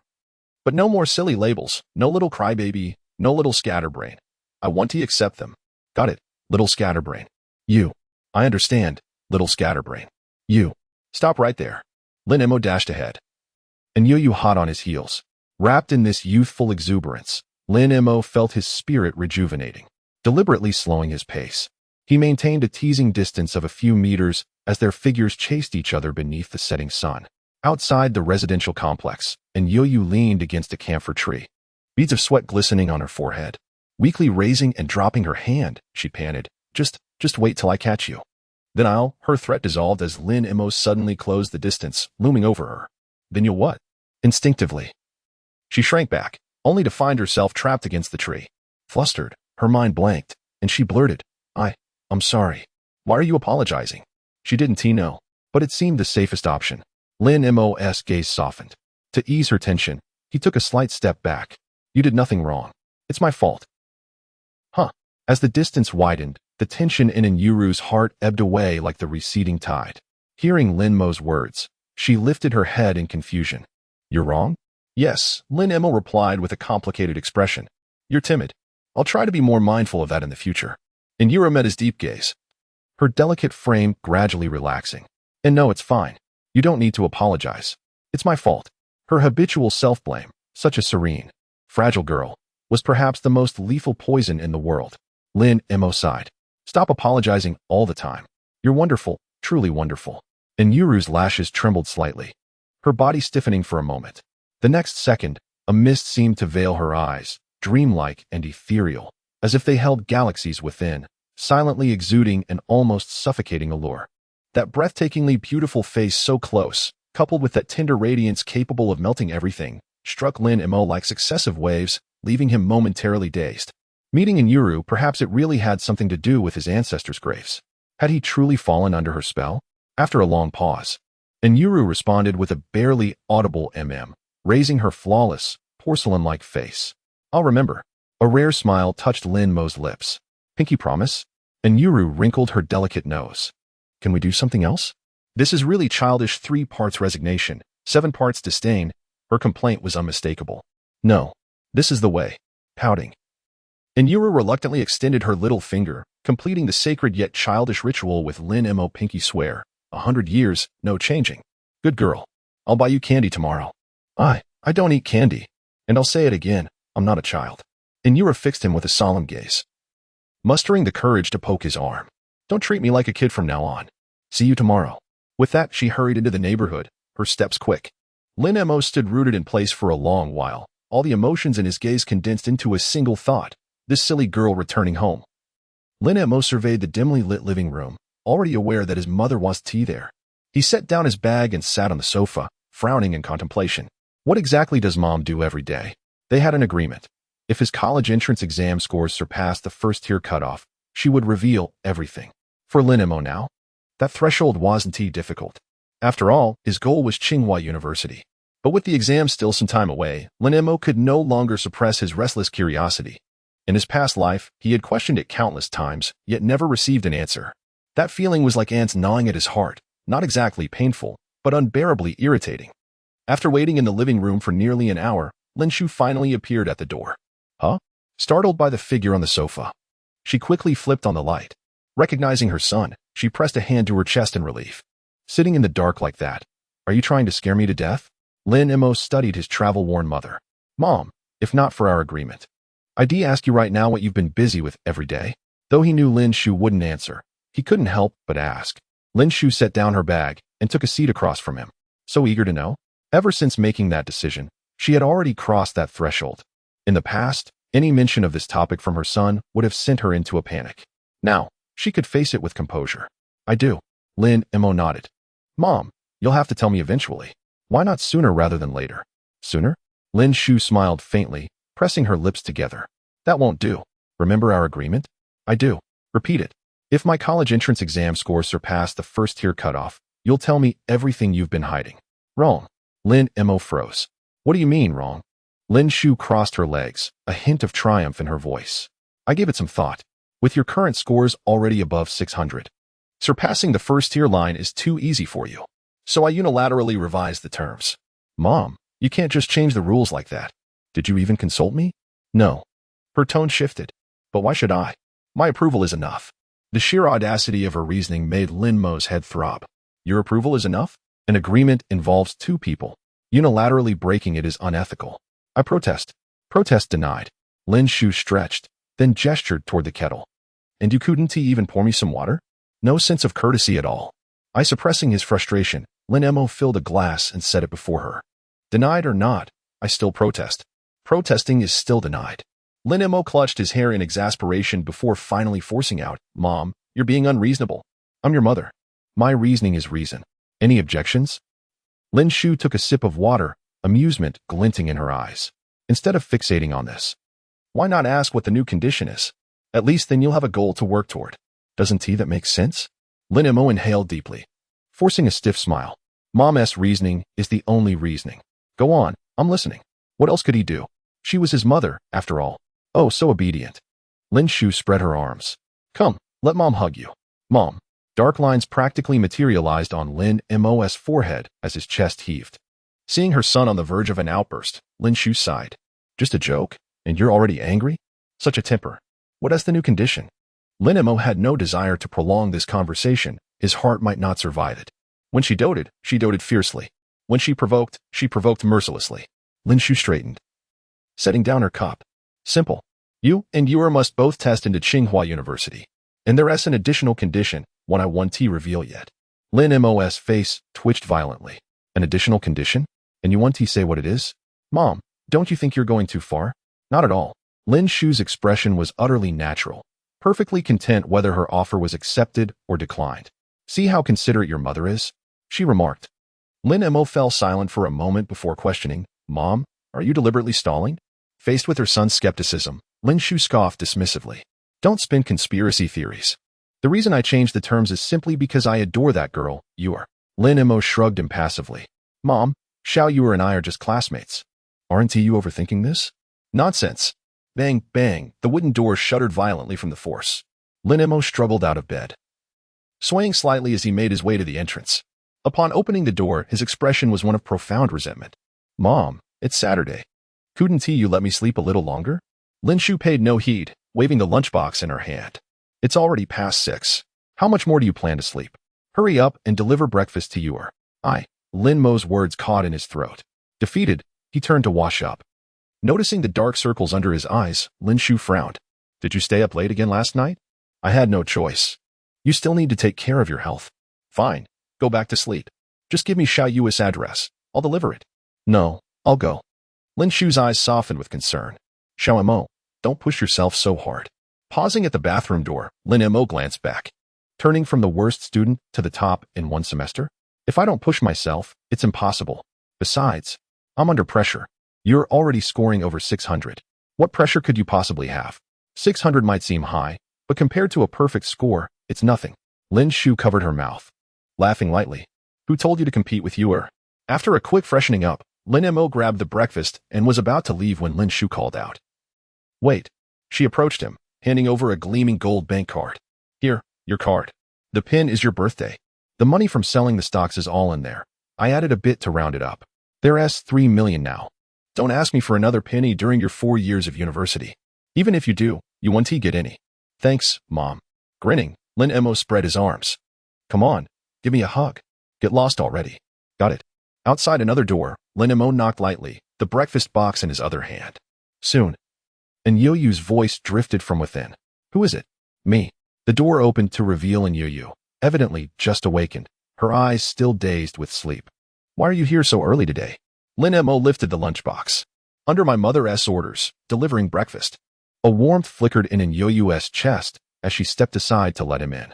Watching him unpack the meal, she hesitated, her fingers twisting slightly.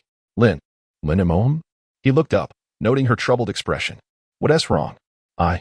She inched closer to the table, her voice soft. Aunt Lin is too kind to me.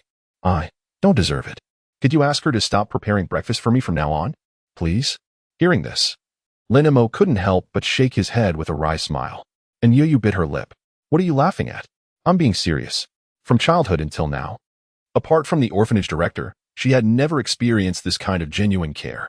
But ever since meeting Lin Shu, she had been showered with gifts, new clothes, delicious homemade meals.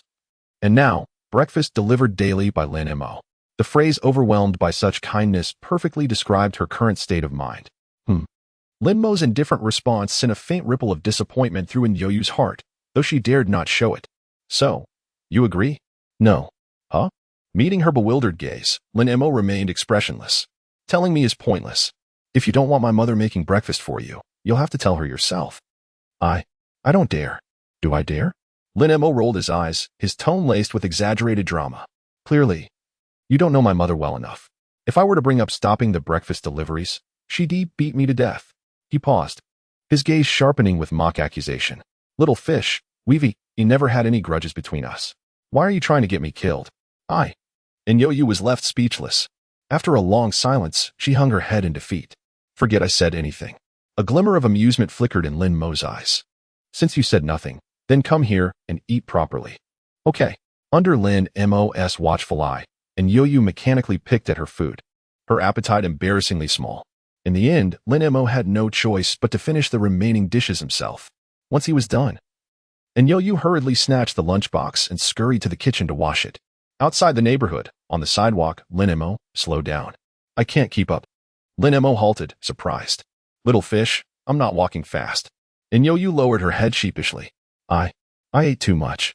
The corner of Lin Mo's mouth twitched upward as he adjusted his pace to match hers, his gaze lingering on her. Noticing his stare, a delicate blush spread across in Yoyu's cheeks. Why are you looking at me like that? Where's the dress my mother gave you? Lin Mo cut straight to the point. Why aren't you wearing it? It's too expensive. Her voice was barely audible. I don't want to risk staining it.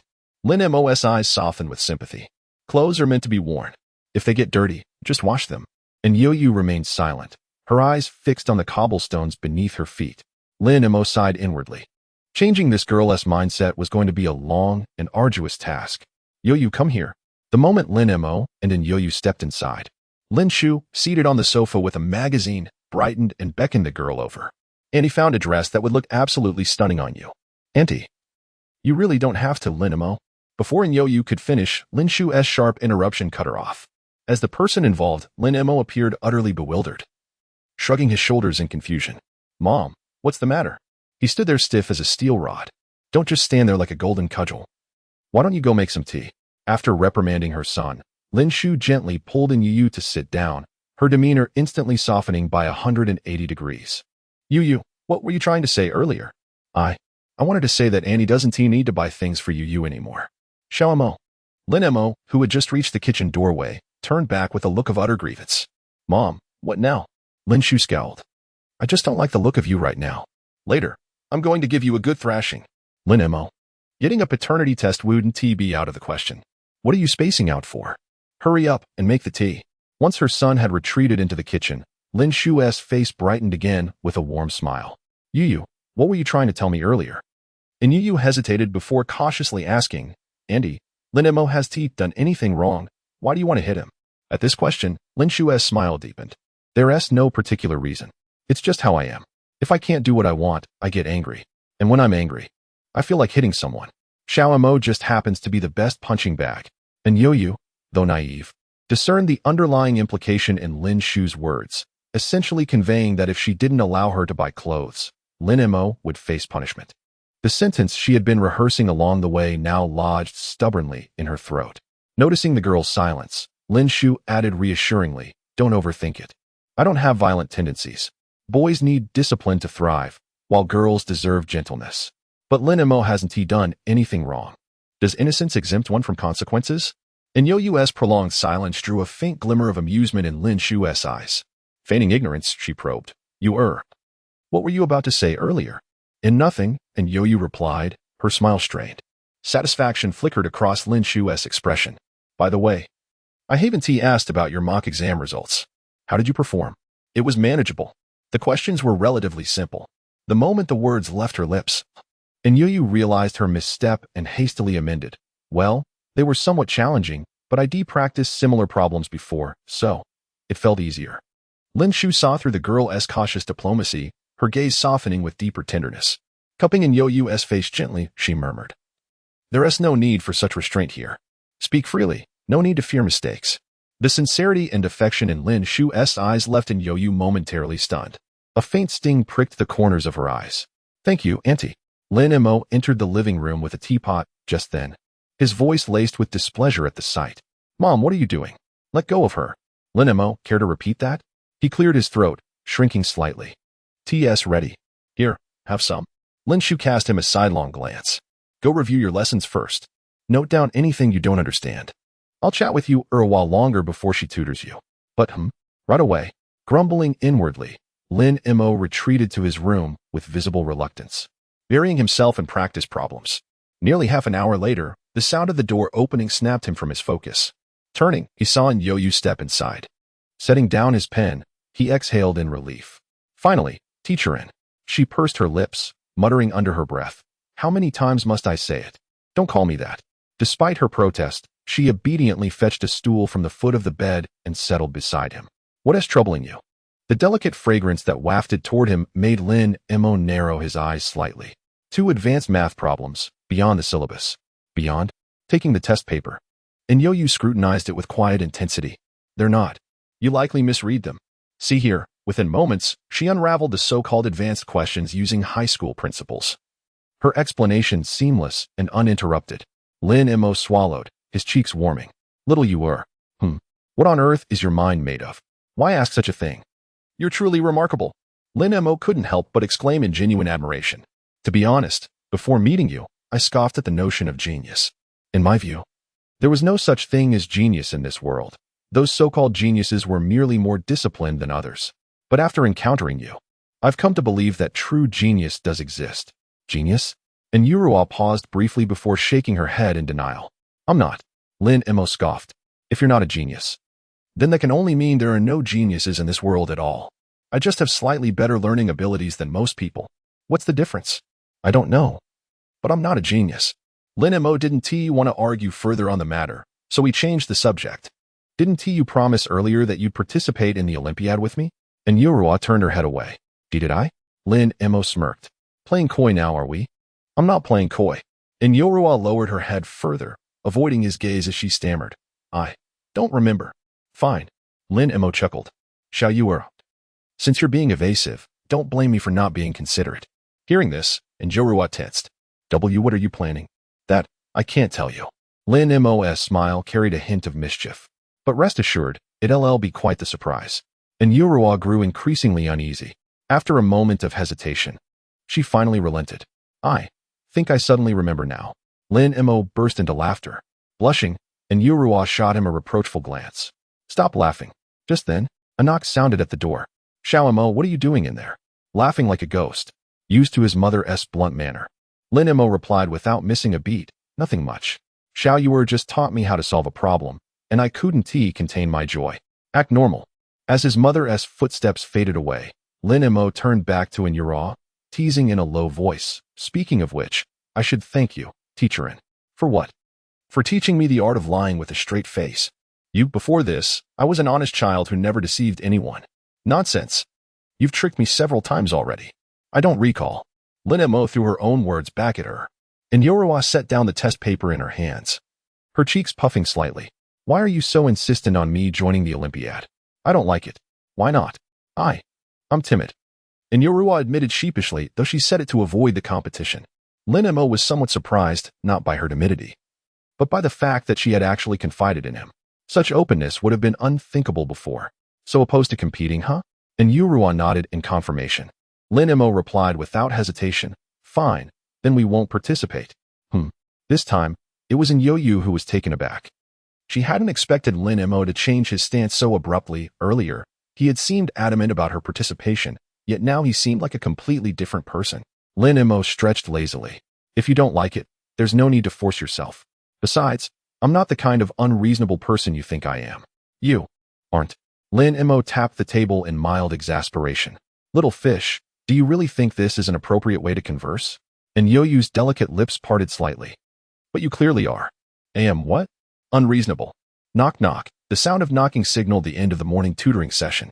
After hours of study, Lin Mo's astonishment hadn't diminished in the slightest. If anything, it had only grown stronger.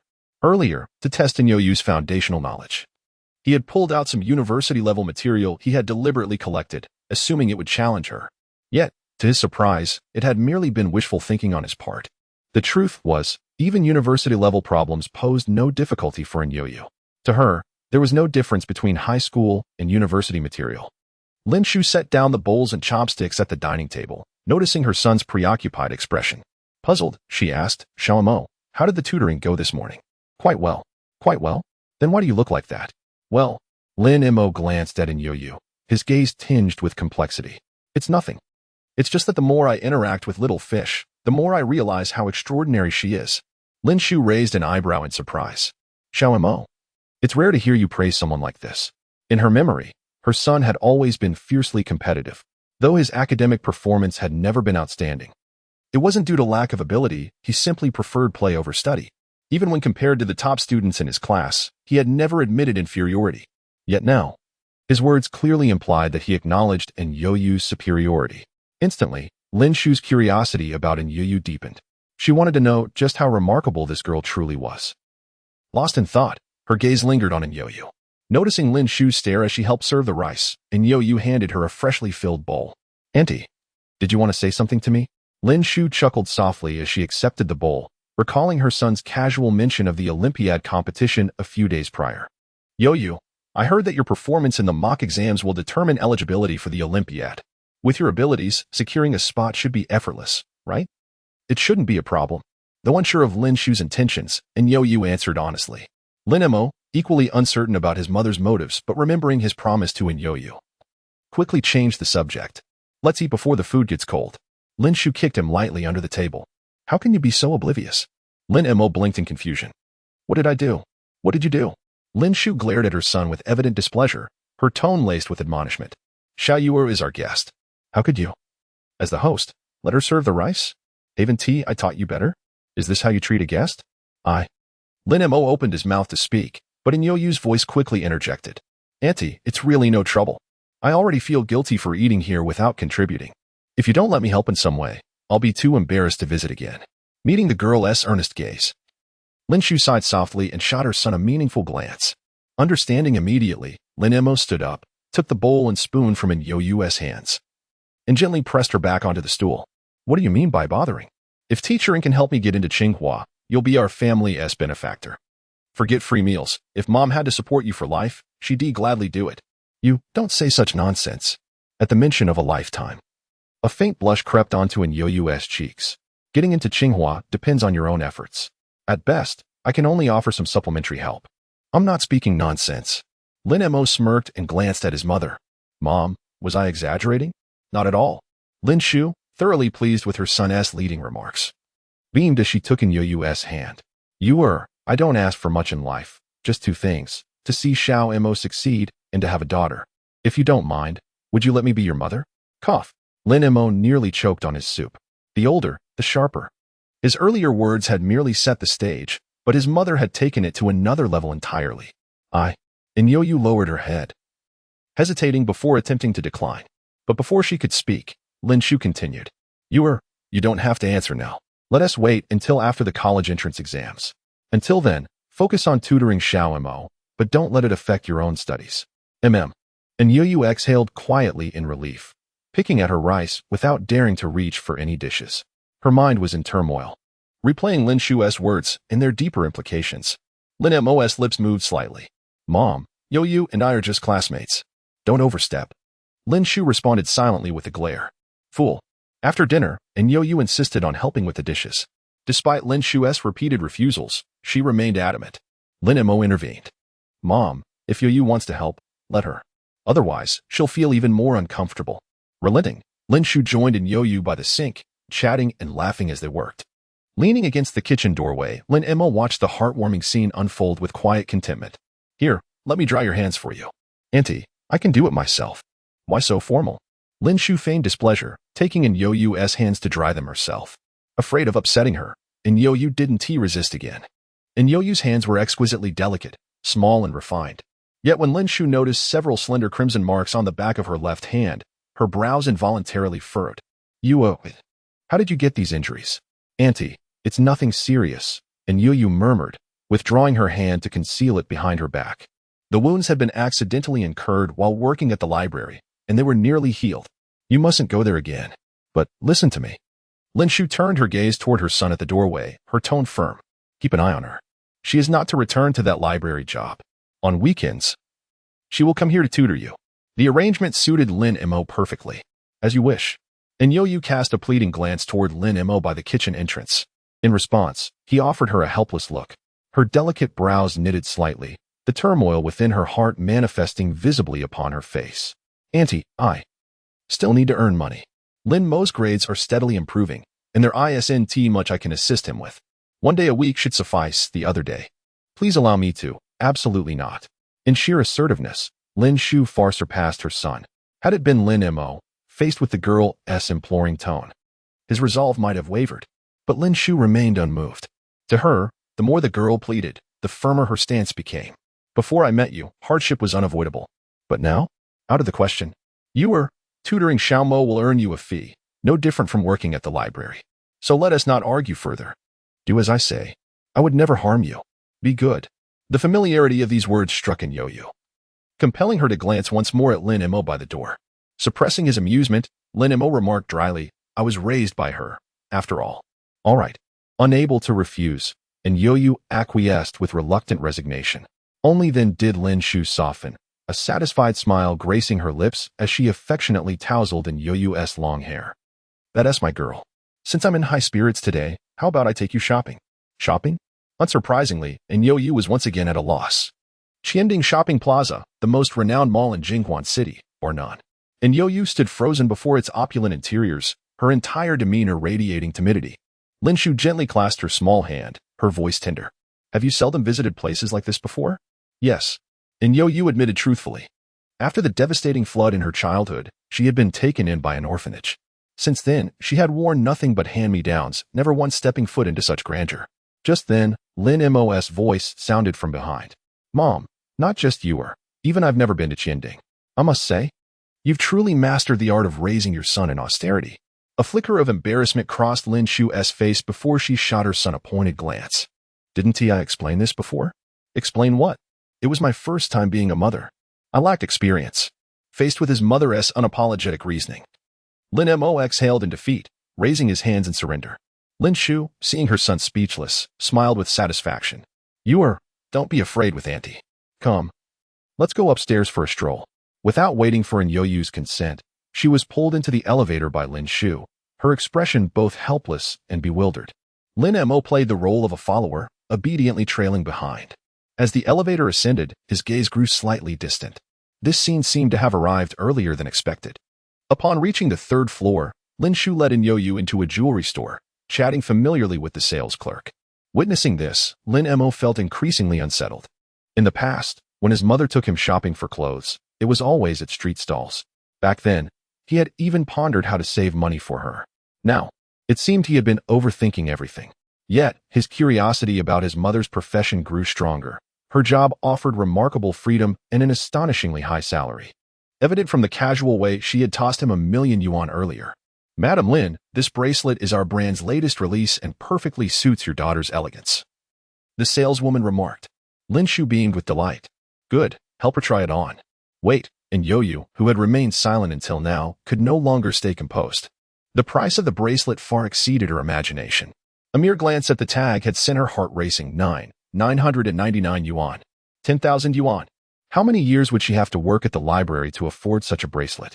Even with a future raise, it would take at least 2.5 years. As Lin Shu prepared to make the purchase, and Yo-Yu hastily retreated 2 steps, without uttering a word. The unmistakable resistance in her eyes spoke volumes. Understanding, Lin Shu gave her son a meaningful glance before quietly conversing with the sales clerk.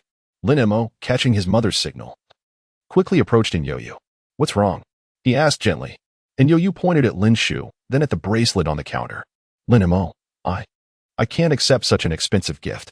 Auntie has already been so kind to me. Please, don't let her give me anything else, okay? Lin Mo pursed his lips. Truthfully, he too felt his mother's extravagant gesture was ill-suited for Yoyu. Despite her recent progress in opening up, her timid nature remained. Such a lavish gift might overwhelm her. Come try it on. Lin Shu's voice interrupted before Lin Mo could respond. And Yoyu took a deep breath, tugging lightly at Lin Mo's sleeve. Help me, please. Her soft, pleading voice momentarily stole his breath. All right, Mom, this bracelet is too come try it on. Auntie, just try it.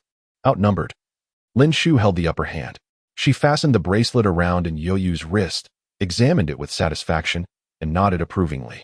Lovely. It suits you perfectly. Auntie, just watch Annie's performance. And Yoyu's refusal still failed to escape her lips. Upon hearing Lin Shu's whisper, her eyes brimmed with confusion. What? Performance? Standing behind them.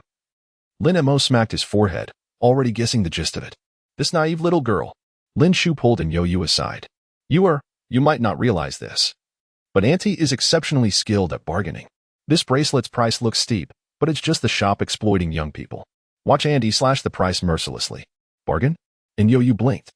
Auntie, can we bargain here? Of course. A glint of amusement gathered in Lin Shu's eyes as she led Yoyu back to the counter. How much for this bracelet? Since the bracelet was a new arrival, its price wasn't modest, currently priced at 999 Xia coins. What nonsense. Daring to charge 999? Might as well rob people. Madam Lin, the price is set by headquarters. Enough with the excuses. I'll name a price, sell it, or we'll shop elsewhere. Go ahead. Round it off. 900? That might be 99 coins. And Yoyu covered her mouth, eyes wide, murmuring, Isn't that just rounding down? The saleswoman agreed instantly.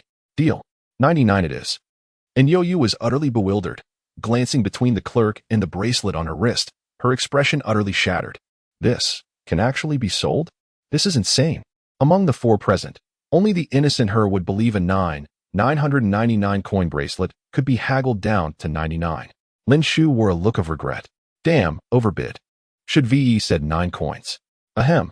Lin Mo quickly approached his mother, whispering, Mom, that's enough.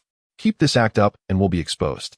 The saleswoman's acting was equally impressive, feigning reluctance. Madam Lin, how about this? I'll round it further. 90 coins. Deal. Even as they stepped out of the store. And Yoyu remained dazed. She had witnessed Lin Shu handing over a 100-coin note and receiving 10 in change, convinced beyond doubt. A 10,000 coin bracelet.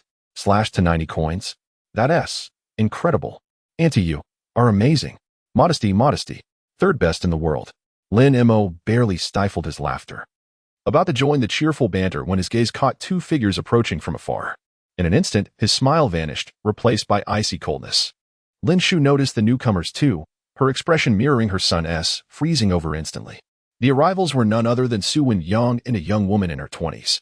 Su Wen-yang was equally startled, followed by awkwardness. Running into Lin Shu alone would been manageable, but with his son present. He subtly pushed the young woman aside and stepped forward with a smile. Xiaomo, out shopping with your mom. Su Wen-yang refrained from engaging with Lin Shu because he was well aware of her temperament. He had no desire to be subjected to a torrent of scolding, especially since he still carried the guilt of past misdeeds. A thief will always fear exposure. Facing Su Wen-yang, Lin Mo remained silent, devoid of any inclination to speak. Lin Shu took a step forward, her gaze sweeping over the young woman beside him.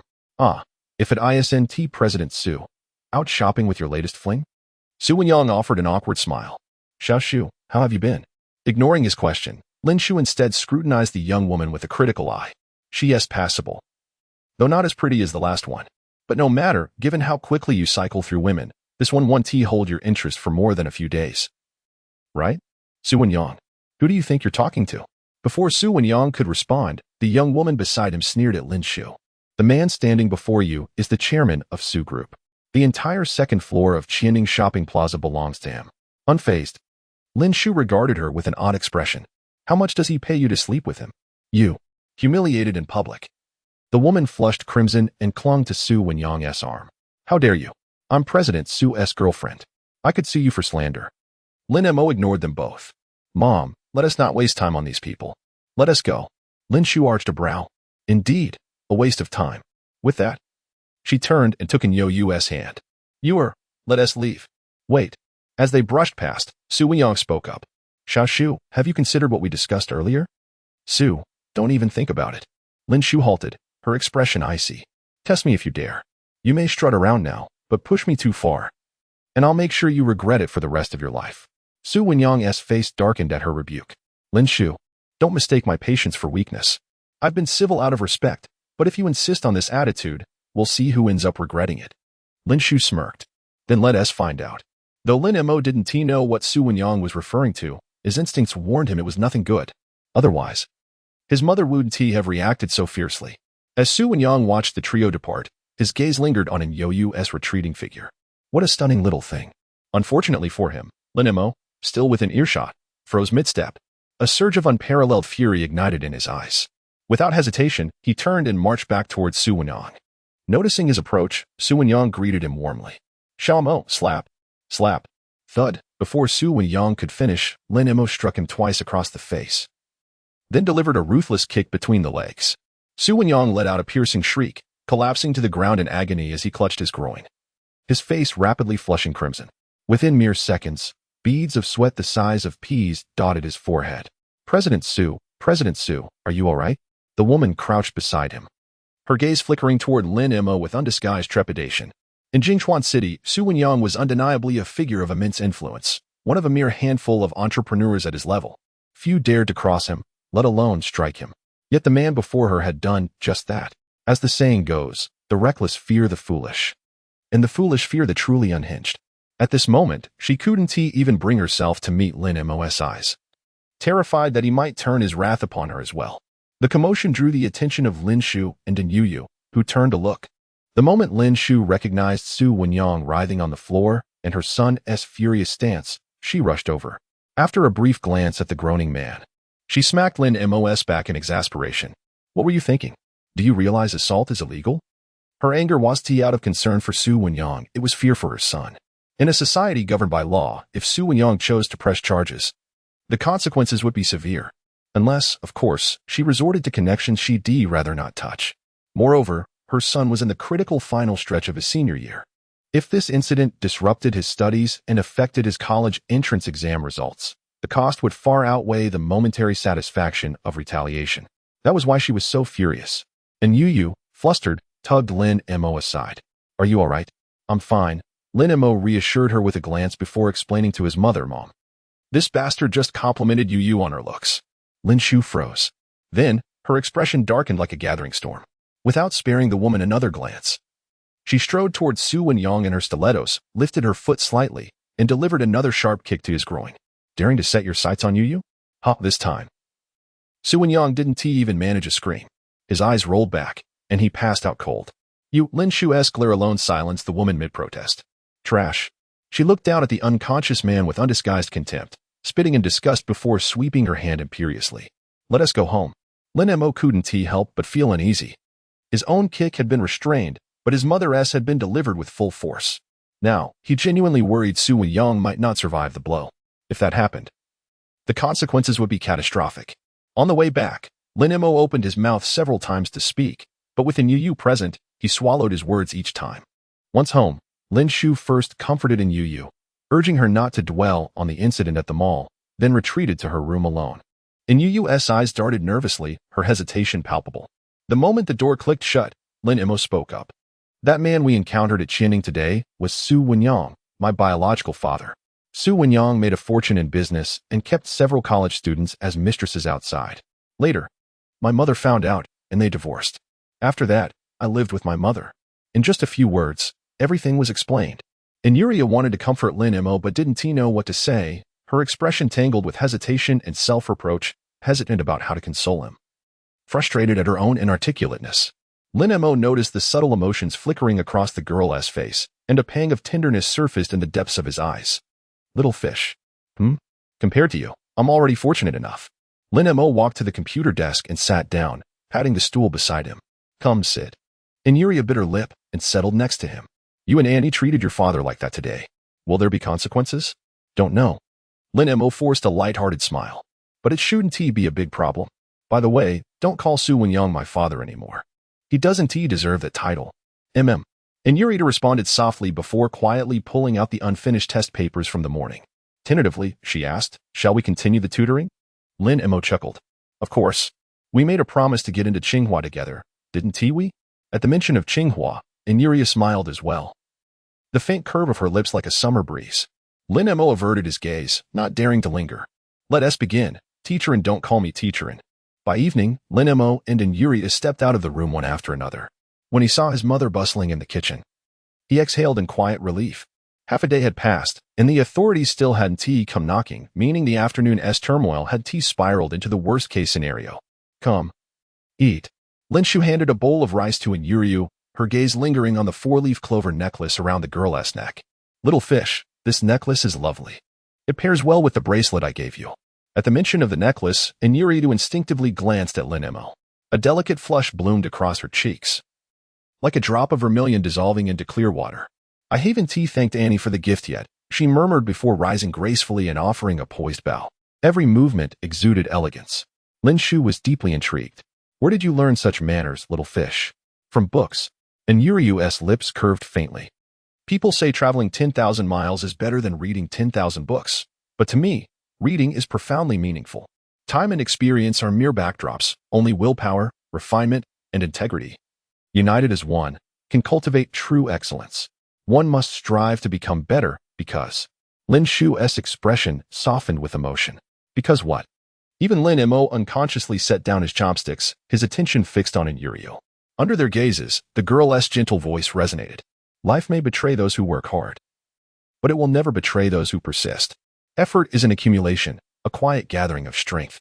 As long as one is willing to keep striving, there will always be light in this world." As she spoke, a luminous glow flickered in her crystalline eyes. "The past is but a prologue. The future brims with hope." A sharp inhale. With Lin Shu's sharp intake of breath, the living room fell into silence. Lin Mo lowered his head, his thoughts inscrutable to those around him. Witnessing this, Yuryu's momentary confidence swiftly dissipated, reverting to her usual timid demeanor. "Andy, these are just my personal opinions. They might not be correct." The more cautious the girl became, the more Lin Shu's heart ached for her. To possess such eloquence at such a tender age, one could only imagine how diligently this young woman must have strived in her daily life. Her gaze upon Yuryu was that of someone beholding a rare and priceless treasure, and the conviction in her heart grew firmer. This girl must not slip away. And Yuryu, unnerved by Lin Shu's intense scrutiny, lowered her lashes shyly. "Auntie." "Ahem." Lin Shu cleared her throat, her eyes flickering toward her dazed son. Under the table, she nudged him with her foot. "Xiaomo, given the circumstances, don't you have something to say? Say something." She pressed. "I'm asking you." Lin Mo inhaled deeply. "Mom, the food smells amazing." Lin Shu shot him a withering glare, though her frustration soon melted into a smile. "Yuryu, eat up." And Yuryu glanced at Lin Mo before murmuring softly, "Andy, Lin Mo is right. Your cooking really does smell wonderful." The same words, spoken by different people, carried entirely different effects. Lin Shu's smile deepened. "Then have some more. Don't hold back in my home." "Thank you." Outside the residential complex, Lin Mo gazed down at Yuryu, who stood a head shorter than him. "Rest well tonight. Tomorrow, we'll continue tutoring. And remember, don't open the door for strangers. You've said that many times already." Beneath the star-studded sky, Yuryu's delicate features appeared even softer. Her lips pursed slightly. "My memory is excellent. I want to open the door for strangers." The corners of Lin Mo's mouth lifted imperceptibly. "Sweet dreams. See you tomorrow. MM." Only after Lin Mo disappeared around the corner did Yuryu finally withdraw her gaze. Returning home, she knelt beside her bed and retrieved a small tin, identical in appearance to the one she had once given Lin Mo. Opening it, she poured out a cascade of sticky notes, each covered in delicate, graceful handwriting. At a glance, there were hundreds. Kneeling on the floor, her slender ankles exposed, and Yuryu stared blankly at the scattered notes, her thoughts drifting far away. "Grandmother, I miss you so much." Back at his own home, Lin Mo found the living room empty. He approached his mother's bedroom door and knocked. "Mom, are you asleep?" "What is it?" "I want to talk." "Wait a moment." After about 30 seconds, the door opened. Lin Shu studied her son. "Did you see Yuryu home safely?" Lin Mo nodded, cutting straight to the point. "Mom, we beat Su Wenyang pretty badly today. Do you think he might focus on your studies? Don't waste energy on trivial matters." Before his son could finish speaking, Lin Shu interrupted him with a grave tone. "Your only task now is to study. Beyond that, there is nothing else you need to concern yourself with, understand? What do you mean by trivial matters? Lin Mo grew anxious. Mom, Su Wenyang is now a prominent entrepreneur in Jingchuan. His influence is immense. If he decides to pursue today's incident, will surely be held accountable. Accountable? A flicker of disdain flashed in Lin Shu's eyes. Is he even worthy? From his mother's expression, Lin Mo sensed something deeper. Tentatively, he asked, Mom, are you keeping something from me? At this, Lin Shu fell silent for a long moment before finally responding softly. Xiao Mo, some things are better left unasked. Once you fulfill our agreement, I'll tell you everything.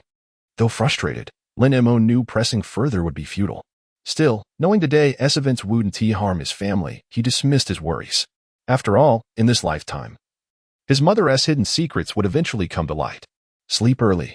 Sweet dreams. As she watched her son retreat to his room, a trace of melancholy surfaced in Lin Shu's expression. In the end, I'll still have to trouble you all. The next morning, Lin Mo rose early. Hearing movement from the kitchen, a smile touched his lips. Mom, what is for breakfast? Seafood porridge, soup dumplings, eggs, and milk.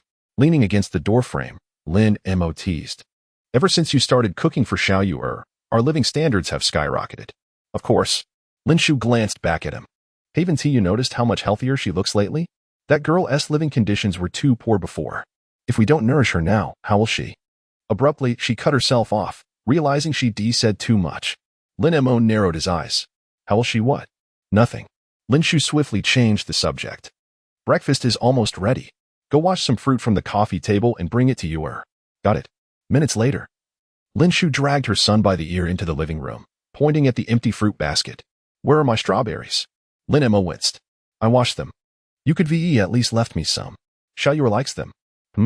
Lin Shu froze, recalling past incidents as suspicion crept into her gaze. Xiao Mo. When you asked me to switch to strawberry-flavored milk, was it for you? Obviously. The more matter-of-fact Lin Mo sounded, the more it stung Lin Shu. So all this time, she'd been overthinking it? You little rascal. Under his mother's piercing glare, Lin Mo gulped and hastily backtracked. Not entirely for you, I know you like strawberries too. Half and half. Lin Shu scoffed. A man's words are a devil's lies. Before I lose my temper, you'd better take this food and disappear. As you command.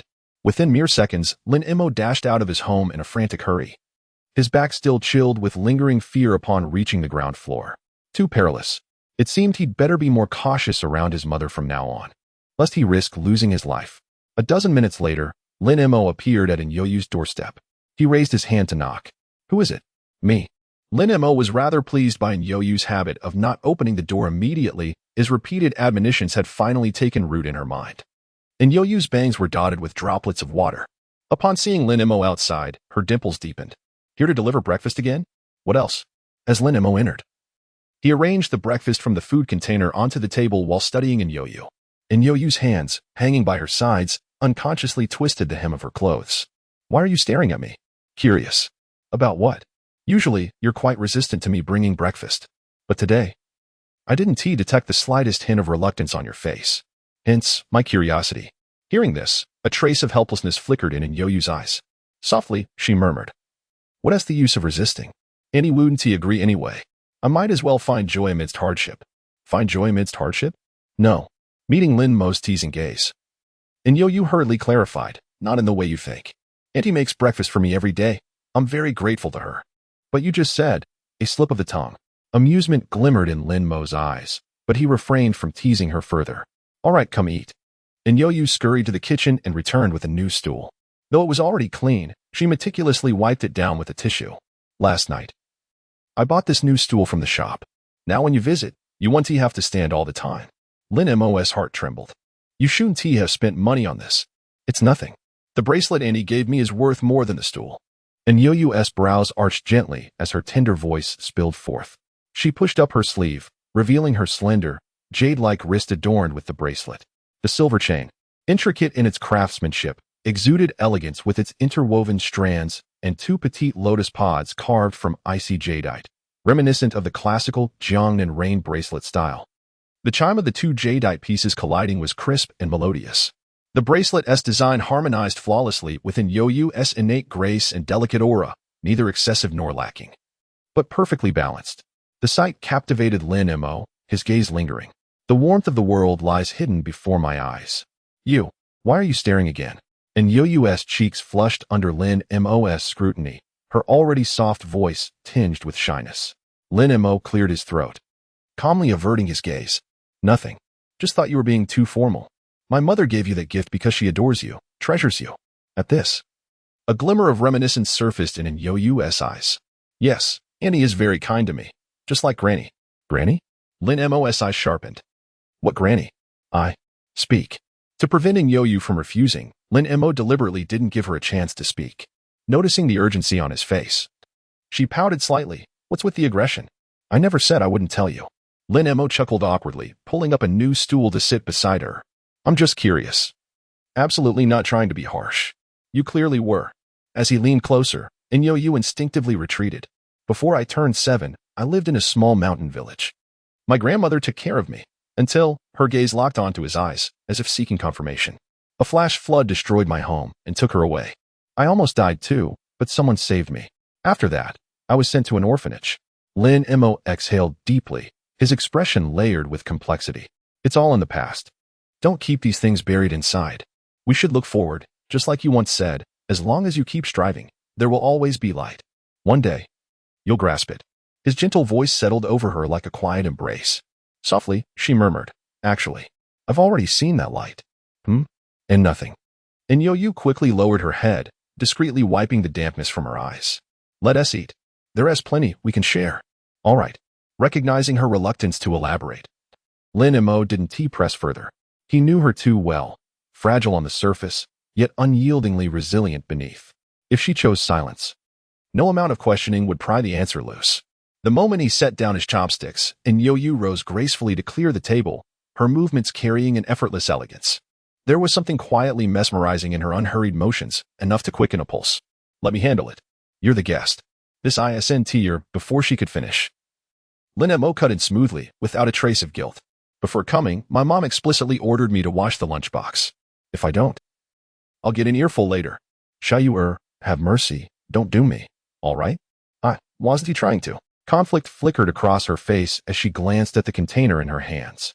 After a brief hesitation, she set it down. Then, thank you. Washing a box is nothing.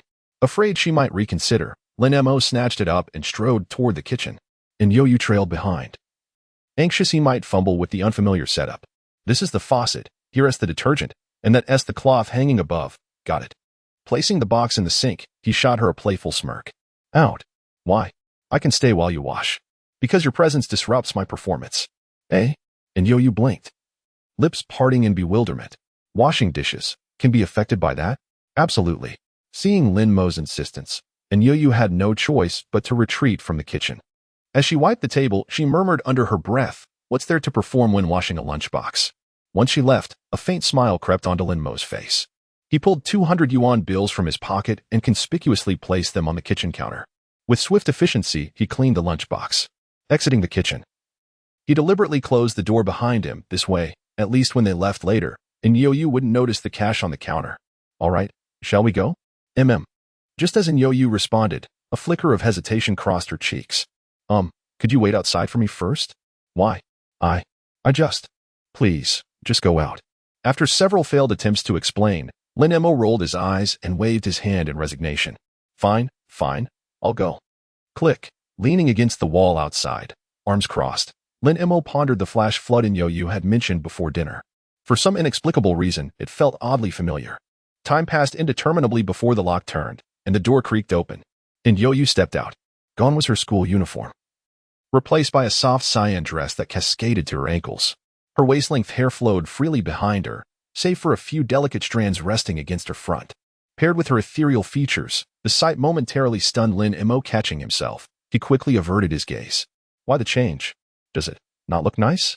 It does. And Yo-Yo exhaled subtly in relief. I thought so too. Annie gave me this dress. It's so pretty, but I've been reluctant to wear it. Lin Mo lightly rapped his knuckles against her head. Silly girl, what is the point of beautiful clothes if they just gather dust? The gesture immediately drew protest. Could you not hit my head? It stumped my growth. No. Oh. As they descended the stairs, Lin Mo glanced back and remarked, I didn't say the dress was pretty. Huh. And Yo-Yo froze for several seconds before comprehension dawned. A delicate flush bloomed across her fair cheeks in an instant. He didn't compliment the dress, then he must have meant. Downstairs, Lin Mo waited 2 or 3 minutes before Yo-Yu finally appeared. Little fish. It's just 3 floors. You took 3 minutes. Even for someone slow-paced, that's excessive. Sorry. I'll be quicker next time. Traces of lingering pink still dusted her cheeks as she fidgeted, scuffing the toes of her white shoes against the ground. Let us go. Okay. By 8 in the morning. Lin Shu stood at the neighborhood entrance, scanning the surroundings impatiently. The prolonged absence of her son and Yo-Yu left her puzzled. That rascal better not have lost Yo-Yu somewhere. When he gets back. I swear, her unfinished threat dissolved as Lin Mo and Yo-Yu rounded the corner 100 meters away. Watching the youthful pair approach, Lin Shu's lips curled into an involuntary smile. Looking at them like this, it almost seems like my son is punching above his weight, doesn't he? As he drew nearer, Lin Mo spotted his mother at the neighborhood entrance and called out in bewilderment, "Mom, what are you doing here?"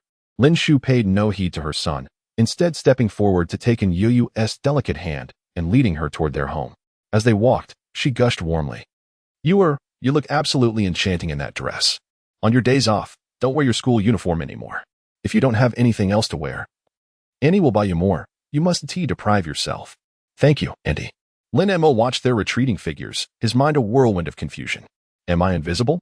The sheer disregard stung. Yet, given that this was his own mother, no matter how aggrieved he felt, he could only swallow his grievances. What else could he do? As the son, he was destined to be perpetually overshadowed.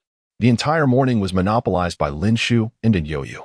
Lin Mo, resigned to his fate, quietly retreated to his room to study, circling the problems he couldn't solve. If anything, their budding closeness was a boon for him. By noon, the savory aroma of food wafted through the air. Unable to resist his curiosity any longer, Lin Mo stepped out of his room. At the dining table, Lin Shu held a plate of sweet and sour pork ribs, savoring a bite before exclaiming, I had no idea you were such a talented cook. Whoever marries you in the future will be the luckiest person alive. Andy, is still in school. Marriage is a long, long way off. At the mention of marriage, Yo-Yu's expression turned bashful. Since leaving the orphanage, her life's blueprint had only one goal, to attend a prestigious university, earn plenty of money, and ensure the children at the orphanage lived comfortably. Marriage? It was a notion she had never entertained, nor wished to. Lin Mo materialized silently behind them, his gaze lingering on the plate of pork ribs before he remarked coolly, Mom, is a guest. How could you make her cook? His tone carried a faint edge of displeasure. Lin Shu spun around. Guest? Is family. From now on, this is her home, and she is your little sister. Xiaomo, let me make this clear. If you dare bully her, I'll break your legs. Lin Mo. Had his mother's surrender been a little too swift? It hadn't even been that long. And Yo-Yu tugged lightly at Lin Shu's sleeve, murmuring meekly, Auntie, it would be intrusive for me to visit so often. Once Lin Mo's grades stabilize, I'll Xiaomo. What? Would you like me to beat you up right now?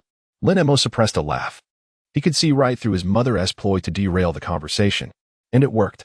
And Yo-Yu, too, understood Lin Shu's intent, though exasperated.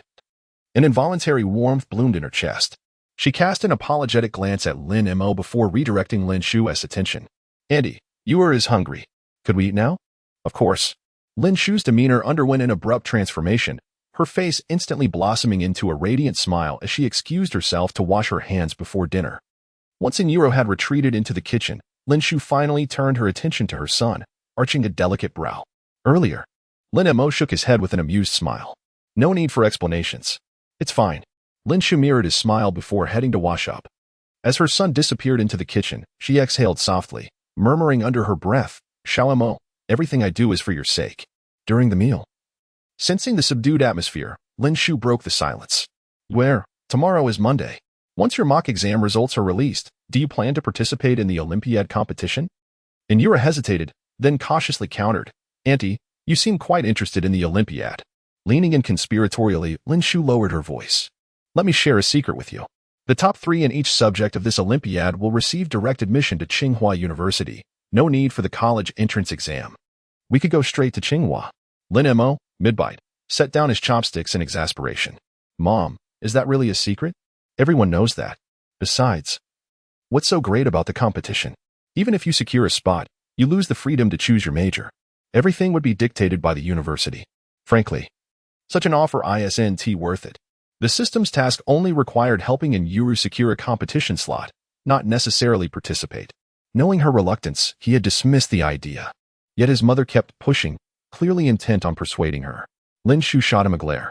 Do you think I'm worried about Yue? With her grades, Tsinghua is a given. It's you who's the liability. Liability? Lin Mo scoffed, abandoning his chopsticks. There are still 3 months until the exams. How can you be so sure I want to make it? Auntie, Lin Mo has been working hard. At his current rate of improvement, Tsinghua isn't out of reach. Yura interjected softly. The moment the words left her lips, both mother and son turned to stare. Flustered, she ducked her head. Why, Yura was just eating. She didn't say anything. Must be been an illusion, an illusion. The girl's adorable reaction melted Lin Shu's sternness instantly, her voice softening. Why so cautious? I've told you, treat this place as your home. Do as you please, say what you wish. Be free, don't hold back. Yura nodded. Docile as a kitten. Lin Mo grinned.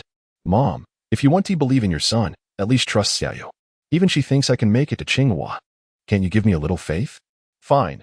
I'll humor you this once, Lin Shu conceded with a knowing smile, her tone laced with subtle warning. But don't forget our agreement. If you fail, don't expect me to reveal anything. All right, if I get admitted. There's one additional condition. We'll discuss it after everything is settled. Just thinking about this extra condition gave Lin Mo a headache. Who knew what kind of demand his mother would come up with? But he also knew that if he didn't accept this agreement, he might never uncover her secrets in this lifetime. What agreement? Nothing. Lin Shu kept piling food onto Yura's plate. You must eat more from now on. Though it's true that girls look prettier when they're slim. You're far too thin, your arms and legs are so delicate, a gust of wind could knock you over. Thank you, Auntie. After expressing her gratitude, Yura's gaze drifted toward Lin Mo, her hesitation evident. Lin Mo pretended not to notice and kept his head down, focusing on his meal. After dinner, Lin Mo excused himself to the restroom. When he returned to his room, he found Yura already waiting for him.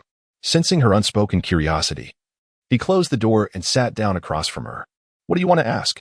Her eyes widened in surprise, long lashes fluttering like delicate wings. How did you know I wanted to ask you something? Lin Mo chuckled. Your thoughts are written all over your face. I'm not blind, of course I noticed. Yura touched her cheek self-consciously. No, they're not. I was just curious about the agreement you made with Andy. I want to know some things. She said she'd only tell me after I get into Tsinghua. That's all there is to it. If you have any other questions, ask them now. No. That's all. She didn't press further.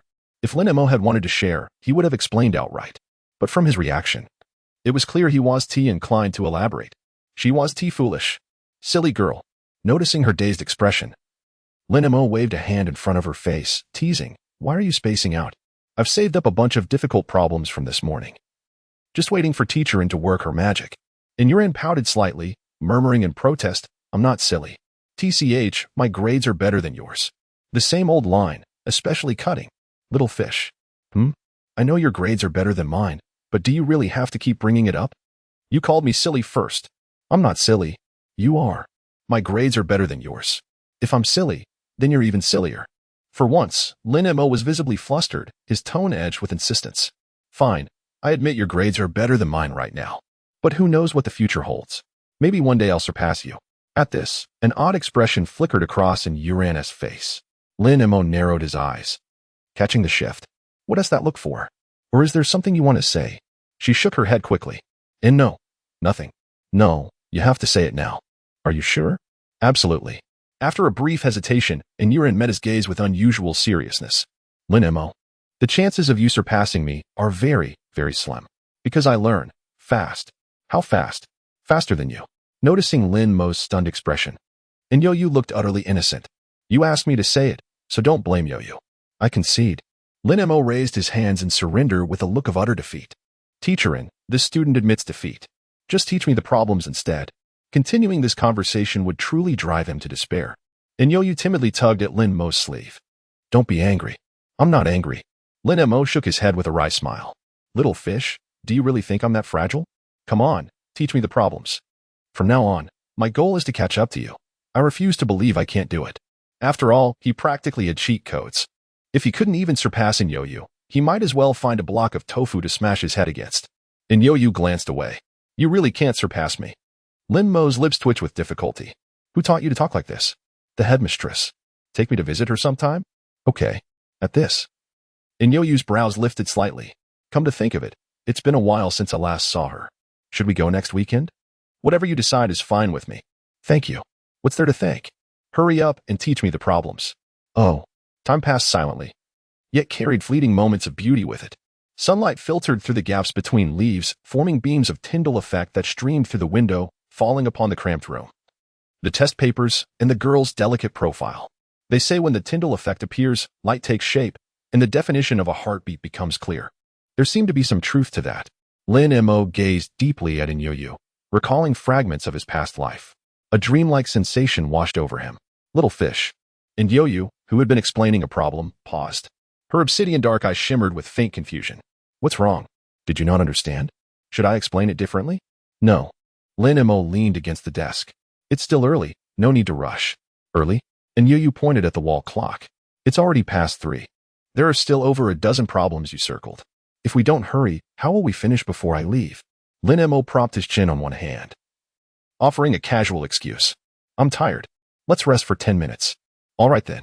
Seeing his insistence, and Yo-Yu didn't push further. Instead, she picked up her pen and swiftly worked through calculations on scratch paper, preparing for the next problem.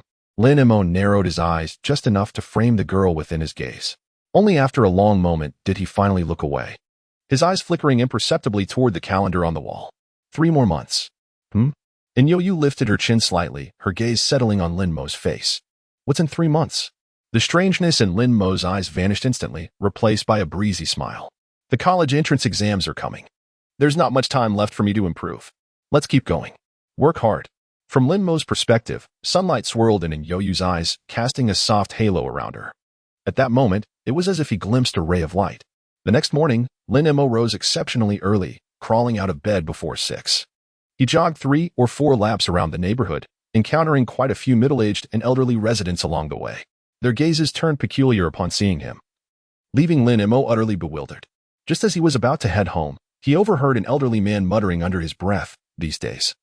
Even young people go for morning runs? How rare. Lin Mo could only laugh helplessly.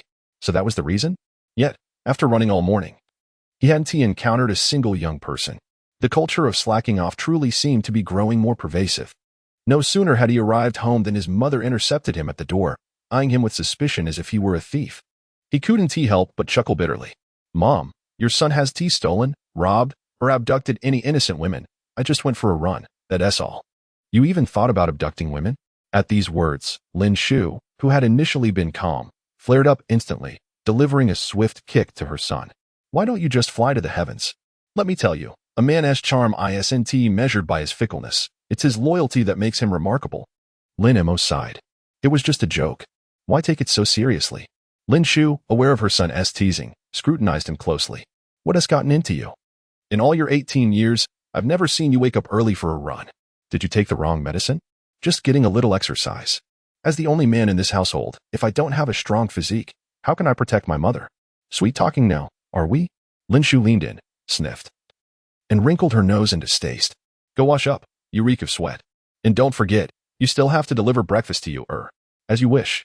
A little past 7 in the morning, Lin Mo stood at Yu's doorstep, raising his hand to knock. Coming. Click, the door swung open. Lin Mo's smile froze instantly. The moment he saw Yu, he launched into a tirade. Who told you to open the door?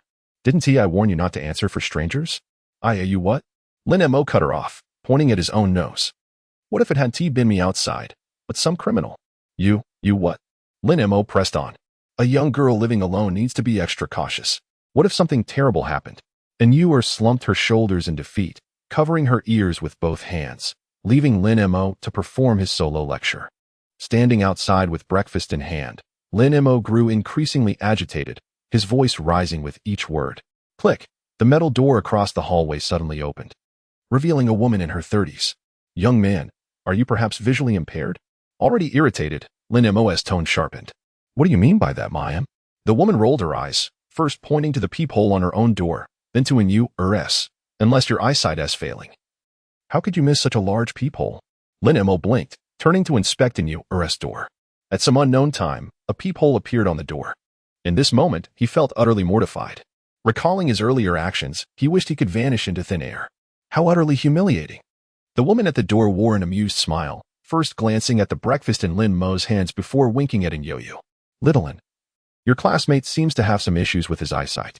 You might want to advise him to see a doctor, though I must say, his taste is surprisingly impeccable. Inyoyu offered an apologetic smile. Sorry, sisterly. We didn't mean to disturb you. No worries, the woman replied with a wave before closing the door. Lin Mo exhaled sharply, turning his head away in embarrassment. Little fish, why didn't you tell me there was a peephole? I wanted to. But you wouldn't let me speak. Inyoyu blinked innocently, her voice soft with feigned grievance. The landlady installed them last night for security. Lin Mo cleared his throat awkwardly. Well, about earlier, pretend I never said anything. Inyoyu's shoulders trembled slightly, her lips parting like a budding lotus. Next time, don't interrupt people when they're trying to talk. See? You brought this on yourself. Her tone carried a hint of playful schadenfreude. Lin Mo's surprise melted into laughter. Professor in S wisdom is duly noted. This humble student shall remember. Lately, the girl had been teasing him more often, a sign that their growing closeness was softening her once timid heart. Though still gentle and shy, the walls around her were slowly crumbling. Inyoyu waved a tiny fist. Don't call me Professorin, or else what? Lin Mo's eyes glimmered with amusement. I'll hit you. As her smile widened, the world itself seemed to brighten around her. After breakfast, Inyoyu's gaze settled on two unopened lunchboxes at the corner of the table. What's this? What else would be in lunchboxes? Food. Food. Her confusion deepened. Why bring lunch? For noon. Lin Mo handed her a napkin, gesturing to his own mouth. Understanding flashed in her eyes, and she quickly dabbed her lips, cheeks tinged pink. You've started packing lunches now? The cafeteria lines take at least half an hour. It's more efficient this way. That makes sense. Her brows lifted slightly. With how hard you're working and how fast you're improving, you'll definitely transform before the college entrance exams. Getting into Tsinghua won't be difficult at all. Keep it up. Thank you for the praise, Professorin. Lin Mo glanced at the clock. Though it's almost 7:30. Are we continuing this conversation? Panicked, Inyoyu grabbed her backpack. Hurry. We can't be late. Lin Mo's lips curved as warmth softened his gaze. Time flowed like a quiet stream, yet she remained unchanged. At Inyoyu's insistence, Lin Mo waited several minutes after she entered the classroom before following. Apart from Zhou Wenhao casting a guilty glance at Lin Mo, the rest of Class 2 were engrossed in discussions about the imminent release of their mock exam results. Who would emerge as the city's top scorer this time? Aside from Zhuangqian, our second high school likely stands little chance against the formidable four elders from First High School in the citywide rankings. Who says no one but Zhuangqian can compete for first place? Don't forget Inyoyu scored an astonishing 749 last time. Doesn't that qualify her? Inyoyu?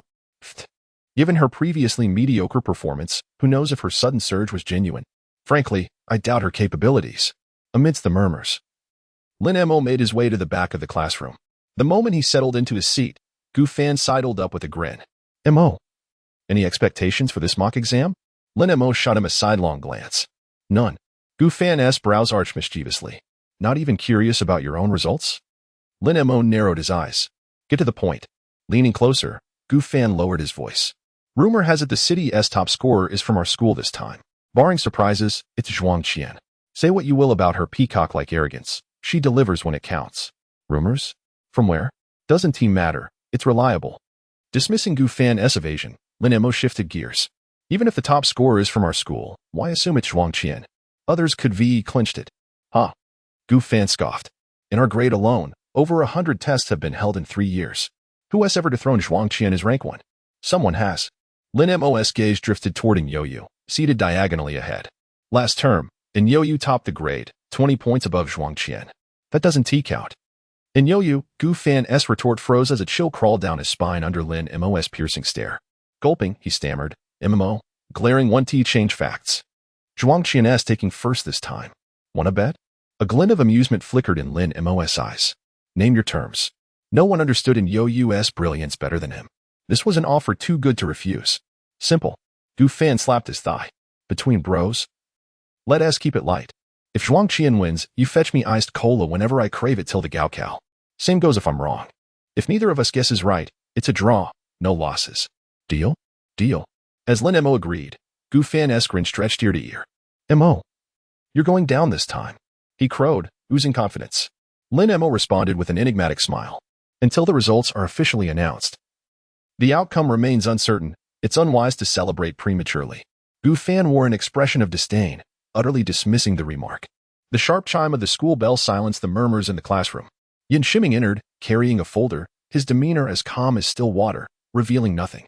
He ascended the podium unhurriedly, placing the folder on the desk. Dozens of eager eyes fixed upon him, their anticipation almost palpable. Yin Shiming suppressed an inward chuckle. Clearly, everyone was anxious about their results. Very well, no need for preamble. Let us begin announcing the scores. Zhao Hailu, 428 points, school rank 396, city rank 6,365. Wang Jingjia, 437 points, school rank 389, city rank 6,218.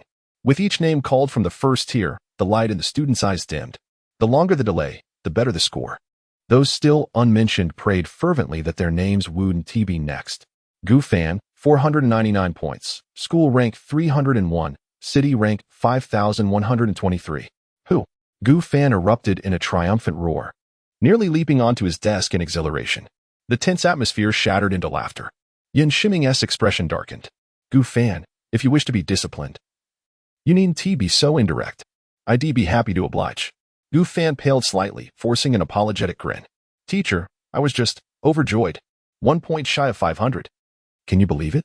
I can't even believe. Yin Shiming rapped the desk with a ruler. Whether you believe it is irrelevant. What I do wonder is whether this ruler stings. Care to enlighten me? Gu Fan immediately deflated, shrinking into his seat. Setting the ruler aside, Yin Shiming added, that said, Gu Fan has shown remarkable improvement recently. Don't grow complacent. Keep striving. Revitalized by the rare praise, Gu Fan seized Lin Mo's arm, shaking it vigorously. Mo. The Grim Reaper actually complimented me. Who'd have thought this old, mid-sentence, a glacial chill crept down his spine.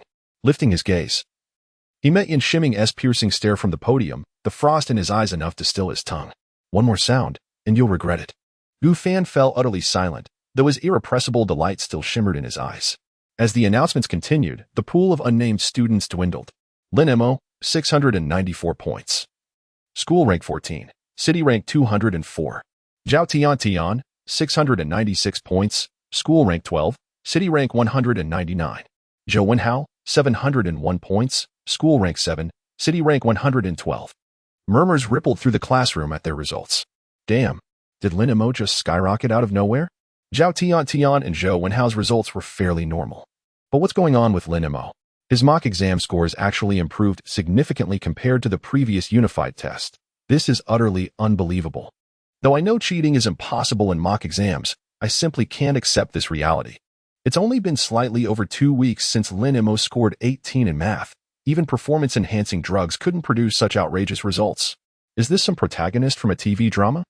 At the back of the classroom, Gu Fan stared blankly, his eyes wide with disbelief. Brother Mo, why didn't you tell me you were using cheats? Only one cheat code available. Couldn't bring you along? Incredible!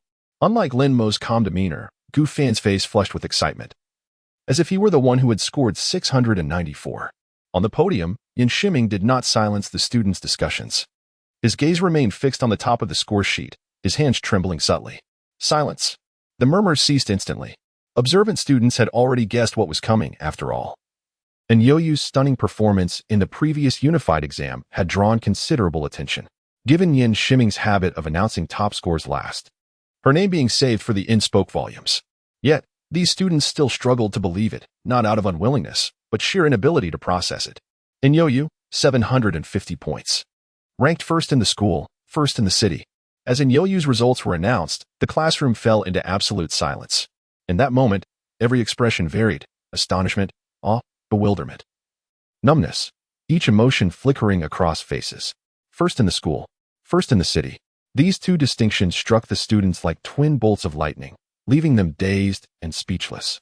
Only after a prolonged pause did they begin to digest the news, only to spiral into renewed disbelief at the terrifying perfection of 750 points. 2 first-place rankings were staggering enough, but 750 points? What did 750 signify? A perfect score in Chinese, including full marks in the essay. Good heavens!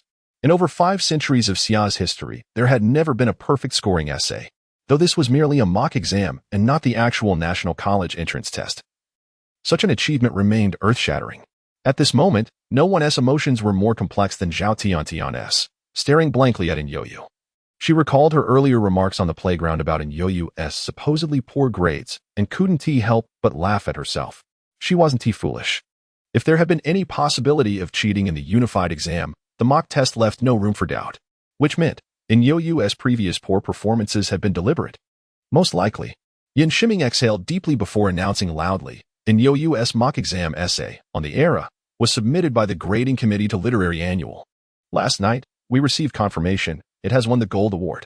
Unsurprisingly, the class was once again stunned into silence. Lin Emo turned to the dazed Gu Fan and rapped his knuckles on the desk. You lost.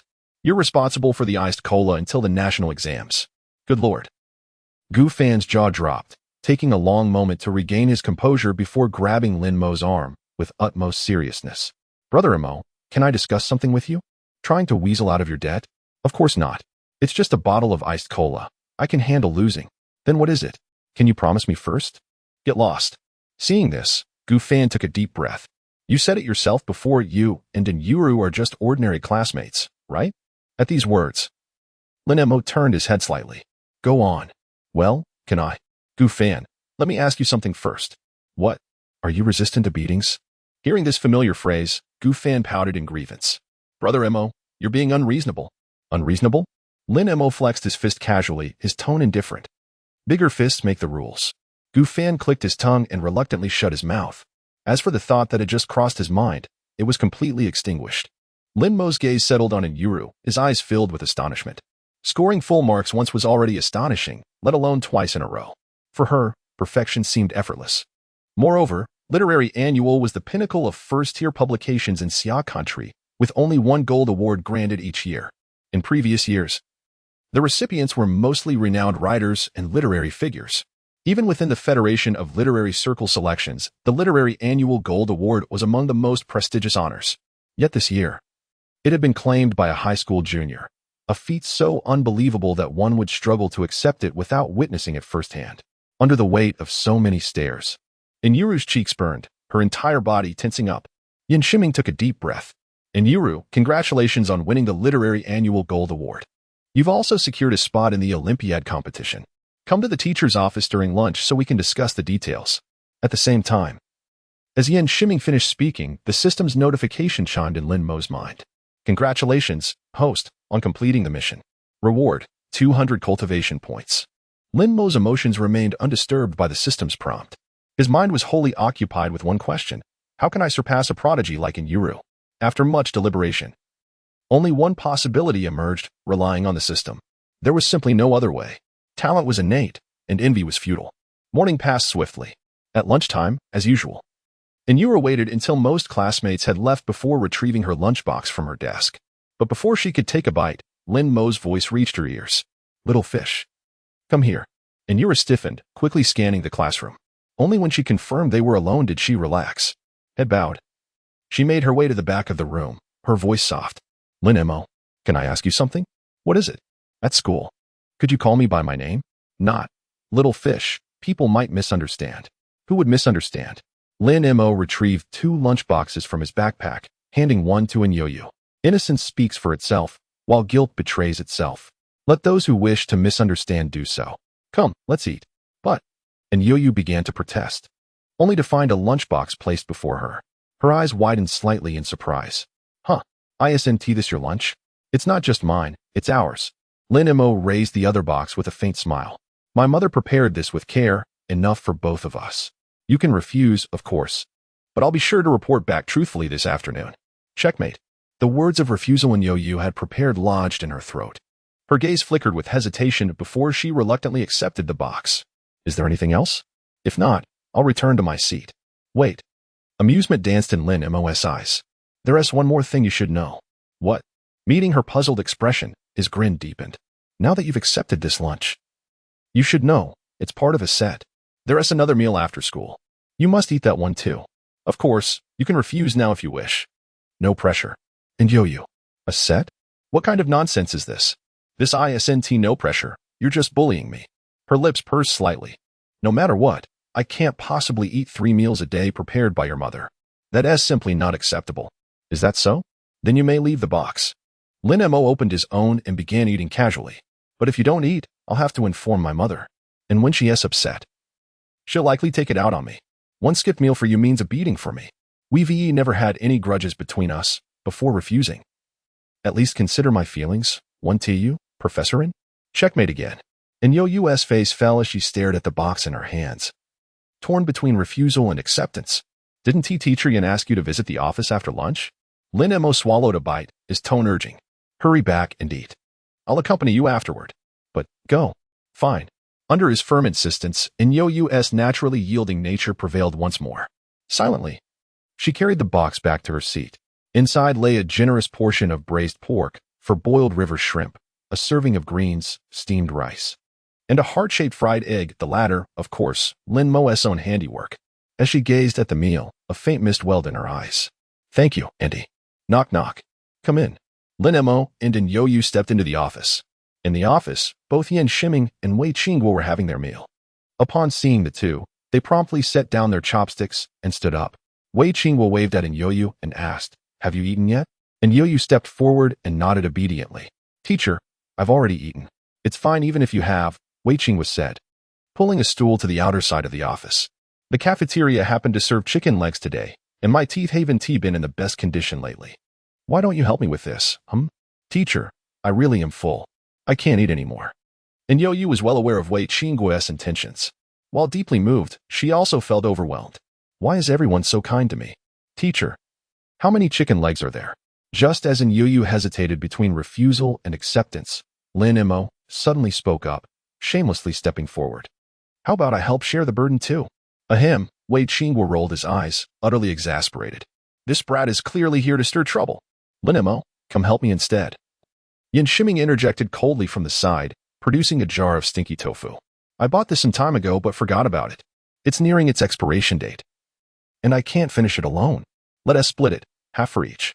How is that? Lin Mo glanced at the stinky tofu on the table and turned to Yo-Yu. Do you know why people like eating stinky tofu? And Yo-Yu frowned slightly, unsure of his implication, and answered honestly, in terms of texture, regular tofu and stinky tofu are the same. And stinky tofu has that pungent smell, logically. No one should prefer it. She then looked up at Lin Mo. So, why? Seeing all three pairs of eyes fixed on him, Lin Mo grinned and delivered his answer. Because people can't eat that directly, so they settle for stinky tofu instead. And Yo-Yu froze. Wei Qingguo's expression twisted spectacularly, his lips twitching intermittently. Lin Mo, Yin Shiming's face darkened. Don't think just because your grades are decent now, you can act this arrogantly. Do you believe I do? Before Yin Shiming could finish his threat, Lin Mo swiftly surrendered, offering an ingratiating smile. Teacher, don't be angry. It was just a joke. Please don't take it personally. Yin Shiming was so furious he nearly ground his teeth to dust. Fine. I'll remember this. You better watch yourself from now on. Noticing the awkward tension, Wei Qingguo quickly intervened. And Yo-Yu, come, sit down and have the chicken leg first. We'll discuss the competition slots afterward. Teacher, I'm really too full to eat, mid-sentence. And Yo-Yu watched as Lin Mo picked up the chicken leg and devoured it in large bites. The rest of her words died in her throat. Within moments, Lin Mo set down the clean bone and sighed contentedly. This is the first time I've received such care from a teacher. The best chicken leg I've ever had. At that moment, Wei Qingguo was sorely tempted to abandon his professional demeanor and give Lin Mo a good thrashing. This kid is utterly insufferable. Lin Mo noticed the peculiar look in Wei Qingguo's eyes and quickly attempted to salvage the situation. Thank you, teacher. I will strive to work harder and achieve better results in the upcoming second mock exam. Hearing this, Wei Qingguo's expression softened considerably. Teacher Yin, why did you summon Lin Mo here? I didn't summon him. The boy came on his own. Lin Mo, return to the classroom and review your lessons. The teachers need to discuss some matters with Yo-Yu. No. Without hesitation, Lin Mo shook his head. Before either teacher could react in anger, he hurriedly explained, Teachers. Yo-Yu is an introverted person. She lacks the ability to make independent judgments. As her, you'd better shut your mouth. Ahem. Seeing the stormy expression on Yin Shiming's face, Lin Mo forced an awkward smile. Can't we discuss this calmly? As educators, this kind of behavior isn't appropriate. Yin Shiming took a deep breath, inwardly reminding himself to remain composed. After a long moment, he managed to suppress his frustration and refrained from insisting that Lin Mo leave. Instead, his gaze settled on Yo-Yu. And Yo-Yu, your performance in the first mock exam has caught the attention of the Olympiad Committee. After reviewing your test papers, they wish for you to participate in both the physics and mathematics competitions, which will take approximately half a month. Do you have any objections? And Yo-Yo hesitated, biting her lip lightly as her gaze involuntarily drifted toward Lin Mo. Yan Shiming and Wei Qingwei naturally noticed this subtle reaction, both surprised and puzzled. Lin Mo's smile faded, his expression turning serious. Teachers, perhaps you're unaware, but Yo-Yo has no interest in this competition. She only wishes to proceed normally with the college entrance exams. No matter how beneficial this opportunity may be, she has no desire to participate. Yes. Yo-Yo nodded meekly, her voice barely audible. Once the words left her lips, her eyes darted anxiously between the two teachers, her fearful demeanor heartbreaking to witness. Wei Qingwa hesitated before glancing at Yan Shiming. The studentess' wishes are paramount. If the girl doesn't want to participate, we shouldn't force her. Yan Shiming remained silent, deeply conflicted. Given Yo-Yo's demonstrated abilities, if she were to participate in this Olympiad, she would undoubtedly rank within the top 3. Securing a special admission offer from Tsinghua University, perhaps even a gold medal. An Olympiad gold medal would be an immense honor, both for Yo-Yo personally and for the school. To abandon such a remarkable opportunity, frankly, Yan Shiming was reluctant. Yet, as an educator, he had to respect the studentess' own wishes. With a heavy sigh, he finally conceded. In that case, this matter is, wait. Just then, Lin Mo abruptly interrupted Yan Shiming's words. Instantly, both Yan Shiming and Wei Qingwa turned their attention toward him. While Yo-Yo lowered her head, seemingly unsurprised by Lin Mo's interjection. What do you wish to say? Lin Mo offered Yan Shiming a faint smile before turning to Yo-Yo, his voice gentle. Go wait outside. I'll call you back in when it's time. Yo-Yo bowed slightly to both teachers before quietly stepping out of the room. Yan Shiming's tone was laced with impatience. If you have something to say, spit it out. Then get lost. Right now, I can't stand the sight of you. Don't go looking for trouble. Lin Mo remained unfazed by his attitude. Teacher Yin. What if I told you I have a way to convince Yo-Yo to participate in the competition? Would that interest you? Instantly, both Yan Shiming and Wei Qingwa's eyes lit up. In unison, they demanded, what way? Some secrets are best left unsaid. Lin Mo replied with a knowing shake of his head. There's no need to interrogate me. All you need to know is that I can persuade her. But I have one condition. Yan Shiming immediately understood. If you can get Yo-Yo to join the competition, I'll rearrange your seats right away. During the break between morning classes, Lin Mo had approached him twice about the seating arrangement, but Yan Shiming had refused. His reasoning was simple. Ever since Lin Mo and Yo-Yo had been separated, Lin Mo's grades had skyrocketed, while Yo-Yo's performance had reached new heights. Yan Shiming wasn't willing to risk disrupting this balance, unless, of course, Lin Mo could deliver on his promise. Deal. Lin Mo turned and left the office. Spotting Yo-Yo leaning against the hallway railing, lost in thought, a flicker of curiosity passed through his deep-set eyes. Earlier, he had promised her she wouldn't have to compete, yet she had secretly signaled her willingness to participate. Without that, none of this would have happened. Yo-Yo. Hearing his voice, she turned to face him, guilt faintly coloring her cheeks. I'm sorry. I changed my mind. Mind telling me why? The teachers have been very kind to me. When I refused earlier, they seemed disappointed. I don't want to let them down. Competing isn't really a big deal. Remember, never apologize to me. Lin Mo chuckled softly, warmth softening his gaze. No matter what, I respect your decisions. If you want to compete, compete. If you don't, then don't. It's that simple. Don't overthink it, understand? She exhaled in relief. Then gestured toward the office. Should we go in now? Stay quiet and leave everything to me. Thank you. Still speaking so formally? He feigned displeasure. As classmates and soon, deskmates, helping you is only natural. Deskmates? The reminder brought a flush to her cheeks. If we suddenly sit together, the others misunderstand. No. As the words fell, Lin Mo wheeled Yo-Yo into the office. The moment they entered, he winked at Yan Shiming. Teachers.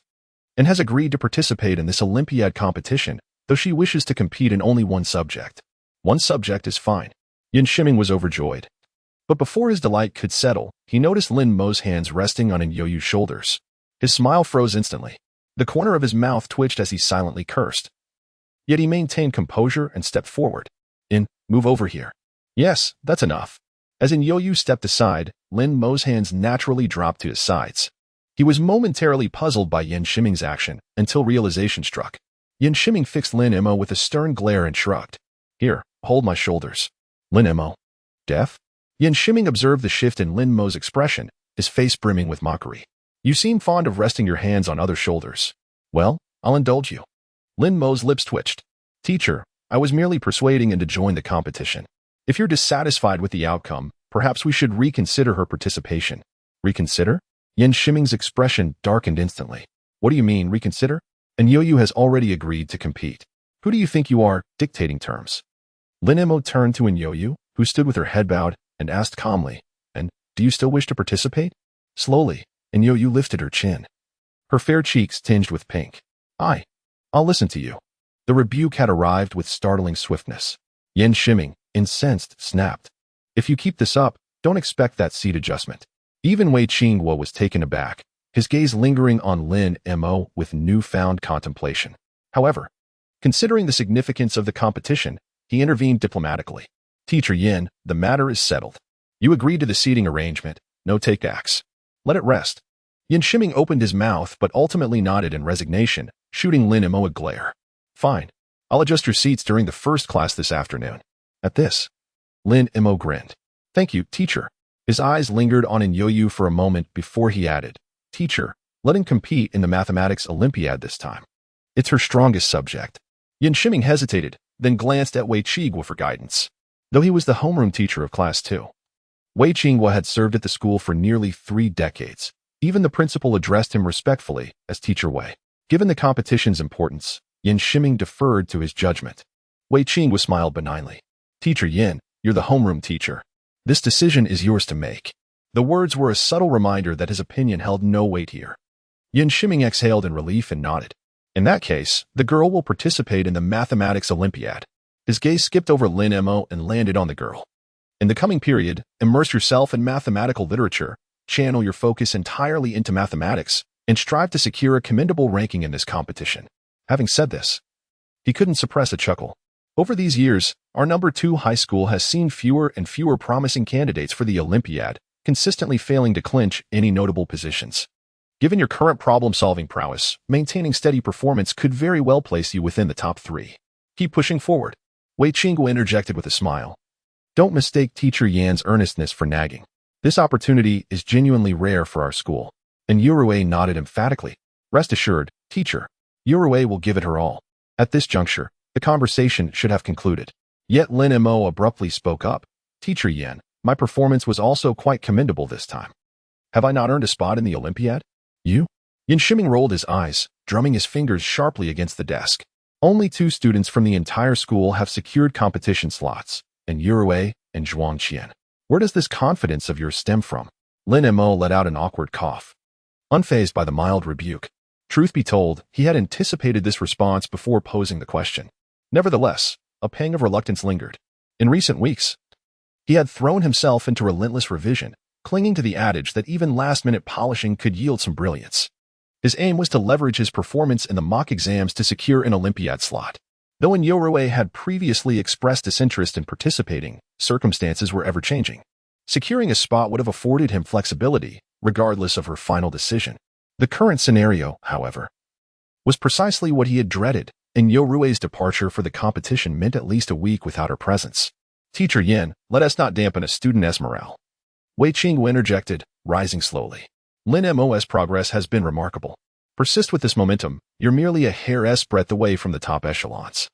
A breakthrough before the Gaokao could very well turn your Tsinghua aspirations into reality. Don't lose heart, redouble your efforts. As he concluded, he approached Lin Mo, his time-worn eyes alight with admiration. If Yurue is a golden phoenix, then you are a dark horse with soaring potential. This teacher has faith in you. Thank you for your encouragement. I will strive even harder henceforth, Lin Mo replied respectfully, whether in his past life or the present. Wei Qingguo had always left a profound impression on him, a man who had truly devoted his entire being to education. Yan Shiming's expression softened. Teacher Wei is right. Now is not the time to slacken. Charge forward with unrelenting vigor. If you manage to pull off a miracle and enter Tsinghua, this teacher will treat you to a feast. That is a promise I'll hold you to, Teacher Yan. Should you renege, I'll seek out your wife at Tsinghua to lodge a complaint. Then you'll have a reckoning to face. Scram. With pleasure. At the corner of the corridor, Yurue halted her steps. Noticing this, Lin Mo stopped as well. Something you want to ask me? Yurue nodded, her clear, limpid eyes brimming with curiosity. Shermu. Faced with the girl's characteristic brevity, Lin Emo smiled helplessly and glanced behind them before lowering his voice to explain, Xiao Yuer. Teacher Yan's wife, our Shermu, is currently teaching at Tsinghua University. I only found out recently. In Yorua gasped in admiration. Shermu is amazing. During the Xia dynasty, there have been many second-tier institutions, but only one undisputed first-tier university, Tsinghua. No other institution could compare. On one hand, the quality of its students was unparalleled. On the other, its faculty roster was nothing short of formidable. Those who gained admission to Tsinghua were no ordinary individuals. And the professors who taught there had to be exceptionally skilled to command the respect of such prodigies. Lin Mo, however, held a different view. Shermu is undoubtedly impressive. But in my opinion, Teacher Yin is even more remarkable. HM? And Yorua tilted her head in confusion. Lin Mo chuckled softly. Even someone as outstanding as Shermu ended up boarding Teacher Yan's, let's say, unconventional vessel, didn't she? When Yorua grasped the implication behind his words, a faint blush dusted her cheeks. Nonsense. I meant in terms of ability. So did I, realizing she was outmatched. And Yorua instinctively reacted in a way Lin Mo hadn't anticipated. Her almond-shaped eyes narrowed in a coquettish glare, an attack as clear and gentle as a babbling brook, carrying traces of warmth. It was less an assault and more an act of endearing petulance. Lin Mo casually brushed off his uniform, though the corners of his lips betrayed his amusement. All right, let us get to the point. The point? The competition. What is there to discuss about the competition? And Yorua blinked in bewilderment. Participate? Win the gold medal. What else is there? Her tone carried an innate air of certainty. Lin Mo nearly wept. You haven't even gone yet, and you're already so sure you'll take gold? At this, and Yorua lowered her gaze, tapping her chin thoughtfully with a delicate finger. After a moment of serious contemplation, she replied, I don't think anyone can surpass me. Still that same unwavering confidence, yet oddly persuasive. Meeting her pure, untainted gaze, Lin Mo sighed inwardly. Xiao Yuer, let us try to be a bit more modest from now on, all right? Some things are better left unsaid, even if we know them to be true. And Yorua pondered again before tentatively offering, this competition. I'm not entirely confident. Is that better? Lin Mo. So she was applying his advice on the spot? As they neared the classroom, Lin Mo abruptly stopped in his tracks. Simultaneously, a chime echoed in his mind. Ding, the system had issued a mission, helping Yorua secure the gold medal in the Olympiad. Due to the unique nature of this task, rewards will be quintupled. Quintuple rewards? Lin Mo's eyes gleamed, only to darken the next second with an expression of sheer bewilderment. Was this supposed to be the goddess cultivation system? Why are the tasks so effortless? Should one nurture a goddess or foster him? The two entered the classroom one after the other, drawing the gaze of most students toward Inyoyu, some in awe, others in curiosity. But the majority wore expressions of sheer disbelief. As the morning unfolded, the astonishment in Yoyu had stirred only intensified rather than waned. Controlling exam scores? Even television dramas wouldn't dare script such a plot. A perfect 750 in the mock exams? Was she not some sort of prodigy? Magnificent. Terrifyingly brilliant. With such beauty. Why rely on intellect? Was it not said that heaven is fair? Pray tell, where is this fairness? At the back of the classroom. Lin Mo had just taken his seat when Gu Fan sidled up with a mischievous grin. Brother Mo, where do you go earlier? Teacher Yan's office. Lin Mo glanced sideways. Want to join next time? I'll take you along. Hard pass. The mere mention of Yin Shiming's office made Gu Fan instantly recoil. To me, that place is hell. As the Buddha said, I shall not descend into hell. I shall not descend into hell. Lin Mo was long accustomed to Gu Fan's antics. Recalling what was to come, he set down the pen he'd just picked up and turned to face him squarely. What's up? Gu Fan swallowed nervously, unnerved by the sudden gravity. Just say it straight, Brother Mo. This seriousness is creeping me out. Don't leave after school. Why? Handing you the stock profits. Remember to settle the accounts with the others tomorrow. Oh, now that's good news. Gu Fan exhaled in relief, slinging an arm around Lin Mo's shoulders with a cheeky grin. Brother, if there are more golden opportunities like this, don't forget your old pal. Rest assured. There won't be anymore. Gu Fan rolled his eyes. Must you be so absolute? Who knows what the future holds? Truly, no more. On my honor. Watching Gu Fan's exasperated expression, Lin Mo chuckled unrepentantly before shifting the topic. By the way, aside from the stocks, there's one more thing. What? Instantly reinvigorated. Gu Fan perked up. Lin Mo cleared his throat. How is our brotherhood? Need you ask? Solid as steel. Brothers? Absolutely. Gu Fan thumped his chest. Brother Mo. Quit beating around the bush. If you need help, just say it. Between brothers, loyalty is everything. If I can assist, I want to even blink. Amusement glimmered in Lin Mo's eyes as he gestured toward Yoyu, seated diagonally ahead. It's nothing major. Just that you might have to endure a slight inconvenience for a while. Meaning, swap seats. Swap seats? Gu Fan's confusion deepened as he followed Lin Mo's indication, his expression morphing into something incredulous. For a moment, he gulped repeatedly, his voice trembling. Brother Mo, you don't mean for me to switch with Yoyu, do you? Correct, but no reward. No way. Upon hearing Lin Mo's prepared response, Gu Fan shook his head vigorously like a rattledrum. Brother Mo, aren't you setting me up here? Setting you up? How so? And Yoyu's seat is right at the front. If I swap with her, wouldn't I be placing myself right under the teacher's watchful gaze? No, I can help with other things, but this, I can't do it. Lin Mo sighed deeply. Gu Fan, this is a golden opportunity. Are you sure you want to pass it up? A golden opportunity? Gu Fan pointed at his own nose. What kind of opportunity is this? Brother Mo, don't take me for a fool. Lin Mo scoffed dismissively. Is that how you see me? Ever heard of hiding in plain sight? Hiding in plain sight? Gu Fan froze. But this is different. Isn't it? Why would it be? Lin Mo's voice took on a persuasive tone. Think about it. During teacher Yan's classes, doesn't his attention usually linger at the back of the classroom? Now that you mention it, Gu Fan pondered for a moment, unable to refute the observation. Lin Mo arched an eyebrow. Besides, you're not the same Gu Fan you used to be. How am I not me? Would the old you have worked this hard? The question rendered Gu Fan speechless. Lin Mo pressed on. Sitting at the front not only keeps you under the teacher's scrutiny, but also immerses you in the competitive atmosphere among top students. Over time, your grades will undoubtedly improve. But, remember that question you once asked me? What question? Back when I made that bet with Zhou Wenhao. Oh, right? How could I have forgotten? Halfway through his sentence, Lin Mo suddenly recalled the wager with Zhou Wenhao, his expression turning bitter. Just 7 points short. Gu Fan sighed helplessly. Brother Mo, even though you lost the bet with Zhou Wenhao, in my eyes, you're the winner. In such a short time. You improved your score by over 200 points. That's incredible. Your comeback story puts TV drama protagonists to shame. Few people earned Gu Fan's admiration. But Lin Mo was undoubtedly one of them. A loss is a loss. Lin Mo shook his head, pushing aside his thoughts before returning to the topic. Gu Fan, back when I made that bet with Zhou Wenhao, you asked me what I was thinking. Do you remember how I answered? Gu Fan scratched his head awkwardly. I forgot. Lin Mo gazed at the blue sky and white clouds outside the window, repeating his words from that day. Hard work gets you to passing.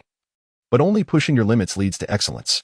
If you don't challenge yourself, you'll never know how far you can go. I am giving you the same advice now. Sitting at the front will keep you under pressure, and pressure breeds motivation. This is the perfect chance for rapid improvement. Are you really going to let it slip? There was no denying the persuasiveness of Lin Mo's words. After hearing them, Gu Fan wrestled with his thoughts for a long while before finally clenching his teeth and stomping his foot. Fine, I'll do it. Lin Mo narrowed his eyes and patted Gu Fan's shoulder approvingly. You've shown remarkable insight.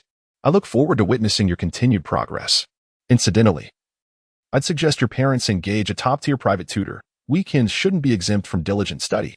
This would significantly enhance your learning efficiency, though naturally, the decision remains yours. Very well. Keep striving. As Lin Mo picked up his pen, an unconscious smile played upon his lips while he mused inwardly. This lad isn't easily fooled. The preparatory bell chimed precisely as Yin Shiming made his entrance. When he announced the seating rearrangement between Gu Fan and Yoyu, the entire class erupted in bewilderment. Given Yoyu's current academic standing, relegating her to the back corner, and beside a male classmate no less, defied all logic. What could possibly be the rationale behind this? Yet Yin Shiming offered no explanations. Having issued his directive, he departed without ceremony. Head bowed, and Yoyu clutched her backpack. Traversing the mere 10-meter distance under dozens of curious gazes in what felt like an eternity. Upon reaching Gu Fan's desk, she exhaled in palpable relief. Lin Mo regarded her with amused detachment. So nervous? I am nervous, and Yoyu murmured, her gaze firmly averted from his. With numerous eyes still trained their way, she dreaded any potential misunderstandings. The mirth in Lin Mo's eyes deepened as he slid his workbook toward her, circling a complex mathematical problem with his pen. Leaning closer, he teased in hushed tones, Professorin, might I trouble you for an explanation of this problem?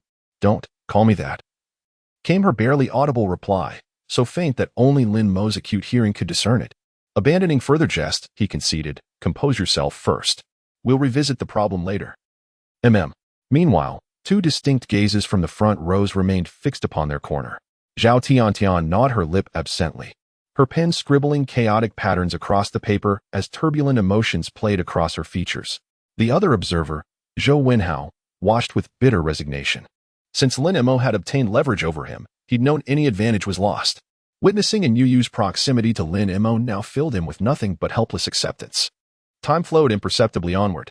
As the third afternoon class neared its conclusion, a man and woman appeared at the classroom threshold, the coordinators of the Olympiad training program. Upon learning they'd come to escort Yu Yu to special training, Lin Mo immediately pressed over 200 yuan from his pocket into her hands. Yu Yu stared blankly at the bills.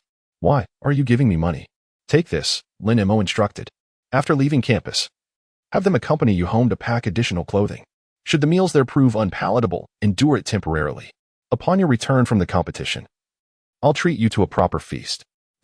Such tender and thoughtful care reminded Yu Yu of her late grandmother, causing her eyes to moisten slightly. Afraid Lin Mo might notice, she quickly lowered her head. "Thank you. I'm afraid I have to break my promise about taking you to meet the dean." "I'm sorry." "Why apologize?" Lin Mo chuckled softly. "We can visit after you return. Don't overthink it. Just stay calm and don't stress over rankings. They don't matter." And Yu Yu slung her backpack over her shoulder and gestured toward the classroom door. "Then, I'll go? Good luck." "I will." Only after Yu Yu's figure disappeared beyond the doorway did Lin Mo withdraw his gaze, a trace of melancholy flickering in his expression. "If only I had secured a spot in this competition." But he shook his head. "No use dwelling on it now. Just keep pushing forward." When the dismissal bell rang and the teacher left, Lin Mo called out to Zhou Wenhao. Zhou Wenhao approached nervously, his voice stammering from tension. "Lin Mo, you wanted me?" Lin Mo tidied his study materials. "About our last bet, I lost. The terms, you don't have to enforce them." Before he could finish, Zhou Wenhao hastily interjected. "No need. Consider it void. Let us just pretend it never happened." Lin Mo arched a brow, studying him. "Was he planning to back out?" "A loss is a loss. Think carefully, this might be your only chance to embarrass me in front of the class. Miss it, and it's gone. No need to think." Zhou Wenhao forced a smile. "The bet is off. Let us drop it." Lin Mo didn't press further. He disdained reneging but wasn't eager to humiliate himself either. If Zhou Wenhao wanted to nullify it, so be it. "Fine. I'm leaving." As he passed Zhou Wenhao, Lin Mo patted his shoulder. "No more underhanded tricks with classmates." "All right. Healthy competition is fine, but keep it clean." "Agreed?" "Why yes, absolutely." Zhou Wenhao nodded vigorously, straightening his posture. "Don't worry, I won't repeat past mistakes. See you." Only after Lin Mo exited did Zhou Wenhao exhale in relief, wiping sweat from his brow, his expression bitter. With Lin Mo holding leverage over me, embarrassing him would be suicide. Now, he no longer sought to compete, let alone provoke Lin Mo. All he wanted was for the college entrance exams to arrive swiftly, freeing him from this torment. That evening, upon learning Yu Yu was attending the competition alone, Lin Chu's first reaction was to fix her son with an incredulous glare. "Are you an idiot? What did I do? Most of that training class is boys. How could you let her go by herself? I couldn't you have gone with her?" Seeing his mother's aggressive demeanor, Lin Mo smiled bitterly. "Mom, it's not that your son doesn't want to go, but that he can't. Didn't you score nearly 700 points this time? Still not enough. Doesn't qualify." After a brief silence, Lin Chu sighed softly and retreated to her room. Left alone on the sofa, Lin Mo sat for a long while before releasing a deep sigh. Life often leaves one feeling powerless, but through relentless effort, such moments can be minimized. Thus, only by growing stronger can one dispel sorrow. From then on, Lin Mo's mind was consumed by a singular focus: study, study, and more study. His world narrowed to 2 points: school and home. At times, he even considered skipping school entirely to save commuting time, but the occasional academic challenge made him reconsider. On Friday afternoon, as the dismissal bell rang, Lin Mo lifted his head in a daze, his gaze settling on the empty seat to his left. His heart gave an involuntary lurch. Time is a curious thing, both fleeting and interminable. "Mom, I'm home." Silence greeted him. Accustomed to this, Lin Mo headed to the kitchen, reheated leftovers from the fridge, hastily swallowed a few bites, and returned to his room to continue studying. Past 10 in the evening, the sound of a closing door interrupted his thoughts. Rising, he found his mother at the entrance, changing her shoes. "Mom, just got off work?" Unlike before, Lin Shu now faced her son's inquiries about her job without hesitation. Did I disturb your studying? No. Lin Mo stretched. Just needed a break anyway. He poured her a glass of water at the coffee table, his tone laced with cautious probing. What kind of company keeps employees this late? Do all businesses exploit their workers now? Amused, Lin Shu's gentle features twitched with mischief. Want to know what your mom does for a living? Yes. Dream on. Mom, Lin Mo groaned, exasperated. Your son's grown up now. Can't you be a little more composed? Count your blessings. Accepting the water, Lin Shu sat down. You never saw me in my youth. Back then. Let's just say life has smoothed my edges. Lin Mo gave a strained chuckle. And this is what you call smoothed edges? Indeed. Setting the glass down, Lin Shu smirked. In my younger days, I'd have smacked you just now. Lin Mo laughed helplessly. Can't we skip the violence? Haven't I been obedient all these years? Can't a son get some normal maternal affection? Smacking is affection. Rolling up her sleeves, Lin Shu grinned. Hitting is intimacy, scolding is love. Come here. My dear boy, let mommy love you properly. I promise it'll be unforgettable. Lin Mo raised his hands in surrender. Fine, fine. I admit defeat. Suddenly, Lin Shu's expression softened. Silly child. I know how hard you've been working lately, but this is only the beginning. You must grow accustomed to this rhythm. Why? The fish is so outstanding. If you don't strive hard, do you intend to live off others? Is that acceptable? Of course not. Lin Shu's eyes flashed with sternness. My son Lin Mo shall never be a freeloader. Lin Mo coughed lightly, unfazed. Mom, my stomach is sensitive. The doctor suggested I finish that sentence at your own peril. His words halted abruptly, replaced by an awkward chuckle. Just joking. Don't take it seriously. Of course I want to rely on others. Rest assured, I'll work even harder. Only then did Lin Shu appear satisfied, her tone shifting. The fish is just one matter. Didn't he want to know about your grandparents? It's not that I refuse to tell you. It's that until you prove yourself worthy, I have no face to bring you before them. Lin Mo frowned. Why? Because. Lin Shu's expression darkened, her eyes shadowed with bitterness after a long pause. I failed them. His expression shifted. Is it because of Su Wenyang? Who else could it be? Her eyes reddened. I staked everything on him, and he left me utterly broken. When I discovered his betrayal, it felt as though my very organs had shattered. If not for you, I would have dragged him down with me. Her sorrow was profound, carved into her bones. A desolate aura clung to her, mingling with exhaustion, making her frail frame appear even more fragile, heartrending. Mom, I'm sorry. Lin Mo swiftly embraced her. I was thoughtless, stirring up these painful memories. It's fine. She turned away, wiping her eyes. It's been years. I've moved on. He.S. nothing but a beast. Lin Mo's heart weighed heavily as he patted her back. Right? Just a beast. Yet he knew her words were bravado. Otherwise, why would tears still escape at the mere mention of Su Wenyang? The depth of love fuels the fiercest hatred. Her loathing for him now stemmed from the all-consuming devotion she once bore. Regaining composure, Lin Shu nudged her son irritably. Brat, don't utter that name in front of me again. As you wish. He forced a smile, steering the subject away. Mom, are you hungry? You are? She stood. It's late. Light meals only. My fried eggs have improved slightly. Let me demonstrate. Not hungry. Lin Mo paled, rejecting vehemently. Midnight eggs cooked by her?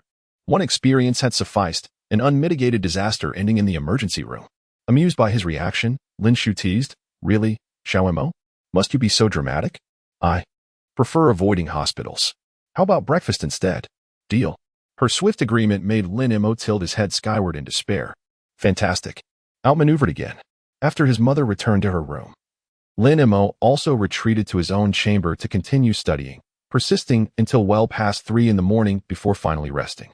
The following dawn, the sun rose gently from the east, its soft glow harmonizing with the quiet rhythm of light snores in the room. Unfortunately, this serene scene did not last long. A sharp knock at the door shattered the peace. Lin Mo, dark circles shadowing his eyes, dragged himself up to answer.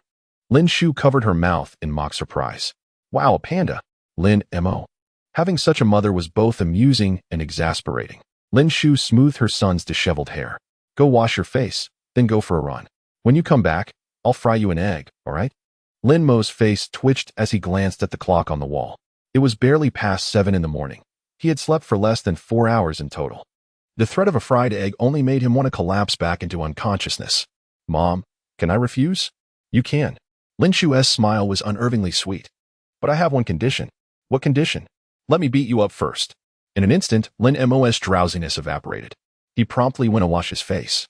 As the sound of running water echoed from the bathroom, Lin Shu's cheerful expression faded, replaced by a quiet ache. She murmured under her breath, "Xiao Mo, don't blame me. If you insist on digging into those matters, you must become exceptional quickly." After completing 2 laps around the neighborhood, Lin Mo lingered at the doorstep for a long while. Only after steeling himself did he finally step inside. "Mom, I'm back. Get ready to eat." When Lin Mo sat down at the table, he was startled to find no fried egg among the breakfast spread. Before he could voice his confusion, Lin Shu clicked her tongue in irritation. "What are you staring at? We're out of eggs. Consider yourself lucky." Lin Mo didn't know whether to laugh or cry. The way she said it made it sound like his mother was plotting his demise. He had barely taken a few bites when Lin Shu's phone rang. She stood and walked a few steps away to answer. "Hello? Bullshit. I checked that thing 3 times. There's no way there's an issue." "Fine. I'll be right there." Lin Mo's appetite vanished. His burning curiosity could no longer be contained. The moment his mother hung up, he blurted, "Mom, what's wrong?" "Nothing." Lin Shu wiped her hands and moved to the door, slipping on her shoes as she instructed, "Don't bother cleaning up. Stay focused on your studies. No slacking off while I'm gone." "Mom, maybe I could walk you." Lin Shu shot him a sharp look. "Drop the act. Put that energy into your studies instead. When the time comes, I won't hide anything from you. I'm leaving." Bang! The door shut firmly behind her. Lin Mo stared at it, the fleeting thought of following her dissipating. Forget it. Some shortcuts could be taken, others could not. Since he had made a promise to his mother, he would play by the rules. If he was going to win, he would do so with honor. From the break of dawn to the scorching midday sun, and then to the fading twilight, over 10 relentless hours of intense studying left Lin Mo's mind throbbing. With no other choice, he collapsed onto his bed, allowing himself a brief respite. No sooner had he laid down than he suddenly remembered the unused 200 cultivation points. With a mere thought, his consciousness was instantly transported into the system's cultivation store. This time, only 2 luminous orbs greeted his sight. Intelligence 10 price, 100 cultivation points. Deft Hand's passive skill restructures the host hand anatomy, elevating manual dexterity to the pinnacle of human capability. Price, 200 cultivation points. The moment Lin Missouri finished reading the 2 available items, the system's voice promptly followed. "Host, I strongly advise you to exchange for Intelligence 10. Though you've encountered intelligence points several times consecutively, their appearance rate is exceedingly rare. Do not take them for granted. Missing them once or twice may mean you won't encounter them again when you truly seek to enhance your intellect. Thank you for the reminder." Lin Mo's gaze remained fixed on the Deft Hand skill. After a few seconds, his decision was made. Exchange for Deft Hands. Exchange for Deft Hands. Exchange successful. 200 cultivation points deducted. Perhaps it was an illusion, but Lin Mo faintly detected a trace of resentment in the system's tone. Yet, he paid it no mind. For the moment the system's voice faded, his hands were engulfed in searing agony, as though thrust into a blazing brazier. The temperature of his skin skyrocketed, turning crimson within seconds. Not only that, beyond the scorching torment, he felt his muscle fibers forcibly dismantled, as if struck repeatedly by a merciless hammer. Hiss! The sound of sharply drawn breaths echoed in the room. Within a dozen seconds, Lin Mo's clothes were drenched in sweat. Just as he teetered on the brink of collapse, the excruciating pain abruptly vanished. Then, a soothing coolness spread through his hands. If his palms had been parched earth, this sensation was a life-giving downpour. The marrow-deep relief drew an involuntary sigh from him, lasting roughly half a minute. When all settled into stillness, Lin Mo slowly opened his eyes. At the sight of his hands, he froze. Now, his hands were coated in a layer of thick, viscous black substance, exuding a pungent, revolting stench. As the saying goes, curiosity killed the cat, and it held true. Overcome by curiosity, Lin Mo raised his hands to his nose and inhaled. Good heavens, it nearly sent him straight to the afterlife. Suppressing the urge to retch, he dashed to the bathroom. Only after nearly an hour of scrubbing did the foul odor finally dissipate. Under the bathroom lights, his hands were utterly transformed. The skin now resembled flawless jade, polished to perfection, with distinct knuckles and slender, elegant fingers. These are far too delicate. Staring at his hands in disbelief, Lin Mo could only describe their metamorphosis in 4 words: reborn anew. After a quick shower, he returned to his room and immediately began testing the Deft Hand's passive skill. The method was simple: writing. The moment he grasped the pen, an unfamiliar sensation coursed through him. He flipped open a Chinese language test paper and began copying swiftly. This writing session lasted nearly half an hour. When Lin Mo finally set down the pen, astonishment in his eyes was impossible to suppress. 2 full pages of draft paper were covered in text, initially appearing quite ordinary, with neat and unremarkable handwriting. But as one's gaze traveled downward, each character underwent subtle transformations, a phenomenon persisting all the way to the very last word on the second page. The final row of characters on that second sheet could no longer be described merely as neat. It had evolved into a harmonious blend of regular and cursive script, half precision, half fluid elegance. Had he not experienced it himself, Lin Mo would never have believed he could produce calligraphy of such artistic caliber. A gifted hand? How intriguing. Having slept far too little the previous night, after studying the changes in his hand for a while, exhaustion overwhelmed him. Setting his alarm, he collapsed onto the bed and fell asleep in under 30 seconds. At 6 in the morning, the alarm on his nightstand blared sharply, rubbing his sore eyes. Lin Mo groggily dressed himself. The cool splash of water on his face washed away the lingering drowsiness like a receding tide. After jogging around the neighborhood for over half an hour, he wiped his sweat and draped a towel over his neck, sitting briefly on a stone bench downstairs to catch his breath. Just as he prepared to head back upstairs, a hoarse voice called out from his right. "Young man, wait." A man in his 60s approached from about 10 meters away. "Grandpa, were you calling me?" "Yes, you." Clad in a tank top and shorts. The elderly man carried an air of quiet authority in his aged features. Stopping before Lin Mo, he remarked with curiosity, "Not many young people these days get up early to jog. I thought you'd just be a passing enthusiast, but I've seen you these past few days. Impressive. Keep it up." "You flatter me," Lin Mo replied with a modest smile. "Isn't this what young people should do?" The old man sighed. "My grandson is about your age. High school is stressful enough, but all he does after school is bury himself in his phone, gaming until midnight. Getting him out of bed in the morning is a battle. He won't budge until the last possible minute. At this rate, he'll waste himself away." "Grandpa, that is unacceptable," Lin Mo said gravely. "At our age, we're at the peak of our learning capacity. Slacking off is inexcusable if the youth are strong. The nation is strong. As the next generation to inherit society, diligence and a thirst for knowledge are the bare minimum. We should harness the vigor of youth to safeguard our country's prosperity, never squandering our prime years."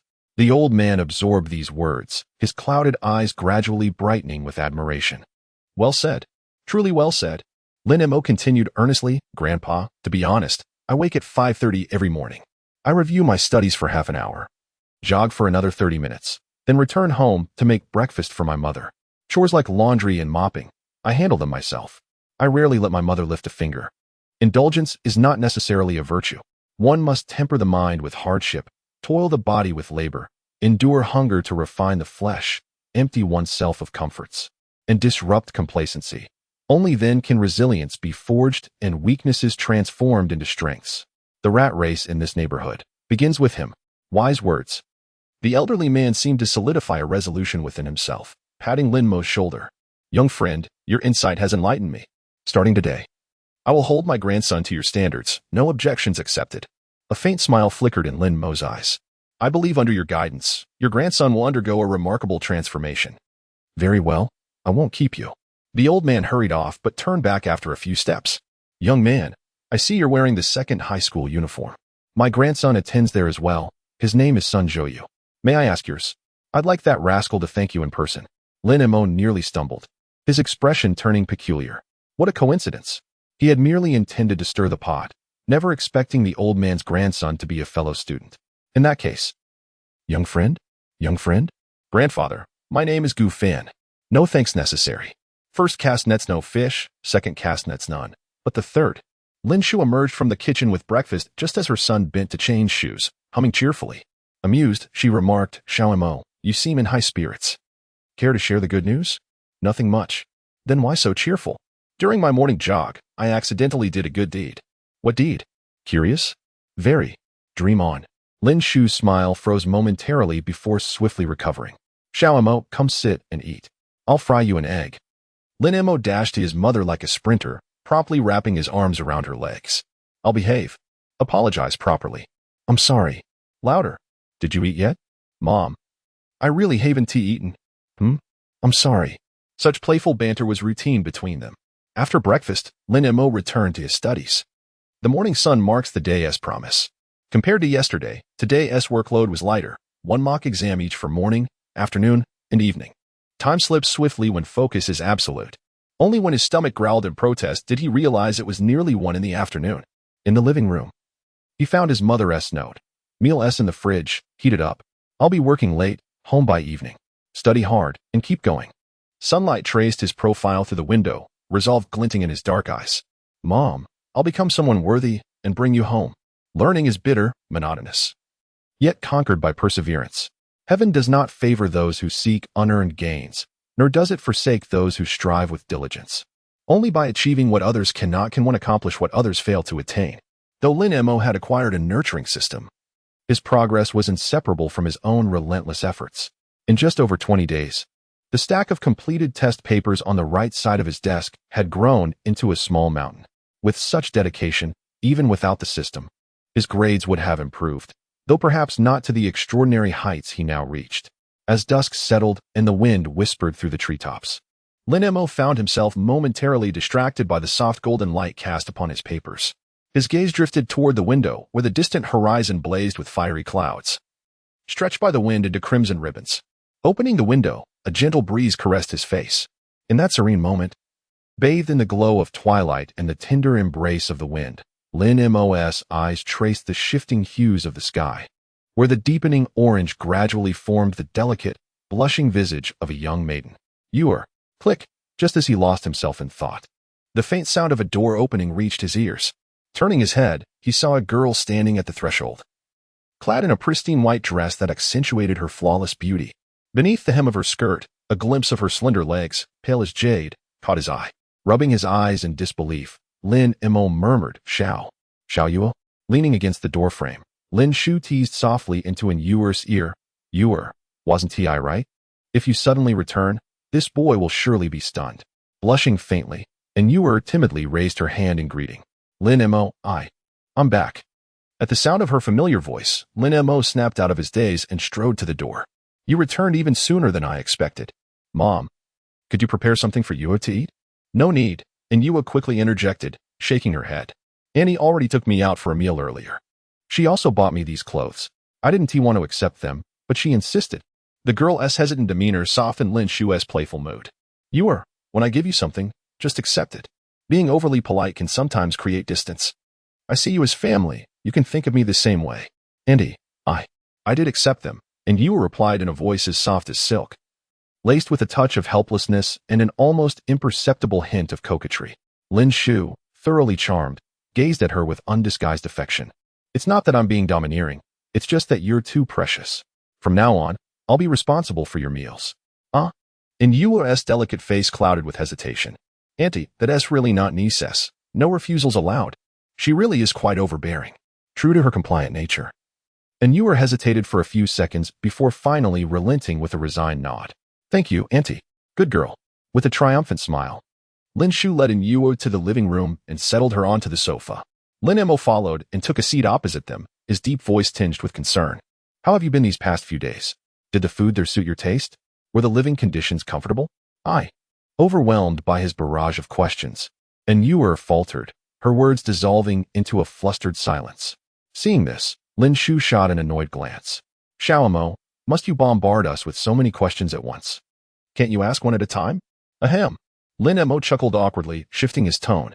How have you been lately? Quite well. Yuo's hands rested naturally on the hem of her skirt, though the thought that it was a new dress gifted by Lin Shu made her reluctant to grip it too tightly. Lin Mo tapped his fingers lightly on the tea table. No need to be nervous. This is home. A satisfied smile curved Lin Shu's lips. This rascal finally said something decent. Yuo nodded, yet the tension in her expression lingered. Strangely, she had once grown comfortable around Lin Mo, but after a few days apart, she found herself as skittish as when they first met. She didn't want to feel this way, yet she couldn't help it. Lin Mo didn't press further. Instead, he turned his gaze to his mother. Mom, why did you and Xiao Yue come back together? Guess. Lin Mo rolled his eyes. How could I possibly guess? Lin Shu didn't keep him in suspense. Taking Yuo's hand, she explained, around 3 in the afternoon, after finishing work. I ran into Yue at the neighborhood gate. For a moment, I thought I was hallucinating. She rolled up her sleeve, revealing vivid red marks on her arm. Lin Mo was speechless. So you pinch yourself this hard? None of your business. Lin Shu shot him a cool glance. I felt like it. Lin Mo sighed and fell silent. There was no arguing with maternal authority. Lin Shu tucked a few loose strands of hair behind in Yorua's ear, revealing her delicate earlobe. Doesn't Ti Wear look lovely in this dress? Lin Mo said nothing, his chin dipping in emotion so slight it was nearly imperceptible. Unfazed. Lin Shu continued, I noticed this dress last time at Qian Ding, but I worried that giving 2 gifts at once might overwhelm you, so I waited until now. And Yorua lowered her eyes. Auntie, I owe you too much. Why speak like strangers in our own home? Oh, our own home. And Yorua blinked, confusion swirling in her gaze. Lin Shu smiled gently. As I've mentioned before, I've always wanted a daughter. How about becoming my goddaughter? What? Cough. Lin Mo straightened, his expression stern. Mom, don't joke around. This could complicate my friendship with Xiao Yue.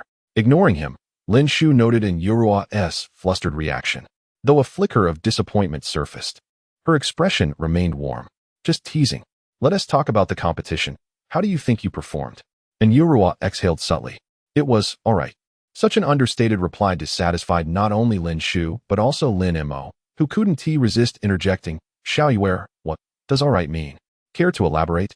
All right means not bad. This clarification clarified nothing. Lin Mo was both amused and exasperated, wondering how far things had progressed. And Yuru's eyes shimmered with confusion, utterly baffled by his words. She was entirely unfamiliar with such competitions, not even grasping the basic rules. Lin Shu remained silent, listening to their conversation with a growing smile as time passed. Lin Mo poured 2 glasses of water, handing one to Yuru and the other to his mother, patiently explaining, the Olympiad competition has 3 levels, municipal, provincial, and national. You must advance through each stage to reach the national finals. Does that make sense? Oh. And Yuru pondered, her gaze flickering with unease. I'm not good at interacting with people, so I don't really know much about these things. What do you know then? Tell me. The training instructor spent a whole day explaining question types. Starting the next day, we took 1 exam every morning at 10. And then? That's it. Noticing her son's speechless expression, Lin Shu could no longer contain herself, covering her mouth as laughter bubbled up. The sound instantly made Yuru tense again. Auntie, did I say something wrong? Relax, you didn't. Reassured by Lin Shu's words, and Yuru exhaled, casting an innocent look at Lin Mo. Really? That's all. After finishing the last exam yesterday, I stayed in the dorm until they sent me back at noon today. Oh, one more thing. Lin Mo raised a brow. What is it? And Yuru frowned slightly. On Wednesday, there were a lot of people taking the exam, but by Thursday, I was the only one left. Lin Mo pieced it together. So in summary, you listened to 1 day of explanations, took 4 exams, and that's it? Little fish, congratulations. Congratulations? Yes, you've advanced to the national competition. Really? And Yuru blinked in bewilderment. I didn't even know. How do you know? Lin Mo chuckled. Don't ask too much. I just do.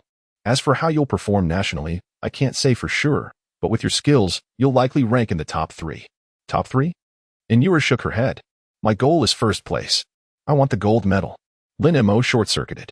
Why did such words sound so natural coming from her? Lin Shu stroked the girl's hair. So confident? And Yuru bit her lip. Auntie, it's not confidence. Then what is it? Those questions were too easy. The National Olympiad math problems, easy? Lin Shu clicked her tongue. Little fish, Auntie adores you more and more. Just as warmth settled in, Lin Mo shattered the moment. Little fish, you've been away for days. I've saved up a lot of difficult problems. Care to explain them? Okay. Lin Shu rose and instructed. Perfect. Let Yuru help you with the problems first. I'll go out to order some food. Lin Mo nodded with a smile, offering Yu a gentlemanly bow. Teacherin, please. Don't call me that. I've told you so many times. And Yu muttered under her breath, even as Lin Mo gently guided her toward the room. Watching the scene unfold, Lin Shu couldn't help but feel a wave of nostalgia, long-buried memories resurfacing. Youth defies definition. Yet no one can deny its beauty. That dazzling light, once glimpsed, would haunt one for a lifetime if never attained. Under the night sky, the moon hung high, adorned by countless stars. Beneath the camphor tree outside the neighborhood, Lin Mo noticed the 4-leaf clover necklace resting against Yu's delicate collarbone, his deep eyes flickering with emotion. Yuru, little Yuru, and Yu's silken brows furrowed slightly. Annie can call me Yuru, but you are not allowed. Bathed in the soft moonlight, her eyes shimmered like a mountain stream, radiating an indescribable purity. Why not? No reason. Just, no. And Yo-Yu quickly averted her gaze. But those profound eyes seemed to possess an irresistible magnetism. Every time she met them, her heart would race uncontrollably. Fine, then I'll keep calling you Little Yor. That's more like it. Unconsciously, the girl had already accepted the nickname, though she hadn't yet realized it herself. It's getting late. Rest well. And I'll see you tomorrow morning. As Lin Mo turned to leave, and Yo-Yu mustered her courage and spoke up. On Tuesday, could we skip school to visit the dean? Then, as if second-guessing herself, she hastily added, if you have study plans, we can wait until next Saturday or Sunday. Lin Mo paused mid-step. In such a hurry? And no. Seeing his questioning look, and Yo-Yu hurriedly shook her head. I just don't want to delay my promise for too long. I agreed to it before, so I'd like to fulfill it as soon as possible. Hearing her explanation, Lin Mo's lips curved slightly. You decide. I have no objections. Thank you. Then it's settled. Be careful on your way home. Goodbye. After stealing one last glance at Lin Mo, and Yo-Yu turned and dashed into the neighborhood. Lin Mo's gaze lingered on the swaying strands of her long hair before he finally withdrew his eyes. Under the moonlight, his elongated silhouette exuded quiet determination.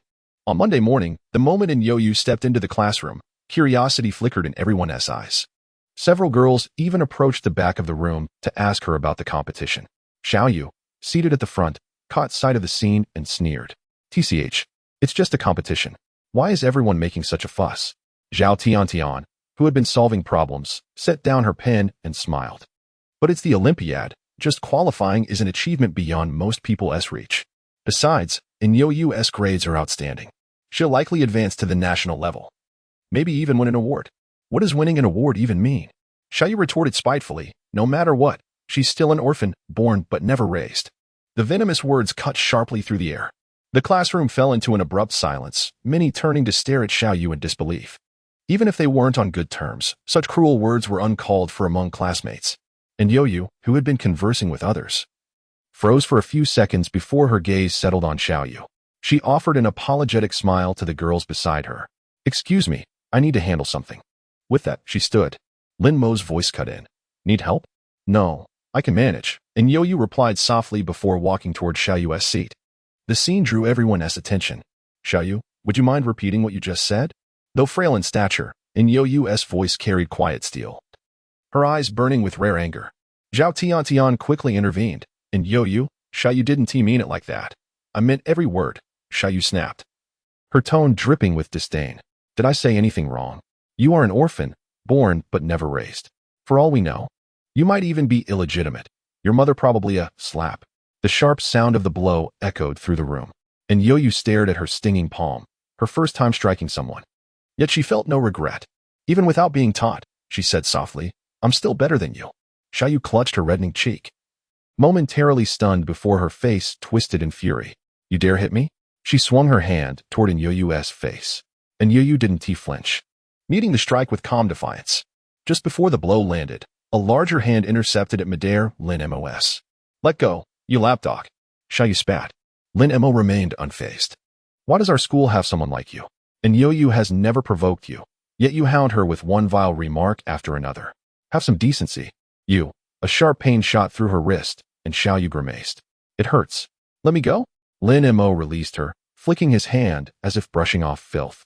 Xiaoyu glared at the darkening bruises on her wrist before snatching up a textbook and hurling it at Lin Mo's face.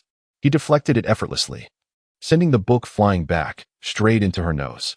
Blood trickled down instantly. Blood. Lin Mo, I'll report you for assaulting a girl. Delusional, Lin Mo countered coolly. Everyone here saw what happened. Xiaoyu insulted Yo-Yu first, and Yo-Yu retaliated. I merely intervened, without laying a hand on her. And since when is defending myself against a thrown book a crime? The class can testify to that. Gu Fan chimed in. Brother Mo, I can testify. Count me in too. Xiaoyu really went too far this time. Too far. She's downright asking for a beating. Due to Xiaoyu's usual haughty demeanor, she had few friends in class 2 apart from Zhao Tiantian. Her recent outrageous behavior ensured no one spoke up in her defense. Not even Zhao Tiantian knew what to say. This incident was undeniably Xiaoyu's fault. Unsurprisingly, the matter reached Yan Shiming's ears. With over 10 minutes left before class, he appeared at the classroom door. And Yo-Yu. Lin Mo, Xiaoyu, come to my office. Minutes later, Yan Shiming closed the door, his expression stern. What exactly happened? Xiao Yu, with tissues stuffed in her nostrils, immediately wailed. Teacher Yin, and Yo-Yu hit me. Lin Mo was her accomplice. You must stand up for me. Tears streamed down her face as if they cost nothing. Yin Shiming turned to Yo-Yu, his tone slightly gentler. Is this true? And Yo-Yu, shedding her usual timidity, met his gaze without a trace of fear. Teacher, Xiao Yu insulted me and even disparaged my parents. Though I've never met them, I won't tolerate such disrespect. That's why I struck her. Exactly, Lin Mo interjected. If you don't believe us, ask the class. Many witnessed the entire incident. Yin Shiming's voice turned icy. Xiao Yu, do you have anything to say? Who insulted her? I was merely stating facts. Did you gargle with drain cleaner? Lin Mo's voice dripped with disdain. Shut your filthy mouth. Faced with Xiao Yu's obstinacy, Lin Mo's tone turned frigid. Calling someone parentless and attacking their family. What a fine way to state facts. Ignorance can be remedied. Ugliness can be fixed. But a rotten heart is beyond cure. Yin Shiming commanded, Xiao Yu, summon your parents to the school. Why should I? Xiao Yu brandished her bruised wrist and gestured at her stuffed nose. Teacher, look carefully. I'm the victim here. If anyone should call their parents, it's in Yo-Yu and Lin Mo. Oh wait, in Yo-Yu doesn't he have any? How pathetic. Teacher, look behind you, Lin Mo suddenly said, as Yin Shiming turned. A sharp slap echoed through the room. When he faced forward again, a fresh red handprint adorned Xiao Yu's right cheek, mirroring the one on her left. Xiao Yu trembled with rage, her voice shrill. Lin Mo, you dare hit me in front of the teacher? Lin Mo feigned innocence. When did I hit you? Teacher, did you see me strike Xiao Yu? No, Yin Shiming replied, shooting Lin Mo a pointed look. Xiao Yu snapped. Teacher Yin, your bias is outrageous. I'll have my parents report you to the Education Bureau. Silence. Yin Shiming raised his voice in reprimand. Xiao Yu, if you still fail to recognize your mistake, do you believe I will record a major demerit in your academic file? One last time, summon your parents to the school immediately, without delay. As his voice faded, Lin Mo's calm interjection followed. In that case, I shall call my mother. She serves as a partial guardian for Yo-Yu and should suffice as representation for both of us. Would that arrangement satisfy you, teacher? Fine. Yin Shiming cast a sidelong glance at Xiao Yu. Since you perceive my judgment is unfair, I shall escort you both to the principal and let him adjudicate this matter. Now, go and inform your parents. With that, Yin Shiming strode off to report the incident to the principal. Xiao Yu clenched his fists, his furious gaze lingering on Yo-Yu for a few seconds before settling on Lin Mo. Just you wait. A trace of mockery flickered in Lin Mo's eyes. Before that, I wish you luck. Given my mother's temperament, well, the office was sparsely furnished, a mahogany desk, 2 black sofas, and a glass coffee table. In the corner, a tea machine hissed as it boiled water. An elderly man with silver-streaked hair adjusted his reading glasses, his attention fixed on the newspaper in his hands. The headline stood out boldly. And Yo-Yu, a senior at Jingchuan No. 2 High School, secures gold medal in Mathematical Olympiad. After a prolonged silence, the old man finally set the newspaper aside with reluctance. Rising, he approached the tea machine, retrieved a treasured stash of tea leaves from the drawer beneath the table, and pinched a portion into his cup. Pausing, he added another pinch. Since it's a rare occasion, I might as well indulge today. A smile touched his lips. And Yo-Yu, impressive, truly impressive. This elderly gentleman was none other than Gu Hai, the principal of No. 2 High School. Knock. Knock. Just as Gu Hai raised the cup to his lips, the sound of knocking interrupted his moment. Enter. The door opened, and Yin Shiming strode in briskly. Principal. An incident has occurred that requires your attention. No rush. Gu Hai retrieved another cup, this time measuring the tea leaves more sparingly. After pouring hot water, he gestured to the vacant seat opposite him. Teacher Yin, I was just about to seek you out. Sit. Let us talk. Very well. Without ceremony, Yin Shiming took his seat and inquired, what matter did you wish to discuss, principal? The results of the Olympiad have been announced, Gu Hai remarked between sips. Do you know which of our students earned recognition? And Yo-Yu? Oh, Gu Hai arched a brow in surprise. To my knowledge, the top-ranking student in the senior year has consistently been a girl named Zhuang Qian. Why do you presume it was in Yo-Yu? I do not dispute Zhuang Qian's academic prowess or her consistency, Yin Shiming said solemnly. But the Olympiad is a national-level competition that gathers top students from various schools. For Zhuang Qian to stand out and win an award with her current performance would be undeniably challenging. Then why do you think Yuren can? She's different from Zhuang Qian. How so? Meeting Principal Gu Hai's gaze, Yin Shiming took a deep breath and spoke with utmost gravity. Principal, and Yuren is A true genius. Such high praise made Gu Hai narrow his eyes. He had never seen Teacher Yin praise a student so lavishly. What was happening today? Principal. I've never encountered a student like her before. Interesting. Gu Hai set down his teacup and adjusted his glasses. Very well, I won beat around the bush. Indeed. The student who won this award is in Yuran. Yin Shiming's expression grew urgent. Which award? The gold medal in mathematics. A sharp inhale. Even though Yin Shiming had braced himself, hearing gold medal in mathematics still made him suck in a breath of astonishment. Every year, students from their school participated in the Olympiad, with the best result being 6th place at the provincial level. Now, Yuran had not only reached the national stage, but had also secured the sole gold medal, elevating their school's competition record to unprecedented heights. At this moment, Yin Shiming felt profound relief. Thank goodness he had persuaded Yuran to participate in this Olympiad. Thank goodness indeed. Gold medal in mathematics. Gu Hai clicked his tongue, his aged face filled with admiration. To be honest, I never even dared to dream of such an award. How is this girl in Yuran so extraordinary? Hearing this, Yin Shiming couldn't help but tease lightly. I rarely see the principal praise someone so highly. What is the occasion today? Gu Hai laughed heartily before shifting the topic.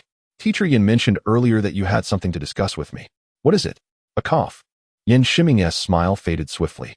Principal, a minor conflict arose among the students in my class today. The parents of one student have significant influence. I didn't dare handle it alone, so I came to seek your assistance. Significant influence? Gu Hai frowned. Even you, Teacher Yin, hesitate to act? Is it Xiaoyu from your class? Yin Shiming admitted frankly. Yes, it's Xiaoyu. Who was involved in the conflict with Xiaoyu? 2 students, an Yuran and another named Lin Mo. At the mention of an Yuran's name, Gu Hai finally understood why Yin Shiming had come to him. After a brief silence, he asked calmly, who was at fault? Xiaoyu. Did Lin Mo do anything wrong? Catching the implication in Gu Hai's words, Yin Shiming answered without hesitation, no. The responsibility lies entirely with Xiaoyu. Before coming to Gu Hai, he had thoroughly investigated the incident in the classroom and relayed all the details he had gathered. After listening, Gu Hai fell silent once more. Regarding the background of student Xiaoyu, he understood it better than anyone else. Even as the principal of 2nd high school, dealing with Xiaoyu required careful consideration. Principal? Gu Hai's thoughts quickly returned, his expression complex as he spoke with layered meaning. Teacher Yin, do you think it's possible that student Lin Mo made a mistake? Impossible. Yin Shiming immediately grasped the implication in Gu Hai's words, his face darkening. Teachers educate with integrity. If the principal finds this matter difficult to handle, then I will take full responsibility. Gu Hai wasn't surprised by Yin Shiming's response, the bitterness in his expression deepening. Let you handle it? As if I, the principal, am merely a figurehead? Enough. I will deal with this matter myself. With that, he drained the tea in his cup. Once both sets of parents arrive, bring them to me. Principal, rest assured, I'm not senile yet. Thank you. After Yin Shiming left, Gu Hai sighed softly, muttering to himself with self-mockery. Indeed. Age makes one-way pros and cons in every situation. Good morning, Principal. Good morning, Principal. Upon entering the office, Lin Mo and Yu bowed respectfully to Gu Hai before standing to the left. As the saying goes, enemies glare at each other with heightened hostility. On the right, Xiaoyu, upon seeing Lin Mo and Yu, angrily accused, Principal, look at my injuries. They did this to me. You must stand up for me.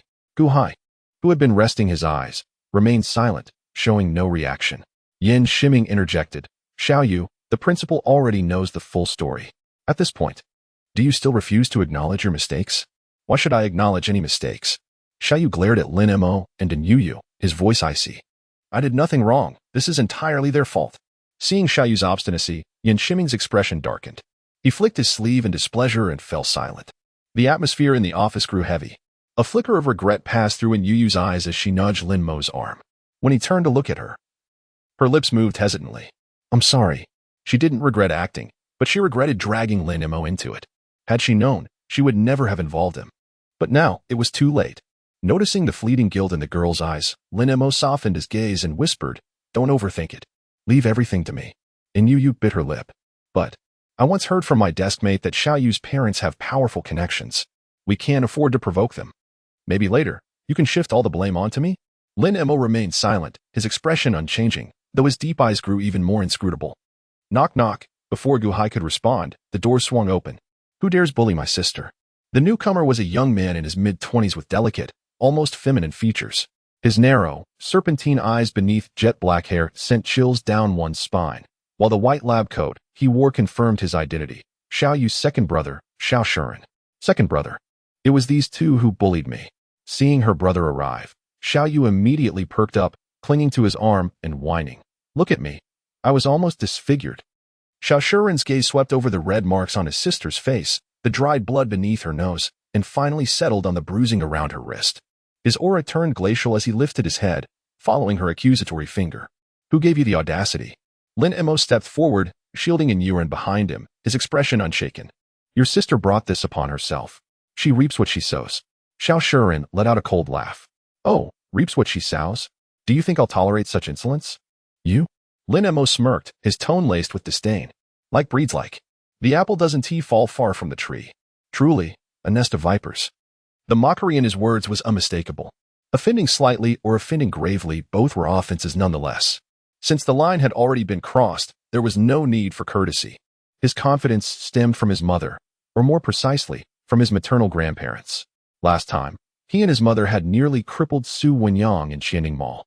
Given Su Wenyang's status and influence, the incident should have escalated into a storm. Yet, it had passed without a ripple. Coupled with the fleeting contempt in his mother's demeanor that day, Lin Mo was certain his grandparents were no ordinary figures. Just as Xiao Shuren was about to erupt, Gu Hai, who had remained silent until now, finally spoke. Silence. Xiao Shuren, thoroughly displeased, showed no deference. Principal Gu, since these two assaulted my sister, does the school intend to let them off scot-free? Why should they be punished? Gu Hai's single sentence left Xiao Shuren momentarily stunned. Xiao Shuren blinked incredulously. Principal Gu, I must have misheard. Would you repeat that? Gu Hai's expression darkened at the disrespect. The Xiao family doesn't hold absolute power in Jingguan City. Mind your manners. Second young master Xiao. Xiao Shuren scoffed, twirling the ring on his finger dismissively. True, the Xiao family doesn't rule Jingchuan. But dealing with a few individuals is well within our means. Wouldn't you agree, Principal Gu? A threat, blatant and unapologetic. Gu Hai's face hardened. Such arrogance. Second young master Xiao. Are you threatening me? You may interpret it as such. Xiao Shuren's tone was indifferent. Today, these two will kneel and apologize. Moreover, the school will expel them. Otherwise, this matter will not end lightly. Protected behind Lin Mo. And Yo-Yu's fingers clutching the hem of her shirt turned white at the knuckles as she heard Xiao Shuren's words. Lin Mo. Could you please reconsider what I just told you? She pleaded softly. Unsurprisingly, Lin Mo ignored her request once again, pushing all the blame onto her now. This girl is too naive. Besides, they weren't at a dead end yet, because his mother hadn't arrived. Seeing Lin Mo disregard her, and Yo-Yu grew even more uneasy, her heart fluttering with anxiety. Fine, Gu Hai's expression darkened, his voice rising involuntarily. Since your Xiao family wields such influence, let us see if your reach extends into No. To high school. The responsibility for this incident lies entirely with Xiao Yu. If anyone should face consequences, it's her. Very well. I hope Principal Gu won't regret this. Xiao Shuren sneered, his anger boiling over as he pulled out his phone and stepped into the hallway to make a call. Yan Shiming's brows furrowed tightly. He knew the Xiao family had powerful connections, but he hadn't expected them to be this brazen. Even a junior member dared to dismiss Principal Gu Hai. What would happen when the head of the Xiao family arrived? The thought sent his mind into turmoil. This situation is a mess. After a moment of deliberation, Yan Shiming hurried over to Lin Mo and whispered urgently, it's best if your mother doesn't come. Things here are too complicated. Not come? Lin Mo understood Yan Shiming meant well, but he had no intention of backing down. The situation had escalated beyond his control. Without his mother's intervention, both he and Yo-Yu would suffer. If it were just him, he might endure it, but when it came to Yo-Yu, he refused to yield. Seeing Lin Mo's silence, Yan Shiming reassured him, don't worry. As your teacher, I won't let you or Yo-Yu be wronged. At worst, I'll resign as homeroom teacher. Thank you for your kindness, but I've already informed my mother, Lin Mo replied politely, recognizing Lin Mo's resolve. Yan Shiming didn't press further, though guilt flickered across his expression. In truth, today's incident had started as nothing more than a trivial clash between students. That it had spiraled to this point was, ultimately, his responsibility as their teacher. Before long, Xiao Shuren returned from his call. His cold smile brimming with confidence as he met Xiao Yu's expectant gaze. I've notified our eldest brother and that woman. They'll be here soon. Don't worry, justice will be served today. Thank you, brother, Xiao Yu said smugly, then turned to Lin Mo with a taunting smirk. As classmates, I don't want to be too harsh, so I'll generously offer you and Yu one last chance. Kneel and apologize, and I'll let this go. How about it? Kneel? Lin Mo's lips curled in amusement. Are you worthy? Yu Shaoshuren cut off his sister, stepping forward aggressively. You've got quite the nerve. Kid, but it's too late for apologies now. Even if you begged on your knees, I wouldn't accept it. Those who dare to bully the Xiao family shall face retribution tenfold, 100-fold. Foolish words, yet they resonated through the office, striking the ears of those present. Shock, complexity, disbelief, and mockery flickered across their expressions. Shaoshuren erupted into unrestrained laughter, as though he had just heard the most amusing joke in the world. I admire your stubbornness. I hope you can maintain it. Lin Mo paid no heed to Shaoshuren's taunts. There was nothing left to fear, at worst. He would simply leave Jingchuan and continue his education elsewhere. 10 minutes later, a man in his 30s strode into the office. Unlike Shaoshuren's sly demeanor, this man exuded an air of rugged authority, his commanding presence unmistakable. Xiao Yu's elder brother, Xiao Shiwo. The heir of the Xiao family and the second in command of the Xiao Corporation. Shuren, what is going on here? Faced with Xiao Shiwo's inquiry, Shaoshuren dared not delay. Hastily recounting the earlier events, though not without embellishing the details. After listening, Xiao Shiwo's gaze settled on Lin Mo, his eyes filled with disdain. As if observing an insignificant insect. Principal Gu, it's natural for youths of this age to be hot-headed. But since they laid hands on my sister, an apology is the least they can offer. Surely that is not too much to ask? His words were polite, yet laced with an undercurrent of arrogance. This was Xiao Shiwo in his essence. Principal Gu Hai clenched his fists at his sides and spoke in a low voice, Mr. Xiao. You should first understand the full context. Your sister was the one who provoked them. So just because my sister insulted them, they had the right to strike her? A brief silence followed before Gu Hai took a deep breath. Regardless, the responsibility for today's incident lies with your sister. Xiao Shiwo smiled knowingly. Very well. I understand what must be done. Then, he turned to Lin Mo, his expression dripping with contempt. I'll give you one chance. Kneel and apologize. And we'll consider this matter closed. Otherwise, you and that girl behind you may find yourselves expelled from number 2 high school. Perhaps tomorrow. Your parents will lose their jobs and may never find employment again. Lin Mo chuckled. Finished? The young man's unshaken composure flickered a trace of surprise in Xiao Shiwo's eyes. Fine. I hope you won't regret this. Utter fool. Compared to his earlier remark for Shaoshuren, Lin Mo had added an extra word this time. Truly siblings, your arrogance is identical. To people like you. Right and wrong mean nothing. Worthless scum. Unsurprisingly, the office fell into silence once more. Xiao Shiwo remained unperturbed. What's your name? Lin Mo. Xiao Shiwo retrieved his phone, dialed a number, and spoke curtly, look someone up for me. Yes, that's all. Bang. Just as Xiao Shiwo pocketed his phone, the office door was violently kicked open. A bewitching woman in her 30s strode in, her towering stilettos clicking sharply against the floor. She was none other than Wang Wenqi, the newly wedded wife of Xiao Ding, the head of the Xiao family. As a stepmother, she went to great lengths to ingratiate herself with the Xiao brothers, especially the pampered little princess of the family. Upon hearing that Xiao Yu had been beaten at school, she rushed over in a frenzy, eager to seize this opportunity to prove herself. Xiao Yu, who did this to you? Mom will make them pay. Xiao Yu glanced at Wang Wenqi with undisguised disdain, shaking off her hand. You're not my mother. Stop flattering yourself. If you want to fight for me, fine. There they are, go ahead. Unfazed, Wang Wenqi turned toward Lin Mo, and the petite figure half hidden behind him. These days, even stray dogs dare to act up. Do you have a death wish? Rolling up her sleeves, she advanced toward them. At that moment, Yu swiftly stepped in front of Lin Mo. If you want to hit someone, hit me. This has nothing to do with Lin Mo. The sight of Yu froze the Xiao brothers and Wang Wenqi in place. Her flawless beauty, paired with that innate fragility, so breathtaking. Jealousy flared in Wang Wenqi's eyes. A temptress, aren't you? Fine, I'll grant your wish today. Her hand rose high, poised to strike, but at the last second, Lin Mo seized her wrist. His eyes narrowed to slits, radiating icy fury. Get lost. Simultaneously, a woman's voice rang out from the hallway. Who dares lay a finger on Yu? The next moment, Lin Shu appeared in the doorway. The sight of Wang Wenqi's hand hovering inches from Yu's face made her expression darken instantly. Under the bewildered gazes of those present, she strode into the office, stopping beside Wang Wenqi. Without a word, she swung. A sharp slap echoed through the room. The crisp sound left everyone stunned. Clutching her cheek, Wang Wenqi gaped in disbelief. You hit me? Do you even know who I am? You who cares who you are? Lin Shu flicked her wrist dismissively. I haven't even complained about dirtying my hand. And you dare question me? Had one too many? Watching this unfold, Lin Mo's lips curled slightly. As expected, to deal with the wicked, one needs a mother's touch. You want to play dirty? Fine. Then we'll play even dirtier. Principal Gu Hai shot Yin Shiming a questioning look.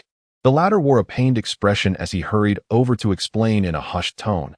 Principal, this is Madame Lin Shu, Lin Mo's mother. Upon learning her identity, Gu Hai's face twisted with anxiety. Teacher Yin, this situation is spiraling out of control. My fault. Yin Shiming sighed deeply. I should have suppressed this matter from the start. This is entirely on me. Meanwhile, cowed by Lin Shu's imposing aura, Wang Wenqi swallowed the curses on her tongue. But with her pride wounded, she turned to Xiao Shiwo and Xiao Shuren. Are you just going to stand there and watch me get humiliated? I'm still part of the Xiao family. Upon hearing this, Xiao Shiwo's gaze sharpened as he turned toward Lin Shu. Are you Lin Mo's mother? Lin Shu didn't even glance at him, instead pulling in Yo-Yu into her embrace. And who are you? Xiao Shiwo. Never heard of you. Xiao Shiwo fell silent for a few seconds. Have you heard of the Xiao Group? The Xiao Group? Lin Shu finally looked up, studying his features before a flicker of recognition crossed her face. What is your relation to that good-for-nothing Xiao Ding? The moment the words that good-for-nothing Xiao Ding left her lips, the expressions of the three Xiao siblings and Wang Wenqi darkened instantly. Xiao Shiwo's face turned icy. My father's name is not something just anyone can utter so casually. Show some respect. Lin Shu remained unfazed. Your father? So you're shouting son. I thought your father was already the epitome of uselessness, but it seems his son is even worse. Xiao Shiwo's expression darkened to an extreme. Very well. Let us see if you'll still be this insolent in half an hour. Half an hour? Lin Shu laughed, her disdain bone-deep and impossible to feign. Under their watchful eyes, she leisurely retrieved her phone from her bag, scrolled through her contacts, and dialed a number. The call connected swiftly. Xiao Buding, you have 15 minutes. If you fail to appear in the principal's office at Jingchuan No. 2 High School, I see no reason for the Xiao Group to continue existing. Xiao Buding? Lin Mo blinked at his mother. Mom, isn't his name Xiao Ding? Because the man is utterly useless, good at nothing but lining his pockets. Hearing her response, Lin Mo's shoulders shook with silent laughter, relief washing over him. His suspicions were confirmed. His grandparents' identities were undoubtedly formidable. Xiao Shiwo's pupils constricted. As the second in command of the Xiao Group, his discernment was sharp. This woman was clearly no ordinary figure. Taking a deep breath, his earlier arrogance vanished, replaced by a veneer of politeness. Madam, may I inquire as to your esteemed name? You are unworthy of knowing. You, despite his usual composure. Xiao Shiwo's fury flared at her contemptuous dismissal. Yet, without clarity on Lin Shu's background, he dared not retaliate. The Xiao Group might be a colossus in Jinghuan, but on a national scale, it was insignificant. A single misstep, offending someone powerful, could spell disaster, and he would bear the blame. Logically, the offspring of influential figures wouldn't attend school in a backwater like Jingchuan. But Lin Shu's bearing was too refined, unmistakably beyond the upbringing of an ordinary family. What if this woman had ties to someone formidable? Suppressing his rage, Xiao Shiwo held back. But while he could restrain himself, others couldn't, such as Xiao Yu or Xiao Shuren. Witnessing the other party actually overpowering her omnipotent elder brother in terms of presence, Xiao Yu couldn't stand it any longer. She swiftly stepped in front of her brother and scolded Lin Shu. Who do you think you are? Slap, another sharp sound of a slap echoed. Lin Shu cast a displeased glance at Xiao Yu. What's all this shouting? If you scare my little fish, I won't let you off. An air of nobility silently emanated from her demeanor. Big brother, this woman hit me. Xiao Shiwo met his sister's furious gaze and frowned slightly. Xiao Yu, step aside for now. Since this lady is putting on such airs, we'll give her 15 minutes. If father doesn't appear, however she struck you, I'll return it tenfold. Though resentful, Xiao Yu dared not defy her brother's will. Seething with anger, she retreated to the side. At that moment, Lin Shu glanced at her son. Brat, someone's threatening me. Remember to protect your mother and little fish later. Hearing his mother still had the mood to jest, the last trace of worry in Lin Mo's heart dissipated. His gaze swept over Xiao Shiwo and Xiao Shuren. Don't worry. Even if these two clowns team up, they're no match for me. Lin Shu smiled faintly, lowering her head to look at an Yo-Yu in her arms. Did they upset you? Auntie will get justice for you. And no, Lin Mo protected me. In Yo-Yu's eyes glistened with moisture as she whispered guiltily, Auntie, I've caused you trouble. I'm sorry. Silly girl, what trouble? Lin Shu's eyes brimmed with adoration. She kicked her son lightly. Why are you spacing out? Get some tissues. Can't you see little fish is about to cry? Lin Mo winced exaggeratedly. Mom, a noble person uses words, not hands. We can talk things out. No need for violence. Despite his grumbling, he dared not delay his mother's orders. He swiftly grabbed tissues from the office coffee table and handed them to her. Lin Shu took them and gently dabbed the girl's tear-streaked cheeks. From today onward, little fish. Auntie is your shield. Thank you, Auntie. The words, brimming with reassurance, shattered in Yo-Yu's fragile emotional defenses. Tears spilled uncontrollably. Her weeping cast a shadow of guilt over everyone in the office, even Xiao Shiwo and Xiao Shuren. Then, an untimely voice pierced the air. Little vixen, if crying solved everything, then why would we need, slap? Before Wang Wenqi could finish, another stinging blow landed on her cheek. When she saw who had struck her, she shrieked, Xiao Shiwo, what the hell is your problem? No problem. Just shutting you up. Xiao Shiwo replied icily. Didn't you hear what I just said? Don't think marrying my father makes you part of the Xiao family. You, trembling with rage, Wang Wenqi bit back any retort.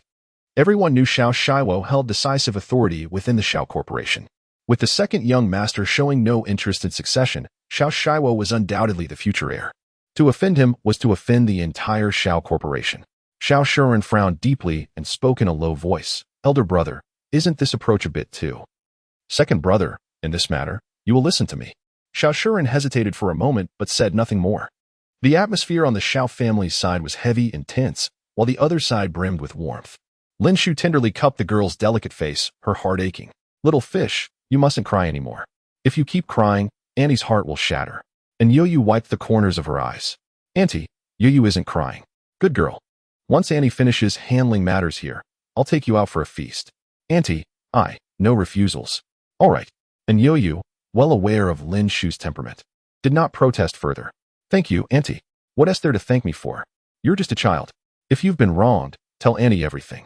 Lin Shu gently pinched the girl's soft cheeks. Auntie isn't one for reasoning, except when it comes to standing up for children. This domineering yet tender affection enveloped the girl's lonely heart entirely. Time slipped away unnoticed. During this period, Xiao Shiwo kept his eyes fixed on the clock on the wall. When the 15 minutes finally passed, he exhaled quietly in relief. Madam, is there anything else you'd like to say now? Lin Shu's demeanor remained unshaken. A junior like you has no right to speak to me. You, just as Xiao Shiwo was about to lose his temper, the office door was flung open with a loud bang. A man in his 50s rushed in, panting heavily. The moment the three Xiao siblings and Wang Wenqi saw him, their expressions shifted from shock to disbelief. Xiao Shiwo hurried forward. Father, why are you here? At that moment, Xiao Ding had no patience for his eldest son. His gaze swept urgently across the room. In the instant he spotted Lin Shu. He pushed past his son and strode toward her. Under the stunned eyes of everyone present, Xiao Ding, esteemed chairman of the Xiao Group, bowed deeply and respectfully to Lin Shu. Young mistress. 2 simple words, yet they drained the color from the faces of the previously arrogant quartet. Lin Shu cast a cool glance at Xiao Ding. In the past 15 minutes, she had already unraveled the entire incident. Your daughter insulted my goddaughter and even demanded she kneel in apology. Your 2 sons and that foolish woman also intervened.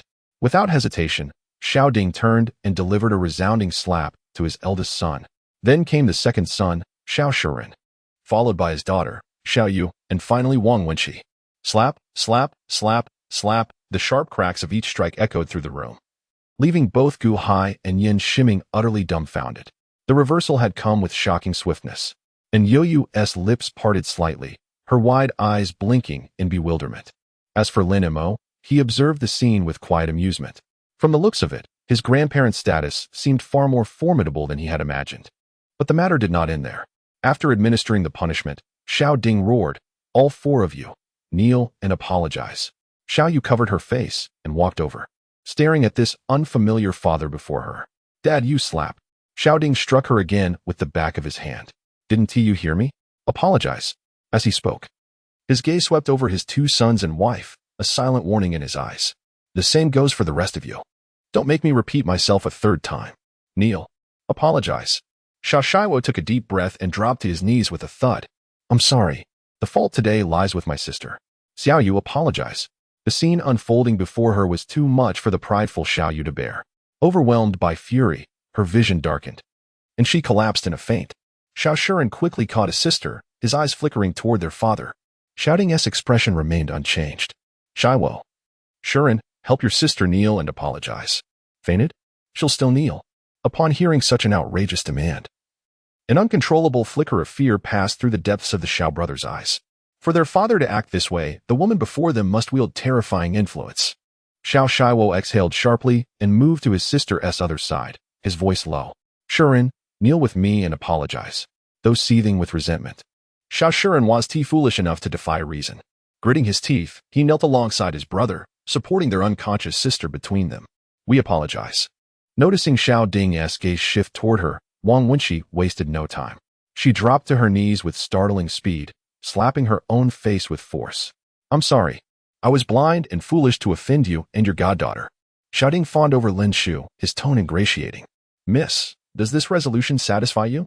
If not, they remain kneeling until your anger subsides.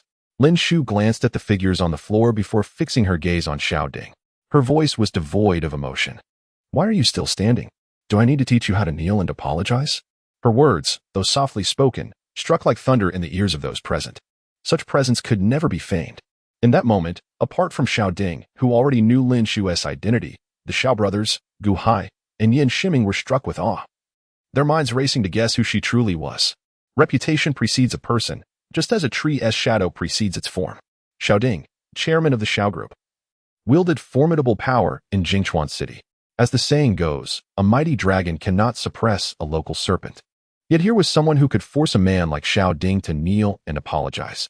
If she wasn't insane, then her influence must far surpass his, placing them on entirely different planes. Without hesitation, Xiao Ding dropped to his knees with a heavy thud. Miss, today's incident was my failure to discipline my children. I sincerely beg your forgiveness. Rest assured, nothing like this will ever happen again.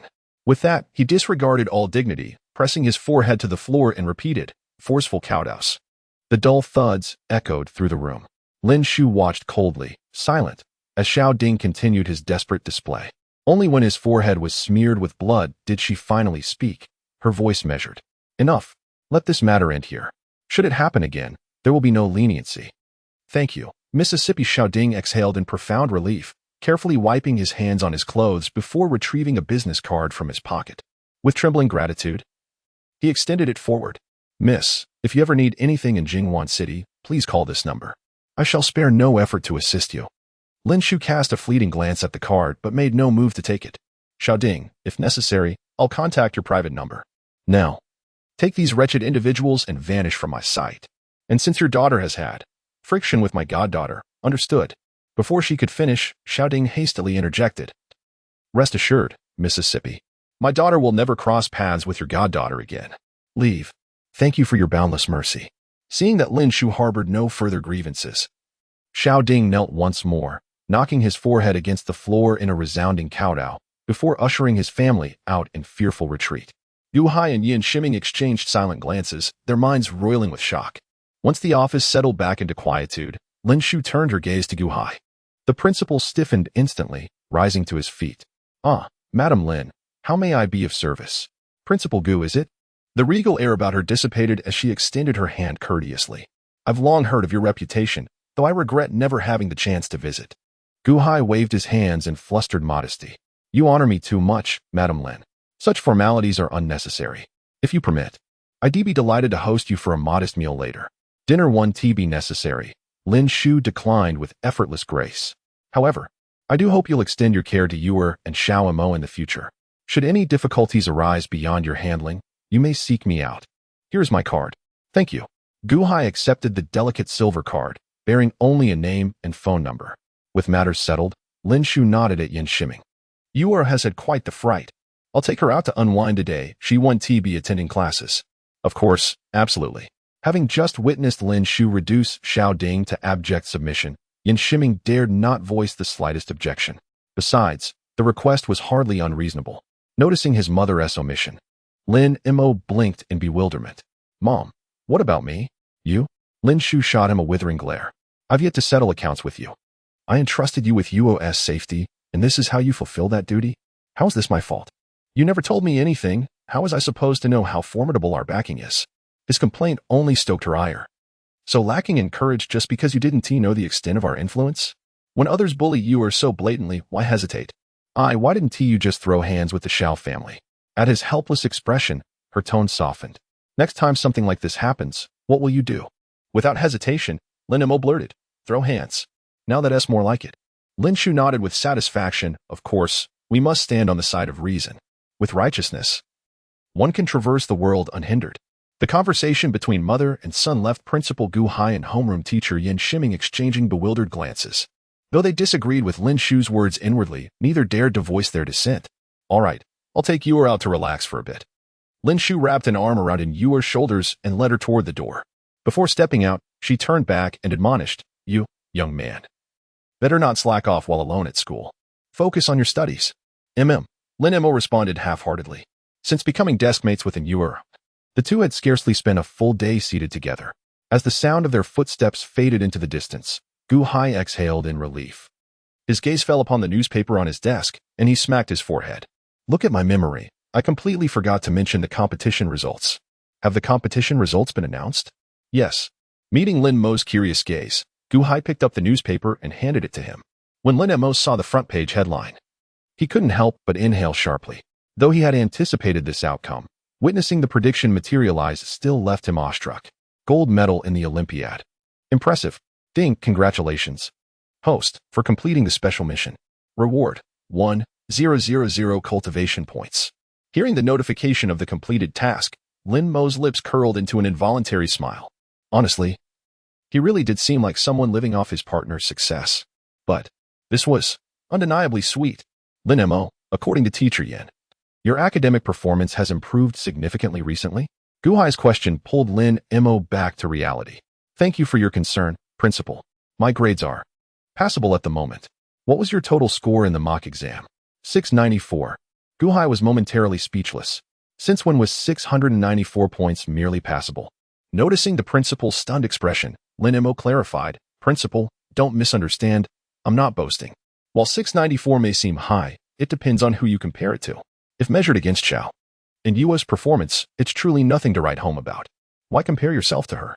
Yin Shiming interjected. Lin Mo, I don't mean to discourage you, but your rate of improvement is unprecedented. Still, don't let it go to your head. And Yuer is no ordinary student. She is beyond comparison. Lin Mo's lips twitched. Teacher, are you sure that wasn't he meant to discourage me? Ahem. Yin Shiming coughed awkwardly. Since the matter is settled, return to the classroom and continue your studies. Lin Mo made no further comment, but as he turned to leave, he suddenly remembered something. Teacher Yin, may Yuer and I take a day off tomorrow? For what? Yin Shiming immediately sensed something amiss and cautioned discreetly. Lin Mo, though both your and Yuer's results are outstanding, this is a critical juncture before the college entrance exams. Don't stir up any trouble. What do you mean, teacher? I don't understand. Faced with Lin Mo's feigned ignorance, Yin Shiming waved him off impatiently. If you don't understand, then the request is denied. I see. Very well then. I shall let my mother speak instead. Wait. Hearing Lin Mo's muttering, Yin Shiming's expression shifted slightly as he coughed awkwardly. Ahem. Recently, you and Yu have demonstrated commendable diligence in your studies. However, relentless toil isn't necessarily the optimal approach. Proper balance between exertion and relaxation constitutes the true path to success. What does the teacher mean? This student fails to comprehend. Lin Mo turned around, repeating his earlier words, though a glimmer of amusement now danced in the depths of his eyes.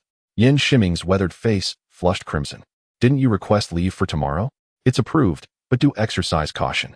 My deepest gratitude, teacher. Lin Mo bowed respectfully before exiting the office with evident satisfaction. The sensation of wielding borrowed authority proved rather delightful indeed. Within the office, Gu Hai observed Yin Shiming with an arch expression brimming with playful mockery. I recall Teacher Yin once embodied unyielding principles. What accounts for this sudden change of heart regarding unreasonable student absences? What unreasonableness? Yin Shiming responded without batting an eyelid. Should the principal deem it improper, I shall revoke the approval. When Madam Lin inquires, I'll simply direct her to you. How does that sound? Ahem. Gu Hai sprayed his tea abruptly. Surely, Teacher Yin misheard? I was merely commending your compassionate understanding of students' hardships, hoping you'll maintain such admirable qualities. The upcoming Outstanding Educator selection seems promising for you. In Classroom 2's rearmost corner, Lin Mo half listened to the instructor's lecture while stealing glances at the vacant seat to his left. Temporary reliance on others' merits may suffice, but permanent dependence proves unacceptable. And Yo Yu possessed innate brilliance, a quality he couldn't match. Yet, he wielded the system, equipped with such an advantage. How could he possibly lag behind some slip of a girl? This realization dispelled his wandering thoughts instantly. Retrieving a mathematics workbook from his study materials, he dismissed the ongoing lecture. Its utility had long since expired for someone at his level. To ascend further, he must methodically address his deficiencies. Mathematics and foreign languages remained his sole weaknesses. This reincarnation presented numerous undertakings, but self-strengthening constituted the paramount priority. Today's event served as a sobering reminder: only through personal might could one safeguard cherished individuals. Protective umbrellas eventually collapse. Then let him become the sheltering canopy. As dismissal bells chimed, Lin Mo remained engrossed, oblivious to the ringing. Class monitor Gu Fan approached with broom and dustpan in hand. Brother Mo, how fared today's matters? The problem-solving youth lifted his gaze. Attend to your sweeping duties. Why concern yourself with such affairs? A trace of concern lingered on Gu Fan's face as he murmured in a hushed tone, last time when Brother Mo humiliated Xiaoyu in public. I wanted to warn you, Xiaoyu comes from a powerful background. Now that you and Yura have crossed paths with her again, I fear she might use her family's influence against you. A powerful background. Lin Mo couldn't help but recall the commanding presence his mother had exuded earlier that day, and a faint smile tugged at his lips. This reaction only deepened Gu Fan's confusion. Brother Mo, I'm not exaggerating. Xiaoyu's family's company in Jingchuan City, Gu Fan. It's already been resolved. Wah. Gu Fan stood frozen. But Lin Mo's expression betrayed no hint of jest. Brother Mo, it can't be that simple, can it? Lin Mo slung his bag over his shoulder and began packing his things. If Xiaoyu can have connections, why can't I? You have connections too? What kind? Seeing the burning curiosity in Gu Fan's eyes, Lin Mo spread his hands helplessly. Sorry, I don't even know what connections I have. Gu Fan didn't buy it for a second, assuming Lin Mo simply didn't want to share. He tactfully dropped the subject.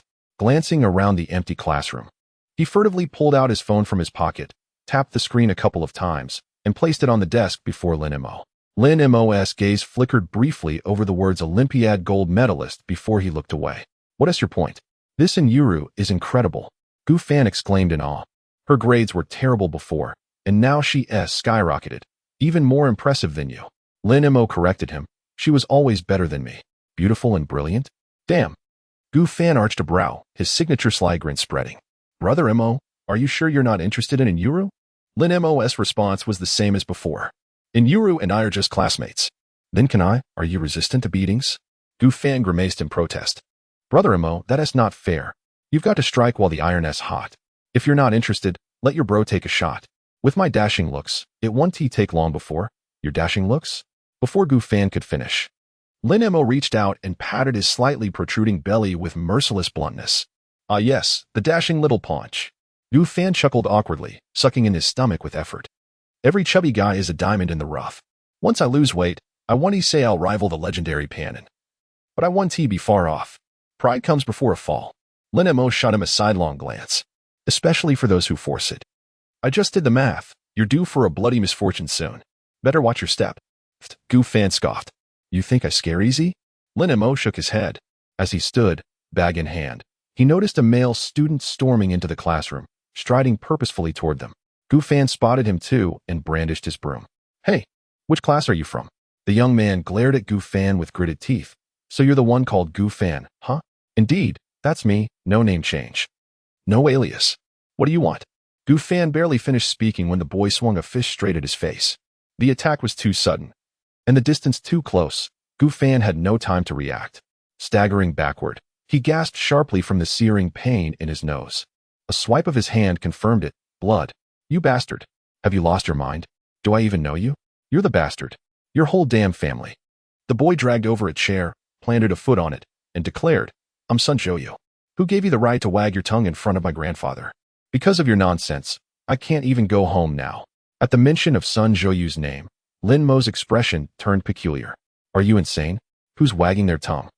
I don't even know you, let alone your grandfather. Too cowardly to own up to it, huh? Sun Zhouyu's teeth ground audibly. My grandfather even told me to thank you in person. Tell me, why are you so damn shameless? Fury surged through Gu Fan. He tossed aside the tool in his hand and rolled up his sleeves, ready to fight. At the critical moment, Lin Mo swiftly intervened. Stop. This might be a misunderstanding. What misunderstanding? Gu Fan's eyes burned with rage. Brother Mo, stay out of this. This punk barged into our classroom looking for trouble. If I don't teach him a lesson today, I won't be a Gu anymore. Besides, he threw the first punch, even if this ends up with the principal. I'm in the right. Lin Mo held Gu Fan back, shooting Sun Zhouyu a meaningful glance. By now, Sun Zhouyu's anger had cooled somewhat. With reason returning, he took in Gu Fan's burly frame and swallowed hard. If it came to blows, his own slender limbs would be no match. This isn't over. If you dare wag your tongue in front of my grandfather again, I'll beat you up once more. Remember, my name is Li Wenhao. After borrowing his deskmate's name, Sun Zhouyu made a swift exit. Gu Fan tried to chase after him but was held back by Lin Mo. Why are you stopping me? Didn't you see your brother just got punched? That Li Wenhao. I want to let him get away with this. Lin Mo suppressed a laugh, thinking to himself, this Sun Zhouyu is quite cunning. No, quite clever. Outwardly, however, he remained composed. Gu Fan, have you forgotten what I just told you? What? Lately, you've been fated for misfortune. This was destined. If you retaliate against that son, Li Wenhao, you'll be defying the heavens. Beware the consequences. Huh? Gu Fan didn't usually believe in such things, but after what had just happened, and with Lin Mo's convincing act, doubt crept in. Brother Mo, I can't just take a beating for nothing, can I? Losses are blessings in disguise. Lin Mo continued spinning his tail. Who told you to act so arrogantly earlier? Comparing yourself to Panin? This is karma. Now, wipe that blood off your nose and pretend none of this happened. Yet, how frustrating. Enduring losses brings blessings. Under Lin Mo's continuous persuasion, Gu Fan responded with half belief and half doubt. Is this really that effective? The moment I acted pretentious, I got beaten up? Damn it. Suppressing a laugh, Lin Mo patted Gu Fan's shoulder with a solemn tone. So, in the future, try to act less pretentious. With a gloomy sigh, Gu Fan recalled his original purpose for seeking Lin Mo and returned to the previous topic. MOG, since you have no interest in Inyoyu, don't stop me from pursuing her. All right? Romantic relationships are forbidden in school. Lin Mo narrowed his eyes. If you dare chase Inyoyu, I'll report you to Teacher Yan. Meeting Gu Fan's resentful gaze, Lin Mo expressionlessly dropped a final remark before leaving. Young man, read more books, stay informed. Eat fewer snacks, and get more sleep. At the school gate, Lin Mo glanced back to confirm Gu Fan was following before bursting into unrestrained laughter. Everything was such a coincidence. Indeed, without coincidence, there would be no story. Humming a tune, Lin Mo returned home, only to find his mother and Inyoyu chatting and laughing on the sofa. What are you talking about? Inyoyu blinked. Andy was sharing stories from your childhood. They're quite amusing. Would you like to listen? Lin Mo's heart skipped a beat as he hurriedly looked at his mother. Mom, you didn't say anything inappropriate. Did you? Inappropriate? What do you mean? I don't understand. Though Lin Shu said this, the mirth in her eyes was unmistakable. Lin Mo's lips twitched as he sat beside Inyoyu, his tone probing. What did my mom tell you? Their proximity made Inyoyu's cheeks flush slightly, and she shifted closer to Lin Shu. And nothing much. Annie took me shopping today and gave me another set of clothes. As she spoke, she kept stealing glances at Lin Mo's expression, as if afraid he might be upset. Both mother and son noticed this subtle gesture. Lin Shu pulled the girl into an embrace. Don't be so cautious. If I give you something, just accept it. If this brat dares say anything, I'll break his legs. Lin Mo laughed helplessly. Mom, isn't that a bit extreme? Do I not even have the right to speak anymore? Then, he smiled gently at Inyoyu. Xiao Yuer, just accept whatever my mom gives you. Don't overthink it. But, Inyoyu hesitated, her soft voice tinged with timidity. Yu hasn't he done anything to deserve such kindness? Who said you haven't he done anything? Lin Mo chuckled, glancing up at his mother. Mom, the Olympiad results have been announced. Did you see the news? They're out already? Lin Shu looked surprised. I was so busy spending time with Yuer today that I forgot about it. How did Yuer do? Gold medal in mathematics. As expected. Upon hearing Inyoyu's competition results, Lin Shu fell silent. Faced with this outstanding achievement, Inyoyu herself remained utterly composed. Gold medal? Just as I predicted. Upon hearing the girl's murmuring, Lin Mo asked, Little fish, can you really predict this? Of course, Inyurin replied matter-of-factly. After finishing the exam, I double-checked multiple times. There are no mistakes. Lin Shu took 2 deep breaths before grasping Inyurin's hand. A perfect score in the mock exam. A gold prize for your essay in the literary annual. And now the gold medal in the mathematical Olympiad. Little fish, you're far more brilliant than those so-called prodigies on TV. Faced with such praise, and Yuran shook her head shyly. Auntie, please don't say that. I just learned things a bit faster. It's nothing extraordinary. How is it not extraordinary? Lin Shu naturally dismissed the girl's modesty and marveled. Winning the Olympiad gold means you've secured a special admission spot at Tsinghua. What do you plan to do? And Yuran hesitated, then shook her head honestly after a brief silence. Auntie, I haven't decided yet. Actually, I'd like to take the college entrance exam normally. A knowing glint flashed in Lin Shu's eyes. Then give up the special admission spot. The moment these words were spoken, both in Yuran and Lin Mo froze. Tsinghua University, the nation's top institution, held its special admission spots in near sacred regard. Countless students fought tooth and nail for such an opportunity every year. Give it up? And Yuran whispered uncertainly. Auntie, wouldn't that be inappropriate? There's nothing inappropriate about it. It's just a spot, Lin Shu said airily. If little fish wants to take the entrance exam, then she should. With your abilities. Getting into Tsinghua won't be difficult anyway, so why not indulge yourself a little? Even so, giving up Tsinghua as special admission isn't a wise decision. Lin Mo interjected, his gaze sharp. Mom, someone else once turned down Tsinghua's offer, performed exceptionally in the entrance exam afterward, and yet Tsinghua still rejected them. You know about that, don't you? I do, Lin Shu replied with an unreadable smile. So what? Lin Mo's lips twitched with difficulty. Tsinghua, as the country's top university, has very high standards. If little fish forfeits this opportunity, I'm afraid history might repeat itself. Don't worry, it won't. Lin Shu declared confidently. Unless the admissions office has lost their minds, there is no way they let go of little fish. Why? Lin Mo detected something unusual in his mother's response. Knowing his mother well, he understood that despite her eccentric nature, she would never make such a claim without absolute certainty. It's fine to tell you now. You'll find out soon enough anyway, Lin Shu mused. A faint smile playing on her lips. Then she shifted the topic. Do either of you know about the Prisia era? The Prisia era? Lin Mo shook his head. Historical records from that time are scarce, only fragments remain. In Yuran, however, were a thoughtful expression. During her time working at the library, she had come across ancient texts that occasionally mentioned glimpses of the Prisia era. Indeed, even when mentioned, it is extremely limited. The history before the Xia calendar seems like a thick fog, shrouded by a mysterious force. Lin Shu tucked a loose strand of hair behind her ear and spoke slowly. I have always been deeply fascinated by the history before the Xia calendar.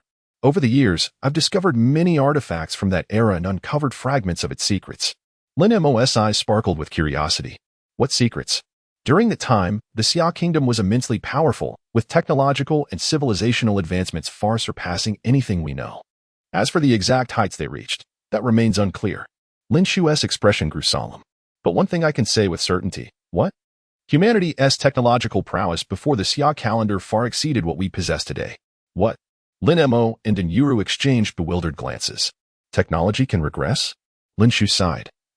Her tone laced with resignation. From the clues I've gathered, a cataclysmic upheaval must have occurred before the Xia calendar was implemented. Since then, humanity's pursuit of science has stagnated, even declined, gradually. Ahem, Lin Mo shot his mother an exasperated look. Mom, weren't we discussing Qing University's special admission quota? How did we end up on history? Perhaps I digressed a little. Lin Shu cleared her throat and steered the conversation back on track. Recently, some records from before the Xia calendar were discovered. After extensive deliberation, this year's college entrance examination is expected to undergo certain modifications. Here, she winked at her son. Which is precisely why I advised Yuru to forego the special admission offer. The college entrance exam will change, as Lin Mo processed her words. He recalled how this year's exam date was delayed by a month compared to his previous life. His brows furrowed. Instinct told him the two events were inextricably linked. Yuru, what's wrong? At his mother's voice, Lin Mo turned to Yuru beside him. The girl clutched her chest, her delicate features contorted in discomfort. Auntie, I don't know. Every time I learn about the history before the Xia calendar, my heart starts racing uncontrollably. What? Mother and son exchanged baffled glances. Your heart races when you hear about Prisia history? Why? Lin Mo's gaze brimmed with concern. Does it hurt? Should we go to the hospital? And Yuru shook her head, gently poking his arm. Don't worry. I just need a moment to recover. Seeing the tension in her brow gradually ease, Lin Mo exhaled in quiet relief. Mom, Let us avoid discussing Prisia history around Yuru from now on. Of course. Lin Shu stroked the girl's back soothingly. Yuru, Andy will be more mindful in the future. It's not your fault, Andy. It's just me. And Yura swiftly redirected the conversation, eager to dispel the awkwardness. Andy, you mentioned changes to this year's college entrance exam. What exactly will be different? What changes? Lin Mo was equally curious about this question, his eyes brimming with puzzlement. Lin Shu met their gazes and, with rare solemnity, explained, after researching Prisia history. The Ministry of Education has decided to establish the Dragon Phoenix ranking, modeled after the ancient genius rankings. Dragon Phoenix ranking? Lin Mo and Yuru exchanged glances, their confusion deepening.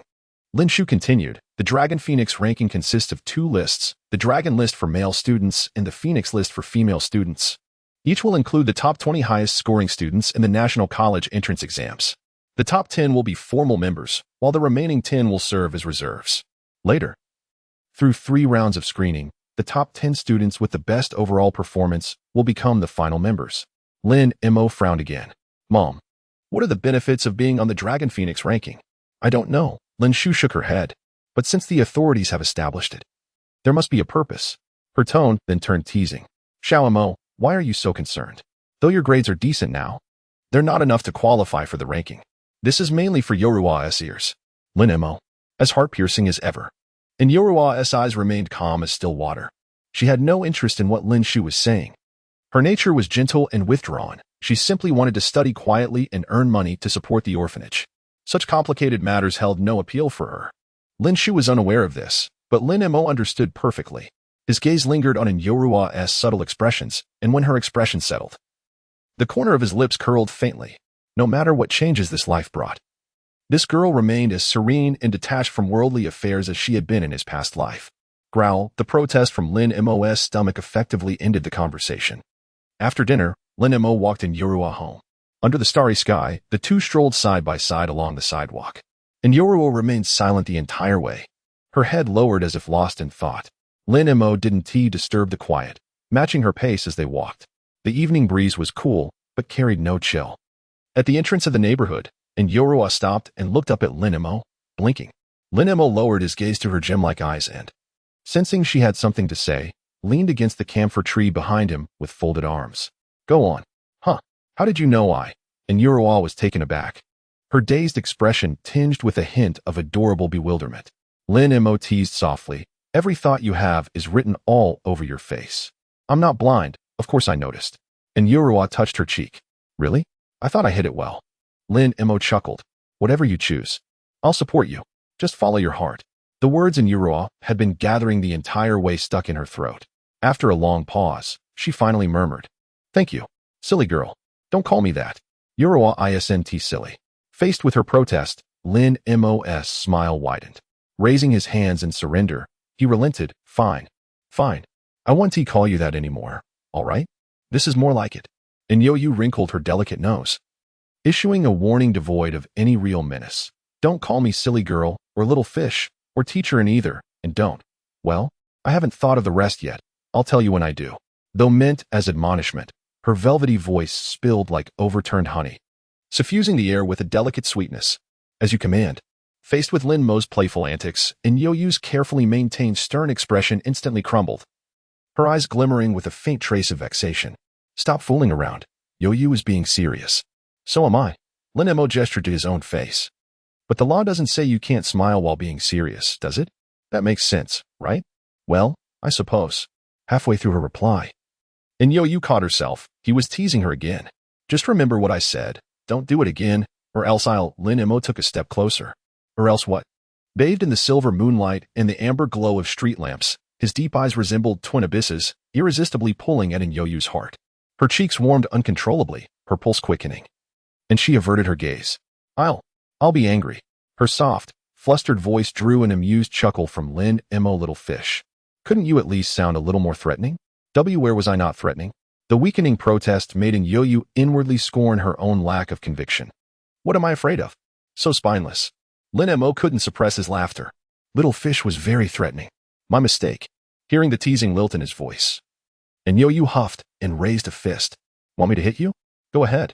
Lin Mo didn't flinch, his eyes brimming with amusement. Yushi lowered her hand. I don't want to talk to you.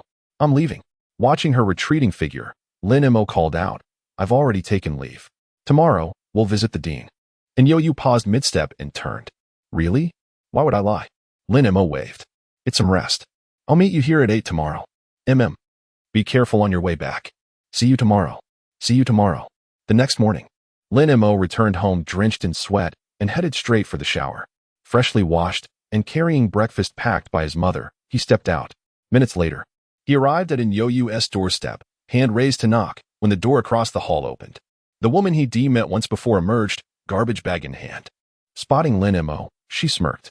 Remember, they're SA peephole now. Don't go scolding little and without checking first, or I 1T let it slide. Lin Mo offered an awkward smile. 1T happened. As the woman descended the stairs, his expression soured, eyeing the comically tiny peephole on the metal door. He muttered under his breath, if you're going to install one, at least make it a proper size. Knock knock, the metallic door swung open barely 10 seconds after the rapping sound. Yo-Yu dashed toward the bathroom, mumbling through a mouthful of toothpaste, I'm brushing. Wait. Lin Mo paid it no mind. He settled by the table, unpacking breakfast items one by one, arranging them neatly before taking a seat to wait patiently. 4 or 5 minutes later, Yo-Yu emerged from the bathroom. Droplets still clung to the strands of hair framing her cheeks. Though her face bore no trace of makeup, it radiated an ethereal charm. Yet, she remained clad in her school uniform. Noticing this, Lin Mo inquired, Little fish, why are you still wearing your uniform today? Am I not supposed to? She blinked in confusion. I always wear it. Is there something wrong? With an amused smile, he reminded her. Aren't we visiting the orphanage where you grew up today? Wouldn't it be nicer to wear the outfit my mother gave you? Dress up a little. The girl possessed remarkable intelligence, but was woefully inexperienced in matters of social grace, a consequence of her solitary upbringing. After a brief hesitation, Yo-Yu murmured, then, could you step out? I'll change. Eat first. Lin Mo beckoned. It'll get cold. Oh. Obediently, she took her seat across from him. Over time, she had grown accustomed to his daily breakfast deliveries, nibbling quietly with delicate precision. Once finished, she gathered the dishes and retreated to the kitchen to wash them. As was her routine, without a word, Lin Mo exited, closing the door behind him. An inexplicable anticipation stirred within him. Today, he would meet the matron of the orphanage. Understanding in Yo-Yu begins now. Minutes later, the creak of the door roused him from his lean against the wall. Yo-Yu stood before him in a soft green dress, the first gift from his mother. Her fragile demeanor, paired with waist-length hair, exuded an air of tender grace. Under his gaze, she fidgeted nervously, lifting the hem of her skirt to twirl slowly. Do I look all right? Have some confidence. Lin Mo tapped her head lightly with a fist, then, unable to resist, ruffled her hair. All right, doesn't he even come close? Heat flooded her cheeks as she dodged his mischievous hand, hurriedly smoothing her tousled locks. Stop that. You're messing it up. Shall we go? Outside the complex, Lin Mo arched a brow. Little fish. Care to share the address? Qinghai Road, Inkai Orphanage. Hailing a taxi, they set off. By 8:30, they stood before a weathered gate, its rusted sign hanging precariously overhead. This is the place? And Yo-Yu stepped forward, her steps buoyant with unspoken joy. As they passed through the entrance, Lin Mo's eyes flickered with unease. No guard. Sensing his puzzlement, Yo-Yu slowed her pace. This place is called an orphanage, though it's no longer officially recognized. The children here are all taken in by the headmistress, and the daily expenses are covered by her own funds, so frugality is a necessity. Lin Mo nodded slowly, his curiosity about the so-called headmistress growing. Yo-Yu seemed quite familiar with the place. Lin Mo followed her through a maze of turns until they arrived at a deserted basketball court, where a few dilapidated bungalows stood to the north. From the frontmost room, the sound of children reciting lessons drifted out, Yo-Yu's brows lifted slightly as she explained in a hushed tone, that this is an orphanage from Monday to Friday. The headmistress teaches everyone basic knowledge. Sometimes, I come to help her too. After speaking, she nudged Lin Mo's arm. Wait here for a moment. I'll go call the headmistress. Shall I come with you? Faced with Lin Mo's suggestion, Yo-Yu hesitated briefly before softly declining. The younger ones are still in class. Let's not disturb their studies. All right. Lin Mo didn't press further. After a while, Yo-Yu returned with an elderly woman in tow. The woman had silver-streaked hair, a deeply hunched back, and thick glasses perched on her nose. She moved with unsteady steps, her age likely well past 70. Lin Mo was momentarily surprised before quickly approaching them. You must be Yo-Yu's classmate. The old woman spoke first, as Lin Mo drew near. My name is Zhou Yuqing. You may call me Headmistress Zhou or Grandma Zhou. This is the first time Yo-Yu has brought a classmate here, and a male one at that. Headmistress. And Yo-Yu's cheeks flushed as she tugged at the old woman's sleeve. Don't misunderstand. We're just ordinary classmates. Zhou Yuqing adjusted her glasses, her clouded eyes twinkling with amusement. Yo-Yu, I know your classmates. Why are you explaining? And Yo-Yu caught the teasing glint in the headmistress's eyes, her face burning even hotter. Lin Mo tactfully intervened. Headmistress Zhou, my name is Lin Mo, and Yo-Yu's classmate. I've heard her speak of you often, so I thought to visit when I had the chance. I apologize if I've disturbed you. No disturbance at all. Zhou Yuqing patted in Yo-Yu's hand. Come. Let me boil some water for you. No need. And Yo-Yu declined with a shake of her head. Headmistress, Lin Mo, and I just wanted to see you. Please continue teaching the children. We'll take a look around on our own. Zhou Yuqing glanced between Yo-Yu and Lin Mo, her smile deepening with unspoken meaning. Very well, I want to intrude then. And Yo-Yu gave Lin Mo a small nod before escorting Zhou Yuqing back to the classroom. Once the headmistress was settled, she returned to Lin Mo, her expression slightly bashful. Lin Mo smiled. What's the matter? Just say whatever's on your mind. No need to hold back with me. And Yo-Yu bit her lip, her voice barely audible. Since you're here, could I trouble you to help with some work? Of course. Lin Mo readily agreed, rolling up his sleeves. What do you need me to do? Sweep the playground here, then water the vegetable patch to the south. And Yo-Yu pointed to a corrugated iron shed in the southeast corner, the kitchen. I'll clean the kitchen first. Then we can go out to buy groceries and cook lunch for the younger kids. Noticing the girl's slight unease, Lin Mo simply smiled without a word and turned to begin his tasks. And Yo-Yu exhaled softly in relief and stepped into the iron shed alone, starting her meticulous cleaning. She worked with practiced ease, her movements both diligent and familiar. Every time she returned to the courtyard, this was her routine, tidying up, assisting with meals, sometimes even helping Zhou Yuqing with teaching. This place had raised her. In other words, this was her home. Yet today, bringing Lin Mo here had filled her with quiet apprehension. She feared that once he saw this place, he might. At the thought, she glanced back at the figure sweeping the courtyard outside, and a faint smile touched her lips. By mid-morning, Lin Mo, drenched in sweat, entered the shed to find Yo-Yu crouched over a basin of dishes. He approached silently from behind. Little fish. Startled, she nearly dropped the porcelain bowl in her hands. Why are you so quiet? You'll scare someone to death. Her soft but earnest complaint amused him. You were too focused on washing. Can't blame me. And Yo-Yu stood, tilting her head up at him. Finished already? Wait a moment, then. We'll go out to buy groceries soon. All right. A few minutes later, after pouring out the dishwater, she carefully untied her apron, muttering under her breath. I shouldn't have listened to you. This dress stains so easily. What was that? And nothing. Wiping her hands, she instinctively patted her pockets, only to freeze. The dress had none. She left the money in her school uniform. Lin Mo caught her flustered hesitation. I have money. No, that's not right. She shook her head. I can't have you working and paying. I'll go home and get it. Consider it a loan. You can repay me later. But, he teased lightly, you could sign an indenture. Indenture?